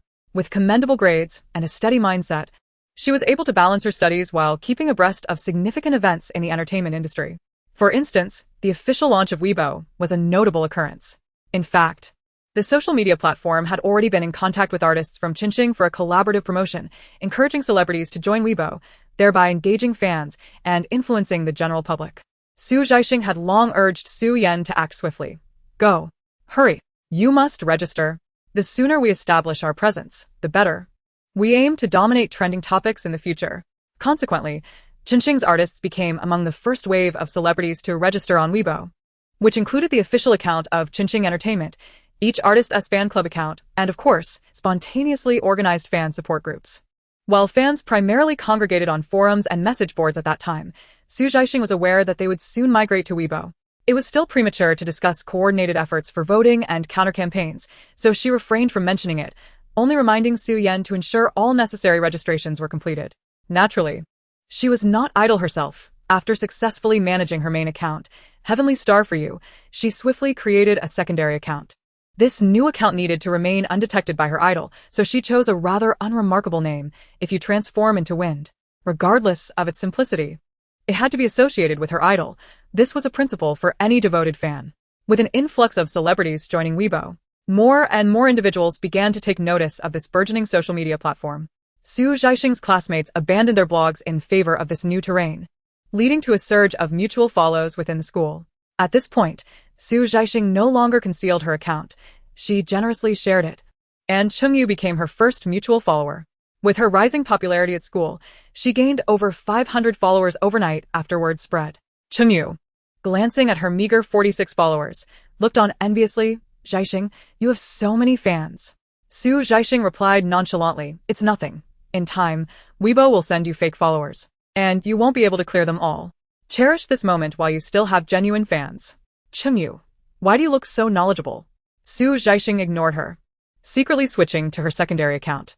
In truth, she held little hope for Cen Feng registering on Weibo, as he had not yet debuted, and, given his personality, it seemed unlikely. To her surprise, when she searched, she actually found him. It was indeed Cen Feng, with the same avatar as his previous blog, verified as a trainee at Zhongtian. It appeared that Zhongtian had purchased followers. He already had over 2,000. Su Zhaixing quickly followed him with her secondary account and eagerly clicked into her idol's Weibo homepage. He has yet to post on Weibo. With over 1,000 fans but only 2 accounts followed, Su Zhaixing curiously clicked into his following list. The first was Zhongtian Entertainment. The second, what the heck? Is the heavens bestowing the stars upon you? Isn't that me? The sensation of being followed by a celebrity felt akin to a classroom being locked by a teacher, as if it were declaring that one can no longer speak freely. Su Zhaixing was deeply distressed, pounding her chest in regret, lamenting her past decisions. Why didn't she safeguard her alter ego better? From this moment forth, this main account would need to don a facade, appearing docile, charming, and positively radiant, for she could no longer share those hilarious, risky jokes. A sudden thought crossed her mind. Should she perhaps remove her idol from her followers to prevent them from seeing her? Oh my Su Zhaixing, have you lost your senses? How could you entertain such a rebellious notion? I am doomed. Well, never mind, let it be. If they follow, let them follow. At worst, I can indulge in gossip and quarrels on my secondary account, while this main account serves merely as a decorative vase for maintaining my image. Sigh. The heavens have indeed bestowed the stars upon you. Today is yet another day of diligent study, accompanied by an image of a mathematics test, beside which Chengyu was laughing heartily while sharing jokes. Zhaixing remarked, "Doesn't this resemble a friend circle visible only to parents?" After posting on Weibo, she opened her follower list, flipping through page after page. So many classmates had begun to follow her in recent days that she hadn't paid much attention and had completely overlooked when her idol's account had slipped in. As she scrolled back, she discovered that her idol had followed her the night before. Oh heavens! I have neglected my idol for 42 hours. Zhaixing clicked to follow back, thus changing their status to mutual followers. It felt like an unreal dream. I am now mutually following my idol. Ah. Zhaixing, why were you being so dramatic just now? It's not as if you can't indulge in gossip. It's not as if you can't let loose. It's not as if you must diligently embody a positive energy, girl. I can do it. I am capable. Having the attention of my idol equates to possessing the world. Embracing the reality of mutual following with her idol. Zhaixing instantly immersed herself in happiness as Chengyu shared jokes for a while before browsing through the profiles of their mutual followers. They had only just begun to explore Weibo, finding everything novel, especially the number of fans and followings, leading to an inexplicable competitive spirit. Everyone was curious about who followed whom. Chengyu clicked on Zhaixing's profile and, seeing her steadily increasing fan count, felt an overwhelming sense of envy. Zhaixing, you've gained over 100 more fans. Your following count has increased by 1 as well. Who have you followed? She opened her list of followers and, upon seeing the name Cen Feng, nearly had her eyes pop out in astonishment. Is there truly a person named Cen Feng? Oh my goodness! In a whirlwind of shock and elation, she rushed towards Zhaixing, exclaiming, "There really is a Cen Feng. Is it genuinely him? Oh my heavens! He even has a yellow verification badge. Let me see this trainee from Zhongtian." Her heart raced at the thought of his profile picture potentially being his actual likeness. Ah. My goodness, he is so handsome. Zhaixing nearly lost her balance from the vigorous shaking. How do you know him? How on earth did you meet him? She demanded, her voice rife with incredulity. Zhaixing, you're not being a true friend. You've been dating such a dashing boyfriend, and you didn't even tell me the truth. Zhaixing, pushing her away, grabbed a mathematics book and playfully tapped her on the head. Get a grip. He's not your boyfriend. Chengyu, brimming with excitement, danced around. How can he not be your boyfriend? Didn't he say that Cen Feng is someone you really, really like? You even turned down Zhou Mingyu for him. This is some divine romance. Zhou Mingyu has lost. I declare him defeated. You did the right thing by rejecting him. Cen Feng is far more attractive. He's a trainee, so he's bound to debut, right? Oh my goodness, you've landed yourself a star boyfriend. Zhaixing, realizing that Chengyu needed to calm down, chose to remain silent. Thus, over the next 2 days, she painstakingly clarified for Chengyu that he was not a boyfriend, but rather an idol. Chengyu, despite being a fellow fan, was primarily captivated by looks. She followed whoever was trending. Although she grasped the situation, she still found it perplexing. While he might eventually debut as a star, he was merely a trainee now. What was there to chase after? Zhaixing shot her a disdainful glance. Do you understand the concept of nurturing? Chengyu replied, what? You can pursue idols in such a manner? Deciding it was irrelevant since he was not a boyfriend, her attention shifted to another matter of interest. Zhaixing. Zhou Mingyu followed Cen Feng. Zhaixing gasped, what the heck? Zhou Mingyu, if you dare to spout nonsense around my idol, I swear I will kill you. Hurriedly, she clicked into Cen Feng's homepage to check. Relieved to find that his posts were still non-existent, he hadn't tweeted at all. Thus, even if Zhou Mingyu followed him, he shouldn't be able to leave absurd comments. Just as she exhaled in relief, another thought struck her. Oh no. There were private messages. Heaven help me. I pray that Zhou Mingyu, that fool, doesn't send any bizarre messages to my idol. In the Zhongtian trainee dormitory, Cen Feng wrapped a towel around his neck after finishing his training and headed to the restroom to wash off the sweat. As he turned down the corridor, he spotted a high-ranking artist executive from the company strutting towards him in high heels. Instinctively, he considered turning back to avoid her. But it was clear she had already noticed him. With evasion proving futile, he maintained a straight gaze and continued walking forward. After Ma Fenkai's arrest, the position of artist supervisor in the trainee division remained vacant for an extended period. Niu Tao initially believed he would ascend to the role, frequently visiting the headquarters to bolster his presence. However, recently, the company unexpectedly appointed a supervisor a young woman fresh out of university. At first, the management was somewhat skeptical. On her very first day, an experienced manager attempted to undermine her, only to receive a termination notice that very afternoon. It was later revealed that the newly appointed supervisor, Wen Tingting, was the daughter of one of the major shareholders on the board of directors. The trainee system in the country is notably more refined, and for a company like Zhongtian, which is still feeling its way, Wen Tingting, with her relevant experience, was deemed a fitting choice. Of course, her advantageous lineage played a significant role, as her father's influence allowed her to easily secure a supervisory position. Eager to make a meaningful impact, she sought to introduce Korean cultural elements and redefine the concept of idols. On her second day in office, she gathered all the trainees for self-introductions and performances, aiming to quickly assess their situations and reclassify them accordingly.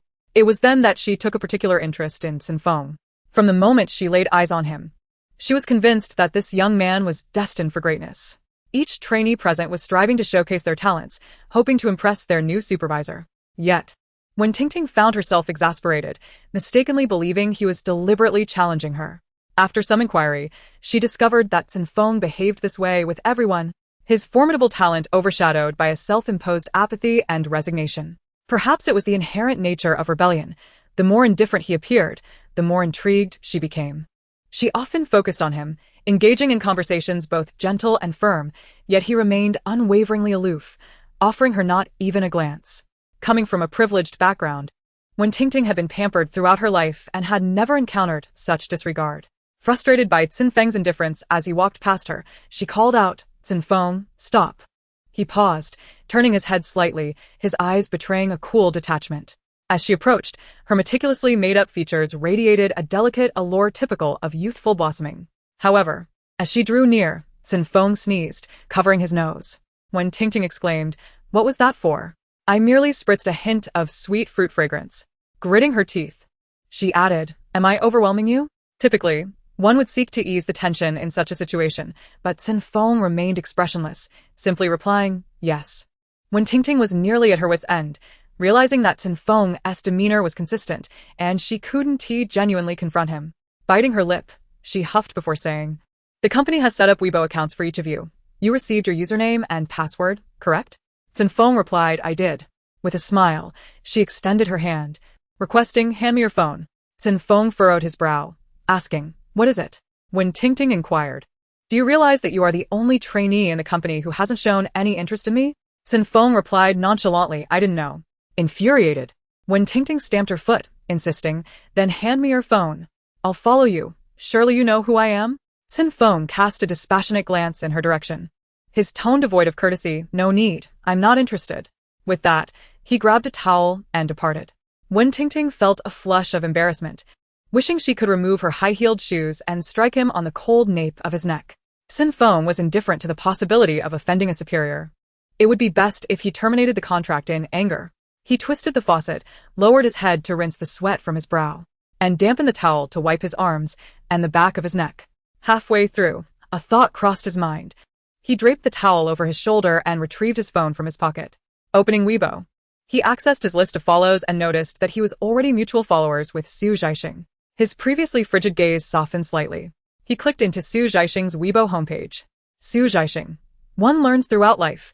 Learning is never too much, even at 70. Accompanied by images of various study materials. Zhaixing, as a Chinese, why should we learn English? Because language should not limit our exploration of the world. Accompanied by an image of an English vocabulary notebook. Zhaixing. I reflect on myself thrice daily. Did I work hard today? Have I grown? Have I transcended? Accompanied by an image of a pen that had run out of ink. Zhaixing. Striving is not solely for oneself. It is for the development of socialism, for the construction of a moderately prosperous society, for the great rejuvenation of the Chinese nation. Life is endless. So too must be our efforts. I love learning. Accompanied by an image of the fluttering 5-starred red flag. Cen Feng pondered. Had he mistakenly followed the wrong person? The classmates from the 7th grade were just now realizing that Zhaixing was not only a brilliant designer but also a girl of undeniable positivity and zeal for learning. Amidst a sea of laughter and exclamations of admiration, Zhaixing stood out like a refreshing stream, exuding a unique essence of socialist positivity. Truly, her excellence was well-founded. One must question such noble awareness and grand aspirations. Are they something just anyone can possess? You all should feel a sense of shame. We should all strive to learn from Zhaixing. Her comment was met with hundreds of layers of laughter. Zhaixing. Brother, what did I do wrong? Why did you unfollow me? Is it that I am not positive enough? Whoa. Zhaixing, DDI. Clicked into her idol's Weibo and discovered that her previous 2 followers had now swelled to 69. Upon opening the list, one finds that it predominantly comprises trainees from Zhongtian and staff members certified as executives of Zhongtian Entertainment. Is this a requirement imposed by the company? Zhaixing felt a twinge of melancholy upon this realization, yet she swiftly accepted the truth and resumed her joyful engagement with Weibo. Without the watchful eye of her idol, her main account's tone began to normalize. She started sharing amusing snippets and videos from classmates who tagged her, playfully bantering in the comments. As the debut selection approached, another intensive training session was arranged for the trainees. This time, the training was akin to military drills with strict confinement. Electronic devices such as phones and computers were prohibited, and they were sequestered in the studio, rehearsing performances repeatedly until the week leading up to the selection. On the bus returning to the dormitory, Cen Feng, donning a cap, leaned against the window, dozing off, when someone took the vacant seat beside him. He detected an unpleasant scent of perfume, causing his brow to furrow beneath the brim of his hat. Wen Tingting remained silent, and he feigned ignorance, remaining still against the window. After a considerable pause, Wen Tingting could no longer contain herself and reproached him. I say, you are actually awake, aren't you? Cen Feng maintained his position unperturbed. After a moment of silence, Wen Tingting raised her hand and snatched his hat away, expressing her dissatisfaction. Do you not understand manners? I am speaking to you. Cen Feng opened his eyes, his dark pupils glinting coldly. Hand it over. Wen Tingting was taken aback, clutching the hat behind her. No, let me tell you, Cen Feng. Do not overstep your bounds just because I have some regard for you. The selection is imminent. Do you truly wish to debut or not? Cen Feng narrowed his eyes.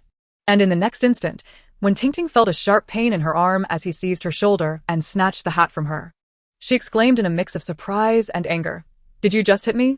Cen Feng cast her a dispassionate glance, expressionless as he placed the hat back on his head, then stood up and moved to an empty seat in the front row.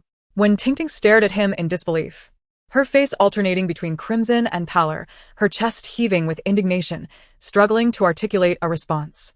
The bus was enveloped in silence, with no one daring to speak, each person quietly closing their eyes in feigned slumber. Aside from a few promotional spam messages, Zhaixing found nothing else in her inbox. After acquiring his phone number, she had only sent him 2 messages. The first was during a storm.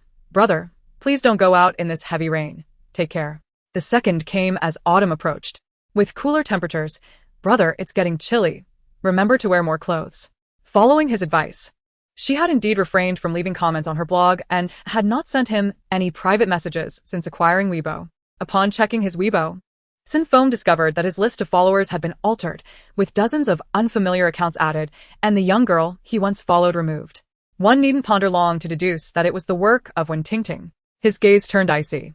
Exiting the list, she opened the search bar and entered the stars plucked from the sky for you. The account swiftly appeared. Upon entering the homepage, Cen Feng realized that after a month of absence, the young girl's artistic style had finally normalized. Contemplating her mindset, he hesitated, his finger poised to click follow but ultimately refrained.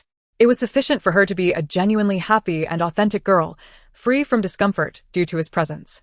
In a week, the official selection for debut positions would commence. All trainees were brimming with determination, ready to fight against the odds. They had withdrawn from school, foregoing the Gaokao. This selection was their equivalent of that critical exam. Yet, Cen Feng remained unchanged. In the days leading up to the selection, his instructors had sought him out, not demanding excessive dedication but rather urging him to showcase his true abilities and perform earnestly.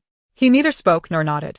There were 9 debut slots available, judged by senior executives from Zhongtian and several veteran agents. The selection process spanned 3 rounds over 3 days. And Cen Feng did not make the cut. Gaining a spot was arduous, while being overlooked was all too easy. Despite his striking appearance catching the attention of several executives, his performance on stage was disappointingly mediocre, inevitably leading to his elimination. Wen Tingting, watching from outside, was so enraged by this outcome that she smashed her phone. The new group of 9 successfully formed, comprising both his former teammates and unfamiliar faces, yet none of it mattered to him anymore. abandoned, forgotten, and ultimately released from his contract. He envisioned a future of anonymity, fading into the vast sea of humanity. This was the first idol boy group launched since Zhongtian implemented its trainee system. From initial promotional efforts to later packaging plans, the company provided excellent resources. The pre-launch buzz across various forums and social media had been fervent. Once the members were finalized, they filmed a debut promotional video, and personal profiles, photos, and videos of the 9 members were published to attract fans. The official debut was scheduled for New Year's Day. Prior to that, the members would start from scratch to build rapport, practice, choreograph, and record songs, while Zhongtian began managing the boy group, generating hype and attracting fans. When Zhaixing learned of this news, she had just finished her mock exams. Chengyu, quick as a flash, excitedly informed her, "Zhaixing, Zhongtian's idol boy group has formed. Look at these 9 handsome boys." What? Is that so? Zhaixing promptly took out her phone, searched, and discovered that among the 9 were former members and unfamiliar individuals. Yet her beloved idol was nowhere to be found. Had Zhongtian lost their senses? She never anticipated that after losing Yin Chong, the entire group would cease to exist. Guilt washed over her. Had her unwarranted interference altered the course of events, resulting in her idol's loss of a debut position? Coco, despite her selfishness, felt a sense of relief. There were no longer those teammates who had cast Cen Feng as the scapegoat, nor was there the agent who had exploited him. This was indeed a welcome change. The group that had not only failed to offer him hope but had instead plunged him into despair was now a thing of the past, and that was quite agreeable. Zhaixing gazed at the promotional video of the boy band on the Weibo homepage and resolutely pledged to herself, "We do not crave this group. Brother, just wait. I shall ensure that a far better debut position awaits you." All she hoped was that he would not be disheartened by this turn of events. After a moment of contemplation, Zhaixing opened her contacts, deliberating for quite some time before sending out her 3rd text message ever. "Brother, keep your spirits up. Next time, you will surely debut. The best is always saved for last." With a heart full of joy, she could not resist sharing her own news. "I just finished my mock exam, and I did pretty well. I even solved the last difficult math problem. Are you feeling happy today?" Cen Feng replied, "Yes." Zhaixing, feeling rather mature, encouraged, "Then keep it up." He responded with a simple, "Okay." Though it was merely a single word, it enveloped her in warmth. She held her phone, gazing at their chat history, smiling foolishly for a while, before deciding not to disturb her idol further and contentedly putting her phone away. Soon, New Year's Day arrived, with nearly all entertainment companies in the industry focused on the debut hype. After all, this was the first idol boy band to debut from a training program in the mainland, and no one could predict its future. While the Korean wave had swept through the domestic entertainment scene, it remained uncertain whether applying the same standard model to mainland artists would yield similar results. Even Zhaixing, aware of past failures, could not ascertain whether this new 9-member group would achieve success. Their debut showcase took place at a small performance venue in the city. Thanks to the previous promotional efforts by Zhongtian, they had already garnered a fan base. The tickets for the debut were reasonably priced, and nearly all fans who could attend showed up. The showcase was streamed live, with Zhongtian collaborating with another major video platform, Median Video, a competitor of Xingchen's Liu Video, to broadcast it for free online. Zhaixing, adhering to the adage of knowing oneself and one's enemy to achieve victory in 100 battles, open the live stream link. It was evident that Zhongtian had put considerable effort into this debut. However, from her perspective, it was quite mediocre, merely reaching the standard expected of boy bands when they casually endorse products. Moreover, it seemed that due to their initial attempts at this particular style, Zhongtian had excessively emulated the Korean wave, which resulted in a loss of the genuine essence of youthful idols.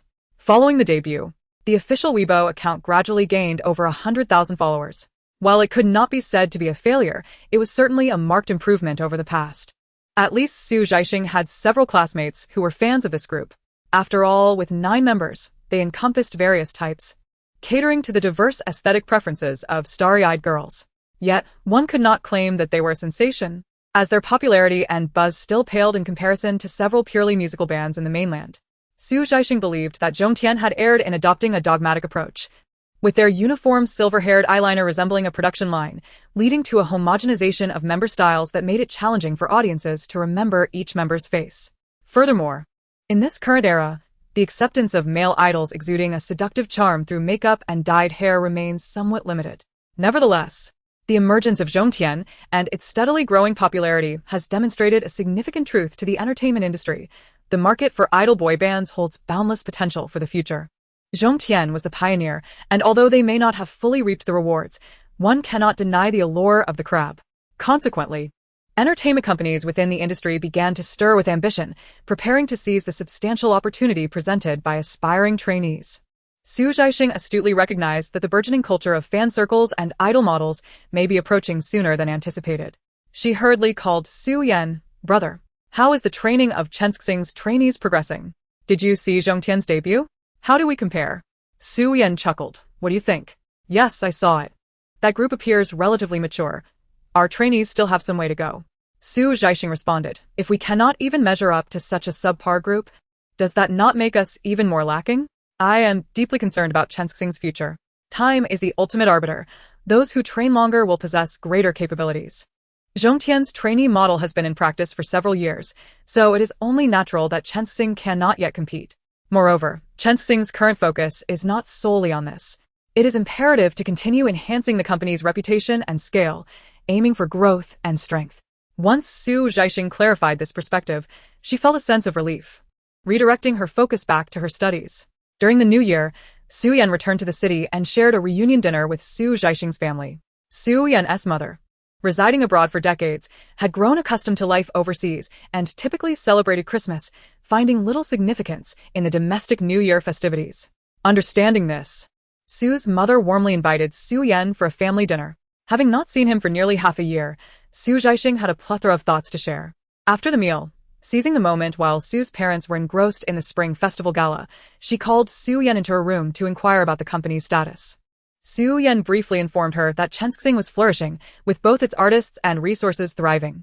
Many newcomers were eager to sign with Zhaixing, aware of its humane approach and favorable treatment of artists, as well as its precise positioning and branding, which led to successful outcomes. Even some stars whose contracts were expiring expressed interest in collaborating with Zhaixing. Recently, the company had expanded its public relations and marketing departments, and Su Yan, possessing a keen sensitivity to the market, had already begun operating marketing influencers on Weibo without needing Zhaixing's prompting.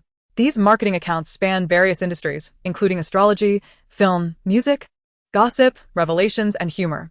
While they appear to be the whimsical indulgences of private bloggers, they are, in fact, backed by Zhaixing, paving the way for the company's future dominance in market discourse. In conclusion, regarding Zhao Jingjing, Su Yan has recently been selecting serious drama scripts for her transformation. At this point, Su Yan paused and sighed, expressing a dilemma. He is optimistic about a certain adaptation but finds the investment risks excessively high. Zhaixing, intrigued by his words, inquired further. Su Yan elaborated on the project titled Building Mountains and Rivers, which is not particularly popular online. However, the author's relative works in Zhaixing's copyright department and deemed it a mutual opportunity, thus recommending it to Su Yan. The narrative depicts the competition among four nations during a tumultuous era, with the protagonist's nation embroiled in conflict among three prominent families, who engage in both overt and covert rivalries, with their interests intricately intertwined. Building Mountains and Rivers boasts an expansive scope, and the author's portrayal of political intrigue is quite captivating, earning Su Yan's approval after his review. Nevertheless, the primary challenge lies in the absence of similar television dramas in the market, rendering its prospects uncertain. The film and television industry is notably trend-driven. Investors typically seek assurance that analogous dramas have previously succeeded before committing their funds. Currently, adaptations of internet-based narratives are remarkably rare. During several investor dinners, Su Yan casually mentioned this project, only to be met with reluctance, as potential investors deemed the risks too substantial compared to investing in currently popular dramas of the same genre. Su Yan expressed his frustration, contemplating whether to opt for a reliable workplace drama for her or to take a gamble and purchase the adaptation rights for this project, with Zhaixing handling the investment and production. Before he could finish his thought, he heard Zhaixing excitedly exclaim, "Invest in it, brother. Let us finance this drama ourselves. With such excellent writing, it's bound to be a success. In a few years, there will undoubtedly be a derivative work that plagiarizes Building Mountains and Rivers. After all, how often do we hear complaints of unfairness from the heavens, where the original work garners little attention while its imitation flourishes, subsequently securing film and television rights and achieving widespread popularity across China? It is only when the drama becomes a hit that people realize it is a copy. Yet by then, the fan bases of the plagiarized series, the original work, and the stars involved are already firmly established. At that time, the domestic creative environment was quite lenient, with less stringent repercussions for plagiarism than in later years, leading the original author into a prolonged fight for rights. Years of litigation ensued, draining the original creator's resources, ultimately resulting in a mere token apology and compensation that was grossly disproportionate. Meanwhile, the plagiarists continued to thrive. If building mountains and rivers could be produced promptly, the ensuing plagiarized drama would be thwarted. Even if the plagiarists persisted in their imitation, the existence of the original series would ensure they were detected early and met with the audience's scorn. In those days, even plagiarized dramas could achieve great popularity. It stands to reason that the original work should not falter in the same regard. The fact that the original author has proactively reached out to Zhaixing signifies a serendipitous connection, presenting both an opportunity and a chance for redemption that cannot be overlooked. Su Yan studied her for a moment before heaving a resigned sigh. Actually, my thoughts align with yours. Zhaixing instantly brightened, contemplating further before adding. This author has crafted such an extraordinary tale in building mountains and rivers. Her other works must also be commendable. Brother, let's acquire them all. Su Yan replied. All of them? Zhaixing affirmed. Yes. Let us buy them in a bundle. It's more cost-effective. Moreover, the author would benefit immensely. In fact, we could procure quality works that are currently thriving in the market, stockpile them, and in the future, whether we invest in production ourselves or sell the rights, we would not incur losses. Previously oblivious to the truth, Zhaixing had seen that plagiarized drama, aware of its protagonist's characterizations and the general plot. Now that they had resolved to adapt this drama, the female lead was undoubtedly Zhaixing, but who would be the most suitable choice for the male lead? After a moment of reflection, an idea sparked in her eyes as she asked Su Yan, has Zhaixing collaborated with Su Yi? Oyan posit, Suye? No. He is still a bit out of our league. Zhaixing insisted. Do not underestimate yourself. Brother, persuade Su Yi to play the male lead. His image is particularly fitting for the protagonist of building mountains and rivers. Su Yan sighed. It's not easy to persuade a top-tier star. And I've heard he is considering transitioning to the big screen, likely shunning television roles. Su Yi is discerning, taking 2 years to select a film script, with several years remaining before his debut on the silver screen. Zhaixing tugged at his sleeve. Our drama is remarkable as well, rich in depth and substance. A good actor wouldn't overlook a splendid script. Go and approach him. He might just agree upon reading the script and character. In these uncertain circumstances, having Su Yi on board would indeed provide a sense of security. After a moment's contemplation, Su Yan nodded with a smile. All right, I will give it a try. Zhaixing silently vowed. Zhaixing, this is all to fulfill your dream of idolizing. If it comes to fruition, you must express your gratitude. She had intended to discuss variety shows further with Su Yan, but just then, their mother ascended the stairs, entering the room with a shout. You child. On this festive occasion, don't disturb your brother's rest with endless questions. Come downstairs. I've baked cookies and a cake. Su Yan, come down and eat with us. Thus, the two descended the stairs.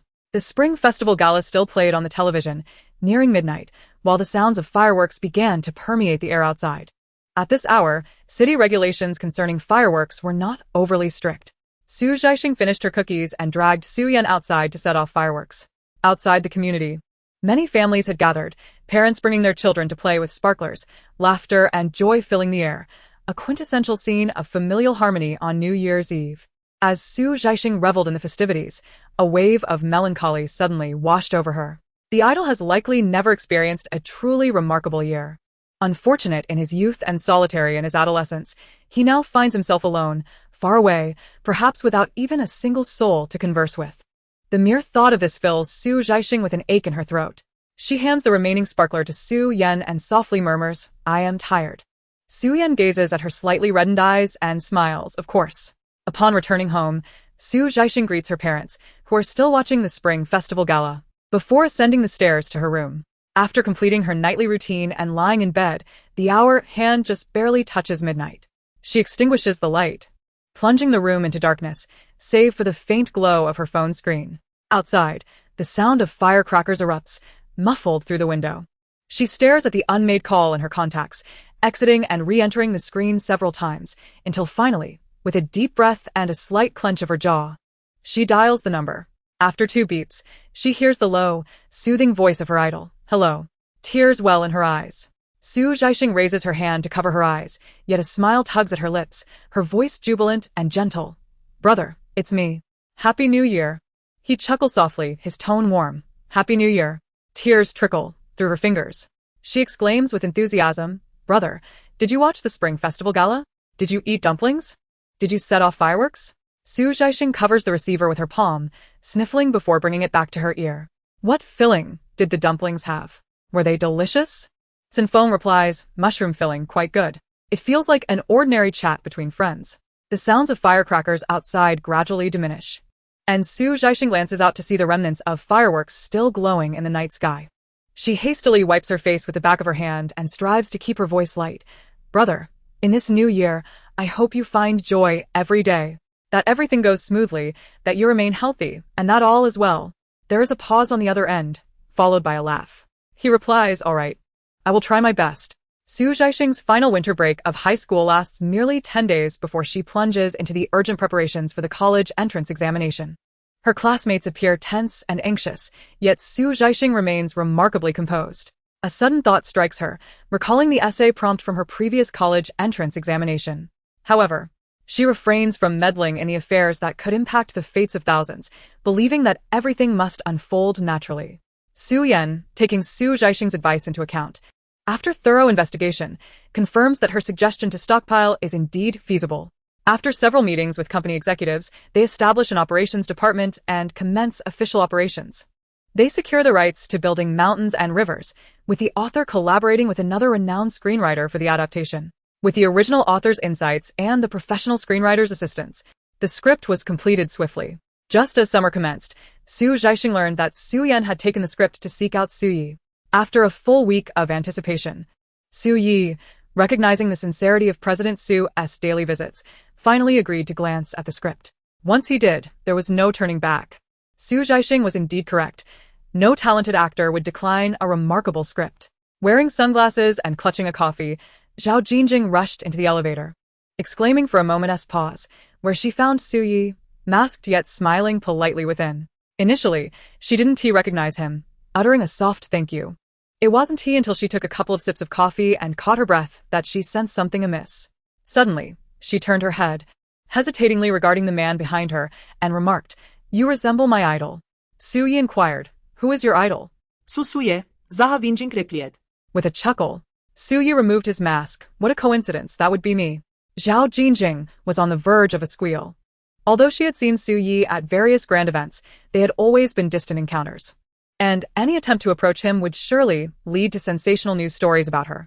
After being in the industry for so long and having been the nation's first love for quite a while, this was her first intimate interaction with him and her inaugural conversation. Overwhelmed with excitement, she nearly spilled her coffee and stammered, Hello, I am Zhaixing. Su Yi shook her hand, I know. Oh my, I've shaken hands with my idol. Even though he had once been her schoolboy crush, the fervor had somewhat faded over time. Yet, having now seen him in person, the old feelings surged back, leaving her momentarily speechless.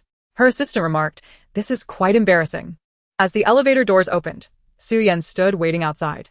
Upon seeing Zhaixing in her starstruck state, he paused momentarily. Su Yi stepped out of the elevator, smiling as he extended his hand.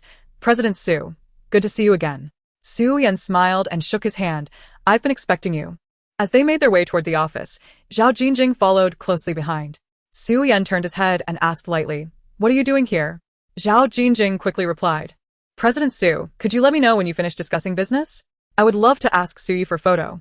Su Yan sighed, waving his hand in exasperation. Before long, Zhaixing received news that Su Yi would star as the male lead in Building Mountains and Rivers. She gasped in joy, nearly fainting from happiness. Her dream had come true. She felt she could die content. Shortly thereafter, Zhaixing called during a break, promptly stating, Did you see the surprise I sent you? Zhaixing squealed, Miss, you are too kind to me. I'll repay you by being your loyal servant from now on. Oh, that's not necessary, Zhaixing remarked. In the future, when I pursue my stars, you can simply provide me with some cover. Zhaixing inquired with curiosity, Whom do you intend to pursue? Aren't you indifferent to celebrity culture? Is there anyone in this industry who captures your interest? Zhaixing replied, You simply do not understand me. As Su Ye's contract was finalized, the production team for Building Mountains and Rivers was essentially assembled. Su Yan personally negotiated with each member, from the director down to the script supervisor. Su Yan assumed the role of producer, with Building Mountains and Rivers being exclusively financed by Zhaixing. In the eyes of industry peers and executives, this decision was fraught with risk. Such a substantial investment represented Zhaixing's largest project in the past 2 years. Should it incur losses, the possibility of the company's bankruptcy loomed large. However, Zhaixing operated under Su Yan's autocratic rule. Once he resolved to pursue a course of action, no one could dissuade him. Moreover, this endeavor aligned perfectly with the aspirations he shared with Su Zhaixing. As summer approached, Building Mountains and Rivers officially announced its 2 lead actors and commenced production. The original work had a modest following, with many unaware of its source material, as the primary buzz stemmed from the actors themselves, particularly Su Yi. As expected from a first-tier star with inherent popularity, discussions about Building Mountains and Rivers flourished across various online platforms for days, with Weibo featuring it prominently on its homepage. The prevailing chatter revolved around the enviable resources of Zhao Jingjing. This was Su Yi, after all. Countless actresses yearned for the opportunity to collaborate with him. Yet his standards were sky-high. His recent co-stars were all award-winning talents. What justified Zhao Jingjing's position, a former idol drama sweetheart, in this realm? Did she truly lack a benefactor? Such enviable resources inevitably incited jealousy, leading to a surge of speculation regarding Zhao Jingjing's alleged financial backers, with posts detailing these conjectures as if they were eyewitness accounts of her clandestine encounters. At this juncture, the marketing accounts nurtured by Zhaixing began to make their mark. After a recent phone call with Su Yan, Su Zhaixing instructed him to issue a lawyer's letter to sue those spreading rumors, a move intended to set an example. Once the call ended and she checked Weibo, she found the narrative had shifted. It now leaned towards inquiries into whom Zhao Jingjing had allegedly obstructed, leading to her being falsely accused. After perusing the situation, Su Zhaixing realized the crisis was under control and even managed to inflict some emotional turmoil on Zhao Jingjing's detractors. She understood that she held a powerful weapon in her hand. Yet, as long as this sword remained in her grasp, it would never be wielded against any innocent soul. The sword was never meant for killing. In this industry, it served merely as a means of self-preservation. Soon, summer would reach its zenith. By then, Su's mother had fallen gravely ill, prompting Su's father to take her abroad for treatment, while Su Zhaixing remained in the country to sit for her college entrance examinations. On the eve of the exams, Su's father called her, cheerfully informing her that the doctors had conducted tests on her mother and confirmed that the surgery could be successful, urging her not to worry and to focus on her studies. Though she harbored doubts, she responded with a lighthearted tone.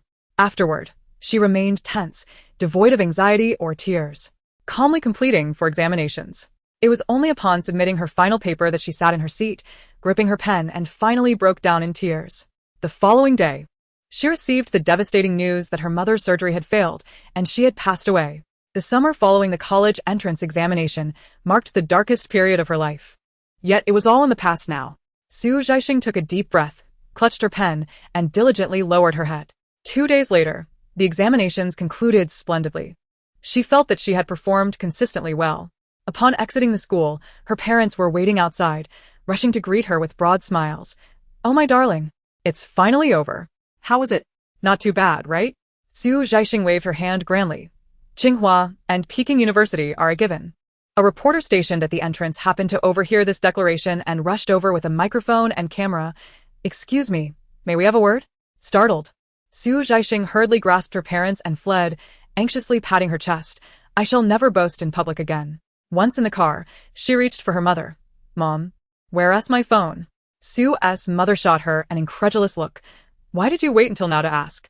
You act as if you cannot live without it." Nevertheless, she retrieved the latest smartphone from her bag and handed it over. "Here, your father bought this for you." The prevalence of smart devices was ever increasing. Soon, the era of ubiquitous black screens would arrive, ushering in a delightful age of binge-watching dramas, scrolling through Weibo, and playing mobile games. Su Zhaixing was ecstatic. The SIM card was already inserted, and she eagerly powered it on, caressing the pristine exterior and familiar LCD screen, her heart swelling with joy. Upon activation, a flurry of advertisements and spam messages erupted. Among them, she spotted a message from someone named My Baby. Su Zhaixing's heart skipped a beat as she quickly opened it. The message read only 4 words. "Good luck on the exam." It was sent 2 days prior. Oh. Who is this kind-hearted idol who remembers her impending examination and sends her words of encouragement? "No one can stop me. I shall love him for a lifetime." Zhaixing was overwhelmed with excitement, her boldness surging as she impulsively texted, "Brother, do you have a graduation gift for me?" After a moment, the reply came, "What do you want?" Zhaixing responded, "I want to see you dance." Zhaixing paused, momentarily perplexed by the implication of his words, her heart racing as she hurriedly opened Weibo. After activating his account, her idol had not posted anything until now. Finally, there was a first status update, in the practice room, solo. Zhaixing, "Don't save me, I'm done for." Meanwhile, the smart devices had yet to become widespread. Cen Feng was still using an older model keypad phone, its low-pixel resolution rendering video recording impossible. Thus, after borrowing the training room, he uploaded the video to his computer via a memory card before sharing it on Weibo. The process was somewhat cumbersome, but as it was intended as a graduation gift, there was no reason for negligence. He had not danced with such dedication in quite some time, yet the cumulative hours of practice from both lives, coupled with his years of stage performance experience, allowed him to effortlessly deliver a flawless performance. Zhaixing was utterly captivated by the video of the young boy in a black shirt and cap, fervently glued to the screen. The sensation was unmistakably familiar. The style was identical. Even the habitual little gestures remained unchanged. This is what true performance is. This is genuine talent. The little-known group from Zhongtian should take a good look at how her idol transforms the practice room into a stage. After Zhaixing had watched the video no fewer than 20 times, she finally felt satisfied enough to leave her first comment. However, upon opening the comments, she was astonished to find several hundred already posted. Wow, Zhongtian is hiding such a gem of a trainee? I declare that from this day forth, I am officially his fan. Why chase anyone else when I could follow a deity? When will he debut? When will he debut? When will he debut? Ah, he is simply too handsome. Haven't they performed this dance before? What are they even doing? Is this the original version? Zhongtian Entertainment. Hurry and let this charming young man debut. I want to spend money. I want to be a star chaser. Zhongtian Entertainment. How can you overlook such an outstanding talent? If only you had a member this exceptional, you wouldn't be struggling as you are now. The commenter above is being excessive. Praise the individual without disparaging our group. What does it mean to disparage? Can't I speak the truth? Moreover, it's not just your group. It's mine as well. Given their current half-hearted state, I feel anxious for them. I never imagined I would be enchanted by a trainee who is yet to debut. I'm back to chasing the domestic entertainment scene. To the commenter above, let us pursue domestic entertainment together. Following Korean entertainment activities is far too challenging. Cen Feng, hurry and debut. Our wallets and I await you. Zhaixing. My treasure cannot be concealed any longer. The trainees at Zhongtian generally follow each other, and the 9 members have also followed their fellow trainees. Fans, tracing the connections, naturally stumbled upon Cen Feng. Some were drawn to his handsome profile picture and followed him with ease. Now, as the video circulated among those who had begun to follow him, other fans from various groups also took notice, leading to an influx of attention. Zhaixing perused the comments, feeling immensely proud as she saw only praise, excitedly joining the chorus. Today is yet another day of being utterly enchanted by a deity. Just after her small account left a comment, Zhaixing's phone rang. It was Qingyu calling. As soon as she answered, the voice on the other end erupted in enthusiastic screams. Oh my goodness, Zhaixing, your idol is incredibly handsome. So incredibly handsome. I understand you now. I get you. I would gladly embrace such a journey. From this moment onward, we shall be the cherished sisters united by the same idol. Zhaixing, feeling a surge of emotion, lamented. Why does it seem as though the entire world has witnessed this graduation gift, meant solely for her? A twinge of jealousy arises within me. Yet, upon reflection, how could one possibly hoard such a breathtaking video for oneself? A celestial being deserves to be celebrated by all. He was born to shine upon the stage, to radiate brilliance, and to be admired by everyone. Zhaixing came to terms with her feelings, finding solace and delight as she prepared to indulge in the video once more. Suddenly, her phone vibrated. Her idol had sent her a message. Did you save the video? But upon refreshing Weibo, the video had vanished. My idol deleted the post. Zhaixing Edgar Lim. Could it be that he was overwhelmed by the abundance of retweets and comments? Goodness, how endearing he is. What a charming blend of aloofness and cuteness he embodies. Gazing at the video she had saved locally, Zhaixing displayed a contented smile akin to that of a proud aunt. Indeed, Cen Feng had deleted the post due to the sheer volume of comments. Yet it was not out of shyness. When something contradicted his original intent, deletion was the natural course of action.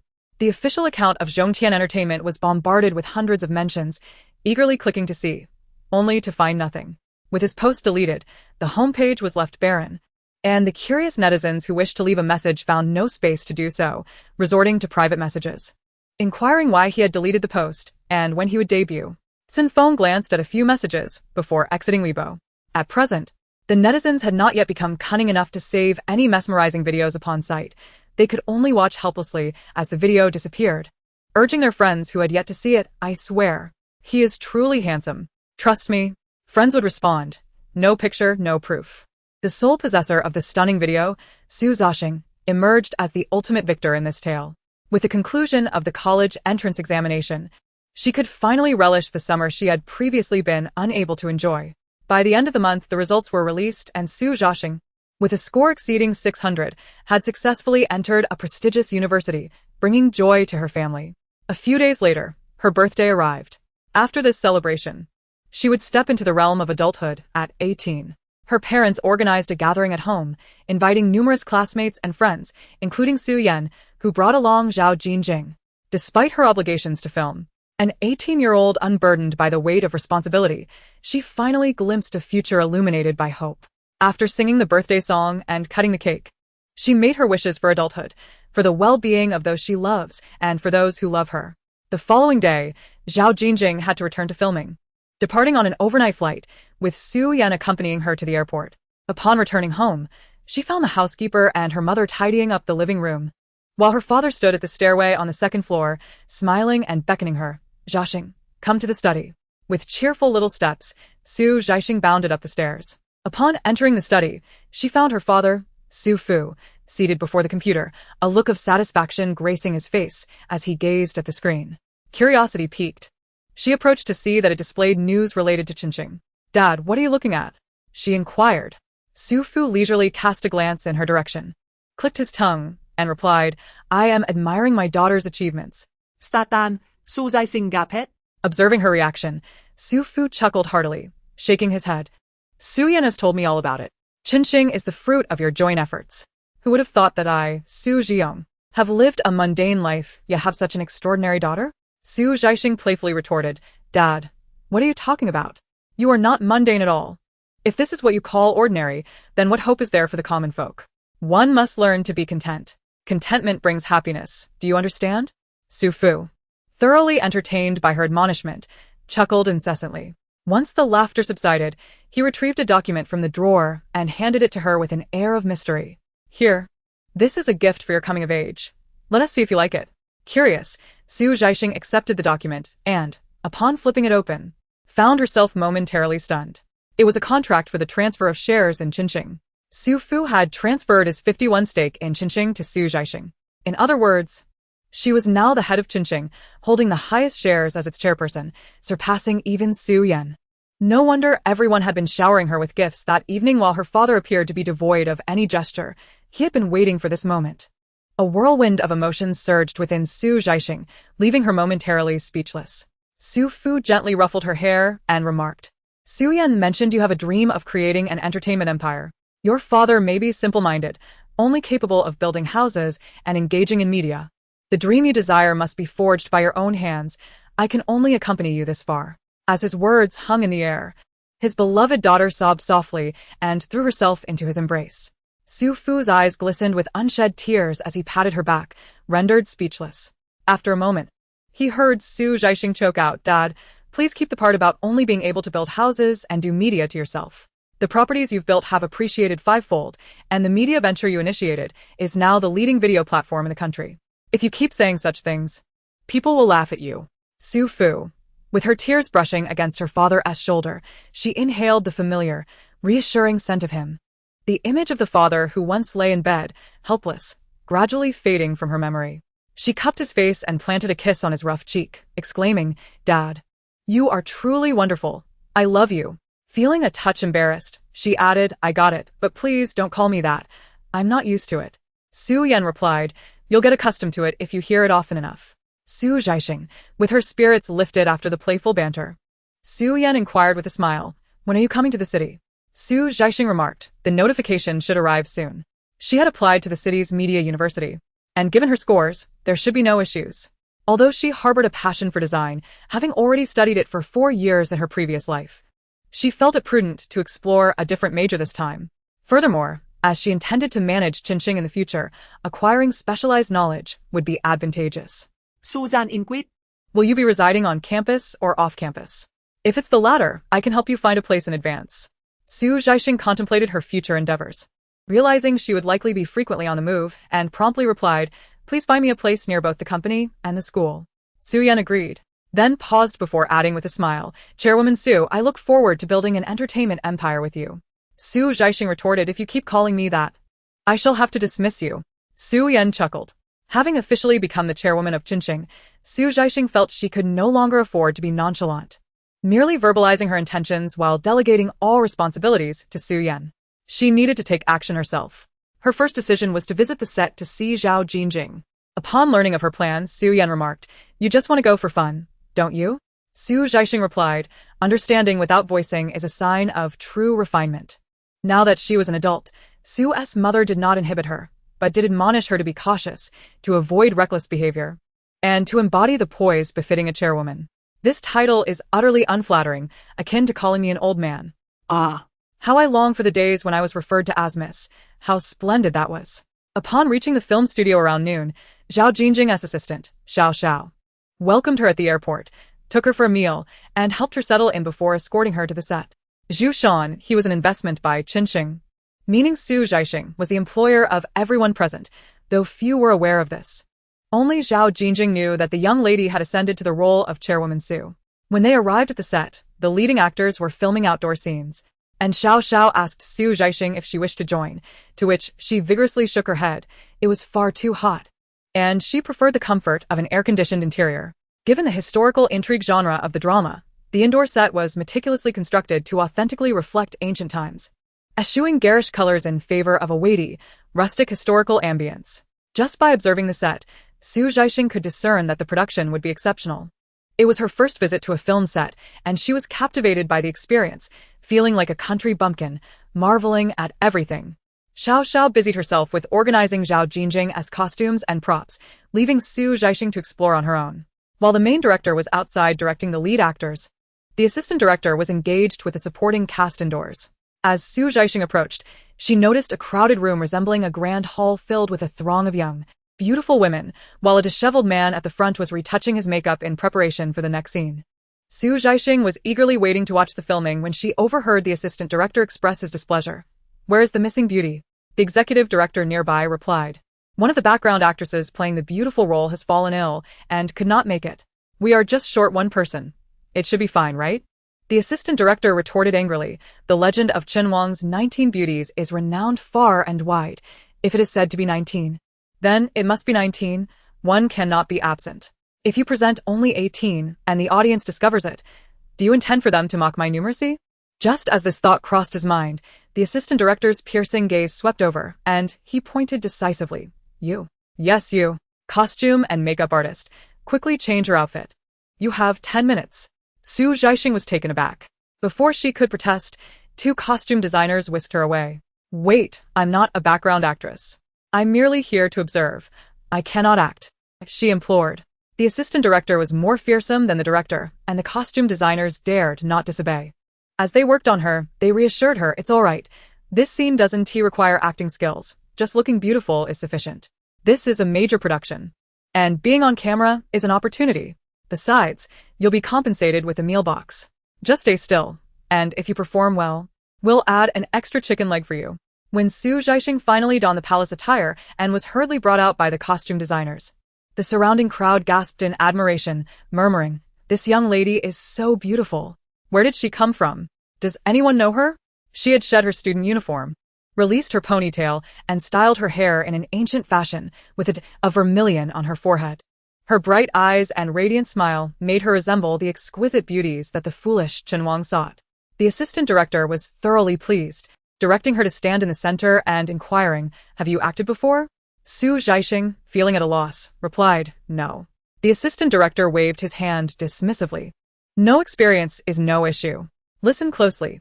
In a moment, you will kneel, and his sword will be poised at your neck as someone attempts to kill you. You will feel fear, correct?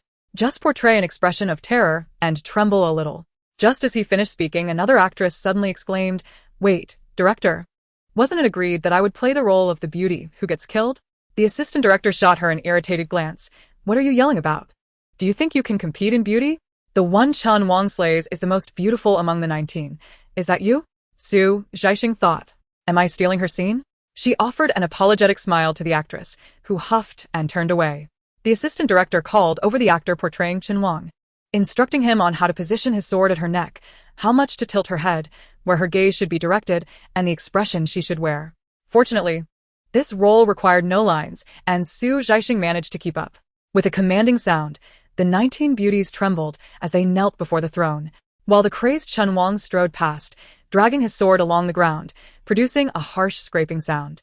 As the mad King Chen laughed maniacally, he exclaimed, "Let me have a good look at which beauty is fortunate enough to accompany me on a journey to the underworld." He raised his sword, positioning it against Zhaixing's neck. Trembling uncontrollably, Zhaixing heard him speak in a chilling tone. "Look up." King Chen tapped her pallid cheek with the sword's blade. "Very good, very good." Then, gripping her hair, he hoisted her up and dragged her up the steps. The assistant director called out, "Cut." "Excellent, once more." They repeated the scene 3 times, and Zhaixing was yanked by her hair 3 times. By the time they finally wrapped up, she felt utterly devoid of hope, rubbing her scalp as she rose from the ground. The actor portraying King Chen hurried over to assist her, expressing concern. "Are you all right?" Zhaixing quickly replied, "I'm fine. I'm fine. Your performance was splendid. You portrayed the tragic fate of a fallen monarch so vividly that I was completely absorbed in it. Otherwise, I wouldn't have immersed myself in the role so swiftly." The male actor smiled bashfully. Once the scene concluded, the beauties had little to do. Approaching lunchtime, the script supervisor distributed lunch boxes. Suddenly, someone pulled Zhaixing, saying, "Come on, let us go eat." She found herself inexplicably seated on the steps in her costume, sharing a meal with a crowd of extras. It was evident to all that she was young and beautiful, and the director had taken notice of her at first glance, leading others to speculate that she had a bright future ahead. One remarked, "I've been playing small roles for years. I have a keen eye for talent, and you will definitely rise to fame." Another chimed in, "Indeed, this production is demanding in terms of acting skills, but the neighboring crew only values looks. If you join them, you might catch the director's eye." Someone else added, "When you become famous, don't forget to lift us up. We share the bond of having eaten lunch together." Holding her lunchbox, Zhaixing felt a swirl of emotions and earnestly explained, "You misunderstand. I am not an actress. Nor will I be acting in the future. Today was merely a coincidence." No sooner had she spoken than a voice from behind derided her. "Oh, listen to her. If you're not an actress, why are you stealing a scene? How shameless." Turning around, Zhaixing realized it was the beauty whose scene she had inadvertently overshadowed. Feeling a twinge of guilt for unintentionally taking what was rightfully hers, she decided not to engage further, simply smiling and remaining silent. However, the other beauty, perceiving Zhaixing as an easy target, had been running small roles in the industry for years, and with numerous acquaintances, she regarded Zhaixing as an intruder. Immediately, someone in her circle caught her glance and nudged Zhaixing with their foot. Caught off guard, Zhaixing was unaware of the impending kick. Her lunchbox flew from her hands, landing squarely on the group of extras portraying guards in front of her. One guard sprang to his feet, turning angrily. "Who the hell threw a lunchbox at me?" Zhaixing. She brushed off the grains of rice from her hand, turned around, and coldly inquired of the few individuals behind her, "Who just kicked me?" The group exchanged glances, deeming her a solitary girl easy to intimidate, and one boldly declared, "I did, so what?" Before the words could fully escape her lips, Zhaixing retaliated with a swift kick to the same spot. The group of extras shrieked in unison, stumbling backward, while those nearby scrambled to assist, causing lunchboxes to scatter chaotically. The script supervisor hurried over to intervene, exclaiming, "Cease this at once. What in the world is happening?" Zhaixing had already darted behind a pillar, and the extras she had kicked lamented tearfully, "She is bullying us, taking advantage of the assistant director's favoritism over us insignificant characters." Zhaixing quipped, "Oh, so you're elevating personal grievances to class struggle? Your grasp of politics is quite commendable. Which institution has nurtured such a duplicitous, factional, and tyrannical White Lotus as yourself?" The script supervisor. The extras. Zhaixing. "I apologize. I seem to have raised my voice." The extra finally grasped the situation and, emboldened by their numbers, cried out, "Listen to that sharp tongue. We may lack fame and status, merely ordinary background actors, yet we possess dignity that does not permit such indignities." Zhaixing retorted, "Oh please. What dignity? Aren't you just upset that I've usurped your scene? Let me see." She deliberately paused, the crowd hanging on her next words. Zhaixing continued with a cheerful demeanor, "In a moment, I shall instruct the director to remove all your inconsequential scenes from the script, not just this one, but all previous ones as well. How delightful will that be?" The extra. An irate friend of the extras immediately shot back, "What audacity? Who do you think you are?" Before she could finish her tirade, the voice of the leading actress, Comrade Zhaixing, echoed urgently from a distance. "Where is the young lady?" With a smile, she scanned the area. "There she is, found her.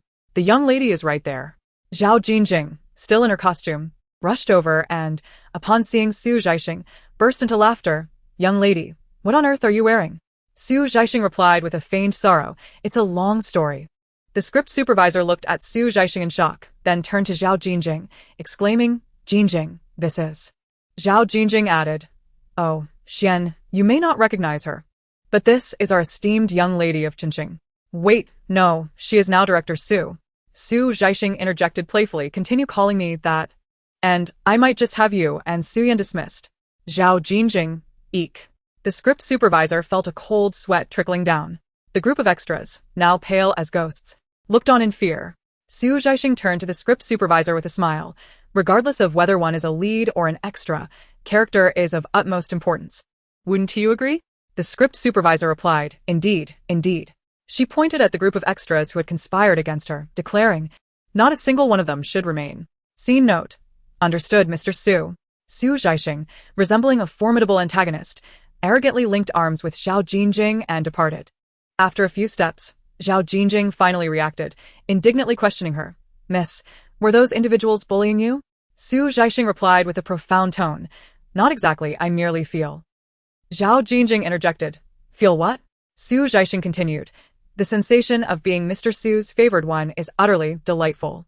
As Zhaixing escorted Zhaixing back to the set, the assistant director was still engaged in discussions with the actor portraying Chen Wang. They were set to film a crucial scene of the city's fall and his martyrdom in the afternoon. Zhaixing called out to the makeup artist, "Hurry and remove her makeup. And those accessories on her head, after wearing them for so long, isn't it unbearably heavy?" As they walked in, the assistant director spotted them and quickly exclaimed, Hey, what are you doing? Don't take it off. We're filming this afternoon. Young lady, don't panic. I've added another scene for you." Zhaixing responded. Zhaixing laughed. "Director Yuan, are you asking our young lady to be an extra for you?" The assistant director, realizing Zhaixing's identity, was taken aback for a moment. However, his straightforward nature led him to focus solely on the suitability of the actors, disregarding their status. He promptly stated, "Then I'll give you a bit more screen time. Your ancient attire is too beautiful to be underutilized." Zhaixing waved her hands repeatedly. No, director, that was a forced situation. I truly cannot manage it." Seeing her reluctance, the assistant director refrained from insisting and regrettably removed the additional scene from the afternoon as schedule. He turned back to the actor he had been discussing with earlier. "Let's continue. Why are you sweating so much?" The actor, with a face reflecting horror and confusion, caught Zhaixing's gaze and offered a smile that was more tragic than comedic. "Miss, does your scalp still hurt?" Zhaixing thought to herself, "Do I appear to be the type who settles scores after the fact?" She confidently patted the actor's shoulder. "It doesn't hurt, it's all right. You are quite dedicated. Keep up the good work." The actor's heart raced, and he wiped away his sweat. On their way back, Zhaixing nearly burst into laughter. "Miss, I hadn't realized you possessed such talent. Why not enter the industry? Then you could choose any role you desire." Zhaixing waved her hand dismissively. "Let us pass on that. Our styles clash, and I wouldn't want to encroach upon your opportunities." Zhaixing laughed heartily. Just as they were sharing a laugh, Suyi emerged from the makeup room. Zhaixing immediately quieted down, softly saying, "Teacher Suyi, have you changed your clothes?" Suyi nodded with a smile, and upon noticing him looking at Zhaixing, Zhaixing promptly introduced, "This is our esteemed young lady, Zhaixing. Miss. This is Teacher Suyi." Suyi raised an eyebrow in understanding, extending his hand. "Hello, Ms. Su." He had heard Zhao Jingjing mention this young lady numerous times, but was unaware that she had ascended to the role of chairperson, thus addressing her appropriately. Su Zhaixing contemplated that she had acquired yet another title, one that sounded younger than Director Su, though it seemed a tad ostentatious. After they shook hands, Su Yi teased with a smile. "Are you young Director Su, experiencing the life of an actor?" This prompted hearty laughter from Su Yi, who turned to Zhao Jingjing and remarked, "Both of you, Director Su, are quite amusing." After a brief exchange of pleasantries, Su Yi took his leave. Once they entered the makeup room, Su Zhaixing inquired, "How does it feel to both chase stardom and act?" Zhao Jingjing's eyes sparkled with excitement as she replied, "It can be aptly described with your earlier words. It's exhilarating."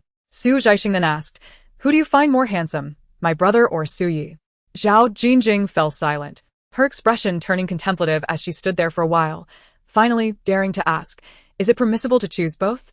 Su Zhaixing nearly burst into laughter, retorting, "I merely asked who is handsome. Why did you feel the need to choose?" Zhao Jingjing pouted, "What is there to compare? Unless you compel me to choose." Su Zhaixing replied, "Your thoughts are rather fanciful." The onlookers mused. The young lady is truly kind-hearted, approachable, and warm. The group of extras that had previously bullied her had not reappeared since that day. However, Su Zhaixing had not truly sought to have the director cut their scenes. After all, it was not cost-effective to reshoot for a few extras. She had merely intended to intimidate them. Spending considerable time on set, the repetitive nature of filming grew tedious for her. When boredom struck, she found it hard to remain.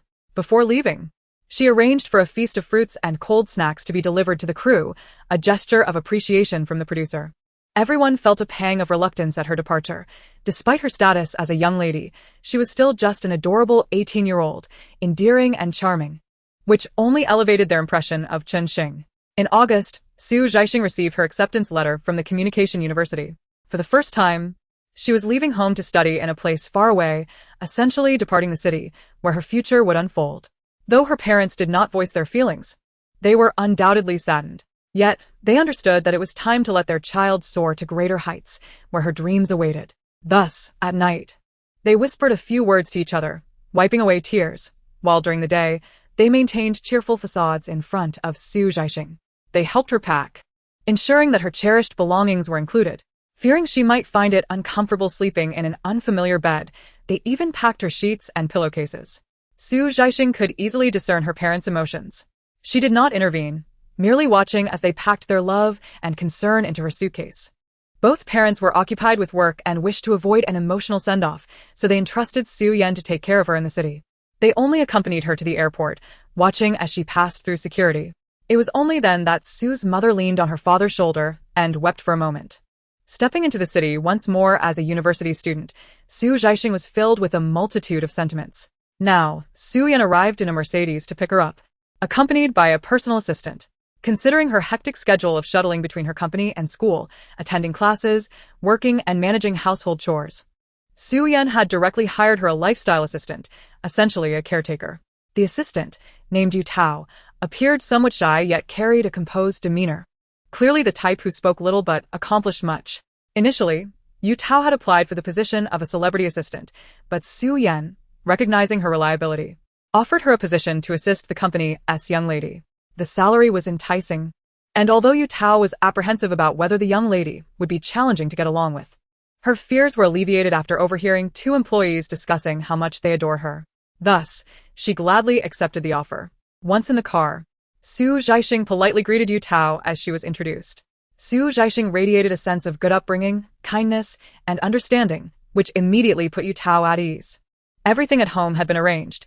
Yu Tao had even come the day before to tidy up the room, filling the refrigerator with fresh food, allowing Su Zhaixing to move in effortlessly.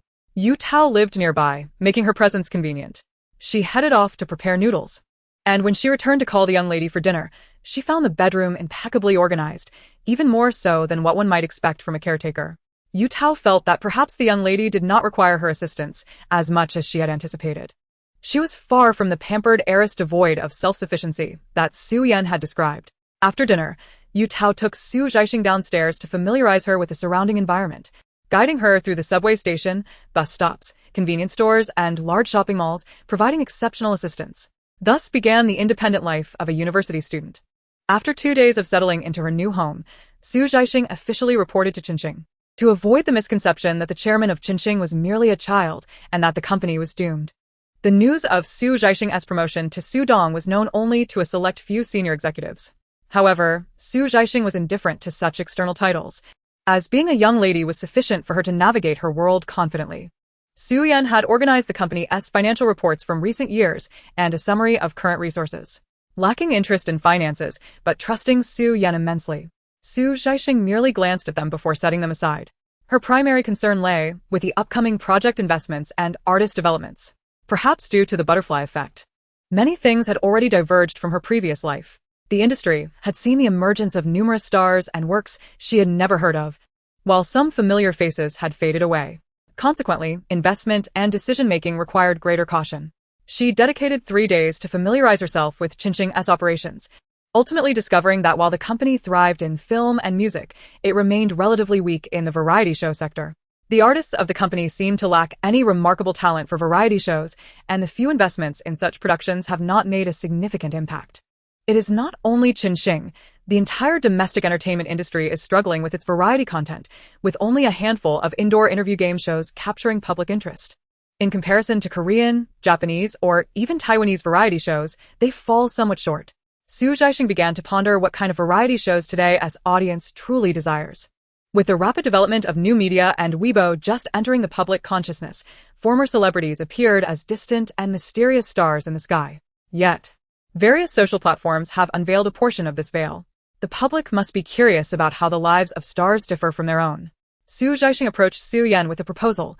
"Brother, let us create an indoor variety show featuring celebrities." Su Yan had just concluded a video conference and was reviewing his notes when he looked up, pinching the bridge of his nose. "What indoor variety show?" Su Zhaixing handed him a refined proposal. "It's quite simple. We gather a group of celebrities. Today you visit my home, and tomorrow I visit yours. But neither party knows the identity of the other. I've even thought of a title. Come to my home as a guest." Su Yan immediately grasped her intention. He scrutinized her for a moment before exclaiming, "What exactly is in your mind?" My father has asked me that as well," Su Zhaixing replied calmly. "To be honest, I have a universe in my head." Su Yan, a sharp observer of trends in the entertainment industry, understood the allure of Su Zhaixing's concept. It was merely a means to unveil the lofty mystique surrounding celebrities, showcasing their authentic lives to the ordinary public. "Look, here is our home, our decor. When we are not performing on television or on stage, our private lives resemble this." For those who could previously only witness performances through film and variety shows, the genuine lives of celebrities undoubtedly held immense appeal. The anonymity of identity would further enhance the show's intrigue and surprise. Currently, variety shows are not as lucrative compared to film and music, as several popular programs have already secured their positions. Breaking into the variety market through innovation is no simple feat. The risks are substantial, and the rewards often elusive. The planning department had previously submitted several variety show proposals, all of which were dismissed. Yet, now a mere few hundred words on paper had illuminated a vision of the future for Su Yan. He promptly set aside his meeting materials and called his assistant to arrange a meeting with the executives. Although the executives had come to terms with the fact that their chairman was a mere 18-year-old girl, they viewed this as a matter of family business control, believing they should wait until the young lady graduated from university before discussing her role in the company's operations. When they saw Su Zhaixing calmly sitting beside Su Yan, exchanging astonished glances, Su Yan announced, "The reason for this impromptu meeting is that Zhaixing has devised a variety show, and I would like to hear your opinions." One executive exclaimed in astonishment, "Is this planned by Director Su?" Su Yan nodded. "It is entirely her idea. Let her explain it to everyone." Su Zhaixing, accustomed to presenting proposals in meetings from her previous life, was unfazed. Without delay, she made copies of the proposal and distributed them, clearing her throat to begin her presentation. Initially, there was a hint of disbelief among the attendees, but as she spoke, their expressions grew increasingly serious. Each individual present was no fool. Having passed Su Yan's rigorous assessments to attain their executive positions, they were all formidable players. The gazes directed at Su Zhaixing shifted from skepticism to earnestness.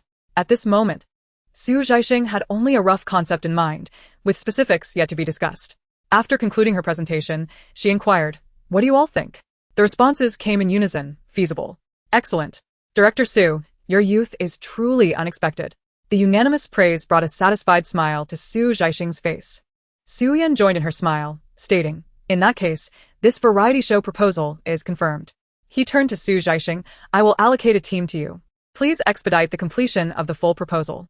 Zhaixing, filled with ambition, nodded. Certainly. She understood that despite her high-ranking position as chairperson at a young age, the leniency shown by her colleagues stemmed not solely from recognition of her capabilities, but also from the affection and respect elders held for their juniors, as well as respect for authority. She needed to deliver impressive results to earn the genuine acknowledgement of her staff, ensuring they willingly worked under her leadership. Often, employee loyalty hinges on the competence of their leader. Initially, those assigned to this small group thought that working with a young lady would be relatively effortless. Yet they soon found themselves in the busiest, most demanding team in the company, often working overtime.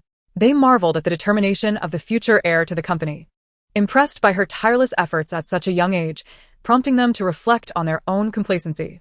Thus, the entire team, invigorated, swiftly produced a complete and innovative variety show proposal under Zhaixing's guidance. Next came the task of inviting celebrities, which lay beyond Zhaixing's expertise. She merely offered suggestions, such as the necessity to include both popular idols and accomplished artists, featuring actors alongside singers, singles as well as couples. The greater the diversity among identities, the more unexpected the combinations, enhancing the intrigue of the show. Having spent several years as a high school student, the sudden return to corporate life took a toll on her body. Yu Tao prepared a meal and served a bowl of rice to Zhaixing, saying, "Miss, you should eat more, you've lost weight." Zhaixing exclaimed, "What? I've lost weight? Really?" The eternal pursuit of weight loss seemed to be a universal truth among women. She hurried to the scale, and upon seeing the number, she was indeed lighter, by a full 4 pounds. Zhaixing was overwhelmed with joy as she grabbed her phone to snap a picture, uploading it to Weibo. Despite her exuberance, she feigned disappointment, stating, "Alas, I have lost weight." Accompanying her post was an image showcasing her weight alongside a pair of small feet clad in pink socks. Cheng Yu and others promptly commented, "Ah, envious and jealous. Why is it that while we all gained weight during the holiday, you have lost some?" Zhaixing replied, "Let us delete each other." Zhaixing then pondered, "Isn't my heart-shaped face attractive?" As she drew the blackout curtains, the room was enveloped in darkness, akin to the night lulling one to sleep. Yu Tao finished washing the dishes and tidying up, then quietly slipped away. Zhaixing slept soundly until evening, and upon awakening, she was unable to discern whether it was day or night. Groggily, she reached for her phone to check the time. Oh, it was 7:30 in the evening. Wait, what? How did I miss a call from my idol? In an instant, Zhaixing was wide awake, her drowsiness vanished. With a swift motion, she leapt from her bed, disheveled hair and all. Her eyes widened at the missed call on her screen, her hands trembling. Oh no, I actually missed my idol's call. It felt as though I had missed a fortune. After a few rings, the call connected. Before the voice on the other end could speak, she exclaimed, "Brother, I fell asleep this afternoon and just woke up." His voice, slightly distorted through the receiver, replied, "Have you eaten yet?" Hearing her idol's voice after so long, Zhaixing's excitement made her clench her fists, though she managed to keep her tone light. "I had lunch, but I haven't had dinner yet. I'm getting up to eat now. What about you, brother?" Cen Feng replied, "I haven't eaten either. Let's eat together." Zhaixing's mind raced. Did I just hear that correctly? Is my idol inviting me to dinner? I could faint from pure exhilaration. Finally alert, Zhaixing nodded vigorously. Yes, yes, yes. Brother, I have time. I have nothing but time. What shall we eat? Where shall we go? You tell me. Today, I shall indulge my idol. Cen Feng chuckled softly. Choose whatever you like. I'm fine with anything. Having lived in the city for many years, Zhaixing was well acquainted with its offerings. Since it was a meal with her idol, only a high-end 5-star restaurant would suffice. After a moment of consideration, she suggested a renowned high-end private kitchen. Cen Feng responded, "All right, see you soon." Zhaixing felt as if she were floating on clouds. "See you soon, brother." Once the call ended, the dark room fell silent. She sat there, dazed, for a moment, then suddenly slapped her forehead in disbelief. Is this a dream? Quickly, let me check my messages. Oh my goodness, it's not a dream. It's real. I am truly going to have dinner with my idol. It wasn't until I hailed a taxi and headed to the restaurant that I realized, how did my idol know I was in the city? Ever since I came here, I had thought of seeking him out. What fan wouldn't want to meet their idol? One would wish to see them every moment possible. However, as a fan, one must maintain a sense of decorum. I cannot overstep that boundary simply because of my position. The greater the longing, the greater the restraint. Yet at this moment, that yearning surged forth like a tidal wave, engulfing me entirely. I could hardly wait to see him. The private kitchen, renowned for its cuisine, is located in the heart of the city. I arrived rather quickly, but for Cen Feng coming from the branch office, it was quite a distance. I reached my destination in just half an hour. After stepping out of the taxi, I suppressed my excitement and waited in place. The city was sweltering in August, and the night offered no relief. The stifling heat rose from the ground, permeating my being. I had initially felt cool and refreshed, but the heat soon caused me to break into a sweat. Yet, I was reluctant to go inside and wait. I stood beneath the shade of a tree, enduring the oppressive heat and the incessant bites of mosquitoes. After half an hour, Cen Feng finally emerged from the taxi. Amidst the bustling crowd, I spotted him instantly. No matter what he wore or where he was, he always radiated an unmistakable brilliance to me. I jogged towards him, my excitement causing my voice to quiver slightly. Brother. Cen Feng raised his gaze slightly, revealing a pair of deep-set eyes beneath the brim of his hat. Upon seeing me, flushed yet beaming, he furrowed his brow. Why aren't you inside waiting? I grinned like a giddy fool. From here, I can see you perfectly. As I spoke, I lifted my leg slightly to scratch at a mosquito bite that had swollen. A hint of exasperation flickered in Cen Feng's eyes as he said, "Let's go." I gleefully responded and joyfully walked beside him, unable to divert my gaze from him. It had been so long since we last met, I missed him dearly. Today. He wore a crisp white shirt, exuding freshness and cleanliness, reminiscent of the first rays of winter sunlight streaming into a warm bed, comforting yet cool. The restaurant was elegantly decorated, inspired by the gardens of Suzhou, exuding a unique charm in the summer. Upon entering, we were guided by a server to a private room by the window. The ambience of this upscale dining establishment was impeccable. Not only were there no other patrons around, but even the sound of conversation was absent, leaving only the gentle melodies of a guzheng playing in the background. I buried my head in the menu, yet I felt as if I might catch fire from the heat of excitement. Why did I choose such a place? It felt like a clandestine rendezvous. What must my idol think of me? Could it be that she harbors ulterior motives? Is it the hot pot that is unappetizing, or the skewers that lack allure? Why come here? Zhaixing felt a wave of despair as her thoughts spiraled, when suddenly her idol inquired softly, "Have you decided what to eat?" Zhaixing looked up, stammering, "I am fine with anything. You choose. You order." Cen Feng observed her for a moment, seemingly in contemplation. Upon seeing her resolute expression, he finally bowed his head and relayed several dish names to the waiter. The restaurant's lighting cast a warm orange glow, delicately illuminating his gentle brows and eyes, rendering him astonishingly handsome. Zhaixing found herself again succumbing to a fit of infatuation. After placing the order, Cen Feng turned to the waiter and asked, "Excuse me, do you have floral water?" The waiter affirmed, "Yes." He continued, "Please bring me a bottle, it's for itching." Zhaixing realized he was procuring it for her, and the previously numbed mosquito bites on her calves flared with sudden irritation. However, scratching in front of her idol felt utterly humiliating. She had no choice but to divert the conversation. "Brother, how did you know I was in the city?" Cen Feng glanced at her, responding indirectly. "You've lost a bit of weight." Zhaixing was taken aback, recalling her recent Weibo post. Hadn't he unfollowed her? Why had he still seen it? Had he not also glimpsed the others? Wait, she hadn't posted anything inappropriate, had she? Was it merely a humorous video, accompanied by the comment, "I've taken off my pants and you show me this?" Zhaixing thought, "Is that not sufficient?" Cen Feng, catching the delightful expression that flashed across her face, likely surmised her thoughts, a fleeting smile gracing his lips before it vanished into silence as he calmly stated, "I didn't scroll down. I didn't see anything else." Zhaixing thought, "Are you trying to appease a child? Such a statement implies you must have seen everything. I am doomed. This time, truly do not rescue me." The floral water delivered by the waiter arrived just in time to save Zhaixing from the brink of suffocation. She hurriedly expressed her gratitude, bending down to grasp the bottle, nearly shrinking beneath the table. Hide away, you cannot see me," Cen Feng remarked after waiting for quite a while.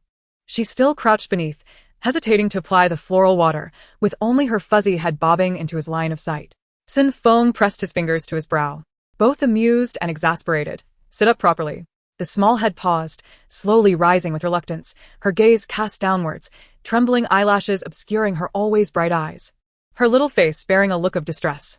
Cen Feng pushed a glass of lemonade towards her and asked gently, feeling better? Zhaixing nodded eagerly. Yes, yes. It's not itchy at all. She awkwardly shifted the topic. Brother, how have you been lately? Is training exhausting? Cen Feng replied, not tiring. Her gaze swept across his face several times and she noticed, with satisfaction, that he had not lost any weight since their last meeting. A maternal glow sparkled in her eyes as she nodded approvingly. That's good. The waiter promptly began to serve the dishes. He was uncertain of her tastes, so he ordered a selection of the restaurant's signature dishes, balancing both meat and vegetables, along with soup and dessert. As the plates arrived one after another, Zhaixing's eyes sparkled with delight. She pushed a dish towards Cen Feng, urging him, brother, eat. Hurry.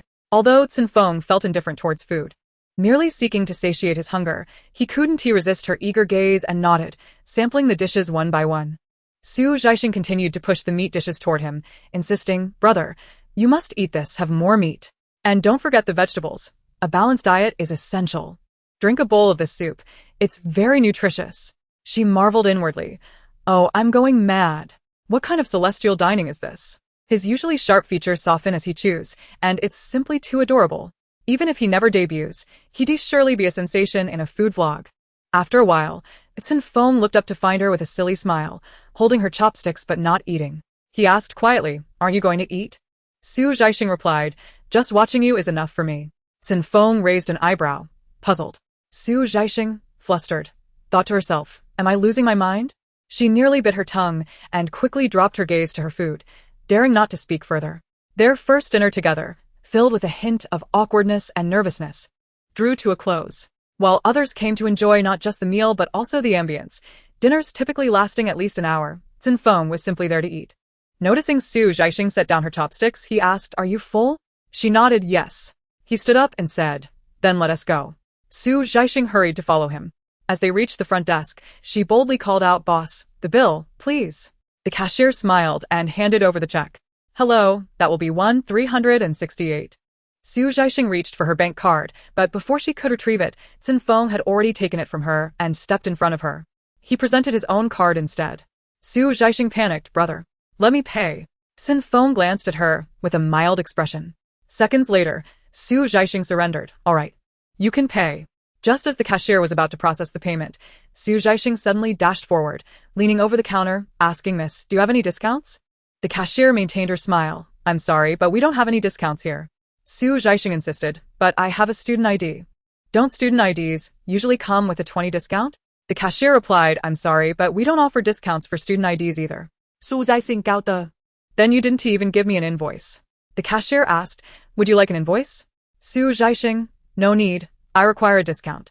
The cashier took a deep breath, the smile on her face somewhat stiffened, and after a moment's hesitation, she acquiesced. All right, I will charge you 1,360. Is that acceptable? Zhaixing, that's merely an 8 yuan discount, barely enough for an ice cream. Gasi, Zhaixing. Feeling quite displeased, murmured softly, how can a few dishes cost so much? What a ripoff. I shall never return. Yet. She had forgotten that it was her suggestion to dine here. Spending such a considerable sum on a meal for her idol left Zhaixing feeling utterly heartbroken. It is not easy for one's beloved to earn money. Had she known, why not just have a bowl of noodles at the roadside? Outside. The sky had turned pitch dark, yet the neon lights flickered all around, and the streets bustled with traffic, embodying the lively commencement of nightlife. Zhaixing walked a few steps behind him and, noticing he had no intention of hailing a cab, hurriedly jogged to his side, looking up to ask, brother, where are we going? Cen Feng replied, to buy ice cream. Zhaixing's eyes instantly sparkled, bouncing with excitement. Let me treat you this time. He glanced at her, not agreeing with the 8 yuan discount from before. Zhaixing protested. No way. That would mean I haven't helped you save money at all. Cen Feng couldn't help but chuckle. Who said I needed you to save money? Of course you do. Helping my idol save money is an undeniable duty of a fan. Zhaixing, surprisingly emboldened, dared to act petulantly before her idol. Then I want to eat. Zhaixing? Can I live a little further from the fan life? Cen Feng was amused by her resigned expression. It seemed he often found it easy to laugh when he was with her. All right, he said. Today I invited you out. Next time it will be your turn. There will be a next time. Zhaixing was suddenly overwhelmed with joy. The 8 yuan could only purchase 2 ordinary cones. Yet when the creamy ice melted in her mouth, she found it more delightful than the ice cream from H. Agendas. As they walked, indulging in their ice cream towards the taxi stand, Cen Feng first hailed a cab for her and confirmed once more, "Are you sure you don't want me to send you?"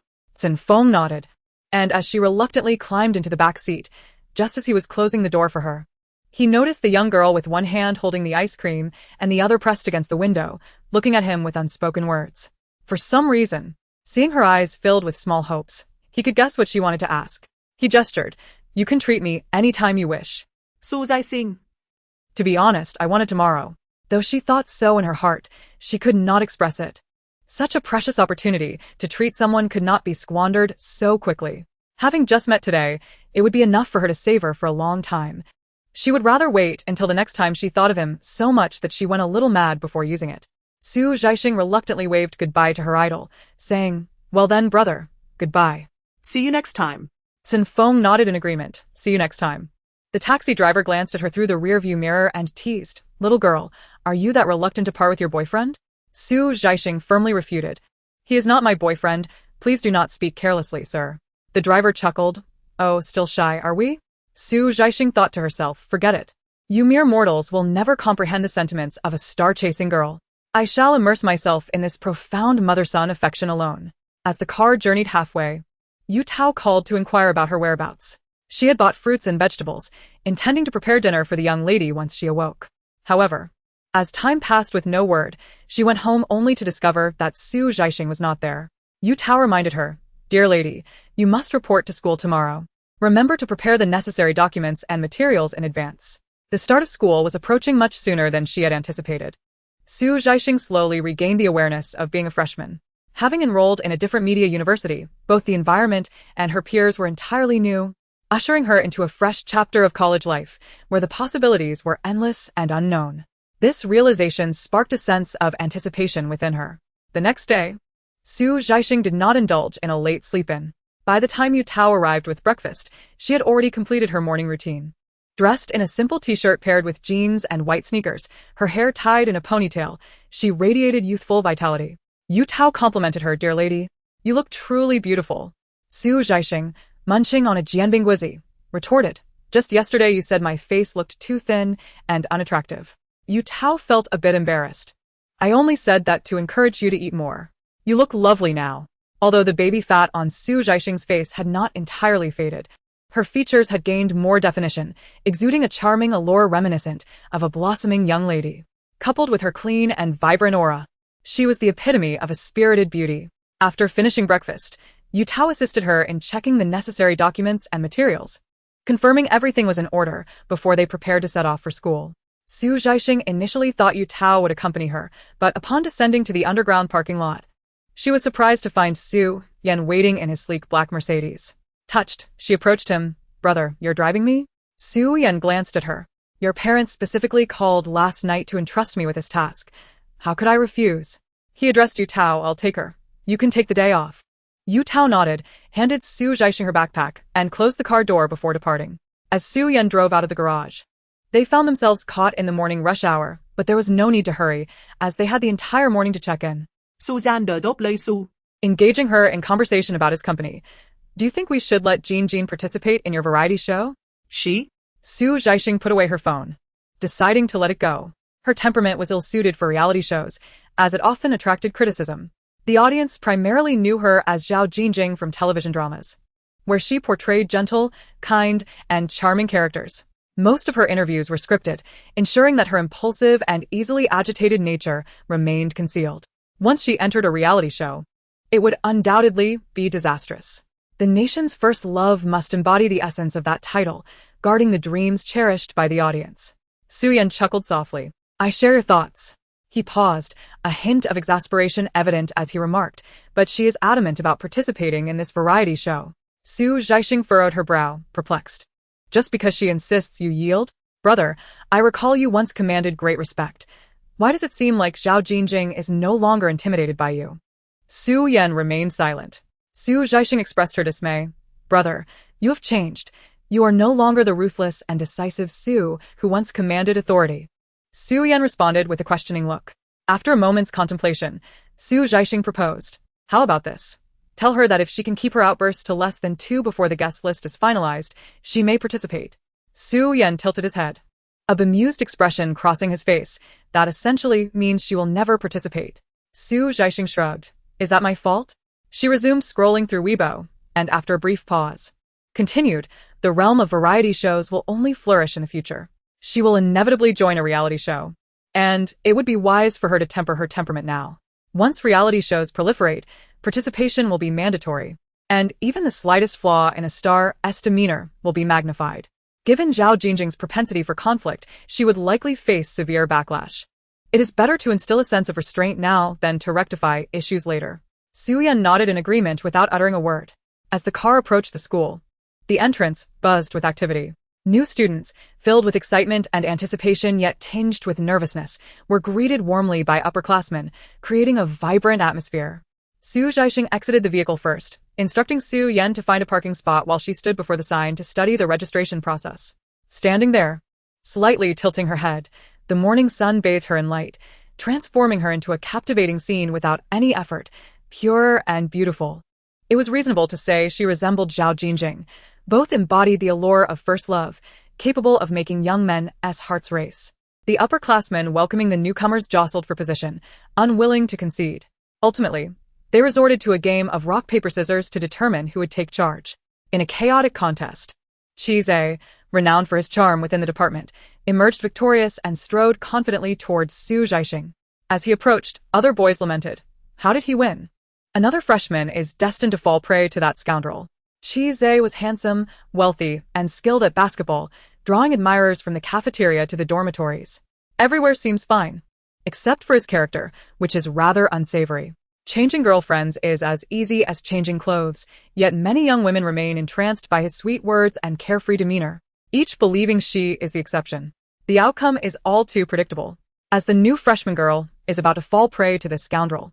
The male students at the reception lament their fate. With a confident stride, Mixue approached Zhaixing, flashing a friendly and charming smile.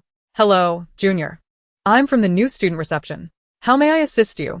Having already experienced the university registration process, Zhaixing quickly discerned that the procedures were quite similar across institutions. Politely, she turned and smiled. Thank you, but that's unnecessary. At that moment, Mixue felt a genuine spark of attraction. Although he often felt this way, he understood the shy demeanor of the freshmen who seemed to flirt yet resist. He patiently explained, our campus is quite expansive, with several offices located in different areas. Are you alone? Allow me to escort you. Where is your luggage? Zhaixing found the senior's enthusiasm excessive and turned to scrutinize him closely. He was indeed handsome, but the implicit suggestion in his gaze was unmistakably forward. Determined to avoid a repeat of the Zhou Mingyu incident in her university life, she smiled apologetically. I'm sorry, senior, but you're not really my type. Mixue was taken aback. To be so abruptly rejected was a first for him. He felt the sting of embarrassment with onlookers watching. Attempting to regain his cool, he flashed his signature charming smile. Isn't it a bit early to decide what you like? I merely wish to assist you with your luggage. I hope you don't misunderstand. At that moment, Su Yanjun approached, having parked the car, and casually inquired, misunderstand what? Mixue was startled, turning to find the displeased expression of Su Yanjun, whose commanding presence overshadowed him instantly, rendering Mixue's earlier confidence youthful and naive. Zhaixing asked, brother, have you parked the car? Su Yanjun nodded, taking a couple of steps forward and unceremoniously distancing Mixue from Zhaixing. Let us go. Mixue thought to himself. It seems my brother has quite the misconception about me. Zhaixing offered a polite smile to the senior before following her brother. After walking a short distance, she heard Su Yanjun's displeased warning. In the future, steer clear of such ill-intentioned boys. Approaches from unfamiliar males are often motivated by ulterior motives. Even in university, don't rush into romantic relationships. Zhaixing replied, brother, I didn't realize you were such a protective sibling. She raised 3 fingers at Su Yanjun, who shot her a sharp glance. I'm not seeking a relationship, rest assured. What love could there be?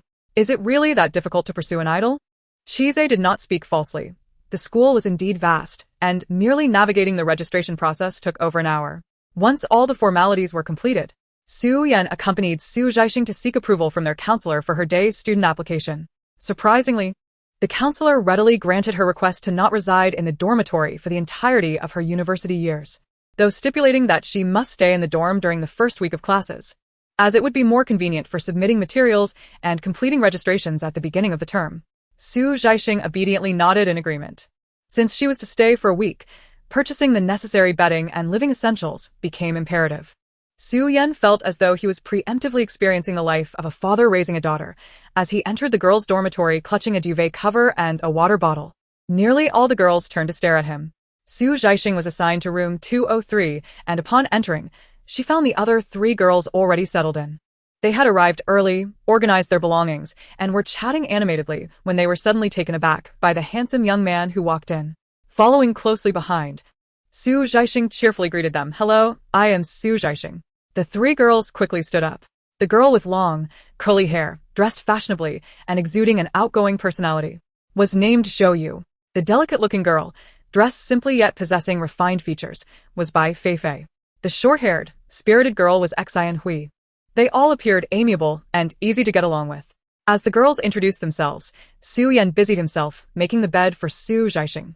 Zhou, stealing glances, leaned in closer to Zhaixing and whispered excitedly, "Zhaixing, your brother is so handsome. Does he have a girlfriend?" Zhaixing sensed trouble brewing. "No." Zhou responded, "What do you think about me being your sister-in-law?" Zhaixing replied, "Sister, that seems a bit too forward." Zhou was clearly joking. Yet her attraction to handsome men was undeniable, and Su Yan radiated the charm of a successful young man, making him irresistibly appealing to those drawn to mature men. Once the bed was made, Su Yan helped Zhaixing organize her belongings. Reminded of the half-hour phone call with their aunt the previous night, filled with earnest advice, he added, "Try to get accustomed to the bed. If you find it uncomfortable, I can have Tao bring over your duvet from home." Zhaixing quickly waved her hand. "No need for that trouble. It's just a week. I can manage." Zhou inquired, "What do you mean by just a week?" "Zhaixing, you're not staying in the dorm?" Zhaixing nodded. "Yes, I have quite a few matters to attend to, so I found a place outside. You're all welcome to visit me anytime." The girls expressed a hint of regret, but refrained from further comments. With an afternoon class meeting approaching, Su Yan, having ensured that everything was in order, offered a few parting words of advice before leaving the school. As soon as he departed, the atmosphere in the dorm became significantly more relaxed. Zhaixing had never experienced dorm life before. Back then, she was too self-conscious to make friends. Now, finally having roommates and a dormitory, she felt a surge of happiness. The 4 individuals engaged in conversation for a while, during which Zhaixing discerned that Zhou, like herself, hailed from a well-to-do family and possessed a gregarious nature, unafraid to express herself.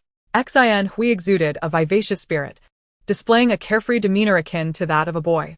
By Fei, the most aesthetically pleasing among them, was notably introverted and timid, likely stemming from a modest background, which contributed to a slight sense of inferiority. After their lively exchange, the 4 proceeded to dine together, linking arms as they playfully asserted their presence, creating such a joyful atmosphere that Zhaixing found herself reluctant to leave the comfort of their company. The inaugural gathering of room 203 took place at a Chinese restaurant in the Lifestyle Plaza, where Zhou ordered a bottle of beer, pouring each of them a glass. Just as they were relishing their meal, a voice suddenly called out from nearby, "Junior, what a coincidence to see you again." Zhaixing looked up to find the handsome senior from the freshman reception desk. Her roommates turned their attention towards her, leaving her at a loss for words. She managed to smile and replied, Chise, seated at a nearby table with friends, pulled a chair next to her and introduced himself. "I'm Chise, a junior in the broadcasting department. May I ask your name and major?" Zhaixing leisurely savored a piece of sweet and sour pork before responding, "Senior. You're asking so many questions that I might misunderstand your intentions." Chise was momentarily taken aback, but maintained his composure, responding with a charming smile. "I apologize for my earlier remarks. Allow me to make amends by treating you to this meal." Without waiting for Zhaixing to object, he called the waiter to settle the bill. After the payment was made, he flashed a gentlemanly smile and inquired, "May I know your name?" Zhaixing retorted, "Are we in a romantic drama? You pay for a student meal and expect my name in return? It's reminiscent of a leading lady being taken shopping."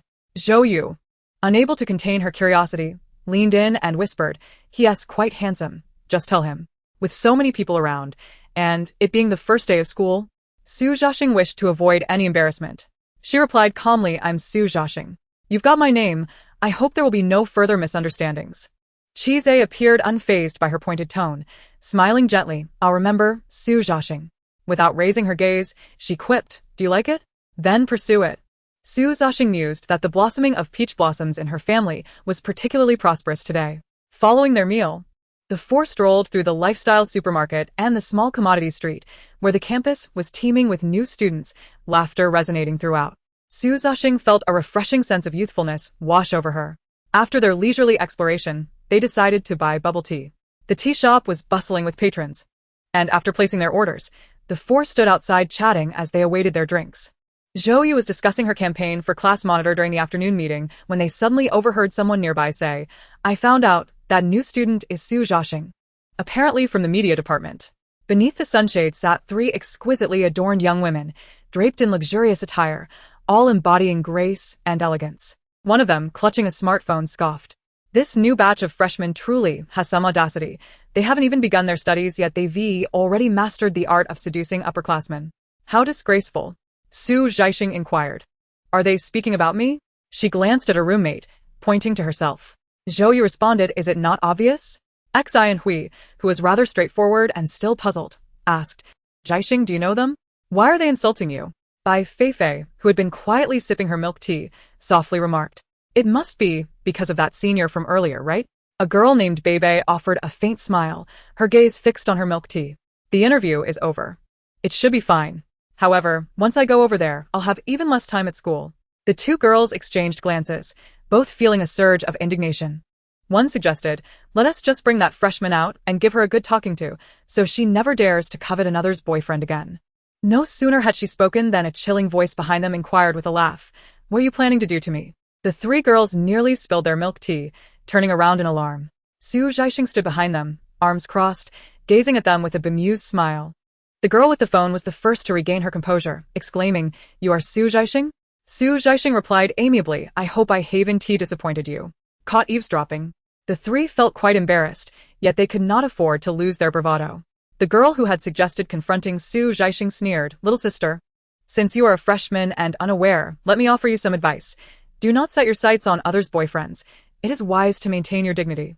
Su Zhaixing sighed wistfully. Alas, I am young and naive, and I find it difficult to heed such advice.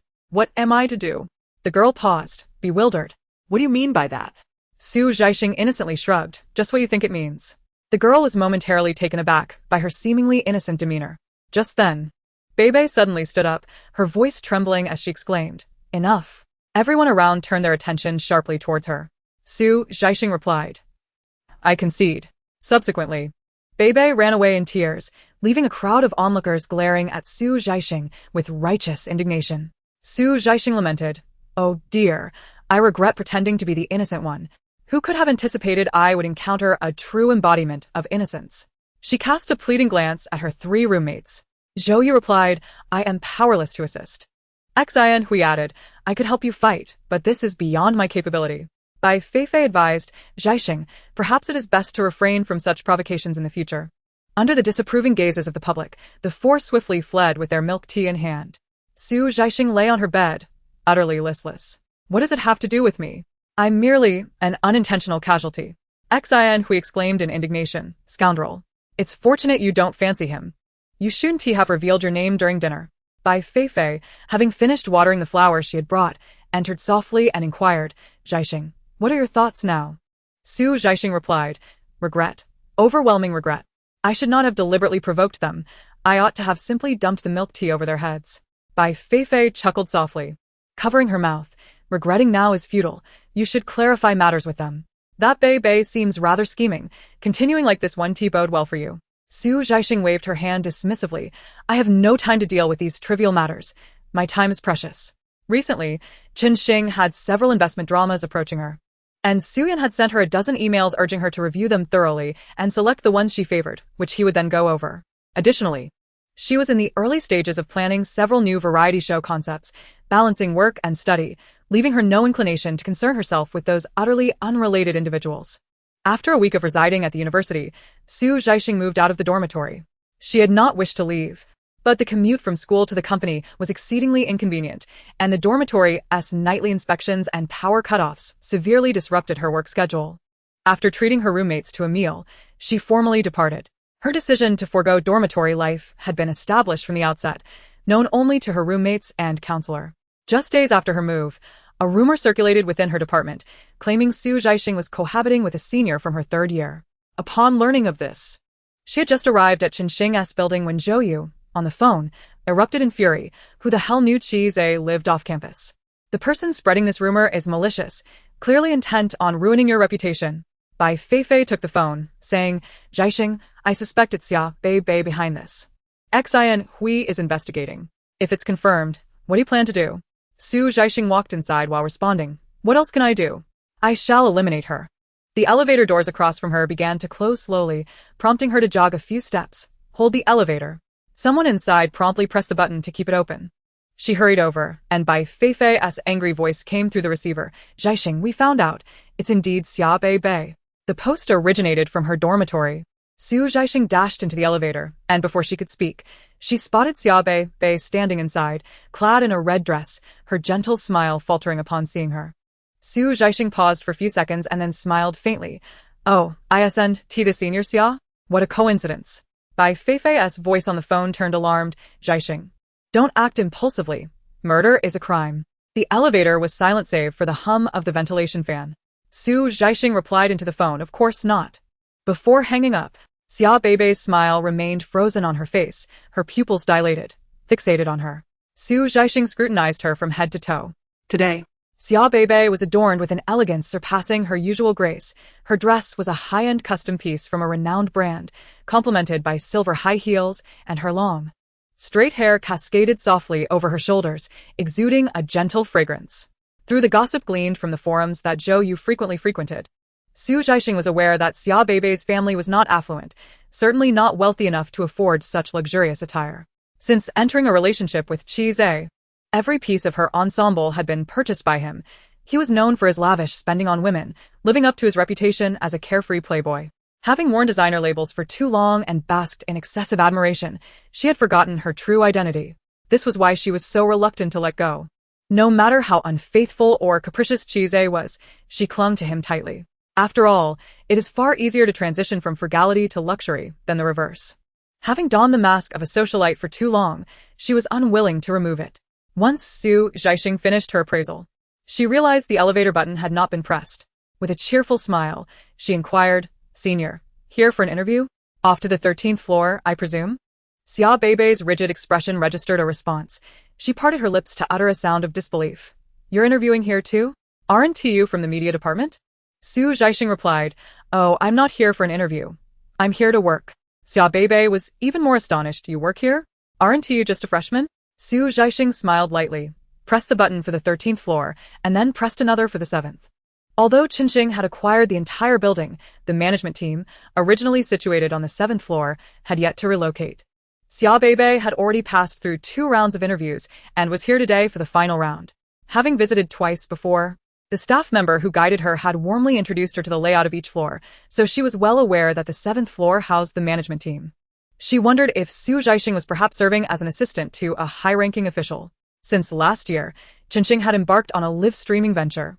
With a rising internet celebrity gaining swift popularity, amassing hundreds of thousands of viewers daily, establishing itself as one of Qinxing's flagship projects. Recently, Qinxing had launched a live-streaming talent competition, which was far removed from the indecent displays of the past. It embraced various talents, whether hosting, singing, dancing, or stand-up comedy.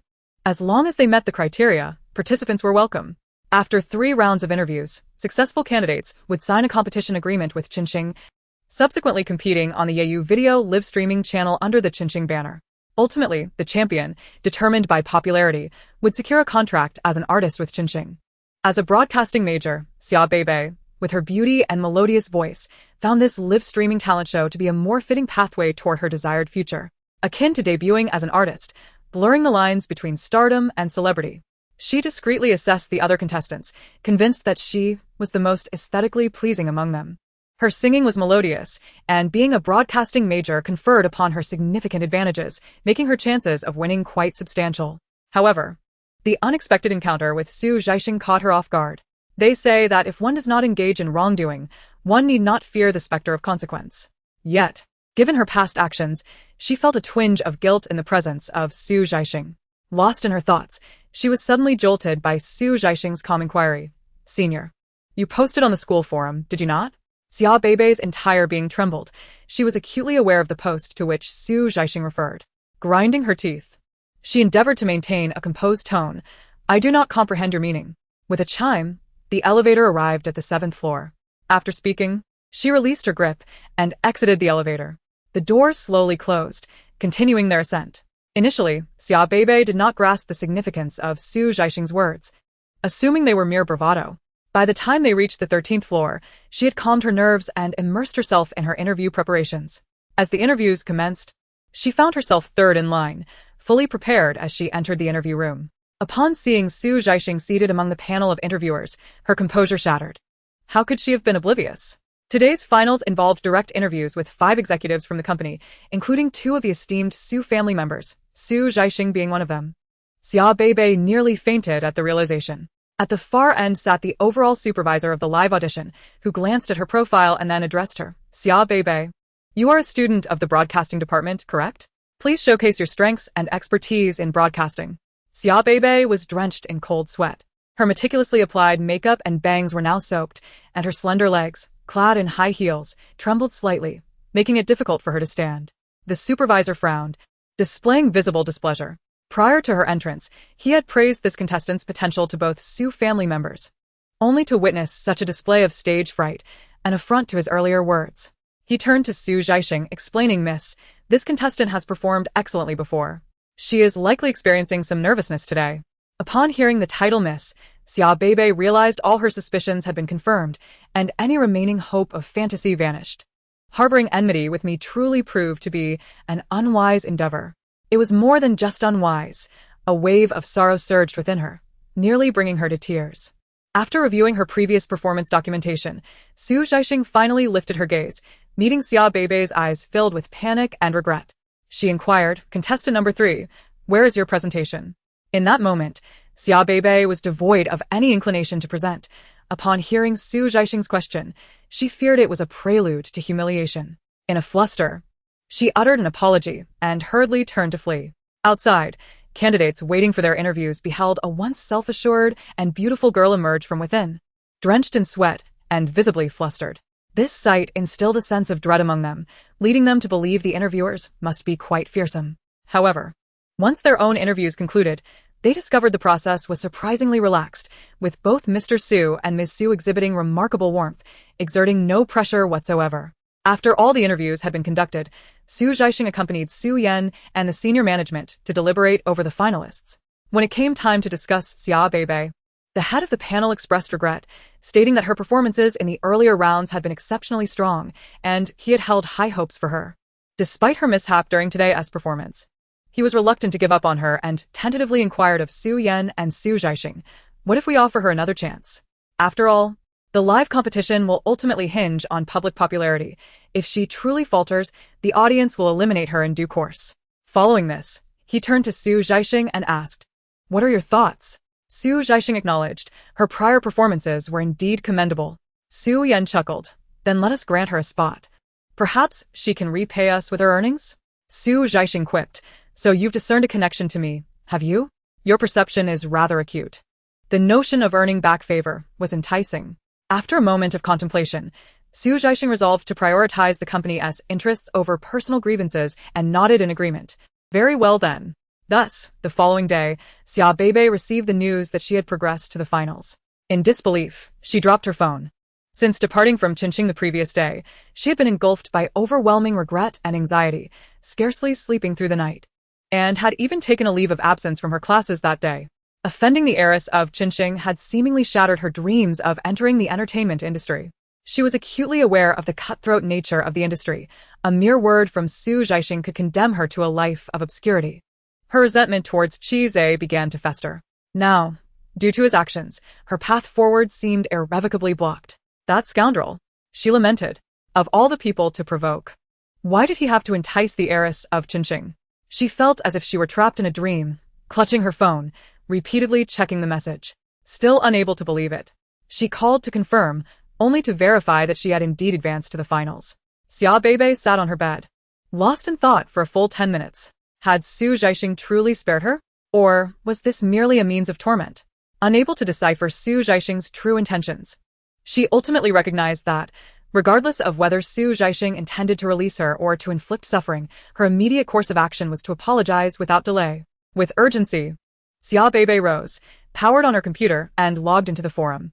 She bit her lip, wrestling with her decision, but ultimately chose to forego anonymity, opting instead to present herself openly as a token of her sincerity. At that moment, Zhaixing was still engaged in class. Zhou Yu, who was fervently immersed in various forums and discussion boards, suddenly seized Zhaixing's hand as if possessed, thrusting her phone into Su's grasp and whispering urgently, "Oh my goodness. Oh my goodness. Oh my goodness. Xia Beibei has posted an apology to you." Zhaixing, somewhat taken aback, picked up the phone to inspect the message. The post had been made merely 10 minutes prior and had yet to gain prominence, yet due to the inclusion of a prominent name in the title, numerous comments had already accumulated. "I am Xia Beibei, and I hereby formally apologize to Zhaixing." The first comment read, "I misunderstood the relationship between Zhaixing and my ex-boyfriend, and without verification, I inadvertently spread false rumors regarding her cohabitation off campus, which has caused Zhaixing considerable harm. I sincerely apologize and hope she can forgive my error. I also urge others not to believe or propagate rumors." The second comment, "What is going on?" The third, "Is this the real Xia Beibei? Surely this cannot be an impersonation?" The fourth, "Wait. Is this about the rumor that the freshman was cohabiting with Chise?"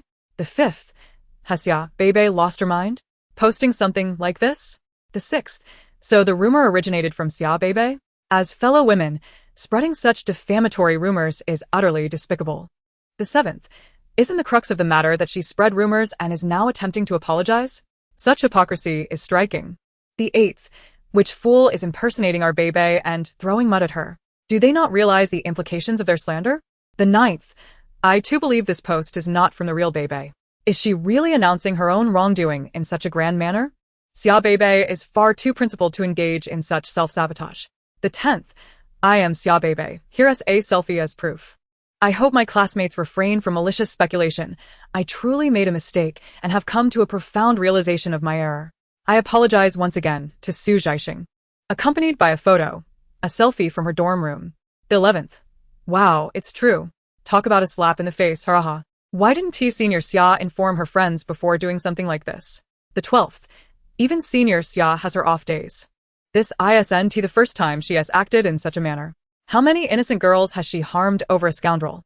Aside from Zhaixing, shouldn't she apologize to others as well?" The 13th, "How did Zhaixing manage to compel Xia Beibei to tarnish her own reputation and issue an apology?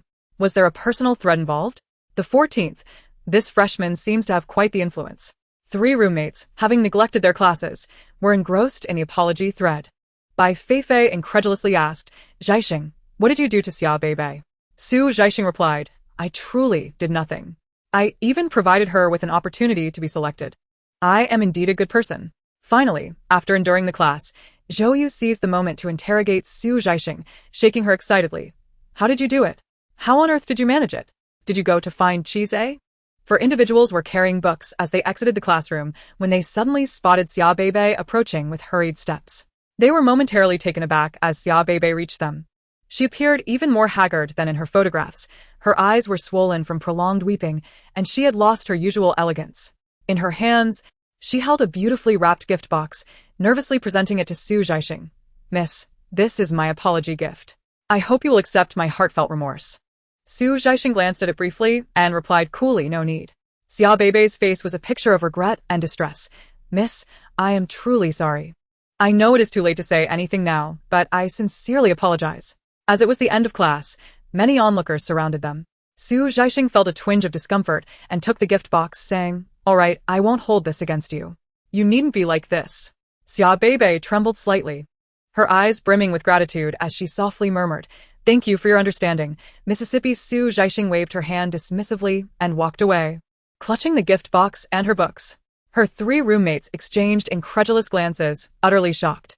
However, in the presence of so many people, they dared not ask too many questions and quickly followed her.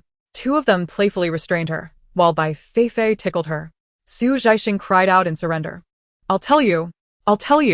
Is that enough? Zhou Yu, remove your hand from my chest." After some playful chaos, Zhaixing, gasping for breath, sat up on her bed and faced her 3 roommates as if under interrogation.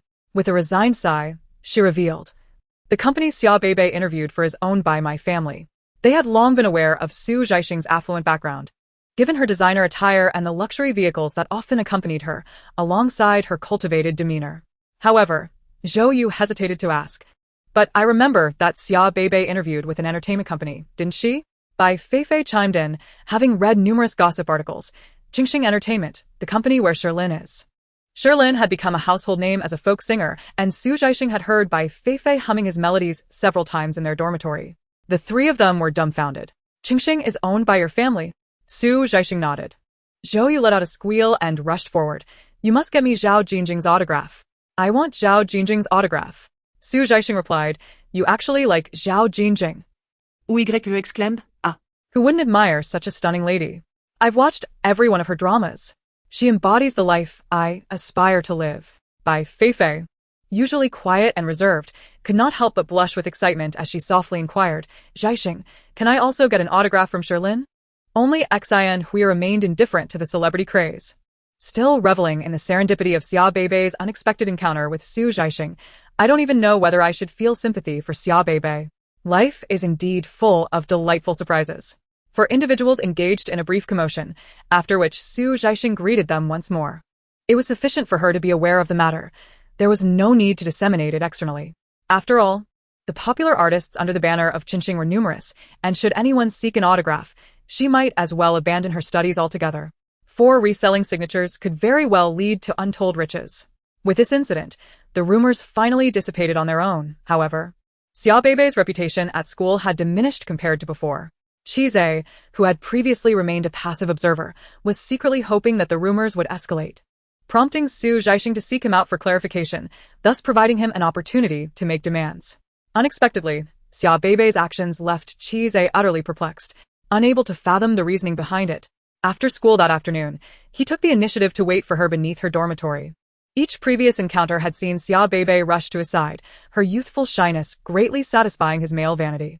Yet today, upon spotting him, Xia Beibei's expression darkened. She disregarded him entirely and continued walking inside. Qizhe instinctively grasped her wrist, calling softly, "Beibei." "Scoundrel. Let go," she retorted. Qizhe was taken aback. Xia Beibei walked away, blocking him on all contact platforms, leaving him utterly bewildered. Who could elucidate what had transpired?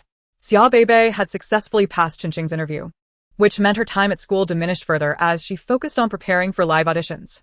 With more frequent visits to the company, she often encountered Zhaixing. Though still somewhat intimidated by her, every meeting filled her with trepidation and respect. However, Zhaixing had declared that the past was behind them, never again bringing it up nor targeting her because of it. She often overheard company employees discussing Zhaixing, extolling her virtues as a kind and forgiving lady. Initially, Xia Beibei felt fear, but gradually that transformed into awe and admiration. She vowed to work diligently, to perform exceptionally, and to earn money to atone to the esteemed lady. When the live audition officially launched on Xingchen, Xia Beibei proved herself to be a contestant unanimously recognized by the upper echelons, becoming the most popular among all live streams. Daily, gifts such as airplanes and rockets flooded in, while Zhaixing beamed with the delight of increasing profits, akin to a landowner reveling in wealth. Not only had Qinxing benefited, but the streaming platform's association with Xingchen also led to a surge in downloads and viewership for Liu videos, with daily user traffic surpassing that of concurrent videos by 3 percentage points. Su's father was utterly elated, and in his exuberance, purchased 2 limited edition handbags for Zhaixing. "Dad, Please refrain from buying those. I'm quite tired of them. Let us switch to Xiangnai's brand," she replied. With Qinxing making such significant waves, the industry was watching closely.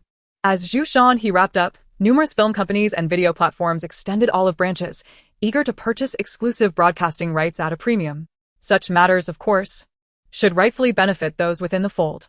Mr. Su visited the city and, at a father-daughter price, secured the exclusive online broadcasting rights for building mountains and rivers on Liu Video, signing a contract with Zhaixing. As he gazed upon the names inscribed on the document, he felt a delightful sense of absurdity. Who could have anticipated that he would one day engage in a collaboration with his own daughter? Zhaixing was rather occupied, with her plans extending into the winter break. After all, She was still a student and could not devote herself entirely to work, thus she had to distribute her tasks evenly, with most of them accumulating during the holiday.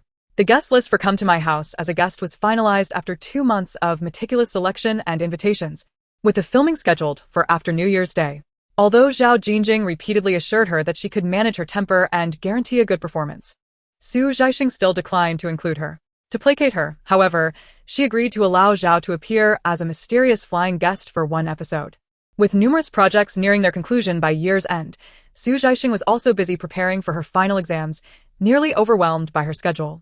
With only a week until New Year's Day, she resolved to treat herself, utilizing her long-held opportunity to dine with her idol. After all, New Year's Day held profound significance. A new year, a new day, a new beginning. The mere thought of spending this time alongside her idol filled her with exhilaration. Upon arriving home that evening, she lay on her bed for half an hour, editing and rewriting her message until it was finally ready to be sent. Brother, do you have time on New Year's Day? I'll treat you to a sumptuous feast. Zhaixing's excitement caused her little feet to fidget restlessly. What would you like to eat, brother? This time, I'm covering the entire meal. Cen Feng replied, I want to compete with you. He then inquired, besides dining, is there anything else you wish to do? Zhaixing was taken aback. Is there something else I could possibly do? Can I? Is that permissible? Her idol was pushing her to the brink of temptation. This sentiment aptly described Zhaixing, who possessed the ambition of a thief, but lacked the courage. In truth, her ambitions were modest. As a diligent and earnest fan, she was quite principled. If she were to entertain the notion of doing something else, she would genuinely wish to invite her idol for a traditional Chinese massage. Cen Feng had sustained numerous injuries from his rigorous dance training during his trainee days, and a massage could aid in promoting blood circulation and alleviating fatigue, making it an essential remedy for a trainee's relaxation. However, it sounded somewhat improper, bordering on suggestive. Simply enjoying a meal, engaging in conversation, strolling, and savoring ice cream would suffice for her happiness. See you on New Year's Day. Thus, this year's New Year's Day became the most anticipated celebration for Zhaixing. As soon as the call ended, she began preparing for the outing, searching for restaurants, checking routes, and selecting her attire. The restaurant needed to cater to her idol's tastes while also being conveniently located, as taxi fares could be quite steep. It is imperative that we do not choose a venue reminiscent of our previous rendezvous. Rather, it should be bright and spacious, yet not overly noisy. After dining, the surrounding environment must be pleasant enough for a leisurely stroll, as indulging in ice cream at this juncture would be excessively chilly. Ideally, there should also be a delightful tea shop nearby. With anticipation in the air, time begins to languish. Previously, juggling classes and work made time feel scarce, yet now, as the countdown unfolds day by day, it seems to drag on interminably. The long-awaited eve of New Year's Day has finally arrived. Zhaixing is fully prepared and, upon arriving at school, her spirits soar, even rendering the prospect of attending the department's tedious lecture less distasteful. The media department frequently organizes lectures, and the monotony of the subject matter is well known, compounded by the strict policy against absences. Failure to attend results in a deduction of credits, with such events occurring every few weeks, much to the dismay of the students. Zhaixing, accompanied by her roommate, enters the auditorium and finds a seat, gazing affectionately at the elderly professor, who is over 60. Perhaps her excitement is too palpable, as Xian Hui, intrigued, inquires, "What is you in such high spirits? Share it with us for our amusement." Zhou Yu, languidly spinning a pen atop the desk, incisively remarks, "Isn't it obvious?" With that carefree smile. "It is evident that you are enamored." Zhaixing retorts, playfully tapping Zhou Yu on the head, "Do hush." Zhou Yu, still groggy from sleep, feebly protests, "There's no shame in having a boyfriend. Just remember to introduce him to us. We sisters will keep a watchful eye." As their banter continues, the department head takes the microphone and admonishes, "Everyone, find a seat. The lecture is about to commence. Ensure your phones are on silent and pay attention. Each class's counselor will collect a 2,000-word reflection afterward." A collective groan fills the auditorium. Zhou Yu exclaims the loudest, "Am I in university or high school?" Yet, lamenting serves no purpose in the face of strict departmental governance. It is simply the way of things. Fortunately, today's speaker, the esteemed professor, possesses a distinctive charm that sets him apart from his predecessors, and Zhaixing finds herself genuinely engaged, taking out her notebook to diligently record notes. The lecture spans 3 hours, concluding just before dusk. As Bai Feifei gathers her belongings, she remarks to the equally focused Zhaixing, The department should invite more professors with such wit and humor. Zhaixing nods in agreement. After securing her notebook, she retrieves her phone, which she had silenced. And upon unlocking it, she discovers 2 missed calls. Why? Why does she continually miss calls from her idol? Is it you again, divine sister? Before she can respond, her counselor urgently calls out, "Hey, Zhaixing, wait a moment. Don't rush off." Zhaixing halts abruptly and turns to the counselor. Teacher. What is it? The counselor approaches. "The party application you submitted is missing a page. You need to complete it quickly, as I must submit it shortly." Zhaixing, Papa. Exclaimed, "I have written 4 pages. Is that not sufficient?" The counselor replied, "Your first page consists solely of introductory materials. The application content is merely 3 pages. Other students have submitted applications exceeding 10 pages. You need to add another 1,000 words." Zhaixing retorted, "Isn't it absurd to adhere to such formalism?" Observing her reluctant demeanor, the counselor stated firmly, "Come with me to my office and continue your writing. Our class has only 5 spots available. Do not squander this opportunity due to an inadequate application. Hurry, follow me." Glancing at her phone, Zhaixing noted that Cen Feng had still not answered. With no other choice, she followed the counselor to the office. Joining the party is a solemn and sacred undertaking, and the departmental selection process is particularly stringent. As one of the first candidates this year, Zhaixing understood the gravity of the situation. The application could not be printed. It had to be handwritten. The counselor provided her with official stationery and a pen, overseeing her as she supplemented her materials. Zhaixing began to labor over her essay once again. Stealing a glance at the counselor, who was engaged in a phone call, she heard him lower his voice. "Hello, brother, I was just in class." The person on the other end paused, then quietly inquired, "Still in class?" Zhaixing quickly replied, No, I'm in the teacher's office working on my materials." "Brother, what's up?" Cen Feng hesitated for a moment, his tone growing somber. "I want to be able to spend New Year's with you tomorrow. I apologize." Zhaixing's mind went blank for approximately a second, but it was just a fleeting moment. She promptly responded, "It's all right, brother. It's no trouble at all. Your matters are most important." Cen Feng continued, "I called to see if you were free this afternoon." Zhaixing felt a pang of disappointment, but maintained a cheerful tone. "This afternoon, the department is hosting a lecture and my phone is on silent. Brother, whenever you have time, feel free to reach out. I'm always available." Cen Feng remained silent for a considerable time. Zhaixing suspected a signal issue and glanced at her screen, whispering, "Brother, are you still there?" "Yes," he replied quietly. "Are you free now? Shall we have dinner together?" Zhaixing widened her eyes in disbelief, glancing down at her incomplete application, and felt a wave of anguish wash over her.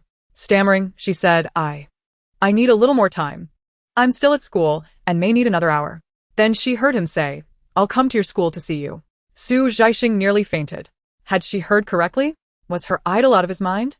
In astonishment, she raised her voice. "No need, brother. I'm perfectly fine with next time." The counselor across from her looked up, casting a puzzled glance her way. Zhaixing offered an apologetic smile, gesturing at the phone as she stepped outside. Just as she reached the door, Cen Feng's low voice resonated in her ear. "Zhaixing, I will be leaving tomorrow." She hesitated, instinctively asking where to. He remarked, "The company has arranged for training abroad. We depart tomorrow." After a brief pause, he added in a subdued tone, "For 2 years." Zhaixing felt as though she had been struck by a sudden blow, leaving her dazed. The two fell into a prolonged silence.